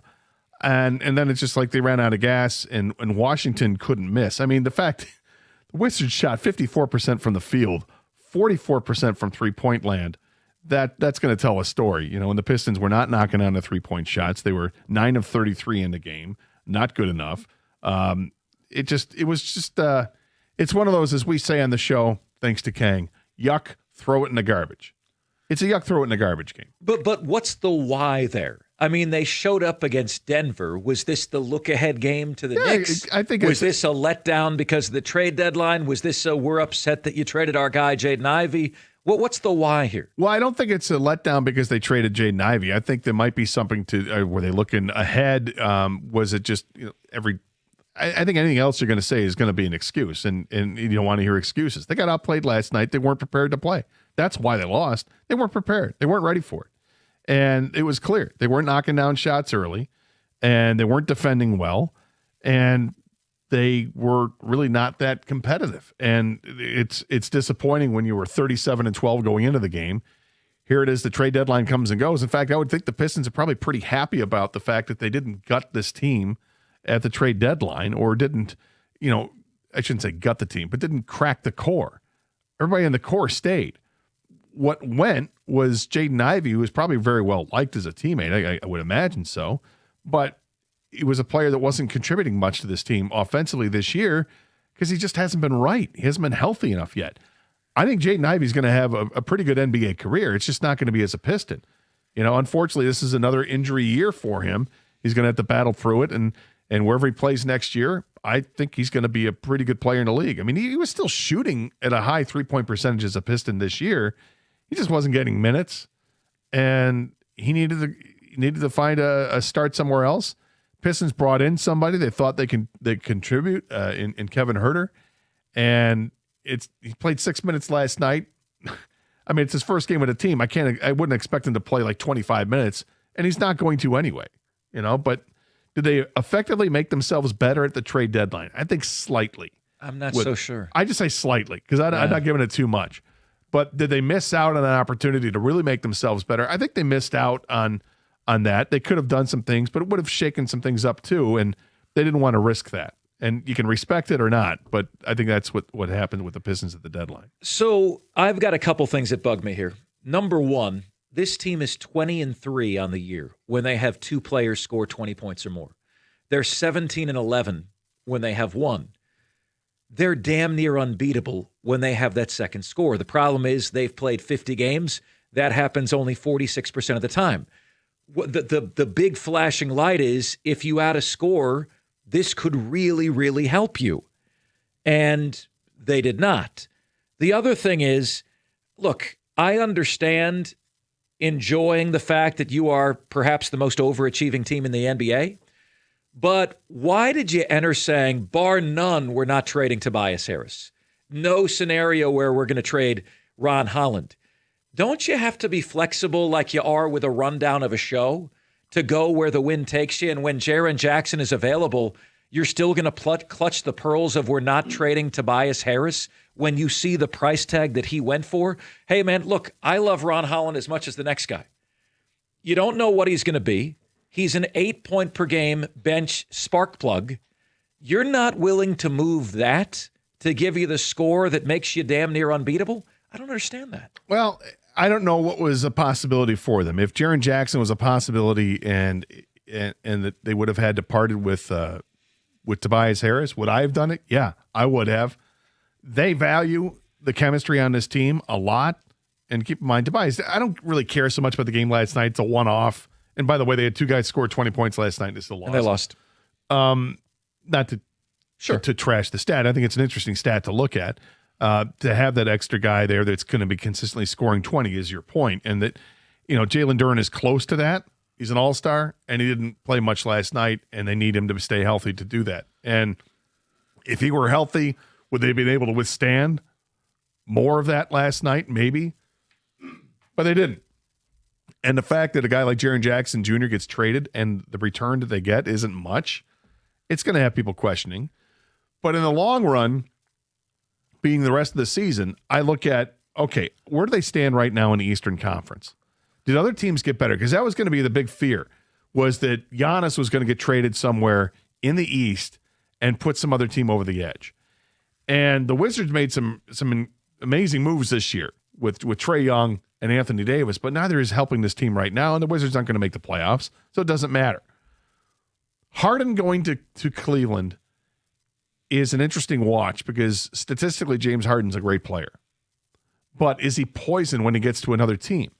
Because he puts up his points. He's going to be a stat filler. He does it all. He's got such a shelf life everywhere he goes, right? Right, but it's like he's never happy where he's at, and he's constantly being traded or just wanting to move on. And, here he moves on to Cleveland. Cleveland gives up a good piece going the other way in Garland. But is Cleveland, they are the odds-on favorite now to win the East, but I don't believe it. I don't think that they're better than the Pistons. So when the dust is settled now on the trade deadline, and I think the Pistons are still the top team in the Eastern Conference. And because we saw them beat Denver with the Joker, can they compete with any team in the NBA? They can. I don't know if they'll end up beating, if they have a great chance of beating Oklahoma City if they get to the finals. But there's no guarantee that Oklahoma City's getting to the finals either. There's no guarantee the Pistons are. But I still think the Pistons are the best team in the Eastern Conference. And the disrespect, the number of articles that I've read, well, the Pistons are the 1 seed because Tatum has been out and because Tyrese Halliburton has been out. Have you seen how bad Indiana is? Looking at the odds, the 3rd best odds to win the East. Guess what they are as of today to win the championship? The 8th best odds to win the championship. I mean, you've got the Rodney Dangerfield clip, I get no respect, in your ear canal. I don't understand where the disrespect is coming from. Now, I'm still annoyed that they didn't do more at the deadline, but to me, this James Harden thing doesn't move the needle at all. I think that's an awful trade for Cleveland. You give up a piece that has, one good postseason run left, maybe? And a guy that turns into Justin Herbert when he's in the postseason? Oh, boy. And we've all had that friend that dates women like James Harden dates teams, right? We all have that guy. We all know that guy. That's what you gave up for a 26-year-old All-Star, for maybe one or two good postseason runs. What does this do for them exactly? Well, it's a move that I think a lot of Piston fans would like to see the Pistons do. Not that they want James Harden, but they want that move that, okay, now you've got a better shot at getting to your goal. Had the Pistons added Jaren Jackson Jr., that would have been that type of move. Yes, you would have had to give up something to get it. But if you were uncomfortable with doing that for whatever reason, it seems like they really value this core group of players. And, I mean, for this team right now, part of the core for this team this season is Tobias Harris. I don't think he's part of the core after this season. I don't think they're going to re-sign him. But maybe he wants to come back, and he'll come back at a discounted price. I don't know. Tobias is a good player, but he's not untouchable. I wouldn't have imagined, and yet that's the path the Pistons have chosen. I think this beats the offer that Memphis accepted. Tobias, Ivy, Holland, first-round pick. Well, geez. I think that beats it. That's a massive But I would have made that deal. I don't think I would have done that. That's a lot to give up. Jackson over Harris, obviously. You're losing Ivy anyway. Holland is the only extra piece that you're losing. I like Ron Holland perhaps a lot more than you do. But I think you can give up picks and maybe you still make that trade if you give up. I guess the problem is that you're not, if you're Memphis, what are you getting in return? You're not getting somebody that you're going to hang on to unless you add a Ron Holland, and that's what makes it uncomfortable. 248-539-9797 is the telephone number. Did the Pistons do enough at the trade deadline? Do you still think they're the team to beat in the Eastern Conference? Or has somebody else emerged? Are you worried about Cleveland? Do you think that New York is just, they're going to get it back, that they're going to put a run here in the last 30 games of the season? We'll talk about it next year, 97.1.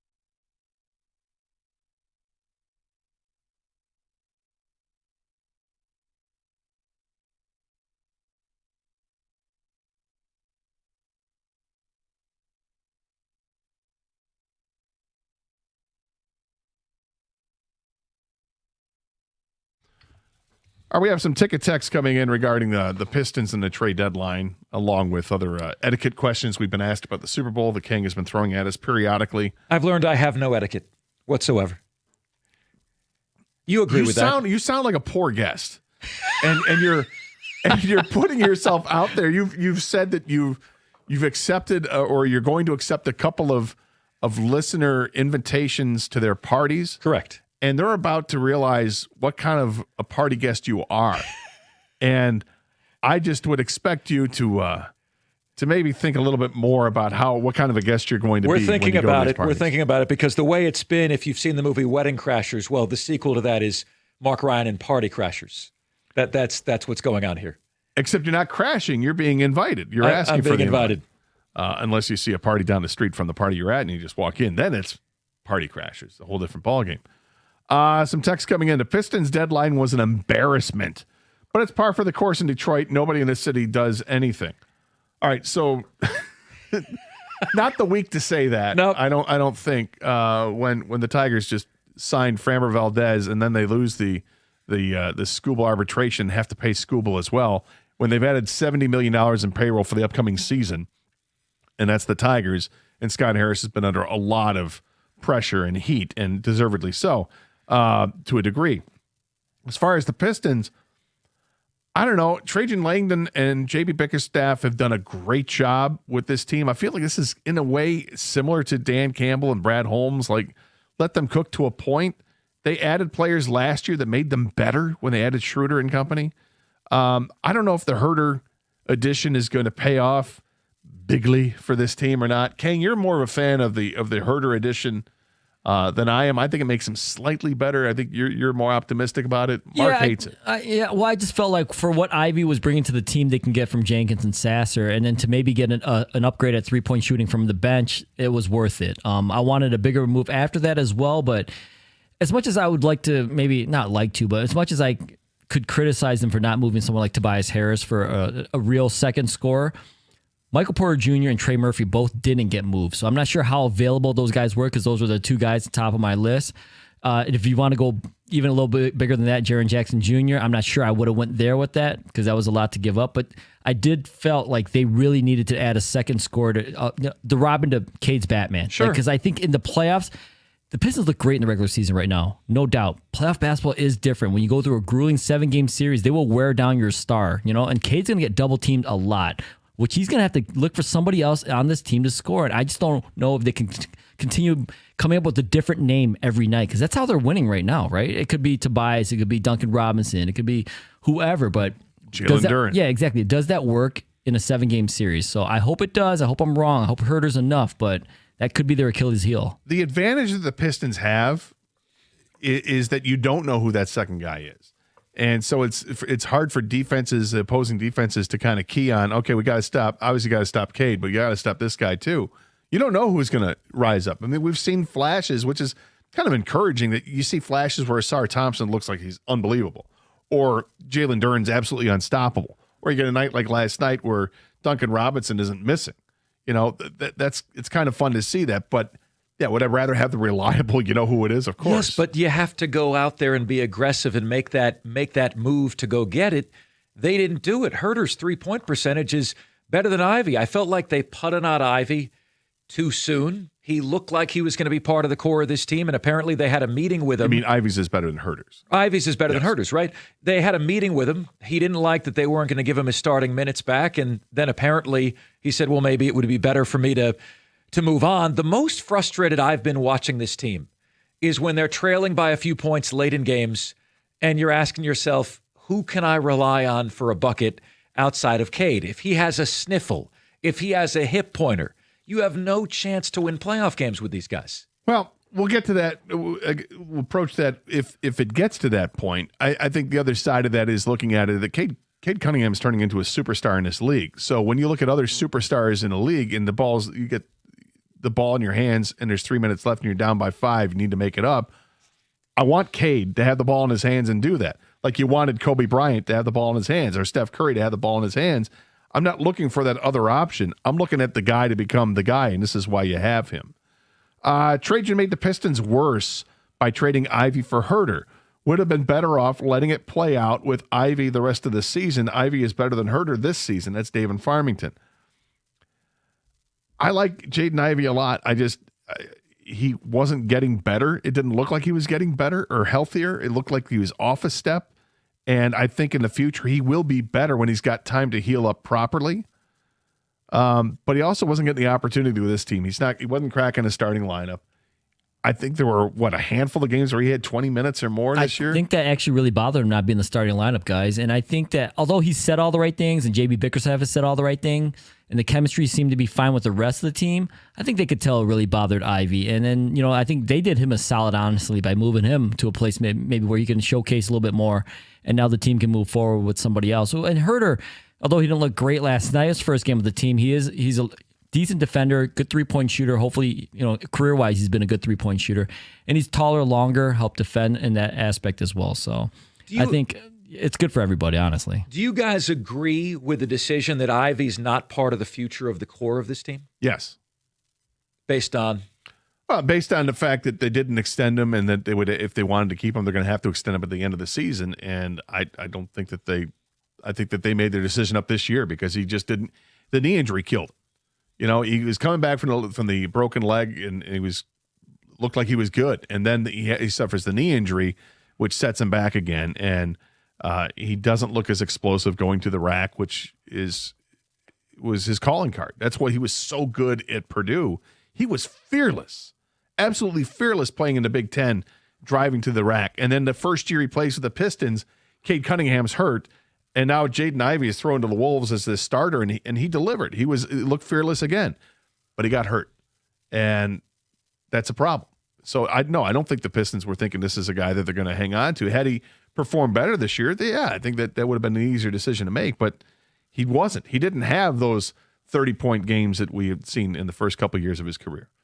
It's unfortunate. I'm a big Jaden Ivey fan, but it wasn't going to work out here. Maybe it works out 5 years from now when he comes back to the Pistons. I don't know, but it was the right move to move on from him if you were going to get a player of consequence. I don't think Kevin Herter's that player of consequence. Neither do I.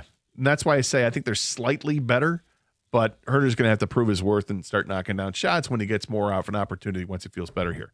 97-1.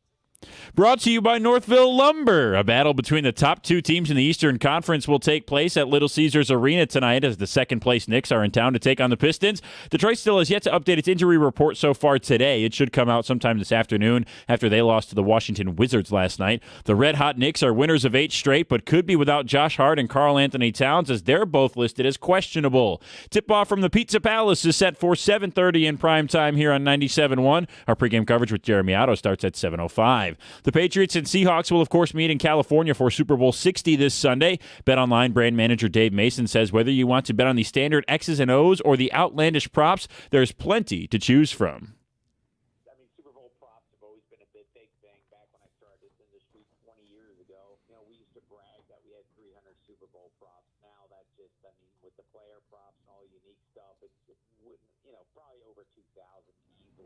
Mason could be referring to the props that ask whether you're willing to wager if Bad Bunny will wear a dress, if Sam Darnold's red hair will be mentioned on the broadcast, or if NBC will show Tom Brady over or under 1.5 times. The game kicks off in Santa Clara this Sunday at 6:30. We've also got 2 big college basketball games this weekend. Tomorrow, Michigan State plays Illinois in a top 10 matchup at 8 o'clock. On Sunday, Michigan travels to Columbus to meet Ohio State for our rivalry rematch at 1 p.m. At the Corewell Health Sports Desk, I'm Brendan Shabath. For more, go to 97.1 The Ticket or Odyssey.com.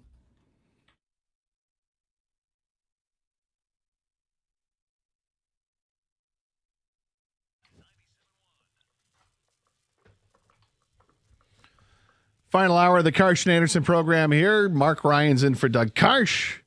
Gator King and Kenny with you as always. Doug will be back on Monday's show. Taking your calls and texts at 248-539-9797. Uh-oh. He didn't even wait this time. There is no initial take to be had in this segment. It came in early, came in hot. I have no idea. More Super Bowl flurry of questions coming from Kang. Yeah, we've gone through a lot so far today, and a lot of good stuff, entertaining stuff. We found out the Gator does not want Mark Ryan at any of his parties, but we'll continue with these questions anyways, right? Yeah, exactly. Okay, next question, boys. How long after the game ends can you stay as a guest? If you haven't cleared out within a half an hour of that game, there's a problem. And I think even that's long. I think like 15 minutes of the game. 15 minutes? 15 minutes. Wow, Yeah. that's not even like Time to get go your home. shoes and your coat and warm up the car? I think you've already got people are leaving before the game ends. Really? It's Yeah. like they don't even stick around for the end of the game. No, I mean, I think people that will stick around is because True football fans. People that will stick around are either the true football fan, they want to see the outcome of the game, they have a wager on the game, or they've got squares that are up in the air and they want to do that. But I think that it's time to go home within 15 minutes of the game. 15 minutes, Mark. Would Get out of my house. I feel like today has exposed a lack of self-awareness within me on some of these things. This is one I think I'm pretty good at. The second the game is over, I'm like, these people want me out of the house now, right? Yeah. Because I've eaten all their food. I'm taking home my food, you know. So they want me out immediately. I think I do a pretty good job getting out of Dodge when the clock hits 0. Yeah, and you're not saying goodbye to anybody. You just leave. But what about the exactly help? But here's the next question: do you help? Do you offer to help clean up? Because that's not going to be 15 minutes. I think typically what I just start doing something. I'll help to grab some plates and throw them out or I whatever. said, can I help you with that? Can I help you take any of this food back to my house? Kind of deal. But let me ask you this question to both of you: have either one of you? I was working with a hobo, but that's what's happening here. Have either one of you ever had to do the uncomfortable? Okay, guys. As the host, to usher people out. Yes. Yeah, usher. How do you do that? What's the move? I just stand up and, all right, I got to get to bed. Let's go. You will say that. It's that direct. Like that because it's kind of funny and it's with my friends and they know. I'm like, all right, here we go. But sometimes I've had the Gator Palooza and people, it's like 2:00 in the morning and people are still like, there's like a handful of people still in my kitchen. Slouched over on the couch. You have got to go. You've got to go. I need to go to sleep. Do you say that to them? How do you get Stoney to leave? Stoney is just, honestly, Stoney has just left. Yeah. Stoney was pretty great. And actually, Stoney, the last party I had, the last Gator Palooza was like 4 years ago, whatever, 3 or 4 years ago. Stoney, as he was leaving, he gave me a shot of Fireball. He's like, hey, it's a shot of Fireball. I'm on the way out. I'm like, all right, here we go. And then he left. So next question is, guys, do you have to say goodbye to the host when you leave as a guest? Can you just do the Irish goodbye and just not say anything? Or do you have to, because they hosted this big party, do you have to at least say, thank you for everything, I'm taking off? Or can you just take off?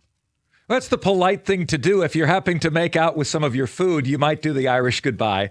But if your food has been completely devoured by everybody, yes, you're absolutely saying goodbye to the host. You're thanking them. I'd love to come back next year, even though I'm not going to be invited again. You definitely, I think that's the nice thing to do, right? It's not only the nice thing to do, it's the right thing to do. It's mandatory. You have to thank the host for having the party because you know what a pain in the ass it is to put this thing together. They're going to have to clean up, and yes, you can help clean up and all that, but you still have to say goodbye to the person that had the party. It's, in most instances of things like that, I think you have to do that. I think one of the few that you can get away with not doing that is a wedding. If it's a massive wedding, the bride and the groom, look, it's a whirlwind the whole time, so it's a different scenario there. You can just leave and they'll understand. But I think when it comes to an actual party, you got to say goodbye to the person hosting it. Well, it sounds like you're saying goodbye to more people at your own parties than they are saying goodbye to you. Okay, up and out. That's not true. Let's go. I mean, the fact is, like, I've done that when it's just been like some guys over watching a game, and I want to go to bed, and I don't have any problem saying that. Or if I want, sometimes I want to stay up. Hey, you guys want to hang out? Have some more beer or another glass of bourbon or whatever.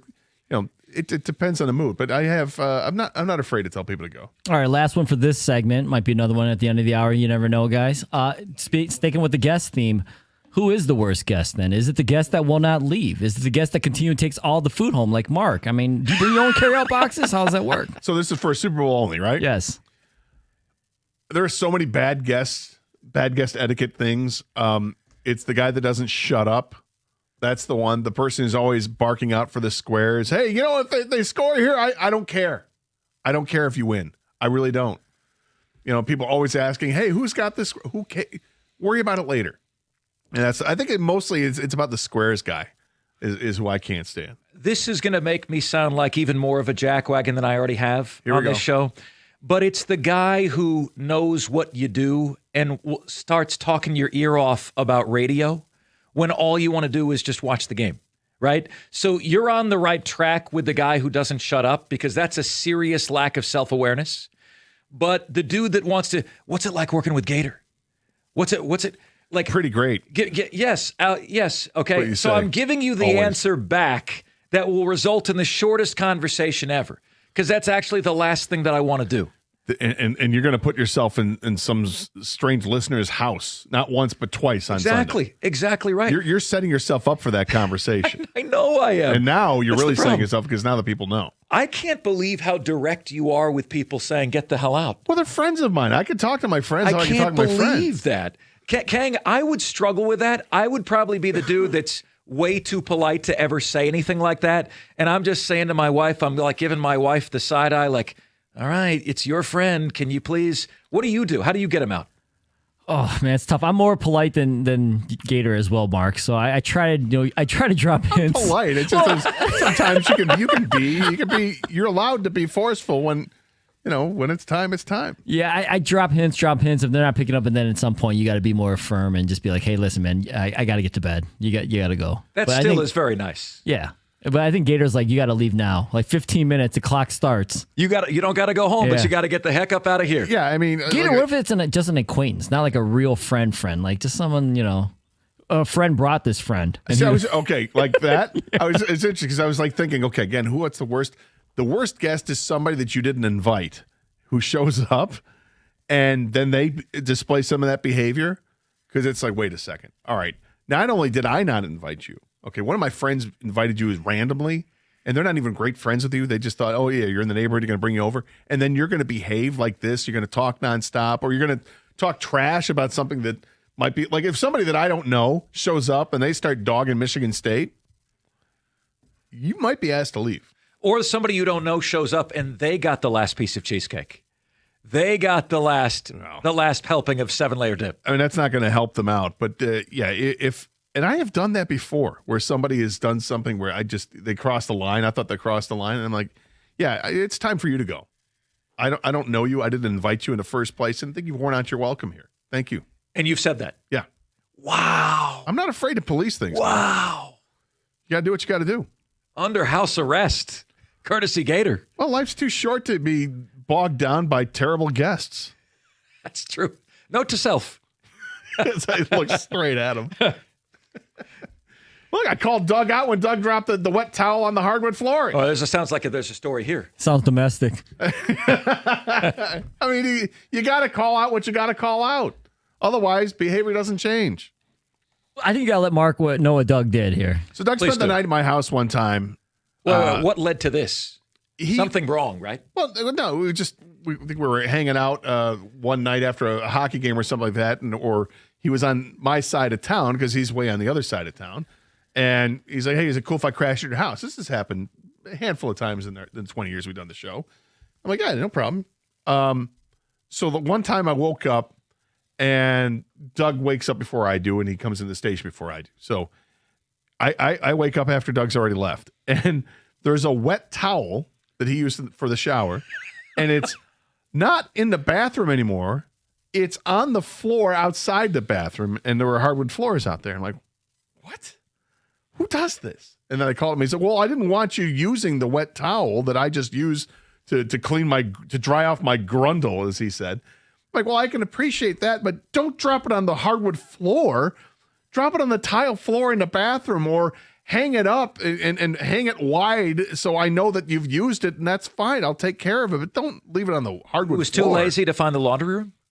Well, he thought he was downstairs. Nobody's always going to laundry. Yeah, but he just thought he was doing Gator a favor by making it obvious I use this towel. Right. Like, hey. I'm like, I know which towel I use, so I live alone. I got this, you know?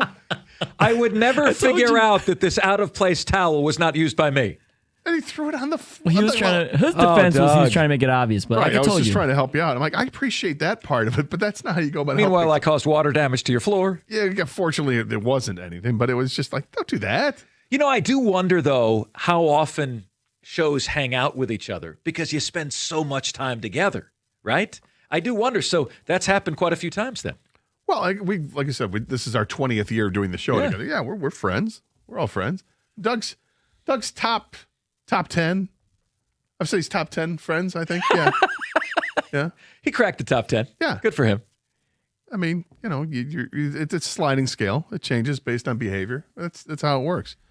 248-539-9797 is the telephone number. I want to talk about the Lions when we come back with regards to the Super Bowl. We're watching the Super Bowl on Sunday, obviously, and here's the Seattle Seabags are playing in it against the New England Patriots. And how far away are the Lions really from being in this game?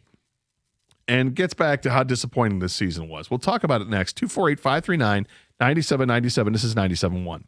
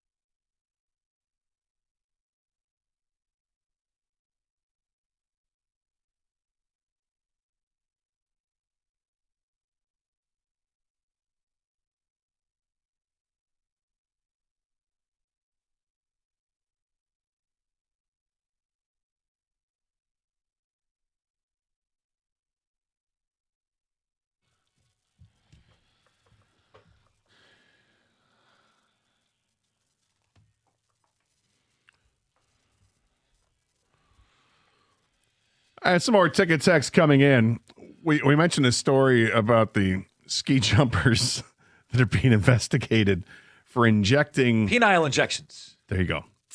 Some sort of acid they inject into their junk so that they can use a bigger suit for this ski jumping, which gives them more lift and increases the number of meters that they're able to fly and give them an unfair advantage. We ask people if there's anything you do to give yourself an unfair advantage. Not as extreme, but I used to train one-on-one with a figure skater once a week in my teens for hockey. Teammates loved to tease me. Yeah, I've heard stuff like the guys doing the girly stuff, if you will, and it's guys would do yoga, which is way more acceptable now. And look, if you're training with the figure skater, does that change your flexibility and how you skate? I imagine that there are advantages to that, so I could see that. Figure skating undoubtedly is the Olympic sport that I would do the absolute worst at if you thrust me into the middle of the action. Well, can you skate? Not a lick. That's simple then. That's let alone twirling. Gymnastics would also be a very rough go for me. The things they do with the rings and holding themselves up and like the pommel horse, I have no idea. So I'm going to say for you, you'd be worse at hockey. If you can't skate and you're trying to play hockey against Olympians, you're going to get drilled. You probably knocked unconscious, and you might die. Thanks for the faith in me. Yeah. If you're figure skating, you're just going to embarrass yourself. Like you might do some bodily harm because you fall down trying to do an axel when you can't literally skate. But the hockey aspect, God forbid the puck comes anywhere near you, you are target number one, and you will get drilled through the boards. It's nice to know my colleague has the utmost faith in my. Well, my you ability. said you can't skate. I can't skate either. So, I mean, I have no business doing any of that. Golfing while taking Adderall is a huge help, keeping you focused. Would you rather inject your penis with acid to get better at ski jumping or insert electric? Oh, boy. See, if you do I any can't of those say that. injections. Why would you print this one out? Didn't you guys talk about that story? We did. There was a story about. You could talk there's a way you can phrase it. Go ahead. There was chess competition. Somebody got busted in chess for using beads. Because they had somebody helping them out with what the best move to make, and the beads were electrical, and there was a way they was sending electrical pulse to let them. I mean, what a horrible ticket text you sent me there. That text was okay. Well, this is like who that knows. text. The Astros didn't do this when they won the World Series. Right. Hey, they're getting buzzed. Can't prove that. Jose Altuve, don't dump the water on me. Don't dump the We water. just didn't know where they were getting buzzed. Now we do. It's my understanding they were adding padding in suits so that they could put a microchip to measure their junk. By increasing junk girth, it allows more padding based on microchip reading. Insane regardless. They now have junk in both trunks by doing this. Yikes. I would inject my penis if it meant no more than 2 putts on every green. All right, so this is somebody that's putting it into perspective. That means he would never 3-putt or worse. I would not. Did you hear the possible ramifications of injecting this acid into your junk? In case you didn't. Thank you. Penile pain, poor cosmesis, which is disfigurement, deformity, infection, inflammation, sensory change, sexual dysfunction. Infection can spread to cause gangrene and loss of said junk. I don't know what could go wrong. In the risk reward of life, what are we doing here? This seems brutal. Did you ever see, I don't know if you're a moviegoer. Of course. It was the double feature they had. It was Quentin Tarantino and Robert Rodriguez did the Death Proof, and I forget what the other movie is. There were 2 movies there. They kind of go into each other. And it was the other movie where there was a scene where it was basically a zombie type effect, only it weren't zombies. It was some sort of chemical that would change you.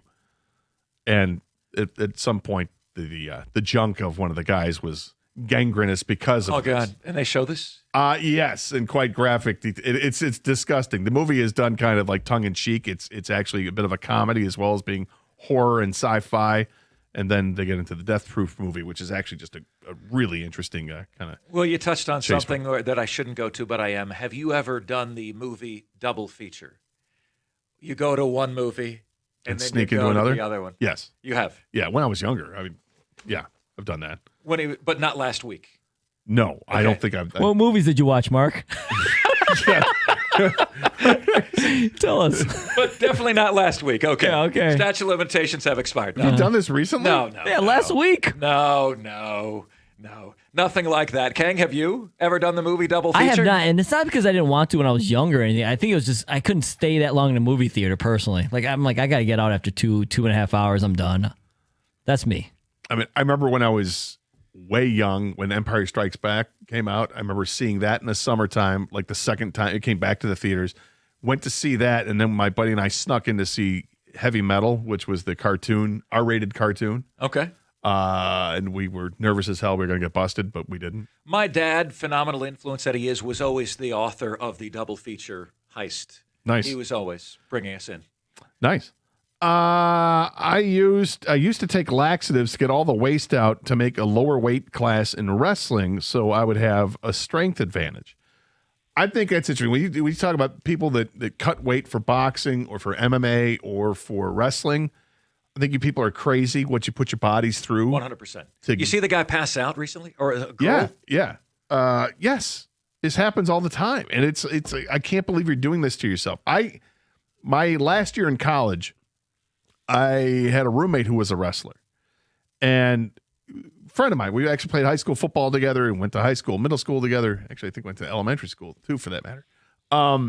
But he would walk around probably 220 pounds. He was a really muscular guy in great shape, but would try to wrestle at like 178 or something insane like that because his good buddy was an All-American who was the 190 pounder or whatever.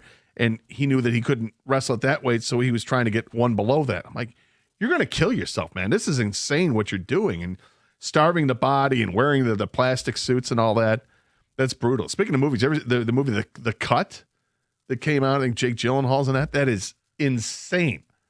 It's about making weight for a fight and what extremes you would go to make weight for the fight. Yikes. Would not do that. Jim is in New Baltimore. Jim, welcome to 97.1. Hey guys, how you doing today? Good. How are you? Doing well. Pretty good. Great show. I'm calling to talk about the Lions being farther away from the Super Bowl. I believe they are for a few reasons. I think they'll improve on the offensive line. I'm not really worried about the offense. I think the new coach and additions, and what Brad and Dan may do with the draft, maybe a free agent. But as of right now, their defense is horrendous. Kirby Joseph is probably not going to ever play again. Brian Branch isn't going to be back till November if we're lucky, hopefully. Tyrion Arnold is a bust. I'm sorry. I don't think the kid's got it. Their secondary is horrible, and they still need another edge rusher. Their defense is terrible. I'm sorry, but their defense is just god-awful right now. Well, I would say this. I think Kirby Joseph will play. I just don't know how much he's going to play. I think he's going to be limited with how many games he's able to give you because of the injury that he's got. But I think they expect him to be able to play some. But you're saying he's never going to play again. He's going to play. It's just a question of how many games he's going to be able to give you. You're right about Branch. How effective is he going to be? Well, I think in the games he's going to be able to play, he's going to be very effective. It's the question is how many games can he play? As far as Tyrion Arnold is concerned, I think it's way too early to say he's a bust. At this point, it's been an injury issue. I thought he got better and better as his rookie season went on. Last year, there were injuries involved and obviously missed the rest of the season with the shoulder. I still have some faith that he can get back and be good. I think he's got talent.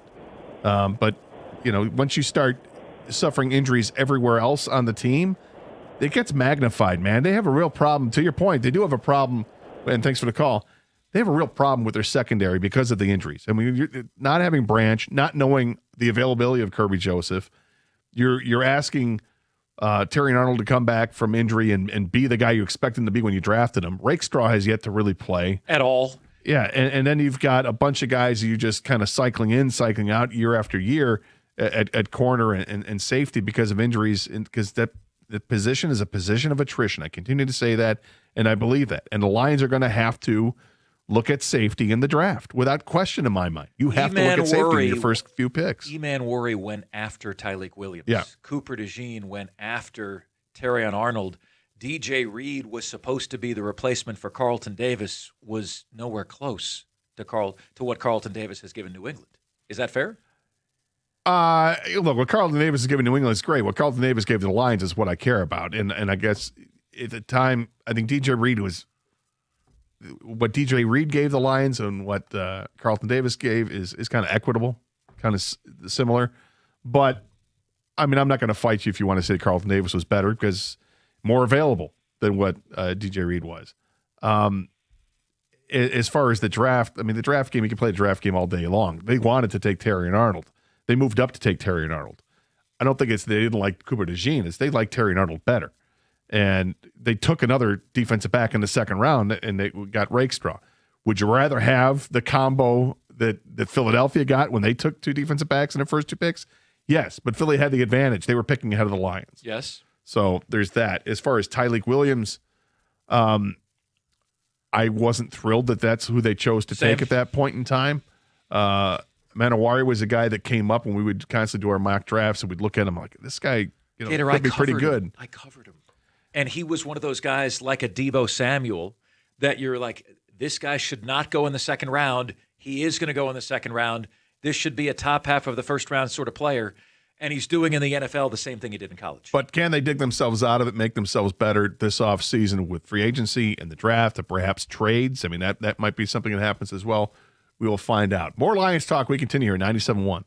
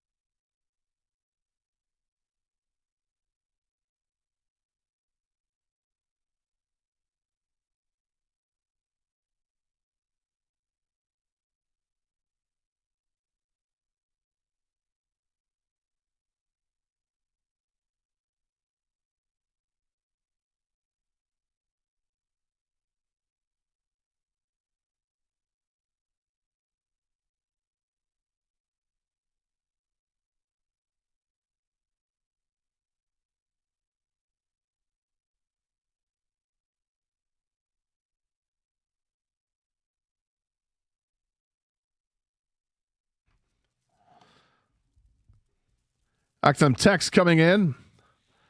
I firmly believe the Lions have a few 6 to 7 win seasons coming and will be last place in the division. Therefore, they are far off from making the Super Bowl. The window is closed unless Holmes makes actual moves for talent to make them an upper half team. Anyone with any knowledge knows Brad won't do that. Really? We shouldn't just focus on the good things. My God, what is wrong with this person? You won 9 games when everything went wrong.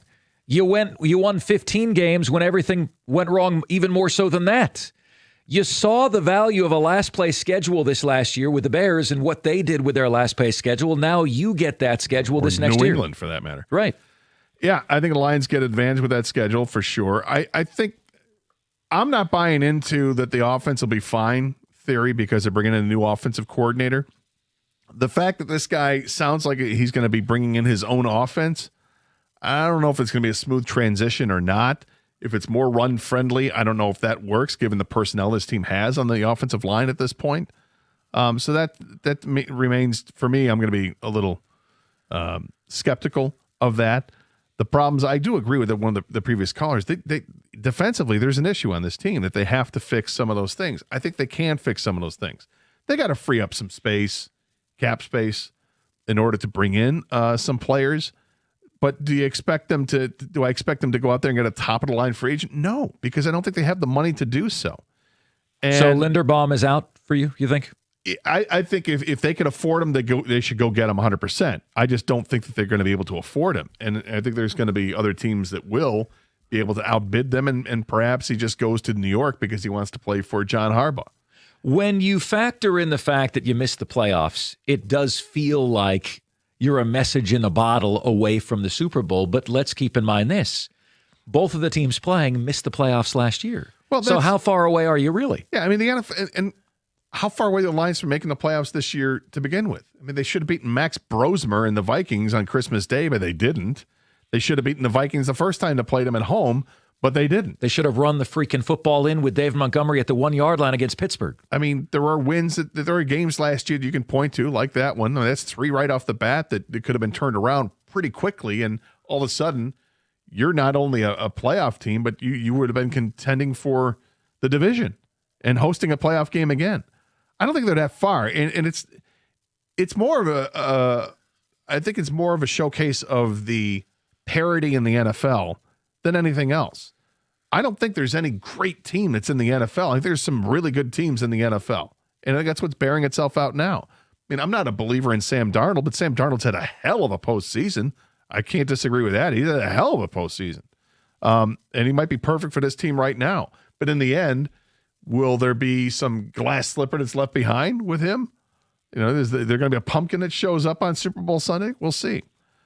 Lions right now are far from being a Super Bowl team. They need a new offensive line, new defensive line, a defensive backfield, and they lack depth at most positions with great drafting and some astute free agent signings.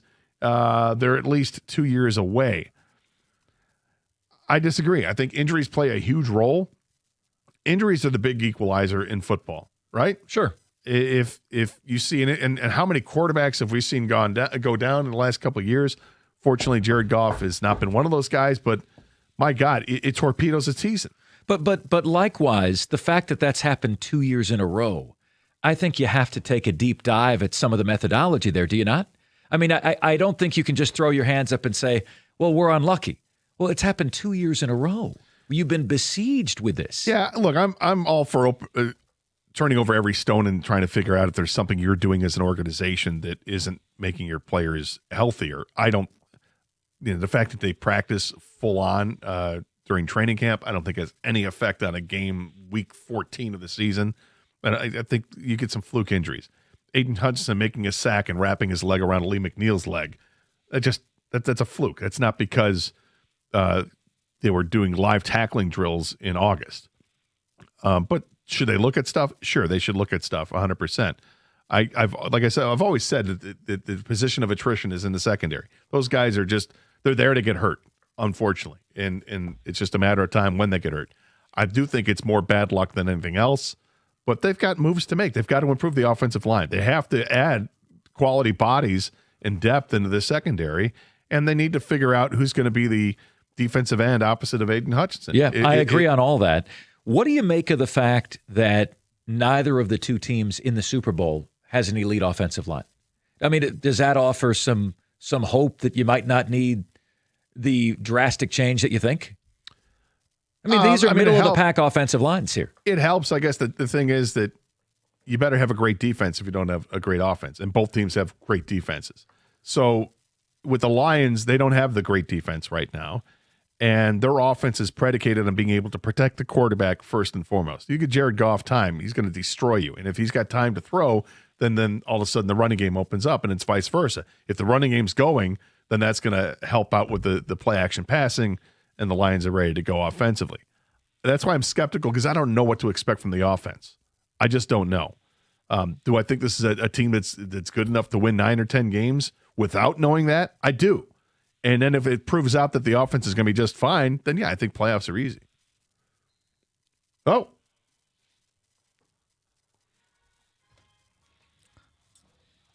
Sorry, boys. You know what this means. More football questions. Yeah, speaking of Super Bowl and how far the Lions are, let's talk about the Super Bowl party if the Lions ever get there one day, right? Okay. So if you're having a Super Bowl party, can you play music during the game? Now let's pretend the Lions aren't in it, and this is just like this weekend, this Sunday. It's the I hear it's the Seahawks versus the Patriots, guys. And you don't really care about either team necessarily. Can you play music as a host instead of the sound of the game? I would leave that party in less than a minute if the host was playing music over the game. I would turn to my wife and I would say, we're out of here. I can't hear a damn thing that's going on.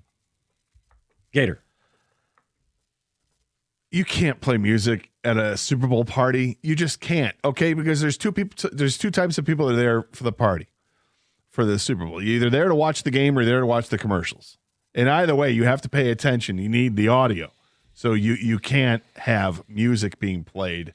So you can kick it off, I guess, before the game starts, and even then, no. Leave the pregame on. People with betting interest want to see the pregame coverage. They don't want to be bothered by, listening to Matchbox 20 in the background or Cardi B or whatever they were. Let's get Bad Bunny on before we see him at halftime. Give me my heart or forget about it. No, you get not even a little bit. Not even that. No Santana involved. No. Not even a little bit, like a lower volume. Not lower in the background. Okay. Not anything. Whoever authored that is not really a sports fan. Well, these are you know how many people those attend Super Bowl parties? A lot of them. Okay, Always forget about it. It's not bad. Yeah. Thank you. It's it. What is it? All right. Speaking of parties and when they start, what's the earliest you can start the party? And what do you do when a guest shows up way too early? All right. So the game is scheduled for 6:30, which means it's more like 6:35 or 6:37, whatever it is. Okay. I think because it's a Super Bowl, you have to expect people.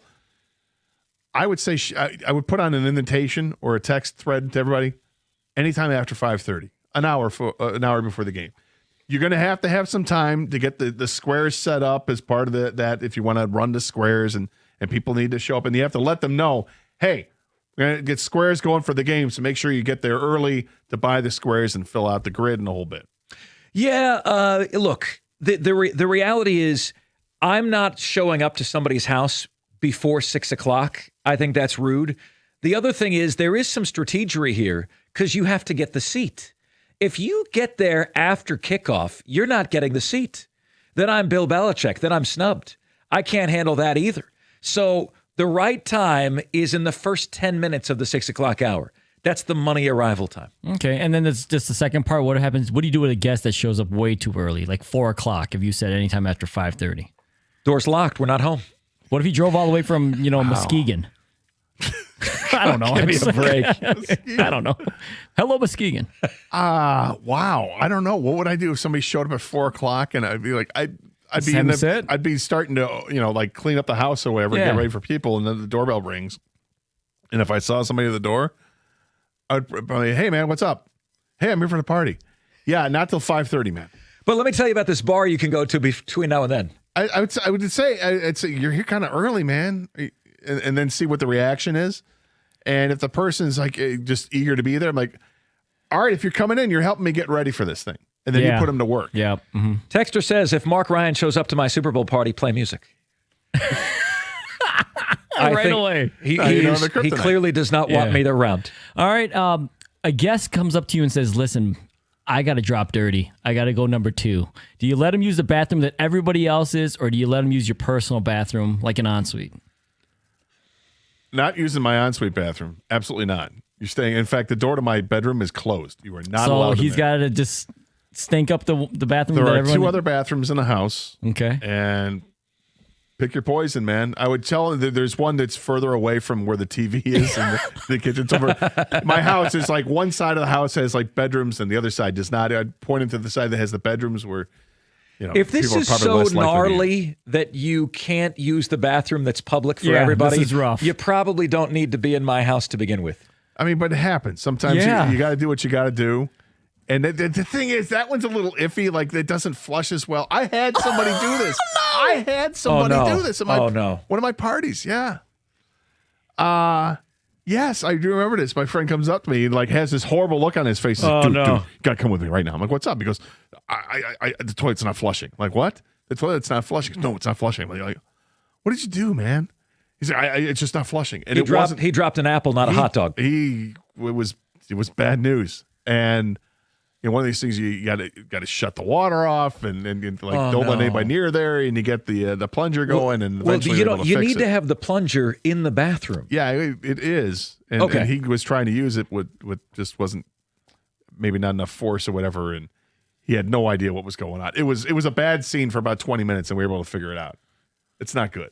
Yeah, you don't want to do that. No, I don't want anybody. Nobody wants anybody, and nobody wants to drop dirty in your house. No, this is an emergency. He's got to go, or she, right? A true story. I can't believe I'm going to say this. I was at a Super Bowl party years ago, like 25 years ago, and it was in my buddy's house, who was living basically in the Board of Royal Oak in Birmingham. Another friend of mine had just moved into town and was living in Birmingham. Just bought a house in Birmingham. It was like 5 minutes away. And I said to him, I go, man, I'm not feeling so great. I said, I can't possibly use this bathroom. And my friend goes, it's cool. We'll go to my house. He goes, just give me the signal. I'm like, all right, man, I'll give you a signal. He goes, yeah. And it was my friend Grush, who had the house in Birmingham. So it's getting late, and the party, the game had just ended, but people are still hanging out at this party. This is like a long time ago when we were younger and you don't mind partying longer. And I realized I got an issue, and I just go, Grush. He grabs his keys, makes the keys, and let's go. And was so cool about it. We left, went to his house. I had to do my business, and then we came back to the party and stuck around for another 20 minutes or so. But you said that happens. with the same urgency as a woman's water breaking. It's time. Right now. It's time. I'll trust that to be the case. 248-539-9797. This is 97.1.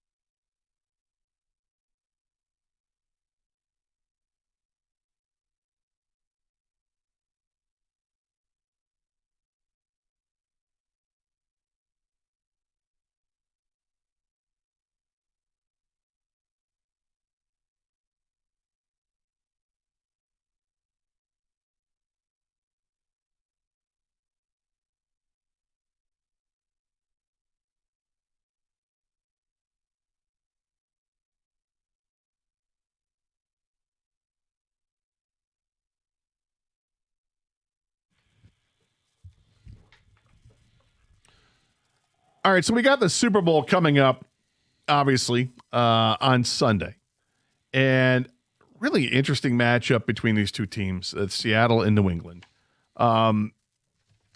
Seattle, it feels like Seattle has proven more during the course of the regular season because of their schedule. New England's schedule is kind of a cakewalk, but then you still have to get through the playoffs.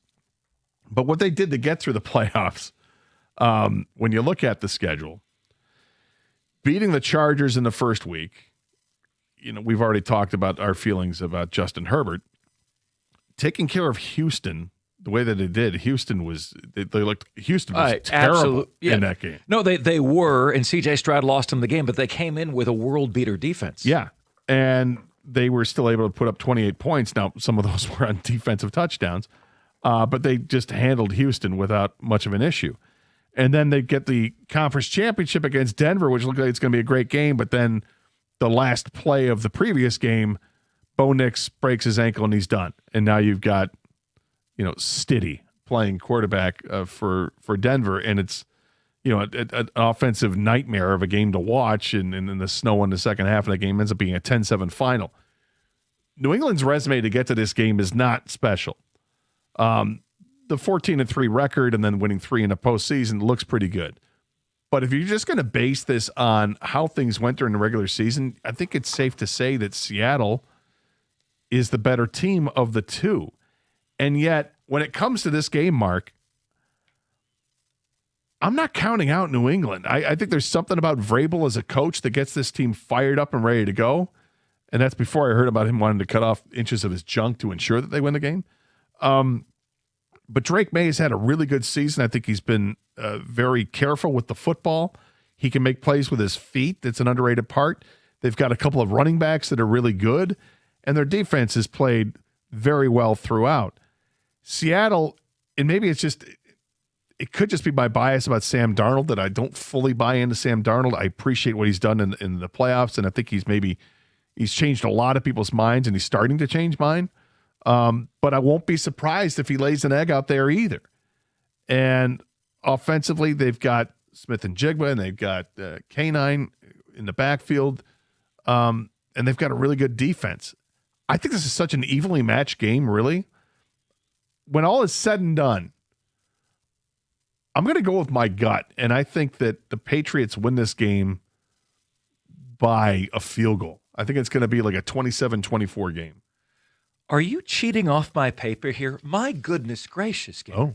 My goodness gracious. Here I thought, and I don't like hot takes, here I thought it was a hot take to say New England's going to win this game. I want you to listen to this. I'm going to give you 6 stats, and I'm just going to give you Team A and Team B. Team A, offense number 8. Team B, offense number 3. Passing offense number 8. Passing offense number 4. Rushing offense number 11. Rushing offense number 6. Defensive side. Total defense number 6. Team B number 8. Passing defense. Team A number 10. Team B number 9. Rushing defense. Team A number 3. Team B number 6. What did you just say? How even this matchup is. Why are people talking about this game like New England is lucky to be in it and Seattle's just going to roll past them? Everything with the intangibles of this game points to New England as a result of that. Every single thing, the motivational edge, you're just lucky to be here. Nicky Manworry is now hobbled. I'm telling you, I think it's 24-23 New England.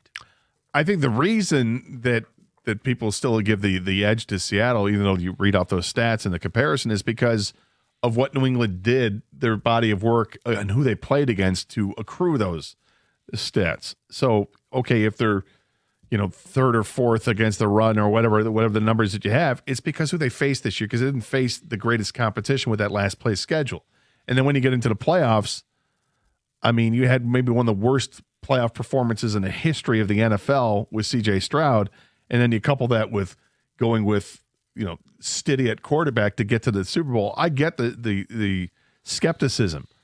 That being said, I just can't, and Kang will know this, it's probably the bias. I just can't buy into Sam Darnold. Listen, the Patriots aren't like, some just, they're not Walking Dead here. Yeah, no. They're not a dog team or anything like that. But they've had a really soft schedule to get to where they are. And some might even argue the Super Bowl opponent is soft with Sam Darnold as the opposing quarterback. I personally think. I didn't say that.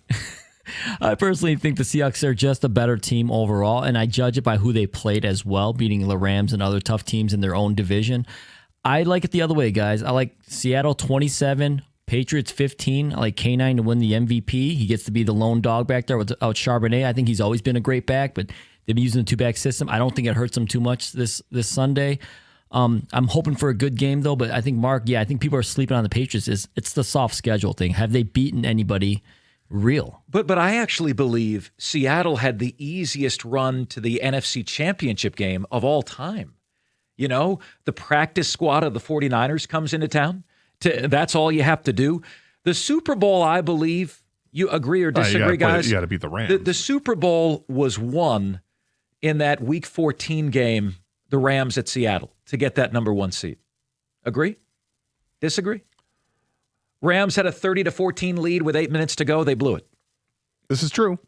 Well, you could say the NFC was won that day because you like the Patriots this Sunday, though, right? Yeah, the NFC was won that day, maybe. Yeah, sure. But that's why you want the 1 seed. I mean, 50% of the time since like 1990, the 1 seed's made it to the Super Bowl. I also think, guys, that the Patriots, Christian Gonzalez, Carlton Davis, they have what they need on the outside to slow down Darnold and JSN and Cooper Kupp. I think the personnel is there. And I think the disrespect is really there. And that's why I like the Patriots. Well, we shall see. You and I both like the Patriots in this game and narrow margins. Rico joins us in studio, getting geared up for the Super Bowl. You got plans for the Super Bowl on Sunday? No? No plans? I mean, nothing major. Nah, just watching it. Low key. Are you a stay at home or go to the party guy? You know what? If it was actually a good Super Bowl, I may have even hosted something. Boy. But this doesn't qualify. This doesn't move the needle. Sorry. Why does this not move the needle for you? I don't care about either team. I mean, I'm hoping. I think Seattle will win. I'm hoping for K9, but other than that, this screams the what was it, Patriots Rams a few years ago. Just low scoring, 1 touchdown. Yeah. Do you think it's low scoring because the defenses are good, or do you think it's low scoring because I think it's low scoring. Just ineptitude offensive? No, I think the defenses are good. I mean, this isn't one of those where you don't have like either some team that you love or some team that you hate. There's no superstar. There's no, hey, is Buffalo going to win this for Josh Allen? It's okay. It's New England's back again. Really? Well, with the new quarterback who might be the next new superstar of the National Football League. It should bother people that New England made it back before this team did. Well, nobody likes to see that. Mark, Ryan, thank you very much. Thank Mike you guys and Rico for having coming me. up next here, 97.1.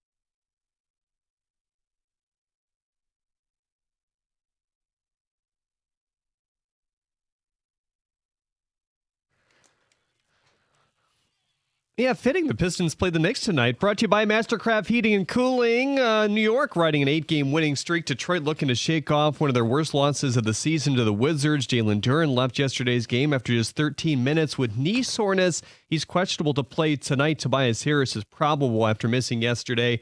Karl Anthony Towns, Josh Hart, they're both questionable as well for the Knicks. Ian Eagle calling the game for prime tonight. Detroit saw their East lead drop to 4.5 last night. Does he think there's a chance they could lose the top spot?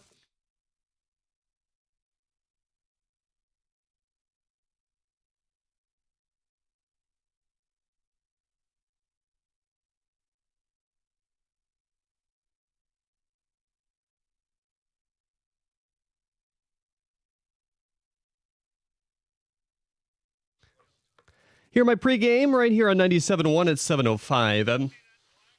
Evan Petzold hinted on his podcast that Reese Olson may not be ready to pitch in the Tigers' opening day rotation. Number one, that's not good. Number one, Michigan hosts number two, Michigan State hockey tonight at Yost. At 7, it's the 350th all-time meeting. Former Browns defensive coordinator Jim Schwartz officially resigned today, and the Olympics opening ceremonies are kicking off now in Italy. At the Corwell Health Sports Desk, I'm Jeremy Otto. For more, go to 97.1 The Ticket or Odyssey.com.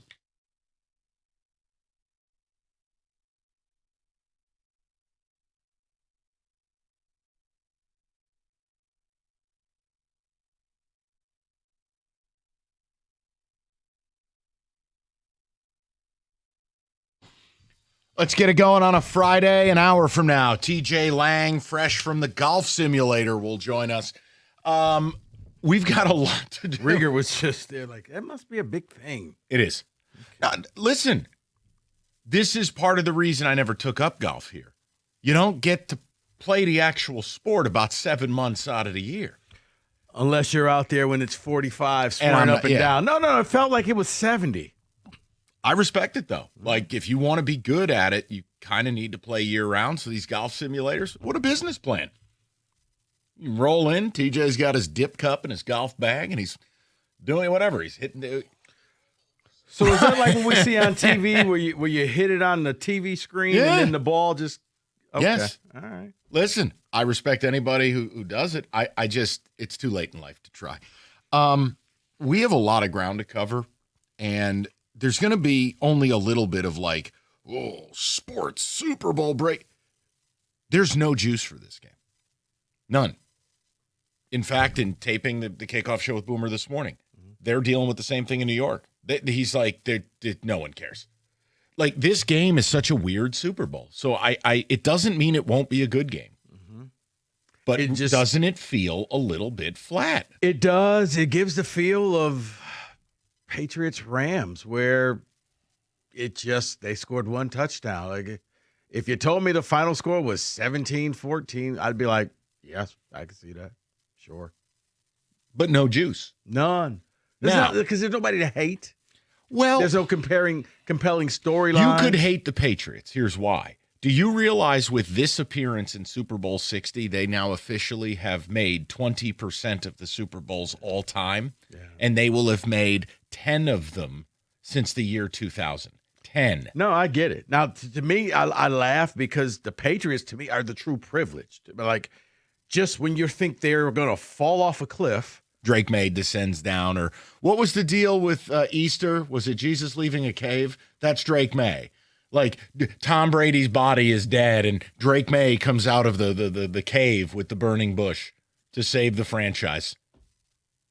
How accurate was that description? That right up there with the Germans bombing Pearl Harbor. Okay.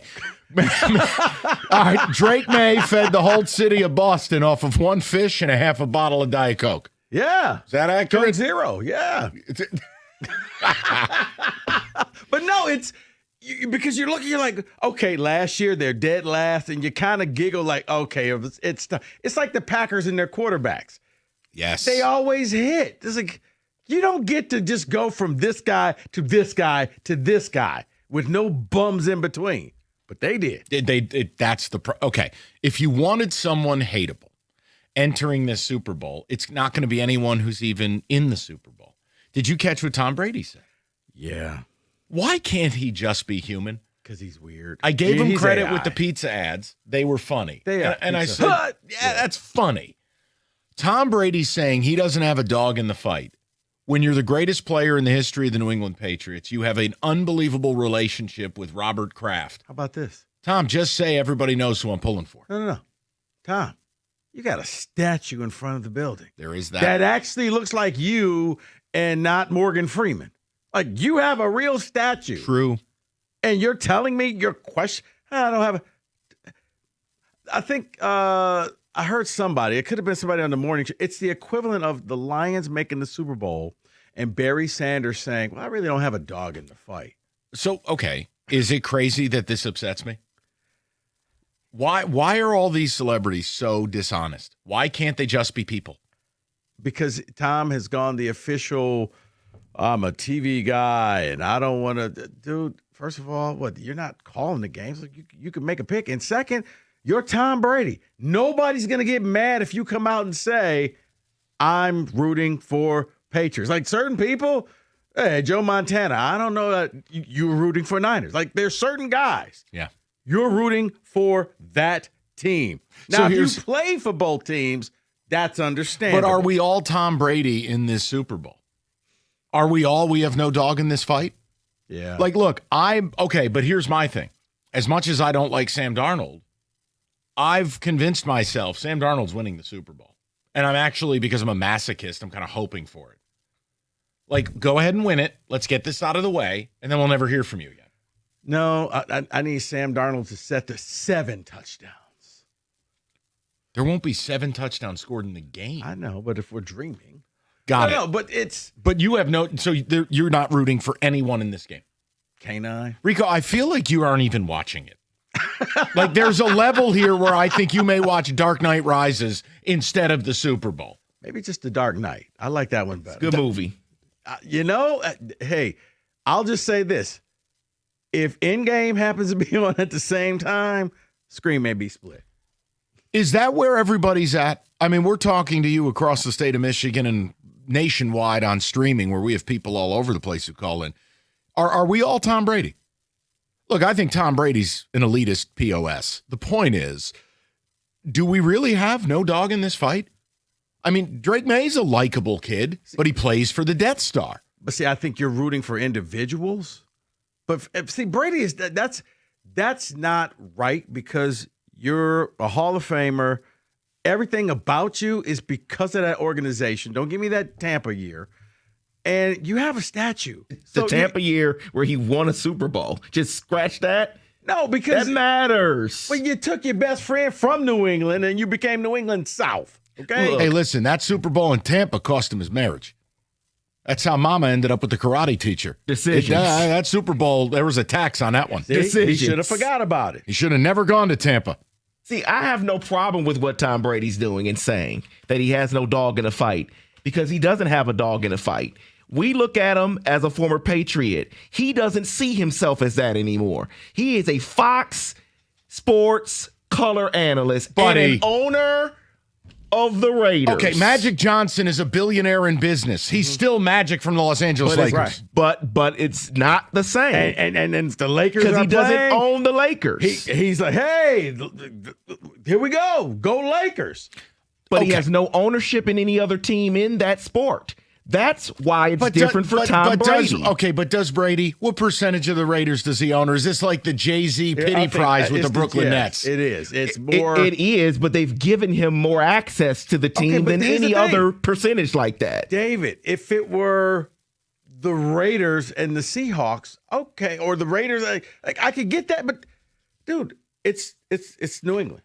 But you have no play for Seattle. I know where you're at. You're going to be watching the Home Shopping Network trying to hunt for some great deals. House Hunters on HGTV. Yeah, right. David, are you Tom Brady in this Super Bowl? You don't have a dog in the fight? I'm not. As a Steelers fan, I can never root for the Patriots to win. Okay, so I have a dog in the fight. But it has nothing to do with pathetic old Sam Darnold not at all. Becoming the belle of the ball. Not at all. Because, David, think about this. All right. Next year, the Steelers make it, and Jerome Bettis comes out and Jerome Bettis does not work for any other broadcaster that broadcasts the NFL. He's been on TV. But he doesn't work for CBS, Fox, He's not calling Netflix. the game. Kenny. If he pulled a Herb Street and says, well, I'm calling the game, so I'm here with but my again, dog. I hate when Kirk Herbstreit does that. That's just elitist garbage. Right. Be a person. Right. You're about to do an Ohio State game. Well, I can't. Come on. We all know Your rooting for the network Buckeyes. ran a sports book. I'm pretty sure you could pick the game.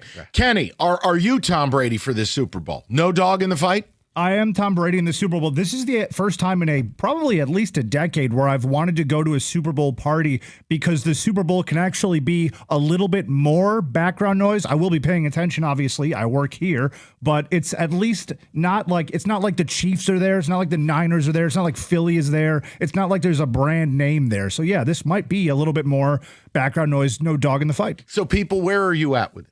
I mean, you're going to watch the Super Bowl. I know we make jokes, or maybe Rico is. He's going to do a little role play. He's going to dress up as the guy who shoots the arrows for the Avengers. I don't know. The point is, we're all watching. Are we? I'm Hawkeye now. Sure, I'll go with it. Sure. Isn't it, the point I'm making, we're all watching, but are we all really rooting for no one? Like, are we Rob Lowe?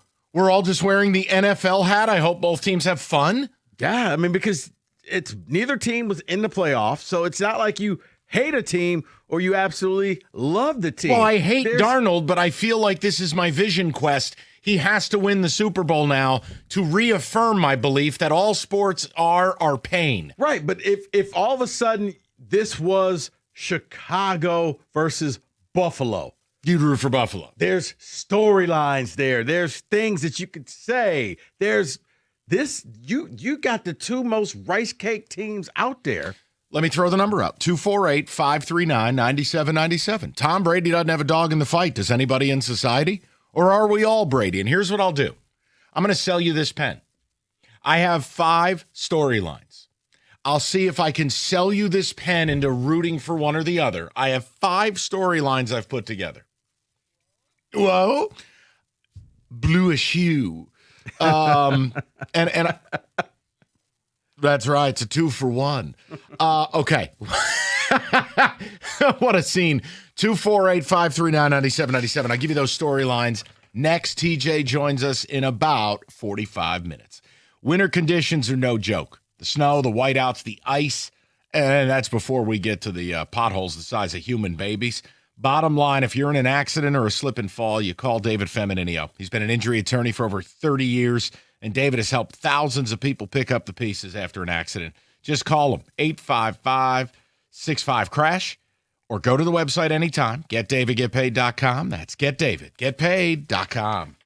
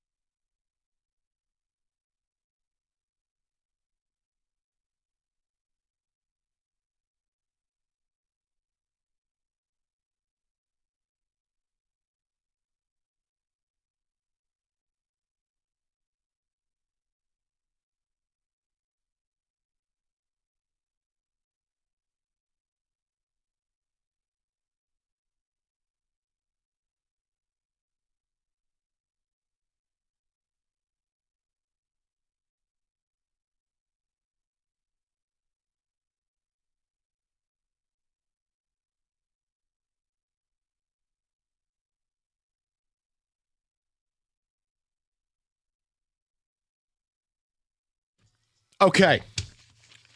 Tom Brady says he has no dog in the fight. It feels like America doesn't either with the Super Bowl. But I wanted to present you. I have 5 storylines for the Super Bowl. And maybe this is the best version I can offer you of sell me this pen. All right. To get you interested in the game. Okay. No music, no sound effects. This is a losing battle. Oh, no Larry David stuff? Okay. No, it's not quite that sad. It is the Super Bowl. Here's storyline number 1. Vrabel and history. Mike Vrabel would be, if he wins this game, the first coach to win a Super Bowl as a player and a coach, both with the same team.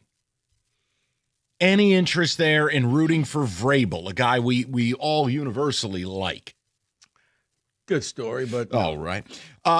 Number 2, as Rico gets his arrows out. QB journey. Now, while we don't have the pedigree in this Super Bowl, we don't have a Mahomes, a Manning, a Breeze, a Brady. Drake May, if he wins, becomes the youngest quarterback to ever win a Super Bowl. And for Sam Darnold, it's just the redemption arc.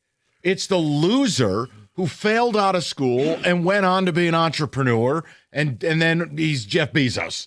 On top of that, he would get the Super Bowl before anybody else in this quarterback class. First redhead to ever win a Super Bowl as well. I'll take your word for that. Okay. Storyline 3. Okay. And maybe something the Lions could learn from. Defense is back. You have to. We got Aiden. We're good. Oh, just put your arrows away for 1 second. You have Mike McDonald, a defensive guru. You have Mike Vrabel, a defensive guru. This matchup pits 2 teams that are both in the top 4 in regular season defensive scoring. It is showing you that defense still wins championships and that the league, albeit still primarily offensive, it is shifting defensive. Look at Seattle. No one pressured the QB more. Nobody's hit the quarterback more. Any interest there? There's interest there, Mike, but I think that's one of the interests the thing that people don't like. If you appreciate great defense, yeah, that's a storyline you can buy into. Storyline 4. Okay. The super rematch. 11 years ago, Malcolm Butler. These 2 teams played. Marshawn Lynch didn't get the ball. Zany interception. Russell Wilson looking lobotomized, leaving the field.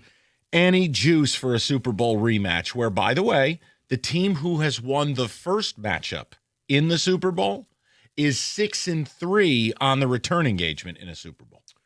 No, unless you strap Pete Carroll to a board and say, just hand the ball off. I feel like a used water bottle getting thrown in a recycling bin right now. All right, number 5, the last thing I could try to sell you. If you respect history or care about a level of organizational dynasty, if the Patriots win, they set the record with their 7th championship. It will be their 7th title since the year 2000, and it would chart a course. They would have done it with the youngest QB in Super Bowl history.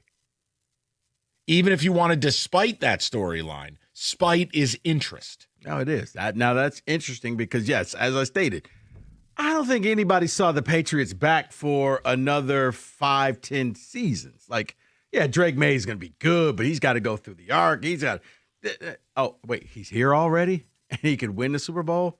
I like that. Okay. So I got one for you. Let me hear it, because Lord knows this game needs storylines. No. But mine is a personal storyline. I want to see Seattle win. I want to see K9 win the MVP so he can say, F your Heisman. I got a Super Bowl MVP. He got screwed. He did. Oh, 2021? Yeah. Yeah, no question. That's it for me. Led the nation in rushing, led the nation in yards after contact, won the Doak Walker. He's one of the only Doak Walker winners to ever not get invited to New York. I mean, give me a break. It was ridiculous. Plus, Will Anderson had twice the season that Aiden did that year. Sorry. It's just kind of facts. But hey, did you see Aiden do a Turkish squat or whatever the hell it was? Oh, look at the barbell tricks. David, your thoughts? For your reasoning alone, Rico, then I do really, really, really hope Seattle wins, because that means he would need a Michigan coach to help a Michigan State player win a Super Bowl and get the MVP. Are you two seriously turning this into rivalry? I am now because of what he just did. I don't care. Because it doesn't matter if K9 wins it for Michigan State. That doesn't matter. Dude, that's not a reason to root for K9. It is for me. I don't care, Mike. A Michigan guy. I don't get. Once you go to the pros, I don't care. I'm like you, but yes, I would think it would be a little bit of redemption for him because he got screwed. Let's go to the people. See what everybody's got to say. We'll go to Will to lead things off. Willie, what's good, buddy?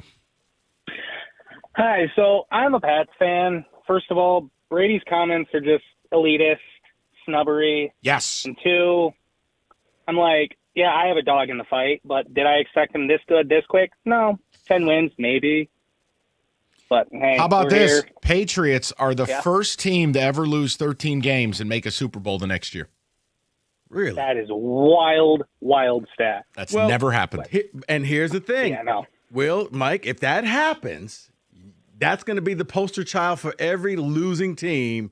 Well, the Patriots did it. You can too in 1 year. The turnaround. It's going to put a lot of pressure on a lot of coaches. That it could be the Cignetti effect. Well, if the Patriots can flip this thing around, why can't you? Yeah, that's another thing I brought up. Like, this is going to put unbelievable amounts of pressure on every new coach.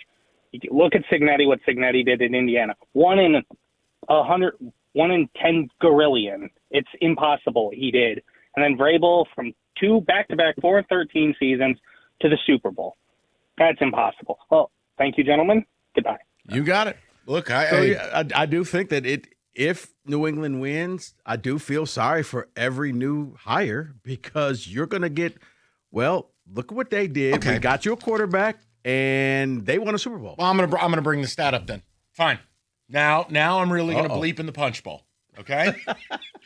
So this is the blessing and the curse of putting together the Boomer Show. You ready? We may as well just have this out. You have a second-year coach with his new quarterback in Seattle. You have a first-year coach with his quarterback in New England. Why is it relevant?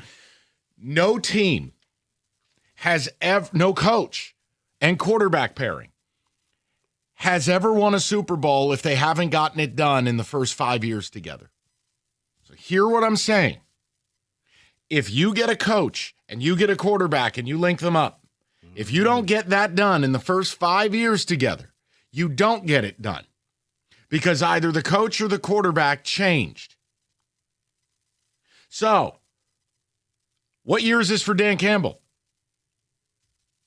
5, 4, 6. 21 was his first year. 21, 22, 23, 24, 25. Yeah, this is going to be 26. Year 6. Yeah. You didn't get it done with Jared Goff. You just bleeped in the punch bowl. Fully. Full evacuation. Where'd this ice cube come from? Well, the pool is closed now, guys. We got to clean it out. Is that a Snicker bar? I just had to offer it. Wow. How many years has your man Purdy been in San Francisco with Shanahan? You're running out of time, too. I think a year. They got about another year. But, you could trace it back. Wow. Crazy stat, right? Someone will break it, I'm sure. But if you don't get it done, it ain't getting done. No pressure. Let's go to Joe, 97.1. Joe, what's good, buddy? Hey, Mike. Thanks for having me on. I have a theory of why there's not Super Bowl interest. Okay. And I think the Lions being good now have changed the way people here view the Super Bowl. I've been a Lions fan my whole life. Growing up, we were just a very garbage franchise, and I never expected them to be great. And the Super Bowl to me was like, hey, I get to watch the two best teams play. Now that I see the Lions are part of, I feel like we are now a real NFL franchise, and I feel like that all changed when Campbell got here. Now that I expect to be in the Super Bowl and the expectations have changed after winning those first 2 playoff games in 2023, outside of that, the Super Bowl is the only goal, and now that we're not part of it, I just feel like it's much harder to be invested in something that you feel like you should be a part of. Yeah. So, Joe, you're kind of judging the Lions off of these two teams, saying, you know what, I think we're better than these two teams, or we need to fix this and we could be right there. Is that how you're watching this from here on out? Kind of, but I just feel like that. I think once your expectations change, like if you're a Browns fan, you just know you're going to be bad. Versus like if you're a Lions fan, it's kind of like now that, all right, I've seen them win in the playoffs. I've got a taste of playoff football. We were a half away. I know what it's like. I love that feeling. And now all I want is a Super Bowl. And I just feel like ever since we've got that taste, the expectation has changed. And I look at it, it's like, well, it should be us. Even though we weren't that good this year, it's just the feeling of that. Yeah. That could be us. We belong now. We should be part of it. Well, for a long time, you felt like you were never going to get there anyways, so the Super Bowl wasn't for you. It was an event. You invest. But now that you're a part of the main dance, you're right. You don't want any part of it because you're not there. I get it. I totally get it. And like, I'm sure you felt that way with the Giants before. 100%. When the Giants have lost games, and I'm sure, Mike, that is a normal. I'm sure that is a normal feeling in cities like Baltimore, Pittsburgh, yes, and all the big football cities. It's like it should be us. Yes, I don't think there's anything wrong with the way you feel. I had a friend say that to me a couple of days ago. Right hand to God. No, Joe, right in line with it. The Lions never felt like an NFL team.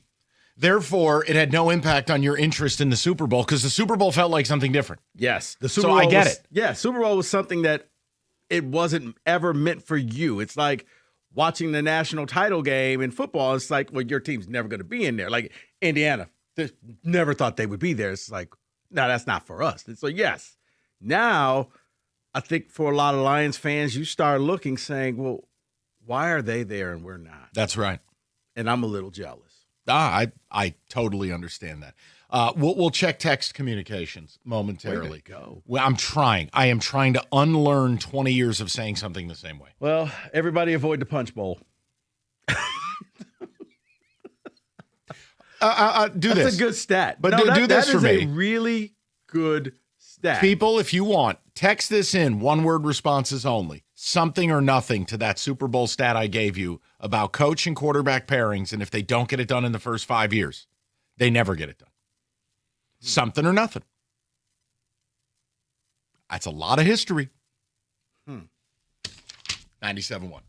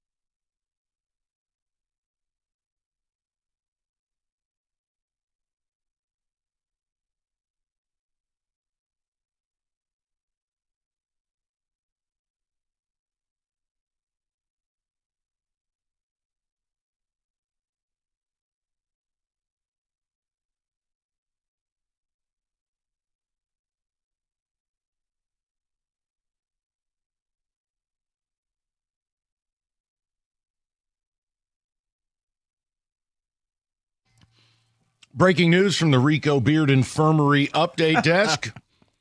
Bobby Ugabuchi is out for the rest of the season for Michigan State. Divine Ukachuwu having left foot surgery. Whatever. It's related to David, some of the Gabachi text from Kansas? No. Two different. I shouldn't have done that. I'm sorry. All he's missed is a trip to what? The Sweet 16? Who cares? David? Text communication says, you got it all wrong, Mike. Drake May did not descend from heaven. He arrived on Noah's Ark in Boston. That's fine. I love the kid. It's just hard because it is the Patriots, and I don't feel like they've suffered long enough to get another one. Yeah. So it's my worlds colliding versus Seattle fan and Sam Darnold. Like, Sam Darnold's life is suffering. First of all, he has UV sensitivity. He's a ginger. Second of all, that guy's been passed around like communion bread. He's been a garbage can.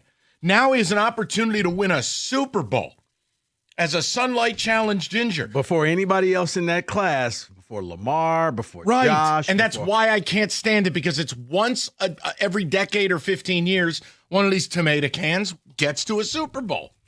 Okay, have you ever thought about what if this is the beginning of he just flips the script No and way. actually becomes. No way. You know what? He becomes like Jared Okay, Goff. he made the Super Bowl while leading the league in turnovers.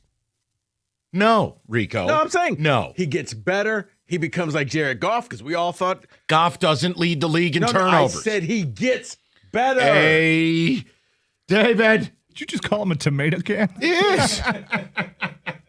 You're talking about the matchup. Literally and figuratively. Talking about the matchup for the Super Bowl, and someone texting in, this feels like a Thursday night football matchup for the Super Bowl.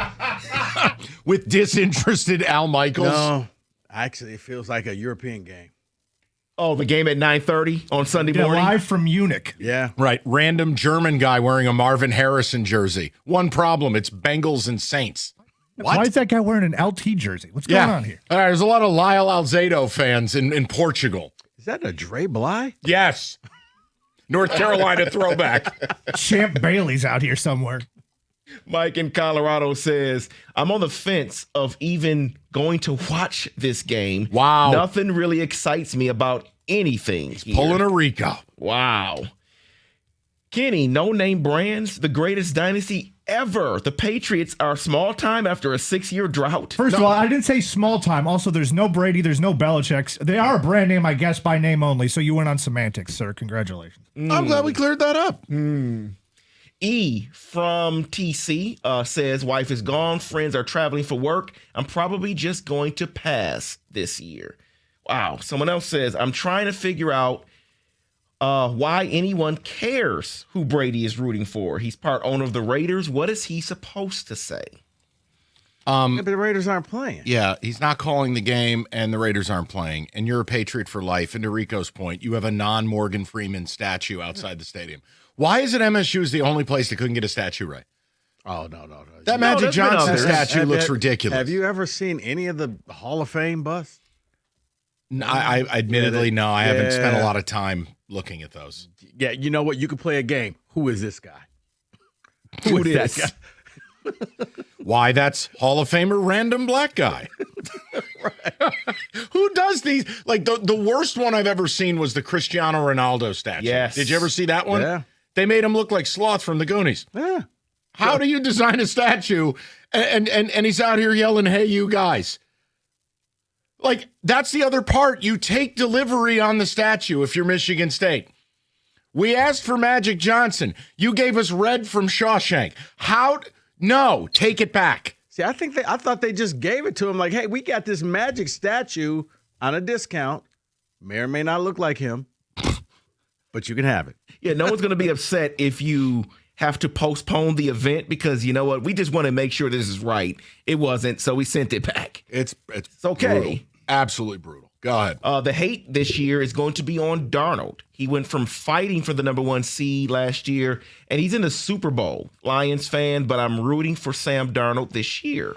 And I understand it. I know the Darnold hatred is a me thing, but I respect what he's done. The game he played against the Rams was the best game of his career in the biggest game of his career. So I don't get to say he doesn't show up in big games anymore. He's finally done it. But do I see Sam Darnold doing the ultimate latte Larry and spiting me by now returning into pumpkin format and turning it over 4 times? So Sam Darnold, Super Bowl champion for the rest of his life. If he wins, you have to call him that. Yes. Or Patriots, life's just not fair. How did they make it all the way back and they're a champion, a 7-time champion? I'd be more comfortable with the Patriots because I've been a Drake May truther from day one. But I know. But see, at least Darnold experienced some pain. Drake May, look, I'm not Buddy, saying his pain is sunlight. I'm not saying he had it handed to him, but it's like, and I'm in the league and I win the Super Bowl. It's just that easy, right? No, it's really not. There are a lot of guys who will go their entire careers and never experience that, where at least Darnold can say, I've been passed around and I've been here and I've been here. And you kind of feel like, okay, you caught a break and you've earned it. What did he say, Rico? Nope. Nope. Better start reading, David. I'm just gonna read this one here. Wow. Okay. I'm so lost. No, right now. they're gonna do something mean to you, and I don't support it. Okay, I'm just telling you. I'm really excited for that one. I don't support it. Okay, but they're gonna do something very mean. Very excited. No dog in this fight. Not going to be watching this year. That is Matt in If you're Madison not watching Heights. the Super Bowl, what are you watching? Have you ever seen what they put against NFL football on a network basis? They don't even show good movies. No. They go to the D list and they show you like Jeepers Creepers 7. What do you think they're putting on against the Super Bowl? You'll be lucky if you get a remake of Little House on the Prairie.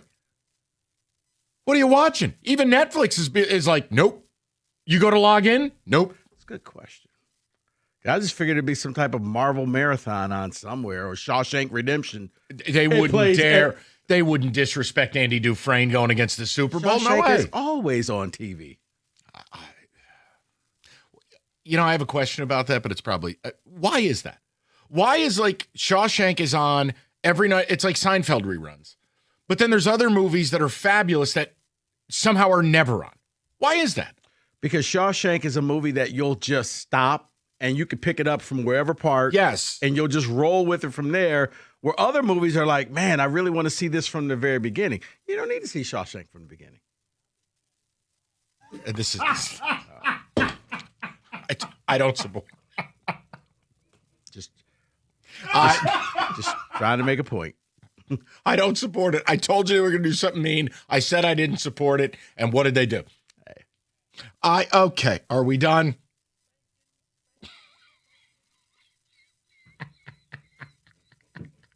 I was really excited about that one. This is how much interest we have in the Super Bowl matchup. This is what happens when the Super Bowl sucks. Is this? All right, I'll be miming the rest of the show. I once again just get it out of your system. That's it. I'm done. I want to say I do not support what's just taken place. It's okay. I stand with Rico Beard. You should talk to them. 248-539-9797. Pretty sure Kenny just wet himself. All right. If you're thinking about the big game, you're not alone. Who am I kidding? Nobody's thinking about the big game. Listen, if you want to buy a new TV, go buy it. Paulson's Audio Video, Farmington Hills. You don't need this off-brand Super Bowl as a reason to upgrade your setup. Whether it's the NHL playoffs, question mark? The Pistons playoff run, I don't care. Any of it. Go to Paulson's. Hell, could be March Madness. Whatever it is, Paulson's has it covered. They'll design your whole setup. It's not just the products. It's the product support. It's the install. Nobody has done it better for 35 years than Paulson's Audio Video. They are your technology partner. Just call 248-553-4100 or go to paulsonsav.com. That's paulsonsav.com.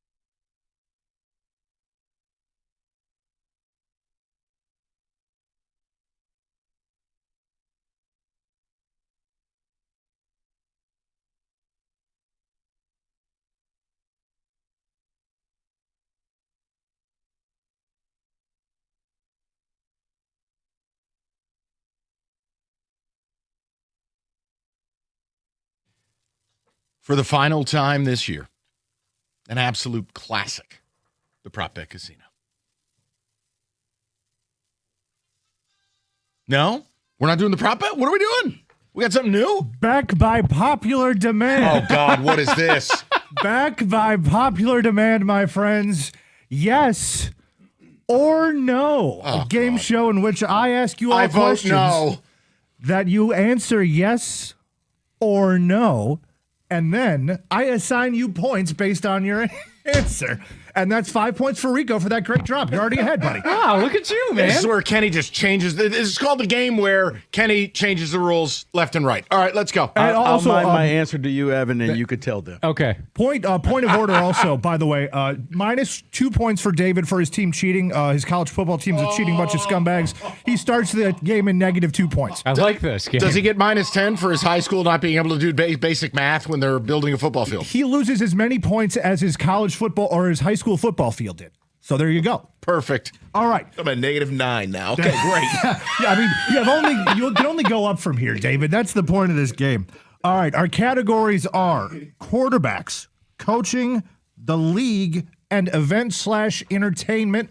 This is all about Super Bowl, so that's the subject matter here. Okay. We'll start with Rico Beard. Select the category, please. I want you to go quarterbacks.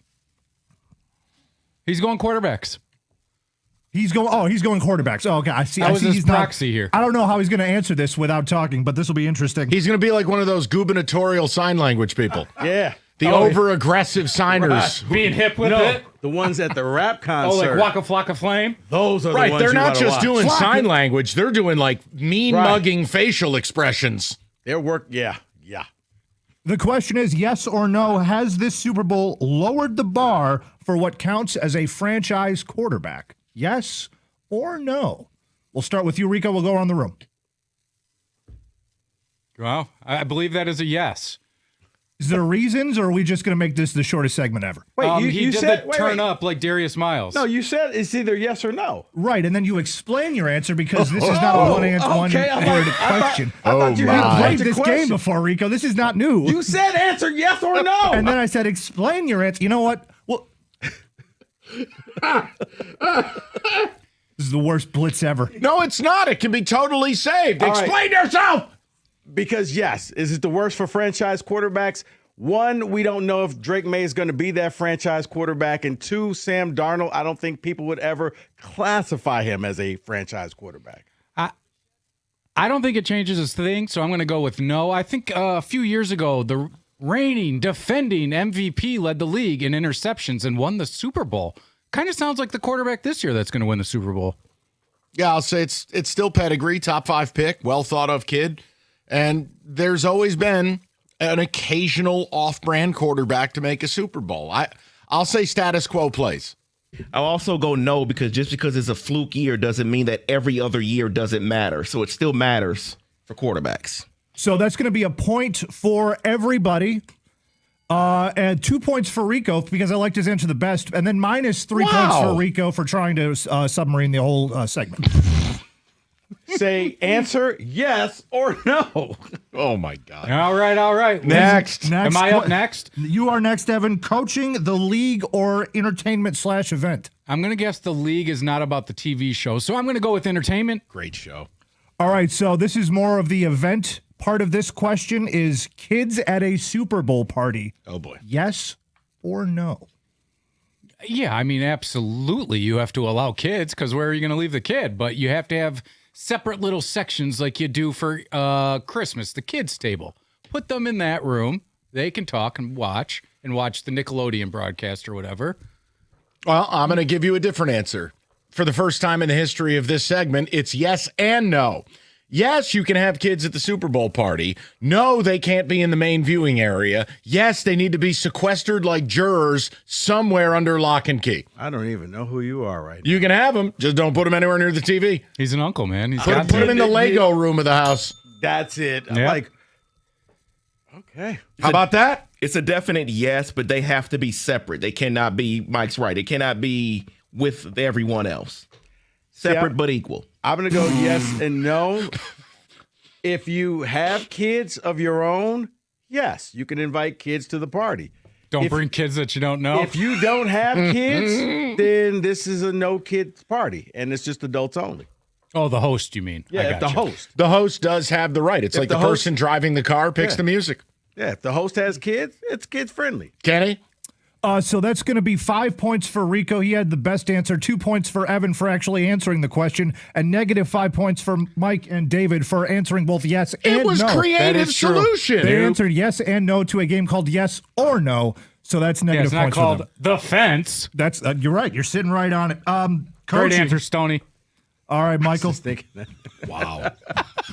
You son of a. Oh man. All right, Mike, you have 2 categories to choose from. Coaching Entertainment. or the Entertainment. All right. Entertainment. You better All have right. multiples. People were talking about how that Bad Bunny was going to ruin the halftime show. People hated on it, saying they weren't going to watch it. Do you think after the Super Bowl, we will be talking about the Bad Bunny halftime show, yes or no? Yes. At how we didn't understand a single word of it because he sings in Spanish, and I don't speak Spanish, Baxter. I don't know what to say. You ate a whole cheese wheel? Yes, we'll be talking about it. It doesn't upset me in the least, but I don't speak Spanish. He needs 10 points for the whole Baxter. I say no because half the country won't be watching anyway. They have another one to watch. Oh, yeah.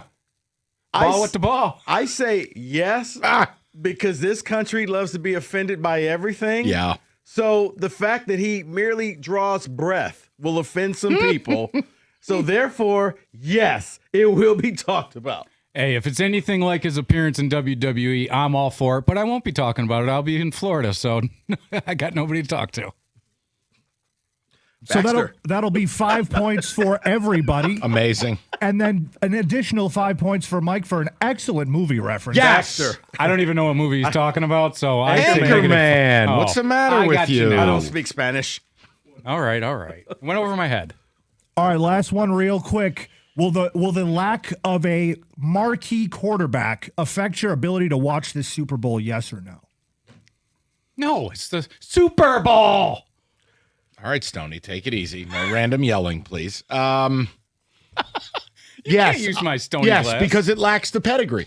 You have the youngest QB ever, and you've got a ginger who's been passed around more than Rico. Who's interested? No one. I'm going to say yes. I'm going to say yes because we all complained about Mahomes being in the Super Bowl all the time, and now we miss Mahomes in the Super Bowl. So, yes. I'm going to say no. I think it's going to boil down to if the offense, if it's just a good game, I think you'll get into it and you're like, yeah, you know what? I actually kind of like this thing.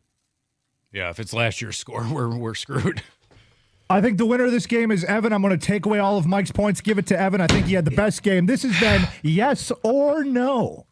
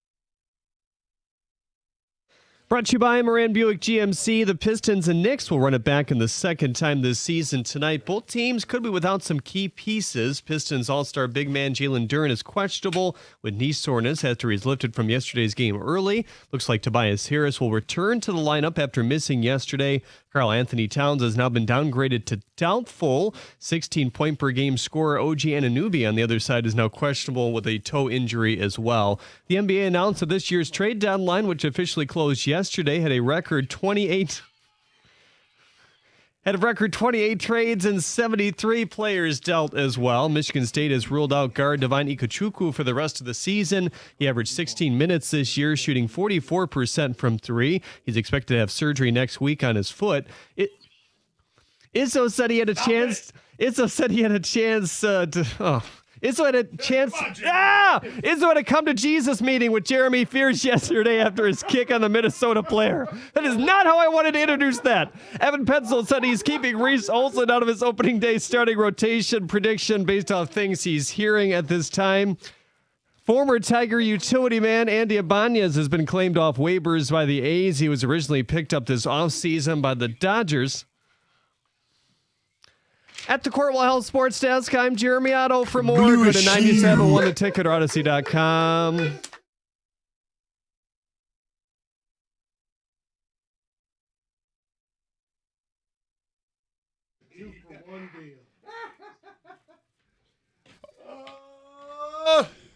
Oh, Jeremy, good job, buddy. He's a pro. He's a professional. We put him through the ringer. Pro. The bounce back.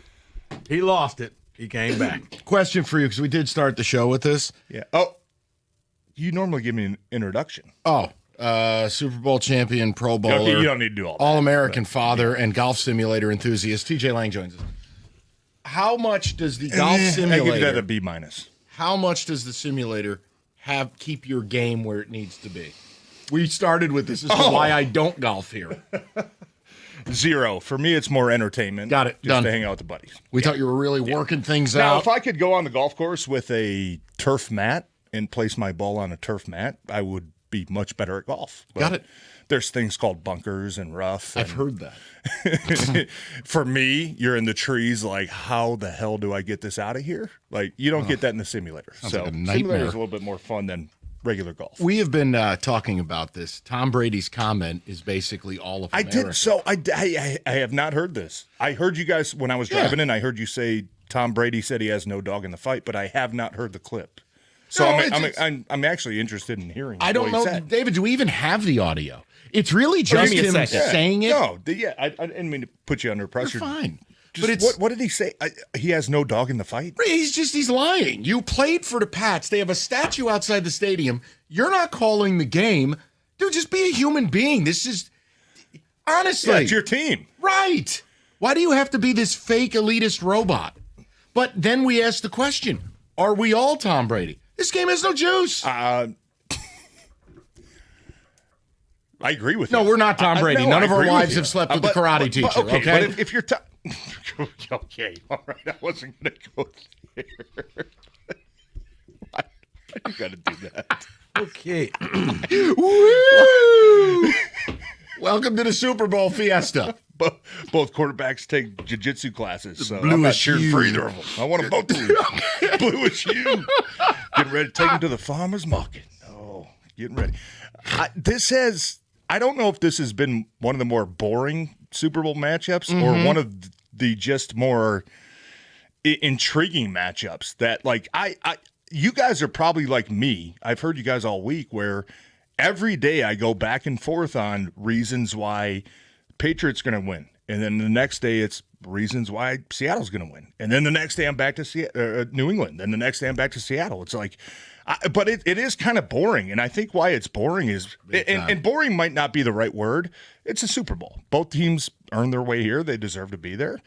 We obviously know both conferences were extremely tough this year, especially in the NFC, man. It was a gauntlet. But for me, it's because you have nobody to hate.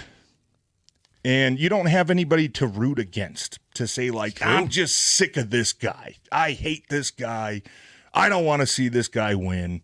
I'm cheering for that team. You don't have that. New England is a bunch of young guys that really haven't established themselves. Now, if Drake May turns into 10 years from now where you're like, I'm sick of seeing this guy. Maybe he can eventually get there. But Sam Darnold also has that kind of like comeback mentality where this guy's been on 3 or 4 different teams and, man, he's climbed his way back. Like, how can you hate a guy like that? I think that's the biggest thing for me is that there's nobody – it's hard to root for somebody in this, but it's even harder to root against somebody in this Super Bowl because you can't look at anybody in this matchup and say especially as a Detroit fan, to say, I just hate this guy. I hate him. I cannot root for him. I want him to fail. That's what drives – I would say 70% of our fan mentality. That's me with we don't Darnold, have that. Except I'm convinced Darnold's winning. Because of his hair color. Right, but no, and he's a bum. But once a generation, a bum gets there. I mean, he's not. I'll tell you the biggest loser, don't mean to sidetrack, biggest loser of this past season out of all the teams, it's got to be the Vikings. Yeah. They totally botched that quarterback decision. Because Sam Darnold, and I understand what happened last year in the playoffs when they got beat down by the Rams, but it was a guy that won you 14 games last year. And then they had a Super Bowl. I won't say Super Bowl ready. Yeah, but I won't say Super Bowl ready team, but they had a playoff caliber competitive roster that they said we're going to hand over to essentially a rookie in J.J. McCarthy, which is an unknown. And obviously, we saw what happened to them. They still won 9 games, but I think they're the biggest loser. Well, think in all about of it. this. I mean, somebody had to be the fall guy. They fired their GM over. They fired a GM. Oh, I think because he's gone. If you botch the biggest decision in on your football team, which is the quarterback position, he also drafted. You're throwing everything on the table. I'm either going all in or I'm going all out. Right. You And know. I think we don't hate anybody unless like this is the beginning of Drake May going on to win 6 or 7 Super Bowls. They win the next. He's like the next nobody Brady. hated Mahomes after the first one. They were No, like, everybody was rooting for Mahomes. Yeah, we like this guy. But then the 4th time you see him, you're like, okay, I'm kind of sick of this. See, the problem We I don't that have. this Oh, year. by the way, here's the quote. I got the quote. Yeah, go ahead. I don't have a dog in a fight in this one. Made the best team win, and in terms of the Patriots, this is a new chapter in New England, and I'm glad everybody's embraced the Mike Vrabel regime, all the amazing players that have worked so hard to get this club to this position. What an elitist robot. Right. That's stop. That can't possibly be the way that he thinks. There's no way. It's so He was with New disingenuous. England for what, 19 years? Now, built a statue. Now in a different phase of my Teammates life. with Vrabel? Come on. Now in a different phase of my life, I really root for people and the people who I care about. The people who I know that know the work that they go into and they're trying to accomplish. Okay, I understand that because I find myself in the same scenario where obviously I root for the Lions and I played in Green Bay for 8 years and I wish them success. But I've kind of gone to the point now where I cheer for people, right? I want to see these people like John Schneider, for example, who's a GM in Seattle. You almost went there. I think I was really close. Yeah, but I'm aware. I think he is one of the best. I recruited you to go to the Giants, and it didn't go anywhere. Leave our confidential conversations I'm just saying. off air, please. Could have been a Giant, damn it. They never called. But I do find my way, like, if I truly have no dog in the fight, like this weekend, I'm like, I love John Schneider. I think he's one of the best GMs in all sports. Awesome. He is great. He is the first person I met when I got to Green Bay on a pre-draft visit. When I went, like Mike, like you said, when I was a free agent in 2017, I went out to Seattle and we had drinks until 3:00 in the morning, and we're negotiating at the bar. Oh, like pounding the table. Like, but like he's a genuine person that I root for. I'm like, I want these people to have success. But for Tom Brady to have a team that he played for 20 years, a statue, your jersey retired. You can't possibly say that. Do I understand that, yes, you are part of the ownership group with the Raiders now? Do I understand that you're part of Fox and making $30 million a year to call their games where you're supposed to be unbiased? I do understand that. But there is also part of you that's like, yeah, Mike Vrabel was my teammate. Of course I'm going to root for him. He was a great guy. He was a captain, man. We won a couple Super Bowls together. There's nothing wrong with saying that. And I don't think there would be any backlash if Tom Brady were to come out and say, yeah, of course I'm rooting for my former teammate. Of course I want to see my organization that I played 20 years with and had 6 Super Bowls and I can't believe you how guys many are Pro asking me Bowls this and all question. pros. Like, right. Like, it's a dumb question. the response, though, to me is odd, though, that he would say he has no dog in the fight. Of course you do, Tom. Like, there's nothing wrong. I don't think anybody would bash you if you said, of course. Now, it would be different if he was calling the game, because then you're supposed to be unbiased, right? We understand that, but he's not. Yeah, he's sign not calling Gus the game. Johnson.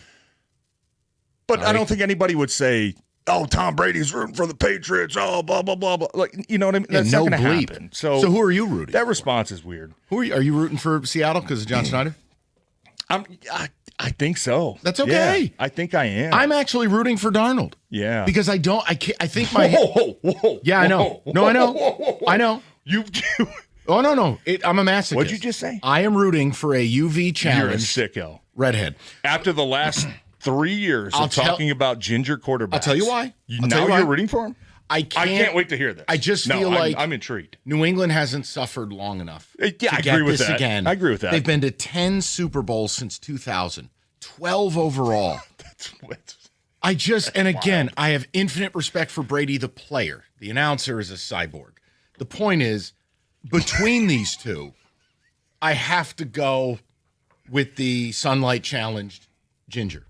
And he's kind of a bum, but I think that's the last thing I expected you to say. I know.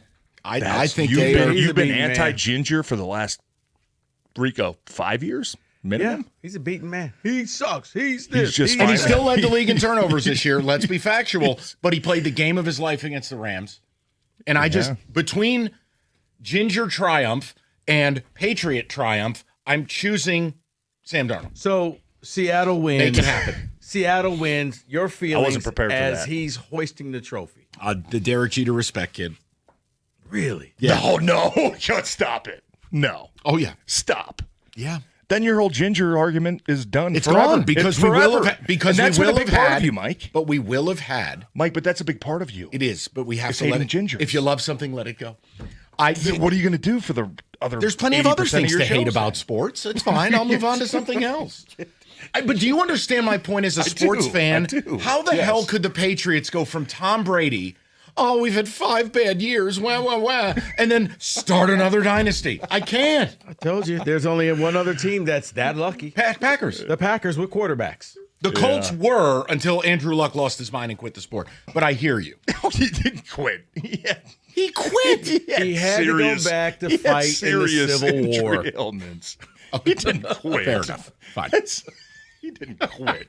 We're on one today. That was not. I'll tell you. Great opening segment. Was not prepared to I hear know. the words come out of your mouth that you're rooting for Sam Darnold this week. I know. Was not prepared. I for that. also said I need this break to kind of comprehend and Gather understand what just yourself. came out of your mouth. That was wild. also, Rico. That was wild. It's a moment in I time. think he's The setting us up. ginger hating man. I think he is too. No, I'm There's a not. hook. I think there's a there's rake. a hook coming. There's a 5:30 Yeah, rake there's a hook David, coming. There's a David, hook go coming get that somewhere. Bible in your desk. I'll swear on it. There's a 5:30 rake coming. I can't have the Patriots get more joy. I can't. It's just too soon. They need to bleed. Yeah, because you thought that they were done for a while. Darnold's bled his whole life because he looks like Carrot Top. The guy deserves a day in the sun, okay? This is bad and worse. I'm choosing bad. No, think about it. I think you were kind of hoping that the Patriots went the way of the Cowboys. Yes. Where the Cowboys were all of that, and now they can't get out their own way. And in a sick twist of fate, how is it my bum-ass Giants are the only team that could ever stop these guys? Somebody else do the job. Well, you know why, right? You know why the Giants can stop the Because a Patriots? Sam Darnold-esque quarterback led the Giants to victory twice. Because a future Hall of Fame quarterback. The only difference between Eli Manning and Sam Darnold is a box of Just for Men. That's all it is. Yeah. David, I don't make requests. I know we're up against it. Can you take Mike saying he's rooting for Sam Darnold and Please? put that permanently on Yes. the drop board, please? Yes, Thank in you. fact, Okay, TJ, thank you. we'll create a page that says TJ, and it's the only button.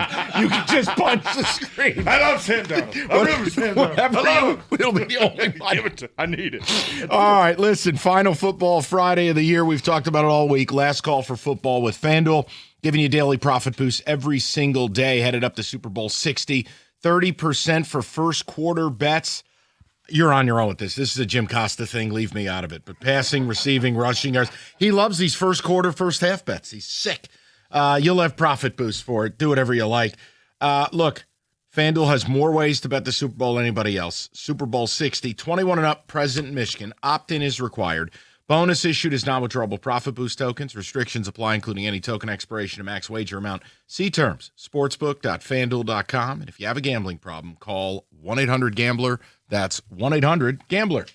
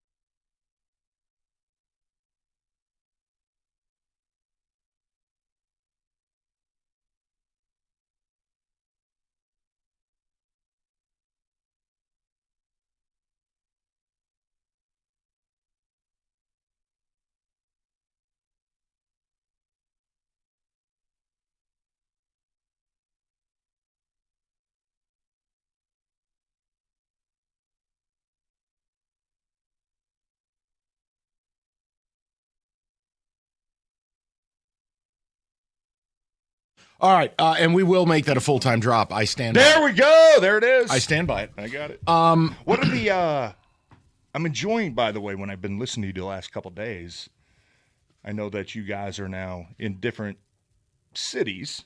So what is it called when people text? Text communications. Text communications. That's because what they it don't is. have a I name really for it, but I can't enjoyed- say the word ticket Yeah, before no, you it. can't. I really, Again, it's I more really enjoyed you corporate saying blather, that. but I'm just trying to be a good soldier in this one regard because it's not a hill I want to die on. So they're like, oh, you can't say the word. They act like I'm saying bomb You on an don't say the airplane. T word. Fire in a Here's theater. the funny thing about it. You They cannot give say you the the- T word. You can't Don't say it. ticket. They give you the whole thing, and then the morning show, I'm like, that's all they say. Just after one Oh, after those another. guys are amateurs. John, come on. You can't I get teach crushed. old dogs new I can't tricks. Well, say it's it. cookies. Cookie says it? Well, Unbelievable. David, to the text communications. Well, then I'm just being a smartass because there's no name for the damn thing. Let's talk to the people. Could I get some via Right. communications via text line, David? Exactly. They don't have a name for it. They've taken away what we've called it for 20 years. I got to bust your balls when I can, but I love it. It's fine. I don't care. I understand. I want to ask a question, and it is the TJ critical question, and it has nothing to do with whether you've bleeped yourself on a field. I highly doubt that. I was thinking about this. So you have Drake May, if he wins, is going to be the youngest QB ever to win it. What 20? 23. He'll be 23 in Okay. a few days. But I thought about you because you got to a Super Bowl as a rookie. Second year. Yeah. Super young. Still young, 22. And yeah. you guys win it. Yeah. And I wanted to know what was more surprising. Because, look, I mean, obviously, you and I have been friends for almost 15 years, and you've been a part of the show for a long time. Your origin story matters. You weren't a 5-star recruit. You weren't some All-American. There was no NIL. So from your origin story. Yeah, keep rubbing it in. No. I know. No. I know. But what was what's more surprising? You were a bum. You were a nobody. You were, And look we at like you to say, under the radar. I know. I'm messing with you. So, busting your balls. 2 words. Eastern Michigan. Move on. What was more surprising? Easy. More surprising. Yeah. As you look back, that you won a Super Bowl or that you never got back? Because you had Aaron in his prime. What's, as you look back at it? That's easy for me that we never got back because I think Clinton Dix. Oh man, that whole 2014 Seattle game was nightmare. It was basically when I was doing the sideline for the Lions-Niners NFC Championship game on the radio. It was flashbacks to my playing career 2014 against Seattle. It was basically, hey, we just don't have to mess. We just can't mess this up. Like, as long as we just keep playing good ball, we're going to be fine. But whatever could go wrong is, went wrong, right? That's Murphy's Law. I'd thrown some out. Like, whatever could go wrong is going to go wrong. And I was a part of that, not only, watching the Lions in San Francisco, where think about all those things that went wrong, right? Like the fumble, the drop passes on drop catches on fourth down, right? Ball goes off your face mask, bounce right into Brandon Ayuk's hands, like everything, like the fumble, right? Like that's how I felt in 2014, where I think you had a 16-point lead in the NFC Championship game, and things started to go wrong. It was a fake field goal, for a touchdown. It's like, okay, great, like whatever, that's cute, but let's keep playing. Then we botch an onside kick, and it's like, oh boy. I know I'm taking a little bit of time here, but you're fine. Yeah, getting back to it was not getting back to it. I would say was much more surprising, because I think, especially for me as a young player, and even to this day, like I still don't really feel like I fully appreciate that Super Bowl win that I was a part of in 2010 with Green Bay, because I wasn't a starter. I played throughout the regular season, and I was the sixth man on the offensive line. I would go in when somebody got hurt. Hey, you're going in. Didn't matter what position: left tackle, right tackle, center, left guard, right. It didn't matter. I wouldn't played a lot, and I played a lot in the NFC Championship game when our left tackle went down. But still, at the end of the day, like, when you're a young player, you're like, oh, it's not that hard. Like, oh, I'm 22, man. Like, oh, this is great. We got Aaron Rodgers. We got all these guys. We got Jordy Nelson. We got Greg Jennings. Like, nobody's going anywhere. We're gonna do this every year. And then when you realize, 7 years later, how hard it is to get back, it's like, gee, did we just do we have a horseshoe up our, behind for the last, for 10 years ago? Like, what is going on? What are we doing? What are we doing wrong that's not allowing us to get back? Because you felt like, especially for me, and I know a lot of these teams, look at, like, New England's a super young team, second-year quarterback, right? Seattle, who expected them to be there? That's the part of the Super Bowl team that I was a part of, was we snuck into the playoffs. We were the 6th seed. We had to win a couple games at the end, and we had to have some help from some other teams. And Mike, I hate to bring this up, but Deshaun Jackson returning that punt for a touchdown against the Giants. Shout out Matt Dodge. That kind of snuck us in with Tom Coughlin's face, like, just cussing out his punter. That's what got us into the playoffs. And we kind of had that attitude where it's like, hey, no pressure. Nobody expected us to be here. Let's just go have some fun, see what happens. But then the pressure starts to build because once you win it, then it's like that's the new expectation. So if you don't do it again, right, it's a failure. And I think for our teams that I had was more of pressure to get back there than it was just that free feel of play of let's just go play anybody, anywhere, anytime, and just have fun and see what happens. And that's what I think what happened this year with Seattle and with New England. I think both teams were like, no expectations. Look, Mike Vrabel, first-year coach. Drake May, second-year quarterback. Seattle, first-year quarterback, and Sam Darnold, not rookie, but new Seattle, system. Cooper Kupp. Like, we don't know how this is going to fit, but hey, the pieces keep going together, guys. Let's just keep having fun, and I think that's the reason why both those teams so far have been able to have that success. I mean, Seattle, number 1 overall seed, they had a little pressure. But it's the first time two teams have faced off and didn't make the playoffs the year prior. I'm saying from the year prior. Oh, though. yeah. From the year prior going into this year, what did New England have? Well, New 4 England, wins last year? They lost 13 games, yeah. Right, And New England caught every break. I mean, hey, Bo Nix, gone for the season. Do you realize they only played a team with a winning record? One team with a winning record. Yeah, Buffalo. That's wild. That's crazy. Yeah. But you know what? And I don't give a damn. No, I know. You know what I mean? I don't have the give a damn exact who you number, play. but I think they played like pretty much 8 fired coaches. Yes. this It year. was the easiest but it's- schedule on a percentage basis in 50 years of the National Football I think it's about building confidence, though, through the season. And even remember, I'm not going to ask you guys to remember, but when I was doing November shows with you guys was, hey, I don't give a damn what's happened the last 8 or 9 weeks. I care about what this team's going to look like through December because December, you're going to find out exactly who you are. December football is going to tell you exactly what type of football team you have. Are you capable of beating the big guys? Are you capable of going on the road? Are you capable of doing the dirty things? And I don't care if it's a 3-0 game. Are you capable of winning some dirty games and finding a way just to ooze yourself into the – I don't care if you're the 1 seed. I don't care if you're the 7 seed. We've seen both, right? I don't care what it looks like. Can you find a way to get there?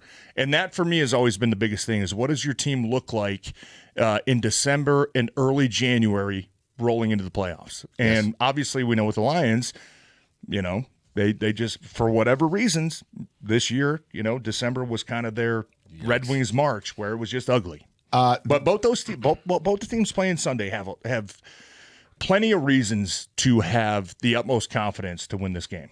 Yes, Which it's is, just for the me, whole is idea is you better that's get why it done. I always think of Dan Campbell's remark. Yep. You better get it done when you're there. It might be gonna be your hard to get back. only It's gonna be shot. hard to get back. Like I always think about like Dan Marino. I was about to say the Dan Marino It's going to be effect. hard to get back, man. It's Second year. Yeah, no, hey, he'll I make got it a news for you. ton. Do you know who's looking like Dan Marino right now? Where the career's headed is Joe Burrow. Yep. Got there early. I tell you, if as long as he stays in Cincinnati, I don't think they're ever going back. Yeah, but I would say even with the Lions a couple years ago when they won the NFC Championship game, nobody expected that. Nobody predicted that. No, but it was their best opportunity. Right, and I think that Seattle and New England are now in the same boat where, hey, you know what? One of you guys are going to win, obviously, Sunday, but the next couple of years, guess what? Everybody's going to be hunting you. You're the top dog now. We're and the gonna Lions get- found out what that was like, and it's going to happen on one of these teams as well. We're going to get text communications next segment. And then I got one more question for TC. 97.1. Let's talk about the Chevy dealer in the area leading the way, Hamilton Chevrolet in Warren. Andrew Pavlik and the sales staff, they want to be a Chevy dealer, and they're going to guarantee you the lowest payment on your next Chevy, period. They're going to find you every discount, rebate, and incentive to save you some money. Get into Hamilton Chevrolet right now. Hit the road in style with great deals on their massive inventory. Selection is best right now, and they're ready for immediate delivery, including the February Rico deal, a new 2025 Chevy Trax LT, $239 a month for 24 months. Walk in with $995 down. You'll drive off with 10,000 miles a year. Guys, you know what I say. The best deals are found at 14 Mile and Mile. Just stop in and see my guys at Hamilton Chevrolet. Tell them Rico sent you and make Hamilton Chevrolet your Chevy dealer. Visit HamiltonChevy.com. That's HamiltonChevy.com. Chevrolet together, let's drive.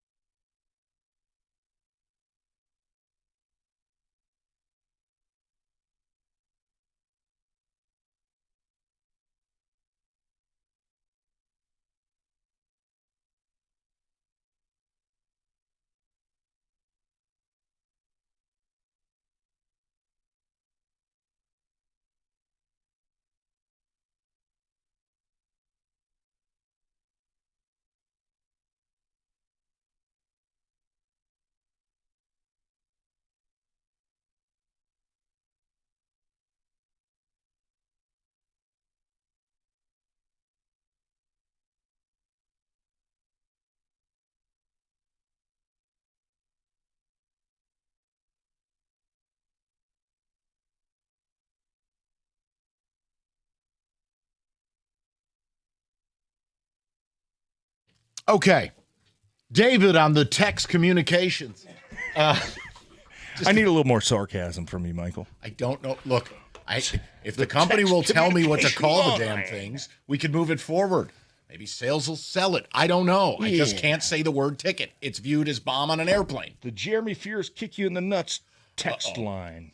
All right, that was for you, Rico. That's okay. Eastern Michigan.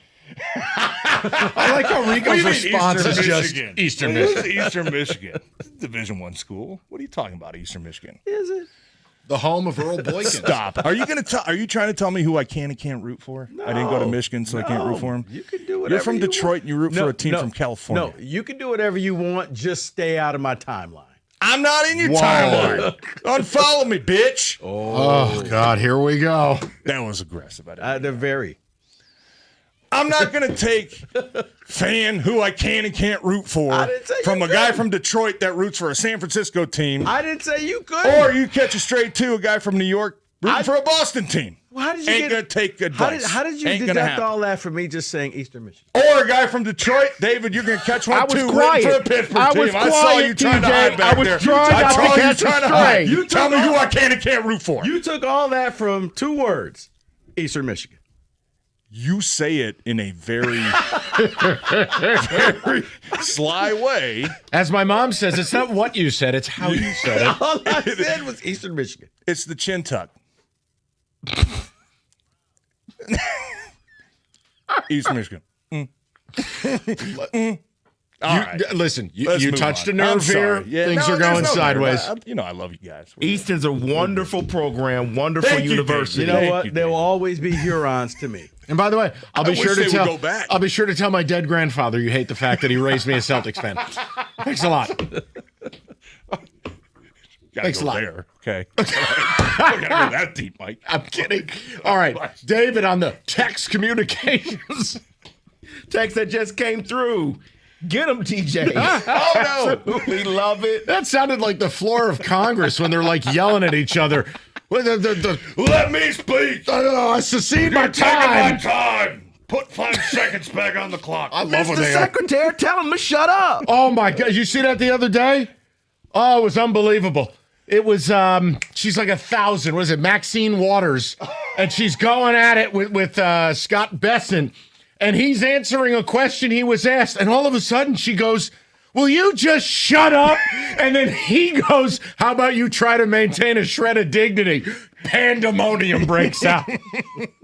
Like, do these people realize we're laughing at all of them? No. Oh, they do. And I think all politics. Not going down that road. And see, I think they go behind closed to you. doors and they high five each other like, "Oh, we really got him riled up today." Oh, man. Oh, that jab you threw at me. Oh, that was a TJ, good one. I'm going to get you next time. It's the biggest con. They need each other for 100%. jobs. Yeah. 100%. Oh, it was great. If they ever figured out everything, they'd be jobless. So TJ turned into Maxine Waters. Will you just shut up?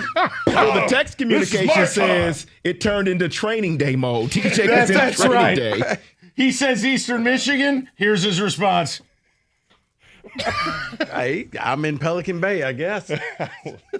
I will not listen to a man with loyalties to the state of California. All I said was 2 words. It was a chin tuck. Well, I said nothing, and then he came after me. And I'm like, whoa. Well, you know why. I know why. I do. You know why. I do. Yeah. Come on. A man of the people. Man of the people. All right, text communication. Text communication on watching the Super Bowl or not. Someone says, I'm only watching the Super Bowl for the commercials. See, is that even? But see, they even show all the commercials now. So you What is don't that? have to- 2005? Oh. We waiting for Bud Bowl? Yeah, that's not a thing anymore. Well, like I would say when the Budweiser with the Clydesdales, when they used to do their Super Bowl commercials, was kind of like the thing to watch. Right. Like, what are they going to do? Some of them are really funny. Some of them are pulling on the heartstrings. But that I feel like that was the end of the whole generation of commercials. What's the commercial going to look like? Maybe they'll bring back I don't know. Living I Color. could be wrong. That's special halftime. Men on football. Listen, The way people get offended, you wouldn't get 4 minutes out of that show. You're not kidding me. As soon as they see the set, nope. I'm triggered. Then turn it off, you idiot. Right. Somebody told me they were going to make Damon a Wayans Tropic and David Thunder Allen 2. Greer. I'm Nope. like, there's no way. Good luck. There's no You couldn't way even make can Wedding do that. Crashers There's today. no way you can do that. David? It's impossible. Says I can't wait for the night when I go training day mode on my wife when she complains about anything tonight. My God. That's what you took out of TJ versus Yes, Rico? exactly what this texter did. Yes. Jeez. Whoa. Very aggressive. I don't even know what to I'm say just to that. moving on from that. Lucian from Garden City says the only reason why I'm watching the Super Bowl is because there is no NHL hockey for weeks. Come on. That was signed actually Kenny. Oh, all right. Well, that's... The final stray has been thrown, my friends. Kenny's, you've been fine for the last hour, dude. I was You've sitting been here like, quietly, chilling. minding my own business. What did David do? He got it worse than you did. I know. TJ finger pointed at him. Kenny's just been looking at the wall like, hey, I'm good. He went all congressional on David. Please don't notice If me. Olympic curling is on, I'm watching that instead of the Super Bowl. More touchdowns will be scored in that. See, I look, I'm telling you, I think stylistically it's a turnoff for a lot of people too. Can New England get to 17?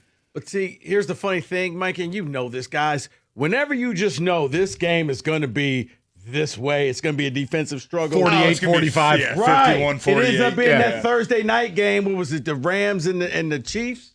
Where it was like, Oh my God, when they were playing at the Coliseum. Yeah. They hadn't built SoFi yet? Yes. Oh my God, it was like 51 to 48 or something. Can you guys think of the last couple Super Bowls, the point, like the winning margin? I feel like they're usually So, in the 30s, at least high 20s. I could be wrong. Well, it used to be blowout city. Yeah, but but- we've had some compelling Yeah, games. 24, we had the overtime game with his team. Yeah, which is a great game. Yeah, last year was close It with was the great. Eagles and Chiefs. Yep. Hold on. Yeah, hold on. I'm talking about score, though, like high 20s, though. You oh, get- you mean the winning team? Yeah, no, just like total points. Oh, Because you get, I thought you meant point no, differential. but you get these teams that get 2 weeks of preparation. Which I hate, by the way. It kind of feels like defense gets you to this point, and then offense is what's gonna win the game for you. All right, so right? let Like, me- that's how I've kind of always felt about. So you're about the saying Super how many Bowl. points do you need to win a Super Bowl? All right, so I'm taking these in order of the best ever. So, okay, 1991 doesn't count. The Giants had 20. We don't gotta back 2008, that far. 17-14 over the Pats. All right, 34-28, the Atlanta-New high England game. scoring. So you got the 34, 28-24 by New England back in 15. I would say high scoring. I think 28 is high scoring. Do we all agree? I think if you get above Except for the 45 Falcons. total points, that's Okay, a high scoring best Super Bowl maybe of my life was Steelers-Cardinals. Santonio Holmes, you had James Harrison, Pick 100 six. yards. Yep. Larry Fitzgerald, 80 yards. But again, 27. Got to go. 02 doesn't count. That's 20. Yeah, I mean, generally speaking, it's going to take you Chiefs 25-22 in the Dre Greenlaw blowout game. 31. Yeah, generally speaking, you get to the mid-20s, it's over. So here's my problem with New England. Yeah. Like, if Seattle gets to 24, I think New England's dead. I don't think they can score. Yeah, that's kind of what I'm thinking about. Is what is that point total you're going to have to hit? Because we always say it's like first to 20, first to 35. Hey, big high scoring match. You got to score. I think in 40. this game it's say- 20. What is this? You Yeah, I was think gonna it's 20? See, I was going to say 17. See, I think it's going to be. I would say 24. Okay. I would say, which I would for a Super Bowl. Everything, especially with two of the best defenses in the league. Well, that's why I said 17. I would consider like a 24-21 game fairly high scoring. Yeah. Not saying that's a 38-35. Like, game, I but think when- it's when I think you- it's when you take- 27-17. Yeah, That's but- my yeah. my deal on when this. you when you think that two of the best defenses, right? Like I don't think it's going to be a 10-7 game. I don't No. think it's going to be a 7-6 game like when New England beat Denver a couple weeks ago, 14-10 or whatever it was, 10-7. I don't think it's going to be one of those games. So that's what I'm trying to think, and that's what I want people to think about too. Is what's it going to take to hit that line? Is it going to be 24 points? 24 Going to be sounds 27? I think you're on it with 24. Yeah, Maybe Rico's I kinda right. feel Maybe that it's a way. 17-7 final or 17-10. Well, I just God, think that would be boring. No, boy. and what you don't want to do, Boring. you don't want to be the team that falls down in double digits, because I think that's when you're going to see the quarterback who's trying to get back into the game start throwing the picks. Yeah, and it does feel like points are at a premium. which is we already So know you that know what Sean that Payton means? said, hey, he regretted passing up on that field goal in the AFC Championship game to go up 10-0, right? Kick field goals. Yep. All right, we will get to prop bets, picks. We do have a food question because TJ's quite the cook. I want to know what he's cooking for his massive Super Bowl bash. I'm kidding. I don't know. Are you having the whole family over? I don't think I've ever said bash, but I didn't get an invitation. Okay, so this is more Just controlled. family. Mom, brother, sisters. Yeah, but TJ, Rico, you just missed the cut. I thought I was like you are one of family my to you. brothers. Cutscene about 8 minutes ago. You son of a bitch! I'm putting cases on all y'all. I will not listen to a man who supports a team from California. Eastern Michigan. All I said was Kenny, it's happening again. All right, if you're thinking about the big game and you're looking to upgrade the TV or sound system, Paulson's has you covered. Paulson's Audio Video Farmington Hills. They'll help you redesign your setup. Every day can be game day. And the big game, whether it's this, the hockey playoffs, March Madness, go to Paulson's.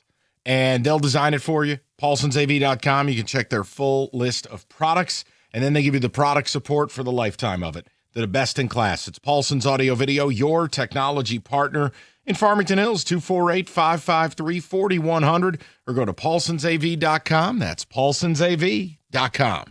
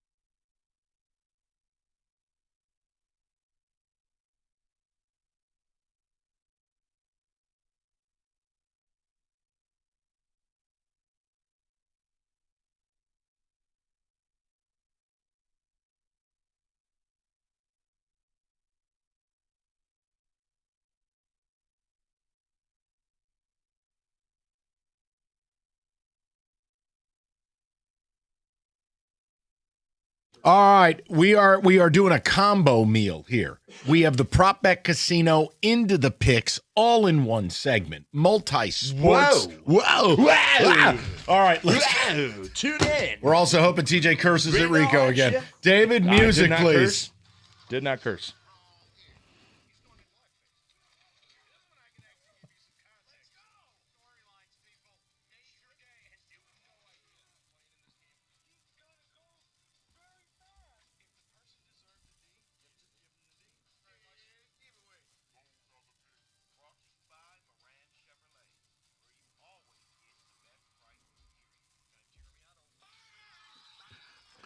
David. All right. He throws a ball you can catch.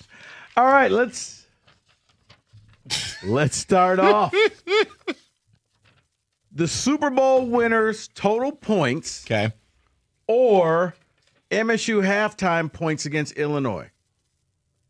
We already did. Well, we talked about it earlier. Yeah. I think 24 probably gets it done in this Super Bowl. I'll just say State.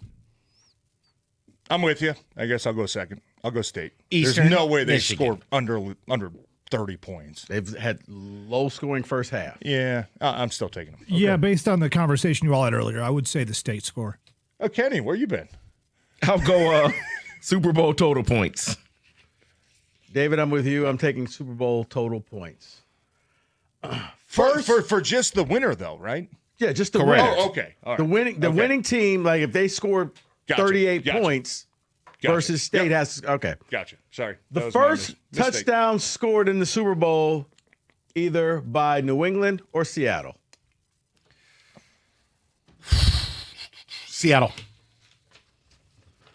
I'm with you. I see Kenneth Walker banging in a 2-yard run from the goal line.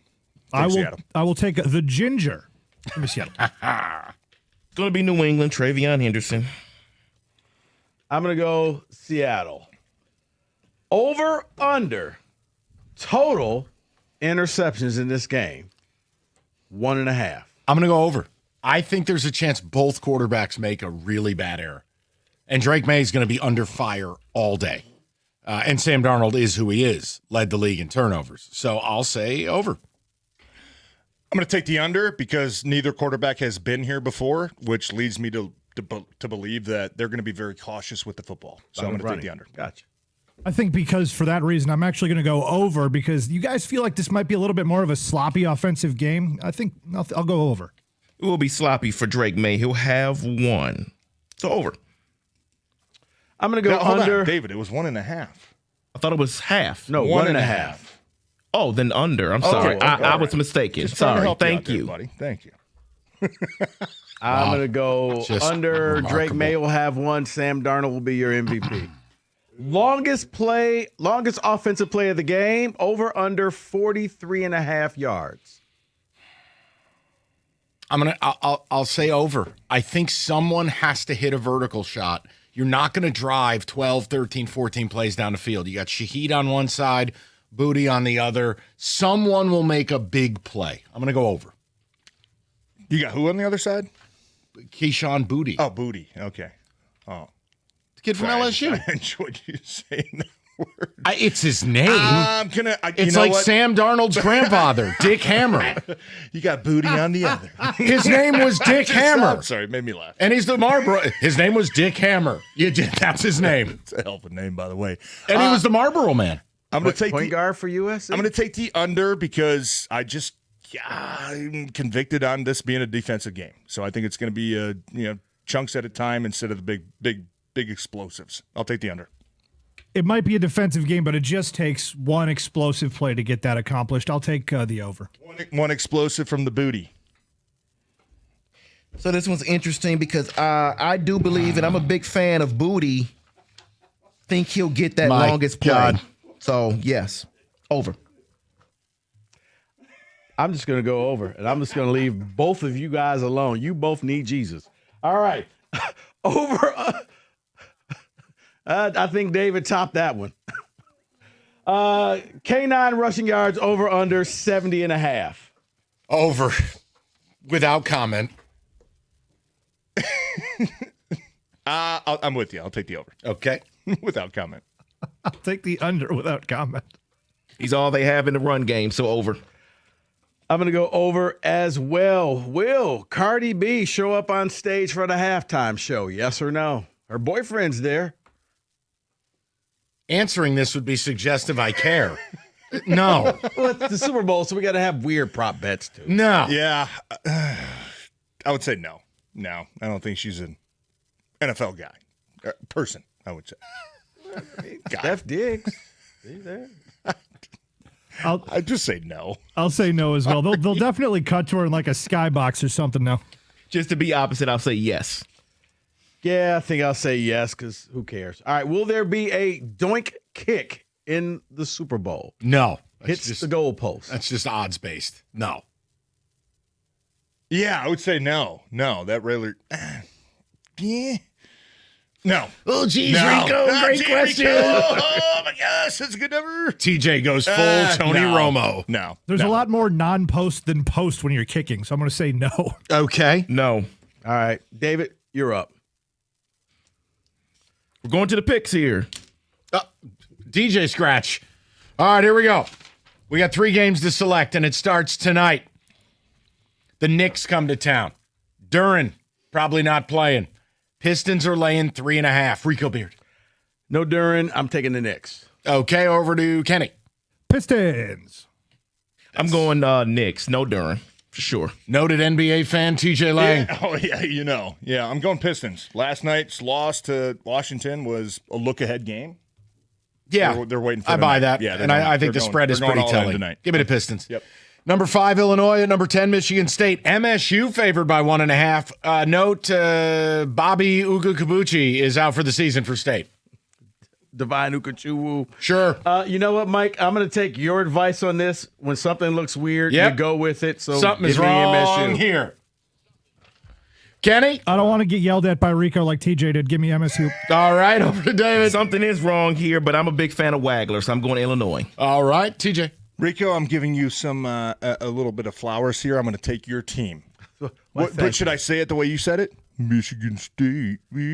Give me the Spartans. Well, I mean, they have lost a few in a row. It'd be acceptable. Yeah, which is Tom Izzo. It's all right, for Rico's mental sanity, I'll go MSU, but I don't really care.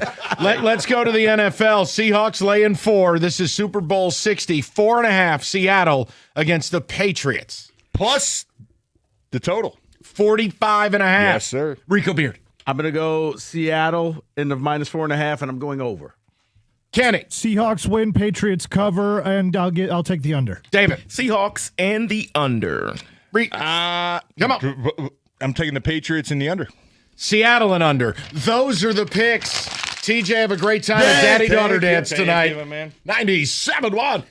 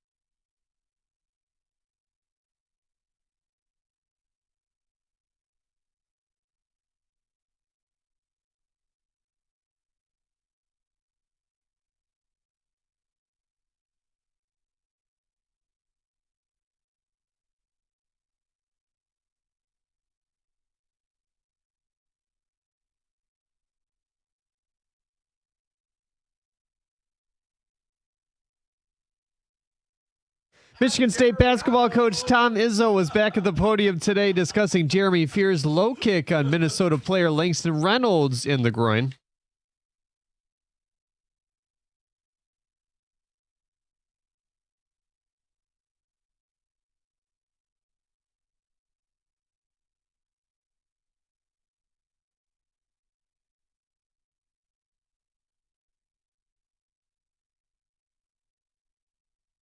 The Pistons host the Knicks tonight. New York is riding an 8-game winning streak. Detroit looking to shake off one of their worst losses of the season against the Wizards. Jalen Duren left yesterday's game after just 13 minutes with knee soreness. He's questionable to play tonight, while Tobias Harris is probable to return. Karl Anthony Towns has been downgraded to doubtful. You can hear my 7:05 pregame right here on 97.1. Evan Petzold hinted on his podcast that Reese Olson may not be ready to pitch in the Tigers' opening day rotation. According to Katie Wu of The Athletic, Jack Flaherty has now switched his representation to Wasserman. Number 1, Michigan hosts number 2, Michigan State hockey tonight at Yost at 7. It's the 350th all-time meeting there. Former Browns defensive coordinator Jim Schwartz officially resigned today. The Olympics opening ceremonies ongoing right now in Italy. At the core... Mike loves the Olympics. At the Corwell Health Sports Desk, I'm Jeremy Otto. For more, go to 97.1 The Ticket or Odyssey.com.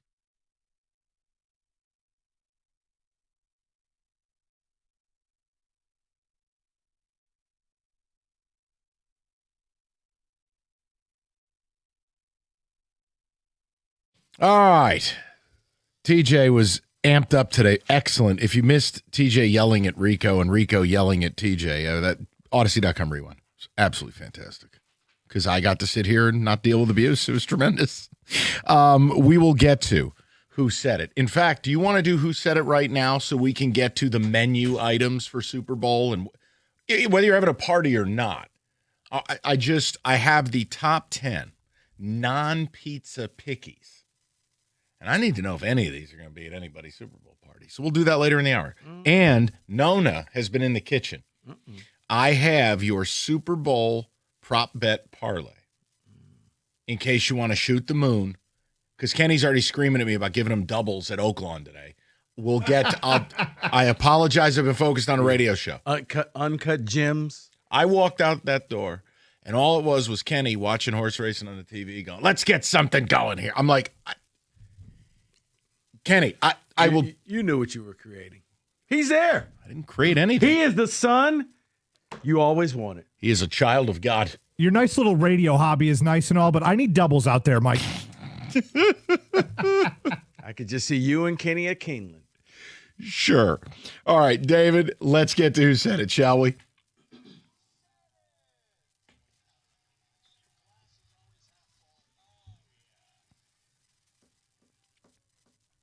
Let's get to the eligibility here. Kenny is still talking about betting. It's crazy. All right, let's see here. What do we got? 6 a.m. to 8 p.m. Okay. 6 a.m. to 8 p.m. All right. Number 1, I'm willing to believe that Scott Harris hasn't seen a move he wanted to make yet, but I'm believing it less and less. Sounds like Doug, doesn't it?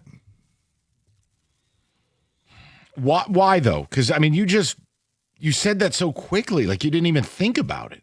It's because he's kind of still couching it in case there's room for change, which it seems like he might be hoping for. Okay. I was thinking the same thing, except for I was thinking his partner. I was thinking more Gator, because Doug's been sick this week. I think Rico might be onto it. Scott Harris has it in, a little bit defensive. Yeah, I could go with that. I could go there. Who said it? Oh. Kenny Cott. You know what? I'm throwing a challenge flag. He screens for that show, and he didn't use the jank rule. Doesn't that seem to be a little bit too coincidental? I'll allow that. I think that's worthy. I'd just like to pose opposition. I mean, screening and listening are two distinctly different. Oh! You know what? That's a Jokes, teardrop right people. there. It's just jokes. Relax. Whoa, boy. All Kenny right. over there saying, Doug and Gator. I'll just move on to It's number a wonderful 2. radio program. Number 2. If you know that's coming around the corner, why didn't you trade him knowing that maybe you're not allowed to spend that much money or you can't afford that much money? Why wouldn't you have traded him? See, I've said stuff that's similar. Yeah, I've said this is before the arbitration. This is during the reporting by Ken Rosenthal and every other national writer that if the Tigers lost the ARB, they weren't going to spend. So what did they do? They went and spent $40 million and looked like heroes. But would you have said it like that? Kenny, I don't know. I won't be mad if you say it's me. One more time, David. If you know that's coming around the corner, why didn't you trade him knowing that maybe you're not allowed to spend that much money or you can't afford that much money? Why wouldn't you have traded him? I'm going to guess John. I heard this in Jansen voice. Okay. I'm not quite sure why. Maybe it was because it's a lot of words. I know we both said that. It's a lot of words. I just don't think you guys would have said it like that. Cookies felt the same way before he got his Blue Chew when they made the signing. Oh my! Kenny's confident. I'm not, I'm and not I confident. know I could have said this, but if he thinks it's John, but would John have that type of opinion about the Tigers? See, I'm going to go with you, and I'm totally okay. I may have said this. I could have said it as well. I'll say Jim. You're saying me. Let's roll. I want to get to a few more of these. So, Rico, there was something you said there. You said blue what? Blue Chew. Oh, man. Thank you. That's enough. He was in. He was in for Doug for a day. Yes. Okay, David, that's a good one. Number 3. We don't talk a lot about Seattle. We don't talk about the Seahawks because they're up in the Northwest and they're out of sight, out of mind. I think I may have heard this, so I'm going to remove yourself. Kenny, me and you, buddy. I'm thinking John again, too, for this one. Why? Because it doesn't have the smarm of Acosta, and I don't think any other show is talking that much about, not the Super Bowl, but that angle of the Super Bowl. And that limits it to the morning show, and if that's the case. The problem is, I know Doug and Scott have done Super Bowl stuff, but all right, Kenny, I'm gonna trust you one more time. Mark Ryan was in today on the midday but show. I mean, I just wanted to point it out so everybody knows that would be a quick turnaround. It would be. Can but I give my answer now? Yes. I think I heard John say this. Good. All that right. means me and Kenny got one right. Please. There it is. Man, did he over enunciate there? We don't talk. Sounded like Jesse Ventura. Howard. All he needed to say I'm is we off don't the talk. grid in Cabo. Jesus, John. Can I hear that one more time? We don't talk. Now you're asking yourself. Here's me, here's you. Oh, my God.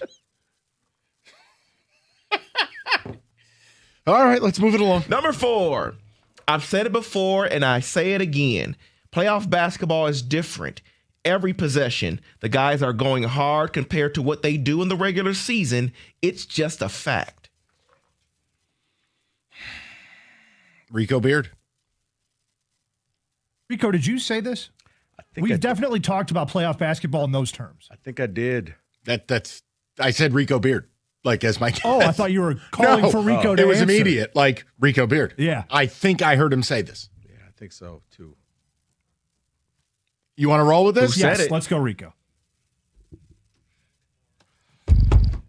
Sorry about that. Wait a minute. Rico is Kang? Kang is Rico? Rico, what did you collect this week? Oh, okay. Nothing, because I'm about to take off. He's had it. I'm leaving. I'll be back on Tuesday. Rico's absolutely had it. Number 5. My goodness. When's the next holiday? Okay. My. Number 5. Michigan is a classic example of expectations change during the season. We're at a point right now, if they stay healthy, they're championship or bust.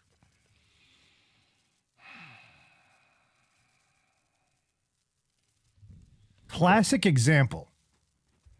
Who would use a phrase like that? Westonian this week. I was thinking gov knee jerk, and I'm not sure why. There's no reason behind that. Read it one more time, please. I'm sorry, Sure David. can. No, you're good. Just one more. Michigan is a classic example of expectations change during the season. We're at a point right now, if they stay healthy, they're championship or bust. I've talked about them as absolutely a national title contender, but I don't think I've mentioned stay healthy or anything like that. I'm going to go Cookies. I was going to say we haven't heard the smarm. He is a closet Wolverine. Every time a local team wins, Jim treats it like a referendum. That's a good point. I could see that. I'll go Costa with you. Kenny? I'll stick with gov. Okay. David? Who said it? Boom! He's heating up. Might be Kenny's best performance ever. No, the best performance ever was the 7 for 8. Okay, fair. Fair. And David hated us. Fair. Kenny, well done. I'll give you one more. I got one more. Okay. It's not to say they couldn't win the NBA title 2 years from now or 3 years from now, but it will be harder when Halliburton's healthy and Tatum's healthy. I mean, hell, that could be Rico. No, I don't think I'm going to throw a dart here. Okay. I'm going to say Mark Ryan. Because I know they talked about this today. I didn't hear it. It's not violating the jank rule. Quick turnaround by David. Would David be that committed to the craft? David works hard, man. I don't doubt this man. Don't kiss his ass. I'm kidding. I'm totally kidding. Jeez. I'm kidding. Relax. All right. You know what? How about this? He's had the dice. Yeah. This guy's on fire. We are with Kenny Cott. We're Team Kenny. Should have stopped him. Damn. Sorry. I want to scream. Kenny, you let everybody down. All right. No, I'm kidding. And that is who said it.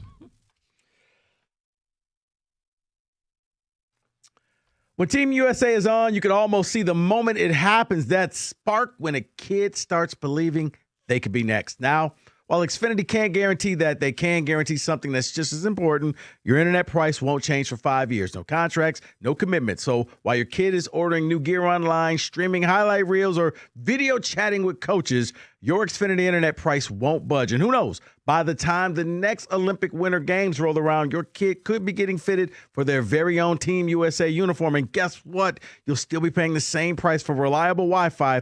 And there's even more to enjoy with the Xfinity Gold Medal Celebration. Now through February 22nd, get their best price on gig Wi-Fi. 5 years guaranteed, just $50 a month. Plus, get Peacock Premium included for 2 years, a $10.99 a month value. Xfinity, imagine that. Proud partner of Team USA. To get started, visit Xfinity.com or drop into an Xfinity store today. Restrictions apply. Requires paperless billing and auto pay with stored bank account. Taxes and fees extra. Actual speeds vary.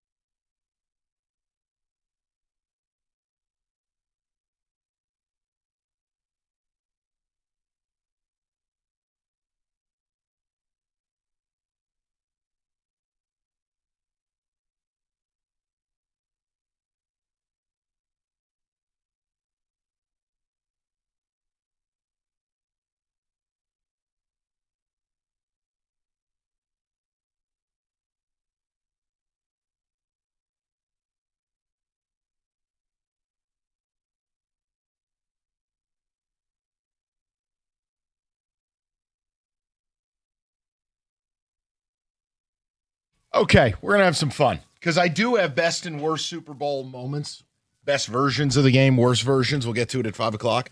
Like, I've got a couple of personal ones, and like I want to hear it from you guys. The Super Bowl that you were like, this is the greatest thing ever, and then the one where you're like, why did we wait all year for that?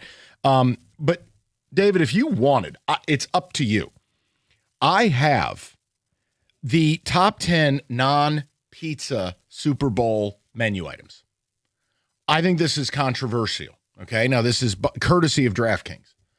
I just wanted to see if you guys could guess them, and then I sincerely like to know what the hell people are doing for Super Bowl. Okay, so this is, I thought this was like the top 10 that you've done. No. Okay. No. Right. No, because mine are definitely more niche. A couple of them are Italian. Brother, let me tell you one thing, okay? Yes. No smarm. This is all sincerity from the heart. MSU tailgating misses you. I know. Okay? I know. Mike, I know I used to bust your chops because you would have all types of things. We're playing Cal, so I got smoked bear. That's not, we did not, that is erroneous on both counts. But no, we miss your team. I know. Maybe someday. We got to get you back. We'll see. We got to get a little Paul. If my niece and nephew end up liking state, maybe. There it is. I got to work on those. They're good kids. All right. David, do you want to participate in this? And if you want music, you can do music. If you just want to talk through it, I want you guys to guess these. And it'll be make it, take it. Street ball rules. You get one right, you keep rolling. Okay. See how many you can get and who the winner is. And then I want to know your number one non-pizza item for the Super Bowl. And if you're in listener land, whether you're having a party or not, I always like knowing, because my family does something unique for Super Bowl. What is that signature thing? It's like, okay, it's Super Bowl time. Bob's got to bring X. 248-539-9797. You want to play? Yeah. Let's play. Let's do this. Top 10 non-pizza Super Bowl snacks. Okay? Non-pizza. Everything else is available. Okay. Rico Beard, seniority. You lead. I'm going to go nachos. Rico has a point. Now, nachos is number 6. Here's my problem with nachos. They don't stay warm. They become a gelatinous concrete tomb of cheese. And you're asking people to eat with their hands in your home where shrapnel can go everywhere. See, I was going to say it almost becomes like a food version of Jenga because there's one nacho chip that holds it all together. Well, you got to do it in layers. That's the problem. People think you just lay the chips down and you go mountain of toppings. You have to build it like a lasagna. But it's really a personal thing. I don't think you can do this for a party, but it is number 6, so that's 1 point for you. Your next guess. I'm going to go with some type of sliders. Oh, boy. We got a problem here, David. That's number 5. Whoa. This makes more sense. Ease of use. They already sell slider buns, and you can make any variety of these things. There's a zillion different ways, and it's a picky. You got to be a total slob to spill one of these all over the place. That's number 5. Rico's got 2 points. Make it, take it. What do you got? I'm going to go with tacos. No. I am shocked. You went right over 2 things that, to me, scream Rico Beard. You'll see later. All right. Over to Kenny Cott. Rico has 2. Kenny, you're batter up. I think you're missing a gimme here, and that's wings, right? Number 1 with a bullet, chicken wings. Now, I want to say this. I am not one of these people, well, it's a hot dog, a sandwich. Like, if you're doing a Super Bowl party, you can't have regular wings. People are eating with their hands, and then on your furniture, you have to go boneless. You have to, because people are animals. They leave the bones there. You have to empower them with a fork, and you have a chance of getting out of this alive. You can't have 20 people eating regular wings. Okay. Total disaster. But Kenny, point for you, number 1. Next. So let me talk through this because I'm not sure if this is too vague, but I think chips and dip is a staple. Do I have to specify a dip, or can I just use that as my guess? Okay. I'm not trying to bust your chops. If I made the list, I would have included any dip There is it is a specific dip that is on the Okay, buffalo dip then. You win. And I think it's gross. Buffalo chicken dip. This is another one. Yeah, it sounds great, ideally, but it's not realistic. It turns into stucco. Like if you've ever done drywall in your life, you could mud with buffalo chicken dip. No chip can hold up to it. It's the Bermuda Triangle of dips, and it's just a graveyard of broken chips. I'm not a fan of it personally. But okay, Kenny has tied it at 2. And by the way, Kenny with 2 in the top 5. And there are still some obvious choices here. Carry on. I'm going to guess some sort of pop. I'll say jalapeno poppers. This was one of the Rico Beard Man guesses. I'm shocked he didn't do it. Jalapeno poppers is number 2. See, I didn't think most people would have those at their parties. The problem with them is if you're going to make them, they're a titanic pain in the ass. But if you buy the frozen ones, they're just not the same. Right.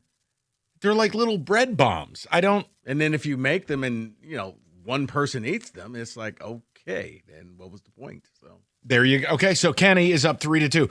Kenny, should have known. Kenny is Lord of the snacks. Go ahead.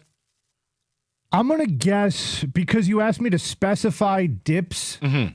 I'm going to go the salsa route, another popular fan favorite dip. Sorry, but no.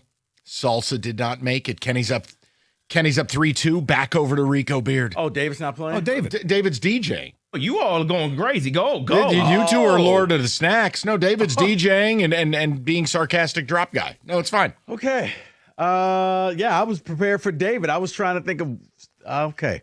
10, 9, and 8, and 7 are all available, as is 3.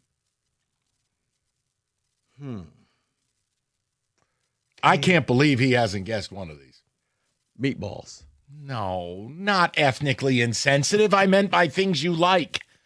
Over to Kenny, up 3-2 as Rico just airballed a freebie. Well, I figured everybody's little meatball with the toothpicks. Yes, and we all run around in snackable pepperoni necklaces. It wasn't for you. Oh, okay. I mean, in general. It's finger food. Kenny.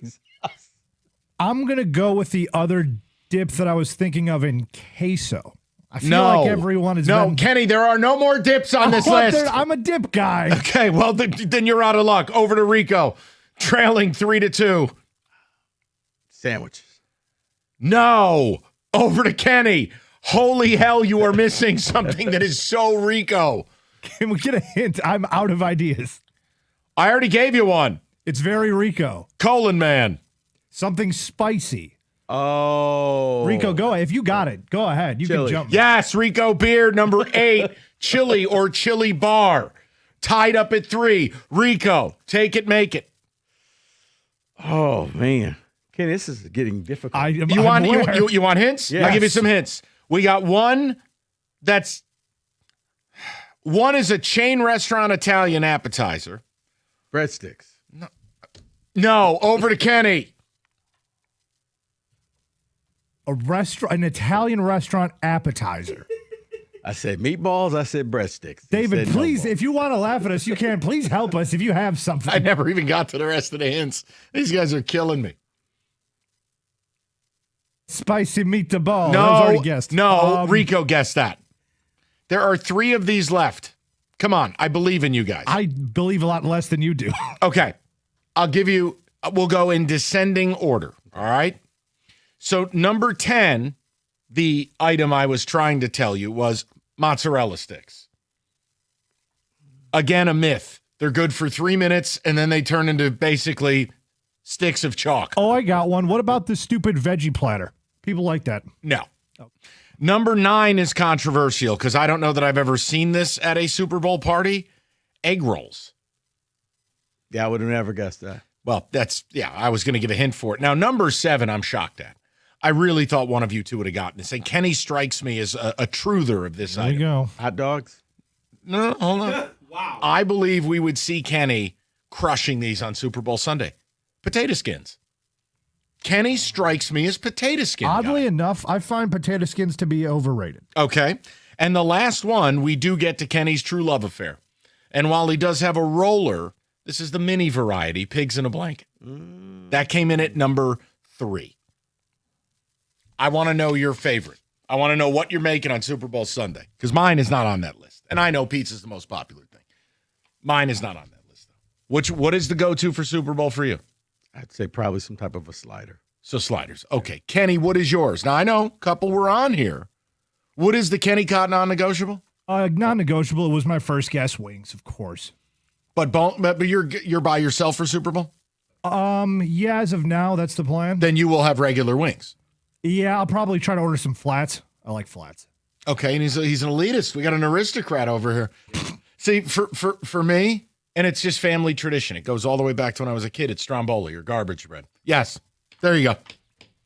You know, in fact, we actually wear necklaces of garlic around our neck just in honor of the occasion. Even this out. We're gonna have soul food for my Super Bowl party. Oh my God, David, come on, man. David, I don't have a song. I feel uncomfortable every time he Every plays time that. song comes on, I feel that's why. Wow. When I said meatballs, I meant just finger food. You don't understand. I It don't wasn't- care. It's okay. I know, but I feel bad. No, you know no, what? same here. Okay, hold on, David. There's certain things that I say, and he's like, "Oh, I can't say that." Right. So that's how You I uncomfortable feel. with Yeah, certain things? there are some Yeah. things you say during commercial breaks. Anytime I make any type of chicken joke, and you're like, "Nope, nope." Well, nope. because the rules are different. The Italians are fair game. You say something about a black guy, you're toast. All right, David, call I'm it a sorry to day. tell you got the Olympics, okay? I don't have a song for that one, David. I'm sorry. Okay, Okay. stop right there. 248-539-9797. Black Panther theme song. All right. Boy, Stu's got to be thrilled with this. Northville Lumber, largest Trex decking We love you, outlet. Stu. Northville is Michigan's Trex superstore. They stock all colors of Trex decking, railing, lighting, all the time and at the absolute lowest prices. Oh, but it's cold. What the hell are you talking about building things for? Because if you don't get on their schedule now, you will not have anything built in the spring. Stop by the showroom, take home some samples, and call Northville Lumber, Michigan's Trex Superstore today, or go to northvillelumber.com. That's northvillelumber.com.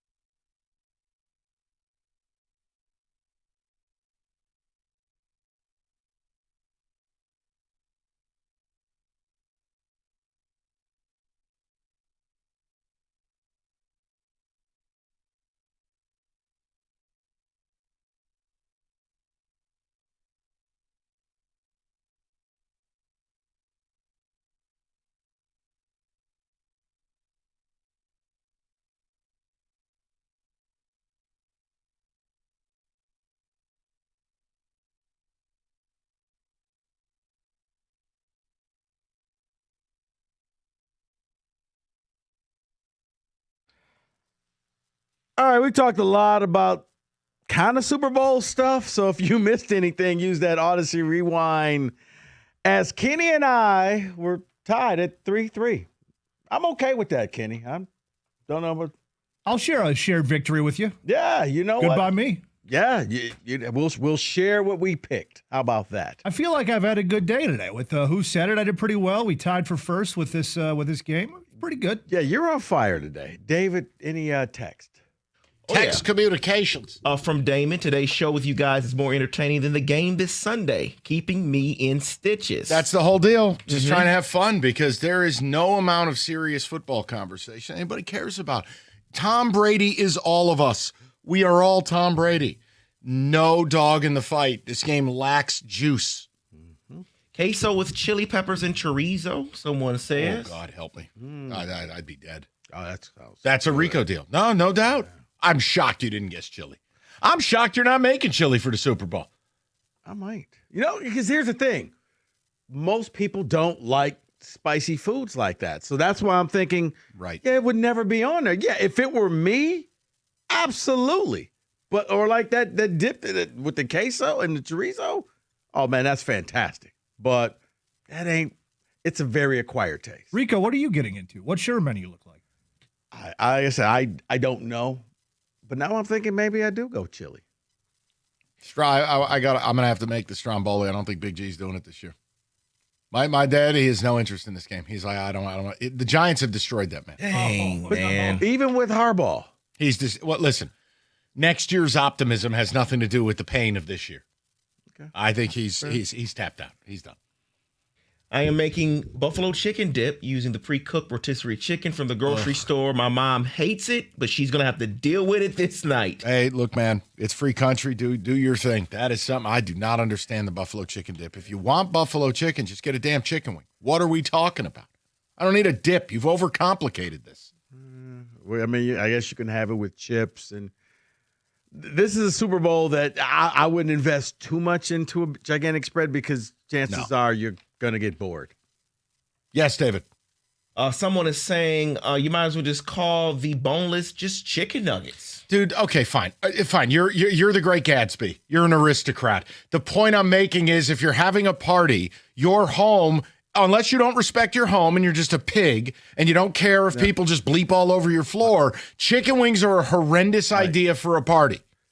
I think you missed it. Like there's a big rift between wings and yeah, I know. It's because people are losers. The point is, tender people. It doesn't matter. It's all the same thing. I mean, I like regular chicken wings. I happen to be like flats. I agree with Kenny, but that's not for a party.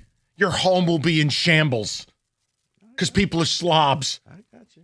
I'm more of the chicken tenders person. And guess what? Now, good for you. I wish it was warmer out because I would put something on the grill. Not happening. There's no. This is the winter we're having. There is no brisket in Whoville. No shot. In a perfect world, I'd have a rack of baby backs out there. I wish you good luck. No, I tried that, and you told me about. Yeah, you need to get a blanket if you're gonna do that. No, it's a joke. But David, it's smoker blanket. Didn't even know that because I was trying to smoke a ham and I was like, nothing's happening. Rico Smoker was riding at 60 degrees. It's like right. It was in a golf cart. Like, come on. You got no shot in this weather. Waste of time and effort. Mother Nature's like, nope. Someone's asking if pigs in a blanket was on the list. Yes. That is also one from my youth. The Super Bowl I got kicked out of, where I was banished from the living room. Super Bowl 25. Whitney Houston's anthem, Tampa Bay, Giants, Bills. Pigs in a blanket was on the menu that night. Now, I was allowed to leave the back room to come into the dining room and get snacks, but I could not go into the living room until I was allowed back in for the fourth quarter. Still funny. I was 10 years old. Still funny. I was too critical of the Giants play calling. If I ever had a time machine, I would love to go back to that moment. I have often told my father, my presence being allowed back helped Scott Norwood's field goal go wide right. And I stand by that. But yes, pigs in a blanket is also a classic Super Bowl thing. I told Pat Powers, goes, what the hell is your Super Bowl thing? I said, Stromboli. It's just what my family always did. Oh my God, you're making Stromboli? I'm like, so filling. Yeah, like okay. What am I supposed to have? Dry popcorn? I just David, Try popcorn and Cheez-Its. Yeah, That's what you're supposed to have. Saltines. Or you can have this. It says Kenny Cott with his famous family recipe, opossum dip, and don't forget about the warm salsa. There it is. Kenny, hold on. The warm salsa. We almost made it a whole football season without that coming up again. And here we are. It was a moment in time. If you're new to the show, Kenny has a hot dog roller at his house. And he got very excited about said hot dog roller. And he even said, look, there are drawers that can keep the toppings hot, like salsa. First of all, who's ever put salsa on a hot dog? No clue. It was the look that TJ gave me. Right. Kitty, that's what I keep imagining. It was the look that TJ had, like, salsa. But hot salsa? Did he just say salsa? Yes, TJ. Yes, he did. Now, the hot dog roller makes no appearance for Super Bowl. So I actually have an interesting dilemma. So I'm probably going to watch it solo at home, but I was invited to a Super Bowl party, and a lot of my really good friends, including one that has a very obnoxious 7-year-old that's never well behaved. And I know for a fact that if I go to that party, my enjoyment will be ruined of that entire evening because of this demon child that they refuse to pay any attention to and parent. So I figure, yes, I can just stay home, order some wings and hot dog roller it. That might be the move, is it not? I have no problem with it. I think if the person has a kid, they dictate, obviously, whether kids are allowed. And if you don't want to watch the game with kids around, who the hell's mad at you? I have no issue with kids at parties. That's fine. You have a problem with his child. His specific one that they refuse to kind of corral and be like, hey, don't jump on that. Don't. Okay, now you're openly saying he's a bad father. I just want to make sure you understand this. He's being expressive. No, he's being a bleep hole. There's a difference. So hold on. This kid is basically a demon seed? Yes. Then you can't go there. That's kind of where I landed. And it's like, it's not even a Super Bowl that I care about. So why even go to a party that I'm not going to enjoy? I just say enjoy watching yourself. a game I don't care about. Yeah, but listen, I love being at home. Home is peace. So I'm different. Like I don't want to be at a party with 50 people. I don't like 50 people. I don't even know if they have a bidet. Terrible. My God, Kenny Cott. I think you should stay home. I think so too. I'm more concerned about the slander you've just offered your friend and his 7-year-old child. I'm enjoying it. Hope they don't listen. Somebody's got to tell him. I'm enjoying it because it sounds like he's a poor dad. God. Poor dad. I'm letting Kenny go down that rabbit hole. David, text. Oh my! Reuben dipped with toasted rye bread. He's gonna have sandwiches. He says having Reuben. He's gonna dip it. Okay. You can do what you want there. You're asking for problems with that. Someone says, Mike, I would definitely take the stromboli over pizza any day, especially for the Super Bowl. That's Steve from Clio. Handheld, neater. Yep. You can choose your flavor profile. See, I think pizza is fine. This is just one where you don't overdo it with a ton of toppings on the pizza. It's fair. I mean, it's all fair. I'm just, again, it's a family tradition thing. I don't expect it to be widespread. Now, it's great is like back east, you can order strombolis. You don't have to make them. People make them. Out here, nobody makes. No. Or like especially like down on Long Island, they call them pinwheels. They'll pre-slice them up and they roll them. Your place doesn't make them? No, no, they don't do that. That just seems like it's perfect for them. My place, like I'm running an operation here. The place you. I gatekeep it because if I say it on the air, I'm never going to be able to order a sandwich there again. You know what? Everything David's either roping a cattle or telling us we're number one. You know what? All right, listen. Olympics. If you're in the market for a new ride, Moran Buick GMC of Sterling Heights, Moran's newest location, now open on Van Dyke, just south of 18 Mile, and they are setting the standard for how car buying should be done. Moran Buick GMC of Sterling Heights, the premier Buick GMC dealer in the area, and they're focused on service. No games, no pressure, no nonsense. You're in the market for a GMC Sierra, a Yukon, Terrain, Buick. They've got you covered. Selection, service, pricing, it all comes together. So check out Moran Buick GMC of Sterling Heights on Van Dyke, just south of 18 Mile, or shop anytime online at moranexpress.com. It's Moran Buick GMC. We are professional grade.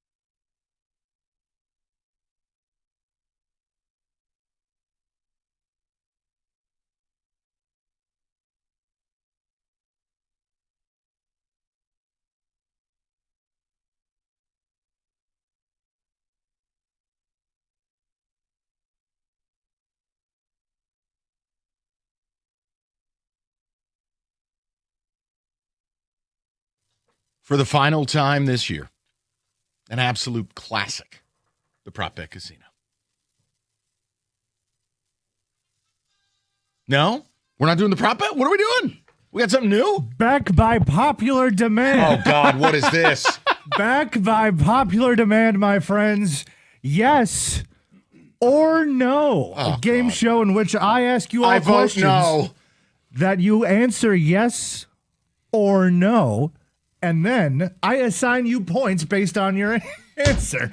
And that's 5 points for Rico for that great drop. You're already ahead, buddy. Wow, look at you, man. This is where Kenny just changes. This is called the game where Kenny changes the rules left and right. All right, let's go. I'll mind my answer to you, Evan, and you could tell them. Okay. Point of order also, by the way, minus 2 points for David for his team cheating. His college football team's a cheating bunch of scumbags. He starts the game in negative 2 points. I like this game. Does he get minus 10 for his high school not being able to do basic math when they're building a football field? He loses as many points as his college football or his high school football field did. So there you go. Perfect. All right. I'm at -9 now. Okay, great. Yeah, I mean, you can only go up from here, David. That's the point of this game. All right, our categories are quarterbacks, coaching, the league, and event/entertainment. This is all about Super Bowl, so that's the subject matter here. Okay. We'll start with Rico Beard. Select the category, please. I want you to go quarterbacks. He's going quarterbacks. He's going quarterbacks. Oh, okay. I see. I was his he's proxy here. I don't know how he's going to answer this without talking, but this will be interesting. He's going to be like one of those gubernatorial sign language people. Yeah. The over-aggressive signers. Being hip with it. The ones at the rap concert. Oh, like Waka Flocka Flame? Those are the Right, ones they're you not gotta just watch. doing sign language. They're doing like mean-mugging facial expressions. Yeah. The question is, yes or no, has this Super Bowl lowered the bar for what counts as a franchise quarterback? Yes or no? We'll start with you, Rico. We'll go around the room. Well, I believe that is a yes.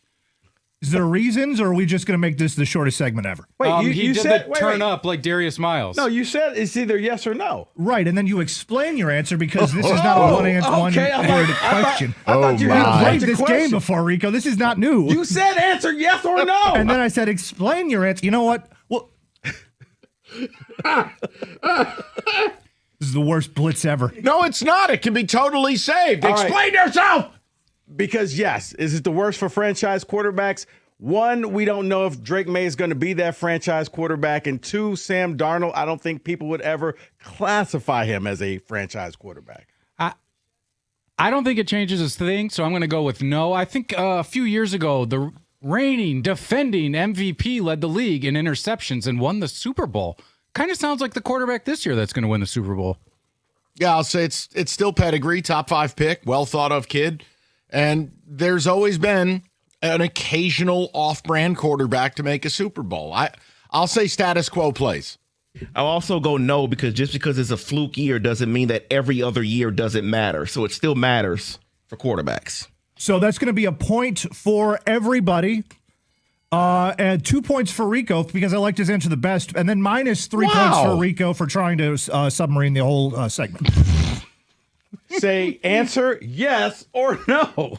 Oh, my God. All right. Next. Am I up next? You are next, Evan. Coaching, the league, or entertainment/event? I'm going to guess the league is not about the TV show, so I'm going to go with entertainment. Great show. All right, so this is more of the event part of this question is kids at a Super Bowl party. Oh, boy. Yes or no? Yeah, I mean, absolutely. You have to allow kids because where are you going to leave the kid? But you have to have separate little sections like you do for Christmas, the kids' table. Put them in that room. They can talk and watch the Nickelodeon broadcast or whatever. Well, I'm going to give you a different answer. For the first time in the history of this segment, it's yes and no. Yes, you can have kids at the Super Bowl party. No, they can't be in the main viewing area. Yes, they need to be sequestered like jurors somewhere under lock and key. I don't even know who you are right now. You can have them, just don't put them anywhere near the TV. He's an uncle, man. He's Put them in the Lego room of the house. That's it. I'm Yeah. like, okay. How about that? It's a definite yes, but they have to be separate. They cannot be, Mike's right, it cannot be with everyone else. Separate but equal. I'm going to go yes and no. If you have kids of your own, yes, you can invite kids to the party. Don't bring kids that you don't know. If you don't have kids, then this is a no kids party, and it's just adults only. Oh, the host, you mean? Yeah, I if the gotcha. host. The host does have the right. It's If like the the host- person driving the car picks Yeah. the music. Yeah, if the host has kids, it's kids friendly. Kenny? So that's going to be 5 points for Rico. He had the best answer. 2 points for Evan for actually answering the question, and negative 5 points for Mike and David for answering both yes and no. It was creative solution. They answered yes and no to a game called Yes or No. So that's negative it's not points called for them. The Fence. That's you're right. You're sitting right on it. Great Coaching. answer, Stoney. All right, Michael. Thinking that. Wow. You son of a. Oh man. All right, Mike. You have 2 categories to choose from: coaching Entertainment. or the Entertainment. Oh. All right. Entertainment. You better All have right. multiples. People were talking about how that Bad Bunny was going to ruin the halftime show. People hated on it, saying they weren't going to watch it. Do you think after the Super Bowl we will be talking about the Bad Bunny halftime show? Yes or no? Yes. At how we didn't understand a single word of it because he sings in Spanish, and I don't speak Spanish, Baxter. I don't know what to say. You ate a whole cheese wheel? Yes, we'll be talking about it. It doesn't upset me in the least, but I don't speak Spanish. He needs 10 points for the whole Baxter. I say no because half the country won't be watching anyway. They have another one to watch. Oh, yeah. Ball with the ball. I say yes because this country loves to be offended by everything. Yeah. So the fact that he merely draws breath will offend some people. So therefore, yes, it will be talked about. Hey, if it's anything like his appearance in WWE, I'm all for it, but I won't be talking about it. I'll be in Florida, so I got nobody to talk to. So Baxter. that'll be 5 points for everybody. Amazing. And then an additional 5 points for Mike for an excellent movie reference. Yes. Baxter. I don't even know what movie he's talking about, so I say negative. Anchorman. Oh, What's the matter I with got you? now. I don't speak Spanish. All right. Went over my head. All right, last one real quick. Will the lack of a marquee quarterback affect your ability to watch this Super Bowl, yes or no? No, it's the Super Bowl. All right, Stoney, take it easy. No random yelling, please. Yes. Can't use my Stoney Yes, glass. because it lacks the pedigree. You have the youngest QB ever, and you've got a ginger who's been passed around more than Rico. Who's interested? No one. I'm going to say yes. I'm going to say yes because we all complained about Mahomes being in the Super Bowl all the time, and now we miss Mahomes in the Super Bowl. So, yes. I'm going to say no. I think it's going to boil down to if the offense, if it's just a good game, I think you'll get into it and you're like, yeah, you know what? I actually kind of like this thing. Yeah, if it's last year's score, we're screwed. I think the winner of this game is Evan. I'm going to take away all of Mike's points, give it to Evan. I think he had the best game. This has been yes or no.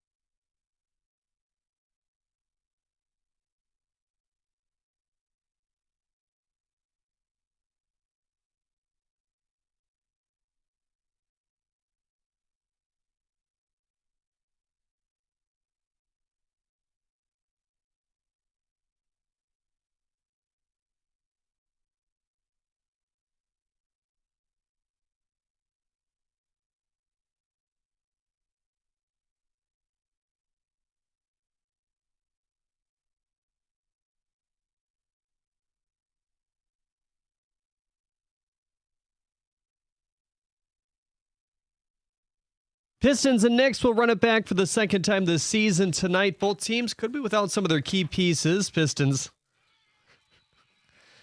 I don't think Mike Bring will be there. I'm sorry. Pistons All-Star big man Jalen Duren is questionable with knee soreness after he was lifted from yesterday's game early. It looks like Tobias Harris will return to the lineup after missing yesterday as well. Karl Anthony Towns has been downgraded to doubtful, 16-point-per-game scorer. OG Anunoby is now questionable with a toe injury as well. So basically it's a preseason game. Yes. Ian Eagle calling the game for Amazon tonight. He's still confident the Pistons will win the East.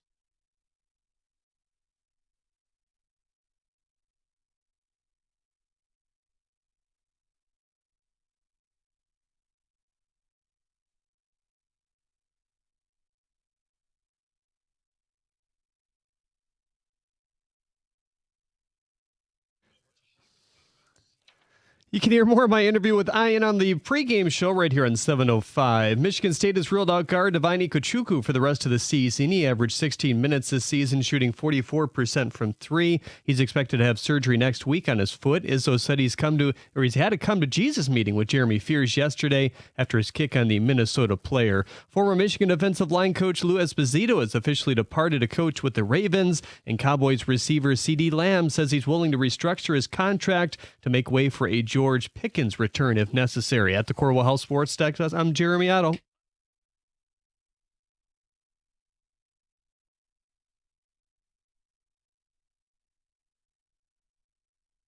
$5:00. Good to have you guys with us. Odyssey.com rewind. You missed anything. Want to have a little fun with the Super Bowl. Because look, we are all Tom Brady to a certain extent, that we don't have a dog in the fight. This game feels light on pedigree. And it's hard to hate. Like, I don't hate, obviously, I love Drake May. I don't want the Patriots winning again. They just win too much. And no, even though I'm not a Sam Darnold person, it is hard to hate the story. So what I wanted to do was this. We've all watched, I mean, if you've been alive for however many years, you've watched that many Super Bowls. Give me your best and worst Super Bowls.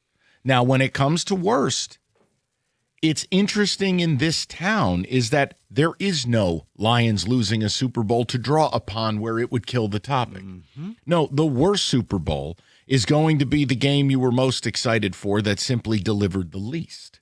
Now, my story's a little different. I'll get to it. Best Super Bowl, you have a bevy. And I do have a comprehensive ranking that if you want to call up and guess the best Super Bowls, we can do that. I've got a CBS Sports ranking of all 59 Super Bowls that have been played. So we can kind of have a little fun with it. Okay. Because, again, I mean, the Super Bowl is supposed to be about storylines. It's supposed to be bigger than the sport itself. There have been so many of those games. This isn't one. It just isn't.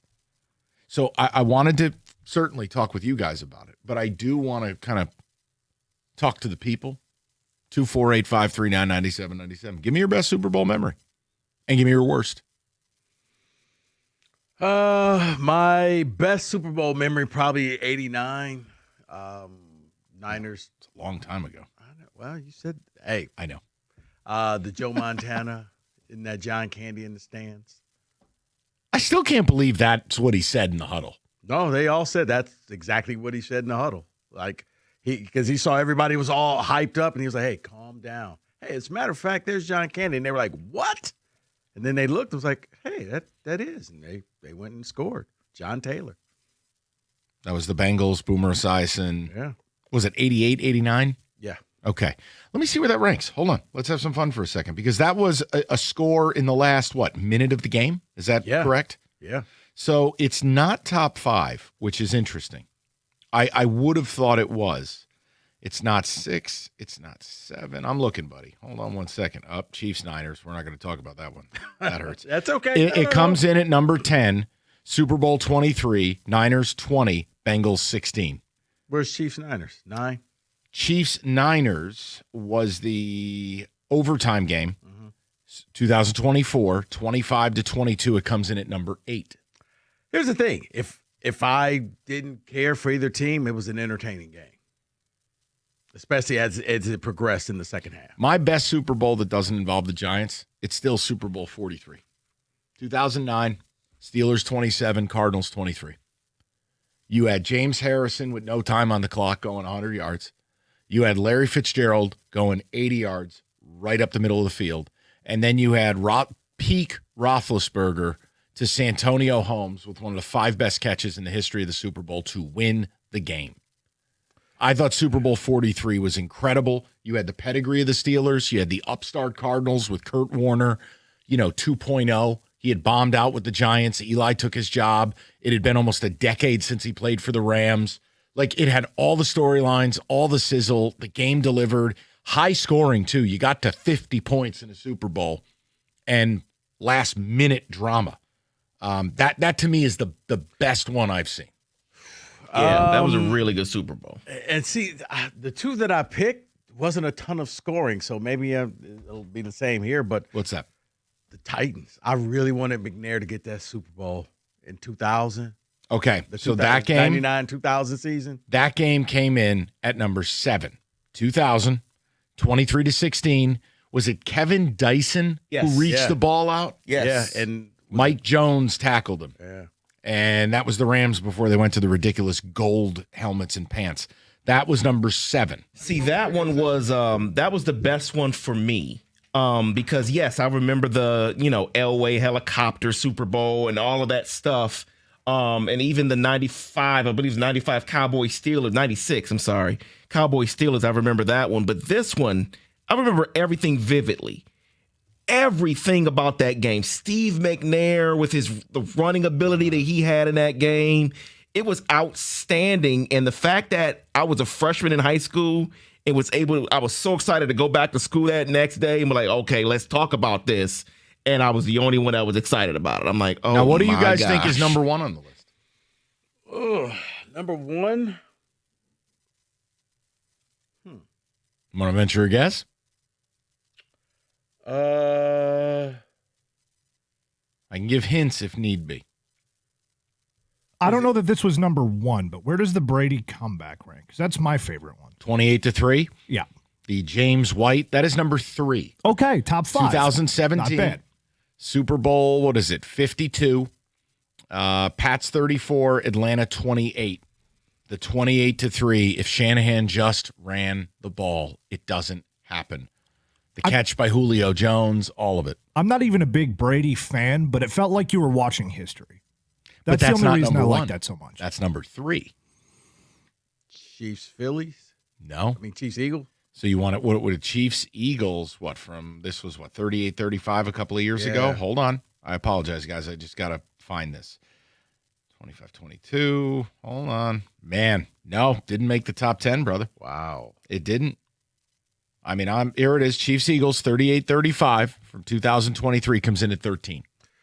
The top 2 involve the same team in both games, and the top 2 involve low-scoring games. Okay, so then one of them has to be the Tyree catch Super Bowl. The Giants? David got number 2. 2008, Giants 17, Pats 14. The bubble gum catch, as they call it, where Tyree catches it off his helmet, and Joe Buck barely reacts to the greatest catch in Super Bowl history. It was one of the worst calls in the history of broadcasting. I don't know if we have it in the system, but Joe Buck ruined that call. You would have thought you just watched a 4-yard pass in a 38-0 game in the fourth quarter, and they're busy telling you how this player's mom makes the best blueberry cobbler. This was like, Joe, are you alive? It was Gus Johnson at the Holiday Bowl. Remember how he sounded like he was on Quaaludes? L.J. Scott, down the field. Touchdown, guy. I think he's going to go 90 yards. Touchdown. MSU. I'm just telling you. If you don't believe me, you can go to YouTube. You'll find that call. It is awful. Number 1, is it the rematch of this one? No. It's not? No. This is why we're doing this exercise. No. That game, 2015, comes in at number 4. Malcolm Butler. Nope. Number 1. Still will remember that was the day everybody in your party had to come and get my car because I was stuck in the snow. Truth. We got you out. Number one. Now, if David guessed number two, I said this game involved the same team. So Giants, Bills, Scott Norwood. Super Bowl 25 comes in at number one. Mikey cut his teeth. You had Whitney Houston's anthem. You had the backdrop of the Gulf War. You had the brand name versus the upstart Bills. And it was contrasting styles. The Giants were ball control, pound the rock, Otis Anderson. The Bills were the run and shoot, high flying, Thurman Thomas in his prime. Giants take the lead on like a 78-play drive. It was 4 hours long. The Bills drive all the way down the field. And think about this. By today's standards, a kicker missing a 46-yard field goal is almost unheard of. Back then, 46 yards, like that was a difficult kick. Yeah. And Norwood, well, you hate to see it. Also, the game I was kicked out of the living room for negativity in the first quarter. Cut your teeth that day. But that's number one. Now, the worst, I'll give you the worst. The worst, it's not just because. Blowouts. Oh, yeah. I mean, I'm talking the games that they were so bad, you were ready for football to be over. I loved it, but I know one of them is the Niners-Chargers. Okay, I got to find that one. Niners, okay, hold on. You have a couple privilege. You have Super Bowl 24, which was 55-10 over the Broncos. Yes. Niners. And then you had Bears Patriots. Hold on. I got to find this. Oh, Bears Patriots, that was 46-10, Super Bowl 20, right? Right. No, you're nailing it, man. Yeah, I don't have that. Where is that one, Rico? Bucks, I figured that because that one was over first play of the game. See, the Bucks Chiefs one, that also is near the bottom. The COVID Bowl, Super Bowl was at 55. 31-9. Mahomes couldn't even take the snap. He was on the ground. Yeah, because he had no offensive line. Game was horrible. But no, my worst Super Bowl, because it involved travel, 2000. I call it the Kerry Collins Mafia game. I finished up classes at State on Friday, went home, ate dinner. I took off at about midnight to drive home to New York, and I surprised my parents because I was going to watch the game with my dad. And Kerry Collins basically played like he owed his bookie money, threw 800 interceptions, and the Ravens, I think I would have rather have been in Ray Lewis's limo that night than deal with what it was. Stop it. Horrific. No. Horrific. No. Stop it. No. It's what it felt like. No. It was terrible. It was absolutely horrible. There were 3 touchdowns scored in a 36-second span, including back-to-back kickoff returns for touchdowns. That was the only positive thing the Giants did all night. And Kerry Collins, I'm telling you, he looked like he was Jonte Porter out there. My God. David, we'll get some of the text communications. But yeah, the worst Super Bowl, I'll give you the other bad one too. I was so excited for Broncos, Seahawks, MetLife Stadium. This is pre-Frankenstein Manning. He set all the records that year. Rico, game was over in 4 minutes. 43-8. It was 22-0 at the half. It could have been 50-0. They destroyed Manning. Absolute detonation. And it was a game that had so much hype. Everybody was so excited for it. Bottom 3 Super Bowl all time. And not quite as bad as Ray Lewis limo. There is another blowout that includes Peyton Manning. We can get to it. Okay. No, yeah, those were just my couple of the worst of the worst. But the Giants one was because I drove through the night to get home and watch the game with my dad. Total disaster. 248-539-9797. We'll get with the people. We'll get some text communications as well. 97.1.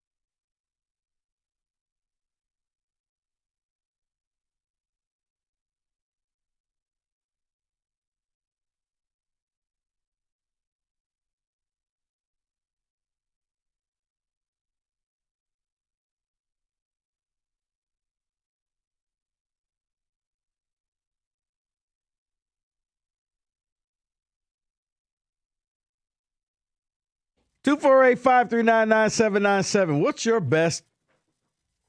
Oh.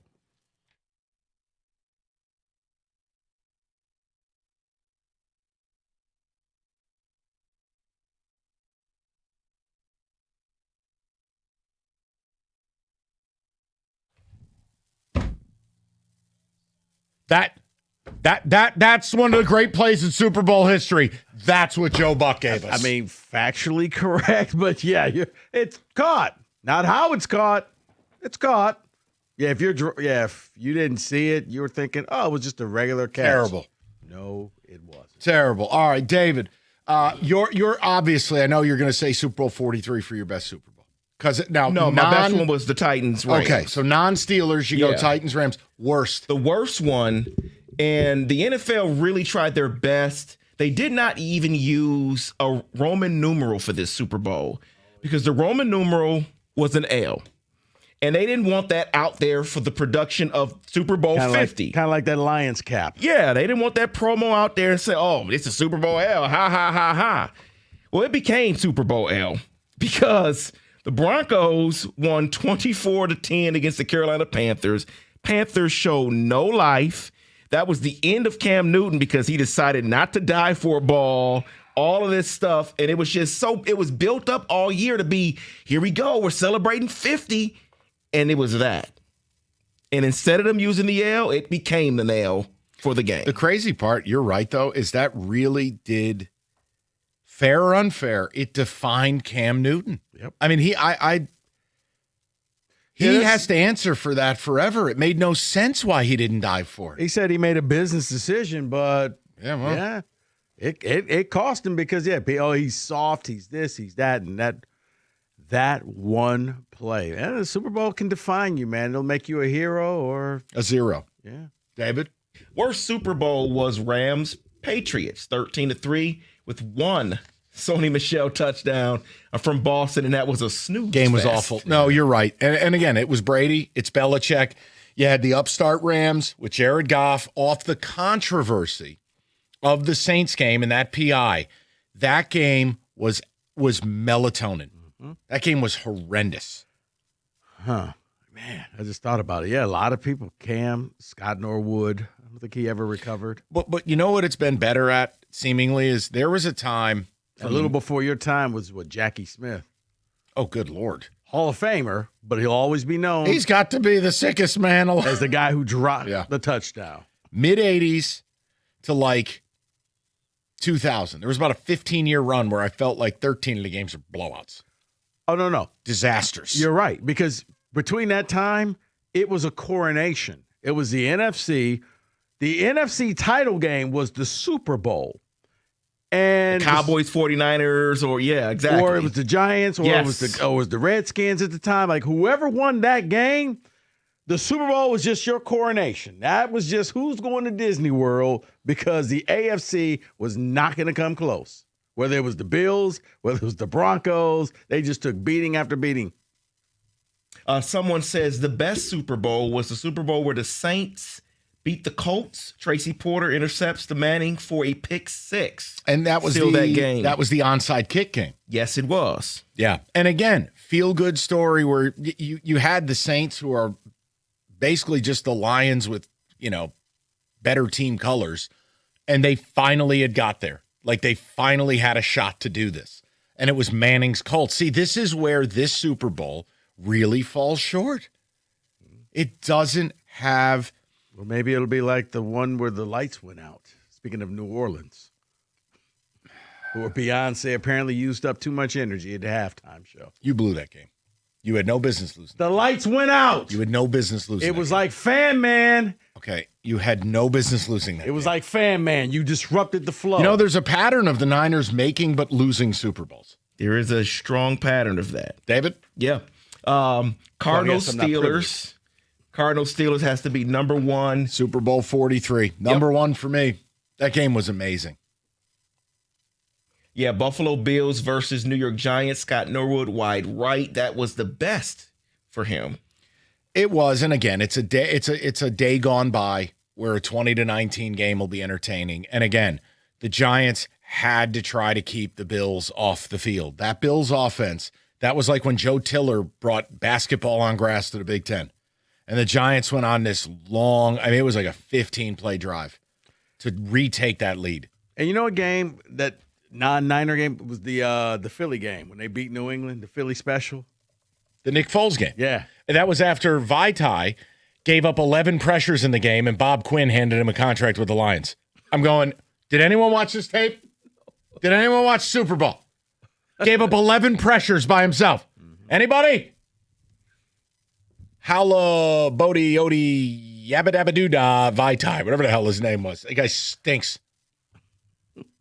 Someone's saying Steelers, Cowboys, 35-31 Pittsburgh. That goes back to the 70s, right? I think that was Super Bowl 12.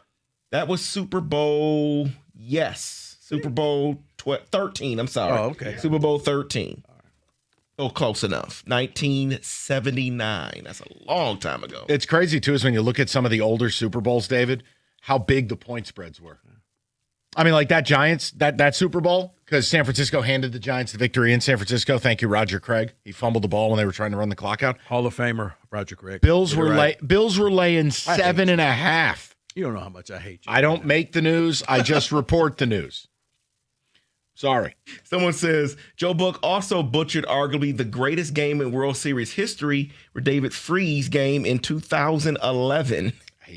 I'm telling you, man. I'm telling you. Joe Buck has gotten a lot better, but his early big game calls were absolute disasters. He had one with the Lions. Calvin Johnson goes up against, I think it was 3 Cowboys. Yes. And he makes one of the greatest catches you will ever see in an NFL football game. You know what Joe Buck offered you? Touchdown, Megatron. You're like, dude, are you alive? Did you just see what went on that field? Touchdown, Detroit black guy.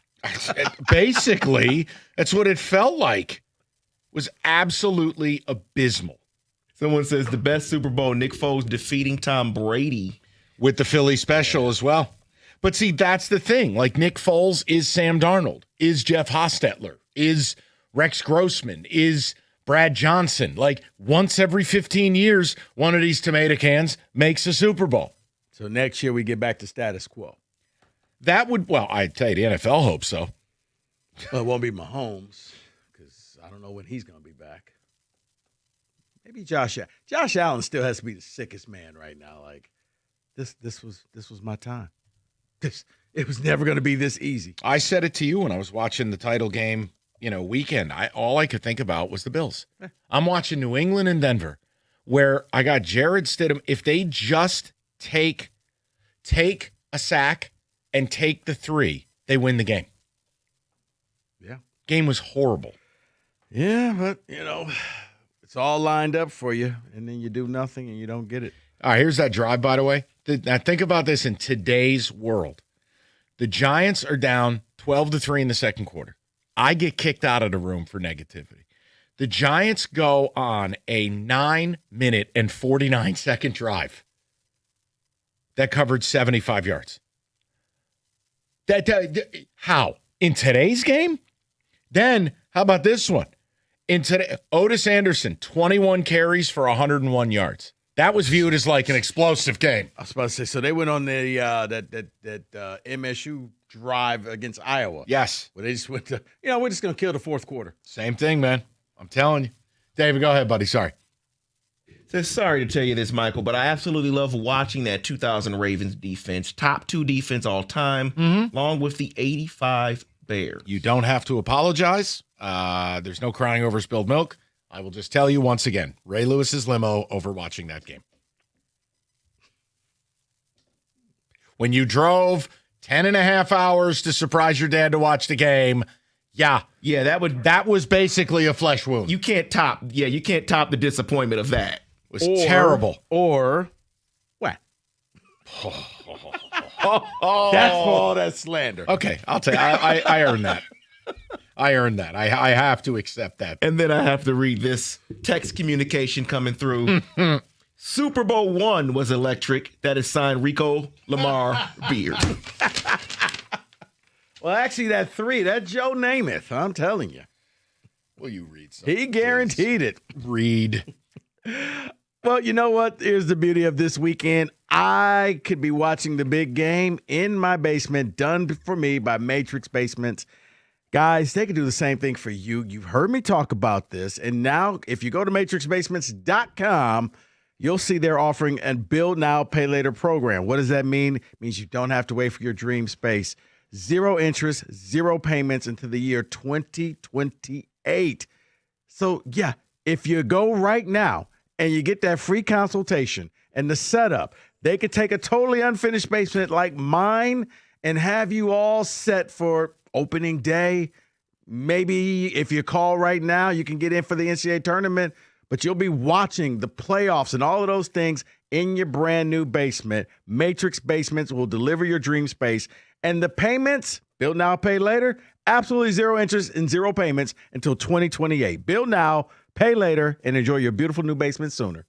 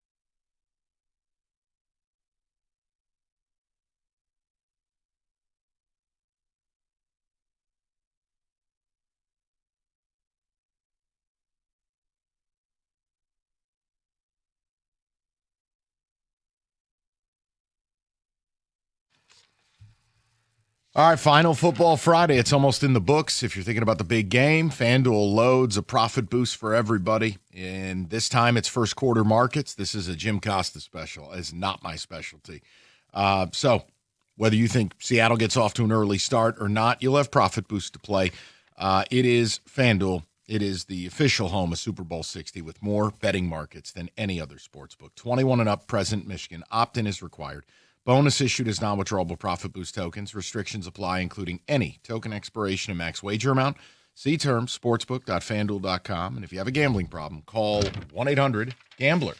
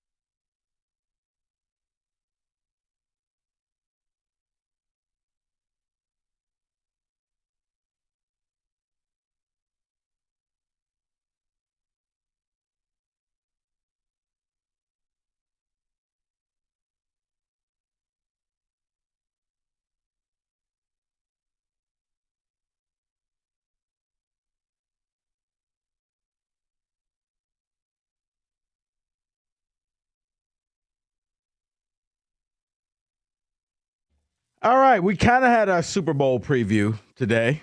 If you missed any part of this show, make sure you use that Odyssey Rewind. We had TJ Lang in with us around the 3 o'clock hour as he took offense to 2 words. I said Eastern Michigan, and he lost it. You got to listen to that on your own. David, couple texts, please. Best Super Bowl. Someone's texting in and saying Buccaneers over the Raiders. John Lynch, Mike Allstott, beast of the game that are no longer in the game. You don't see those kind of players anymore. Yeah, that is Super Bowl 37. The Bucs beat the Raiders 48-21. Now, do you remember who the MVP was for that Super Bowl? Bucs beat the Raiders.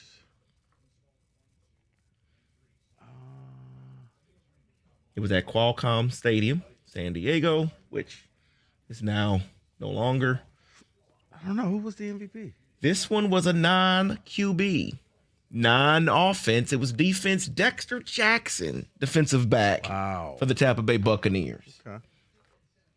You know what? Here's the thing. And I know I would suggest to anybody maybe put a little bit something on a defensive touchdown I agree. in this game. I agree. It just this game just kind of feels like a pick six, scoop and score type of thing. Put a little on both defenses. Not a lot. Don't be stupid, but just saying. Go ahead, David. I have not heard it mentioned yet, and I'm reading this one because everyone doesn't listen all the time. I haven't heard it mentioned on this station, but have you talked about Sam Darnold's grandfather, Dick Hammer? Yeah, we have. Man. Yeah, you know what? Played in the Final Four at USC. Yeah, we went deep dive on that. So, yeah. All right. Let's go to the phone lines. Harvey, you're on 97.1. Hey. How are you, buddy? Good, man. How are you? Good. I was just going to give you 2 of them. That was like one of the best and one of the worst, but both really good for me. It was the first one I ever been at, and it was in '89, but it was Joe Montana got the ball with 2 minutes and I believe 30 seconds or 24 seconds left from the 5-yard line, and he drove down and they beat Cincinnati like 20 to. That was 20. I think it was 2016. Yeah, we that was my favorite. But if I had to pick one, non-49er, but yep, I know exactly what you mean. He drove down, hit John Taylor for the winning touchdown. Yeah, and then the worst one, but for me it was great because I had went with my friend again the next year. I've been to like 25 of them. Really? And yeah, it was 55-10. It was a blowout, but we had bet each other a good amount. And for him, it was just sick. For me, it was the following year, and like they went back to back, Frisco. Man, and I'm impressed you've gone to so many Super Bowls. Yeah, listen, on that Frisco one in '89, the first one, they played the championship game, which I was at, which was in Chicago, and it was the coldest I've ever seen ever, and it was Walter Payton's last game. And I was praying for Chicago at that time. Oh, but Frisco beat them in Chicago. All right. No, I appreciate the phone call, Harvey. Wow. That's something I would like to do one day. He's gone to a bunch. Did he say 25? Yes, he did. Went to 25 Super Bowls. Dude, there were those old dudes. Remember the 4 Oh, they had been to every Super Bowl. Or was it old ladies? They went to every Super Bowl. But it was funny. I said this earlier. So do you know how much? It was 20 years ago this year that we had the Super Bowl here, XL, and Winterfest or whatever it was called. And it was great because the weather, it cooperated. It wasn't brutal. Like 45. And we got snow and it was fun. So the average ticket price for that Super Bowl, do you know what it was? I think you said, what, $650? Yeah. You know what it is now? $6,500? Yeah. Just a humble 10X. Yeah, he was just like, I was at the game when the Niners won 20-16, and me and my buddy, and that was the Silverdome, correct? No, that was 84. That was 84. Different. I get my Bengals Super Bowl losses twisted up. So there is a man that is making his final trip. He has now been to, will on Sunday be at his 60th Super Bowl. He is 89 years old. Started back when the Super Bowl first started. He said, this is it. Can't do it anymore after this year. Yeah, because getting up out of bed is not a mortal certainty. Good Lord. Jeez. Such a way with words. Sorry. Well, like, don't you get tired of going to the same event? Yeah, I mean, at that point, unless your favorite team is there, you know what it does? You are now there. You become a slave to going to it. Okay. Here's the other problem. Like, and again, like, dude, we're not digging ditches, but I'll give you an example. I've been blessed in my life. I've gone to 4 Kentucky Derbies. Okay, it's an awesome event. It's a lot of fun, but it is not something I would do every year. I haven't gone now because I was supposed to go the year COVID took place, but I haven't gone since 17 now, and I don't feel a pull to go back. And it's part of what we were talking about, like with the Super Bowl. A lot of these events that used to be fun, the fun is taken out by what it's costing to do it. Mm-hmm. So it's not even an issue of like, let's say you and your friends want to go to a specific game. You can go. You're not going to go broke. Right. But you're going to spend that money and be pissed and be like, wait, I just spent what?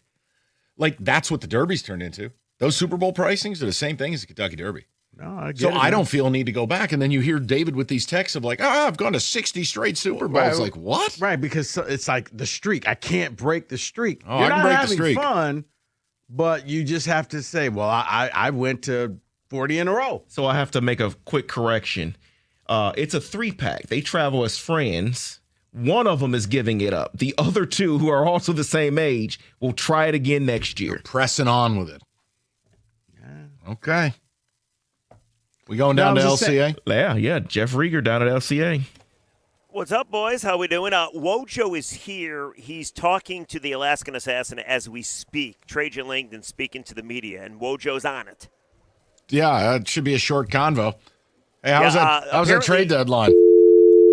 So I saw some quotes on the social media, and Trajan used the word optionality. I quit. He did not. Well, No. Hey, guess what? And I'm going to use my optionality tonight because I'm not watching a preseason game where none of the good players are going to play outside of Cade. The Knicks are down a bunch of guys. Duran's probably not going to play if your team's got a brain. You don't ace him out last night after 13 minutes and run him back tonight. Right. All right. You enjoy that summer league game tonight. By the way, yes, he used the word optionality talking about what Kevin Herter gives the team, guys. So there we go. They do go to the same county, man. I'm telling you, Rico's They on it. They really do. No, Rico you guys are is on it. So what are you doing tonight? Quickly, we got about 30 seconds. All right, we're going to talk about what Trajan had to say, his reasoning for not doing more, not to mention we have some Super Bowl party faux pas that we wanted to get into as well with the big game coming up on Sunday. Now, question. Yeah. Are you for the Super Bowl, are you No, I'm not betting on it. I tell you what, a couple of years ago, if Stafford would have lost, I probably would have done that. But, he won. So, yeah, no. Yeah, I don't think there's going to be any chewing it and doing it in the Rieger household this weekend. Okay. We're more of a midweek family, guys. Oh, my God. Okay. Yeah. Again. Yeah. See, he's doing it again. He did this in the office a couple. What are we doing? Too much information. He just takes it too far. He does. Oh, listen, it's a great product. You should give it a shot. I can hook you guys up. First month is free. Rieger, hopefully the Super Bowl won't be as bad as the one that I saw at your house when it was Goff as a Ram. Ugh. Oh, that was what, 10-3 or 13-3? It was 13 to 3. One touchdown scored. That was horrible. Was it 2018? That was terrible. Yeah. Awful. That was game. an awful Super Bowl. All right, By the way, you guys were. Go ahead. No, go first, please. You guys were talking about people covering the Super Bowl and going to the Super. Remember Jerry Green, the columnist? Yeah. He went to Oh my God. 56 in a row. Okay. Before he was 91 years old, I believe, at his last Super Bowl, a couple years ago. Sounds like a blast. All right. Wojo and Riggs are next. We'll talk to you guys on Monday. 97.1.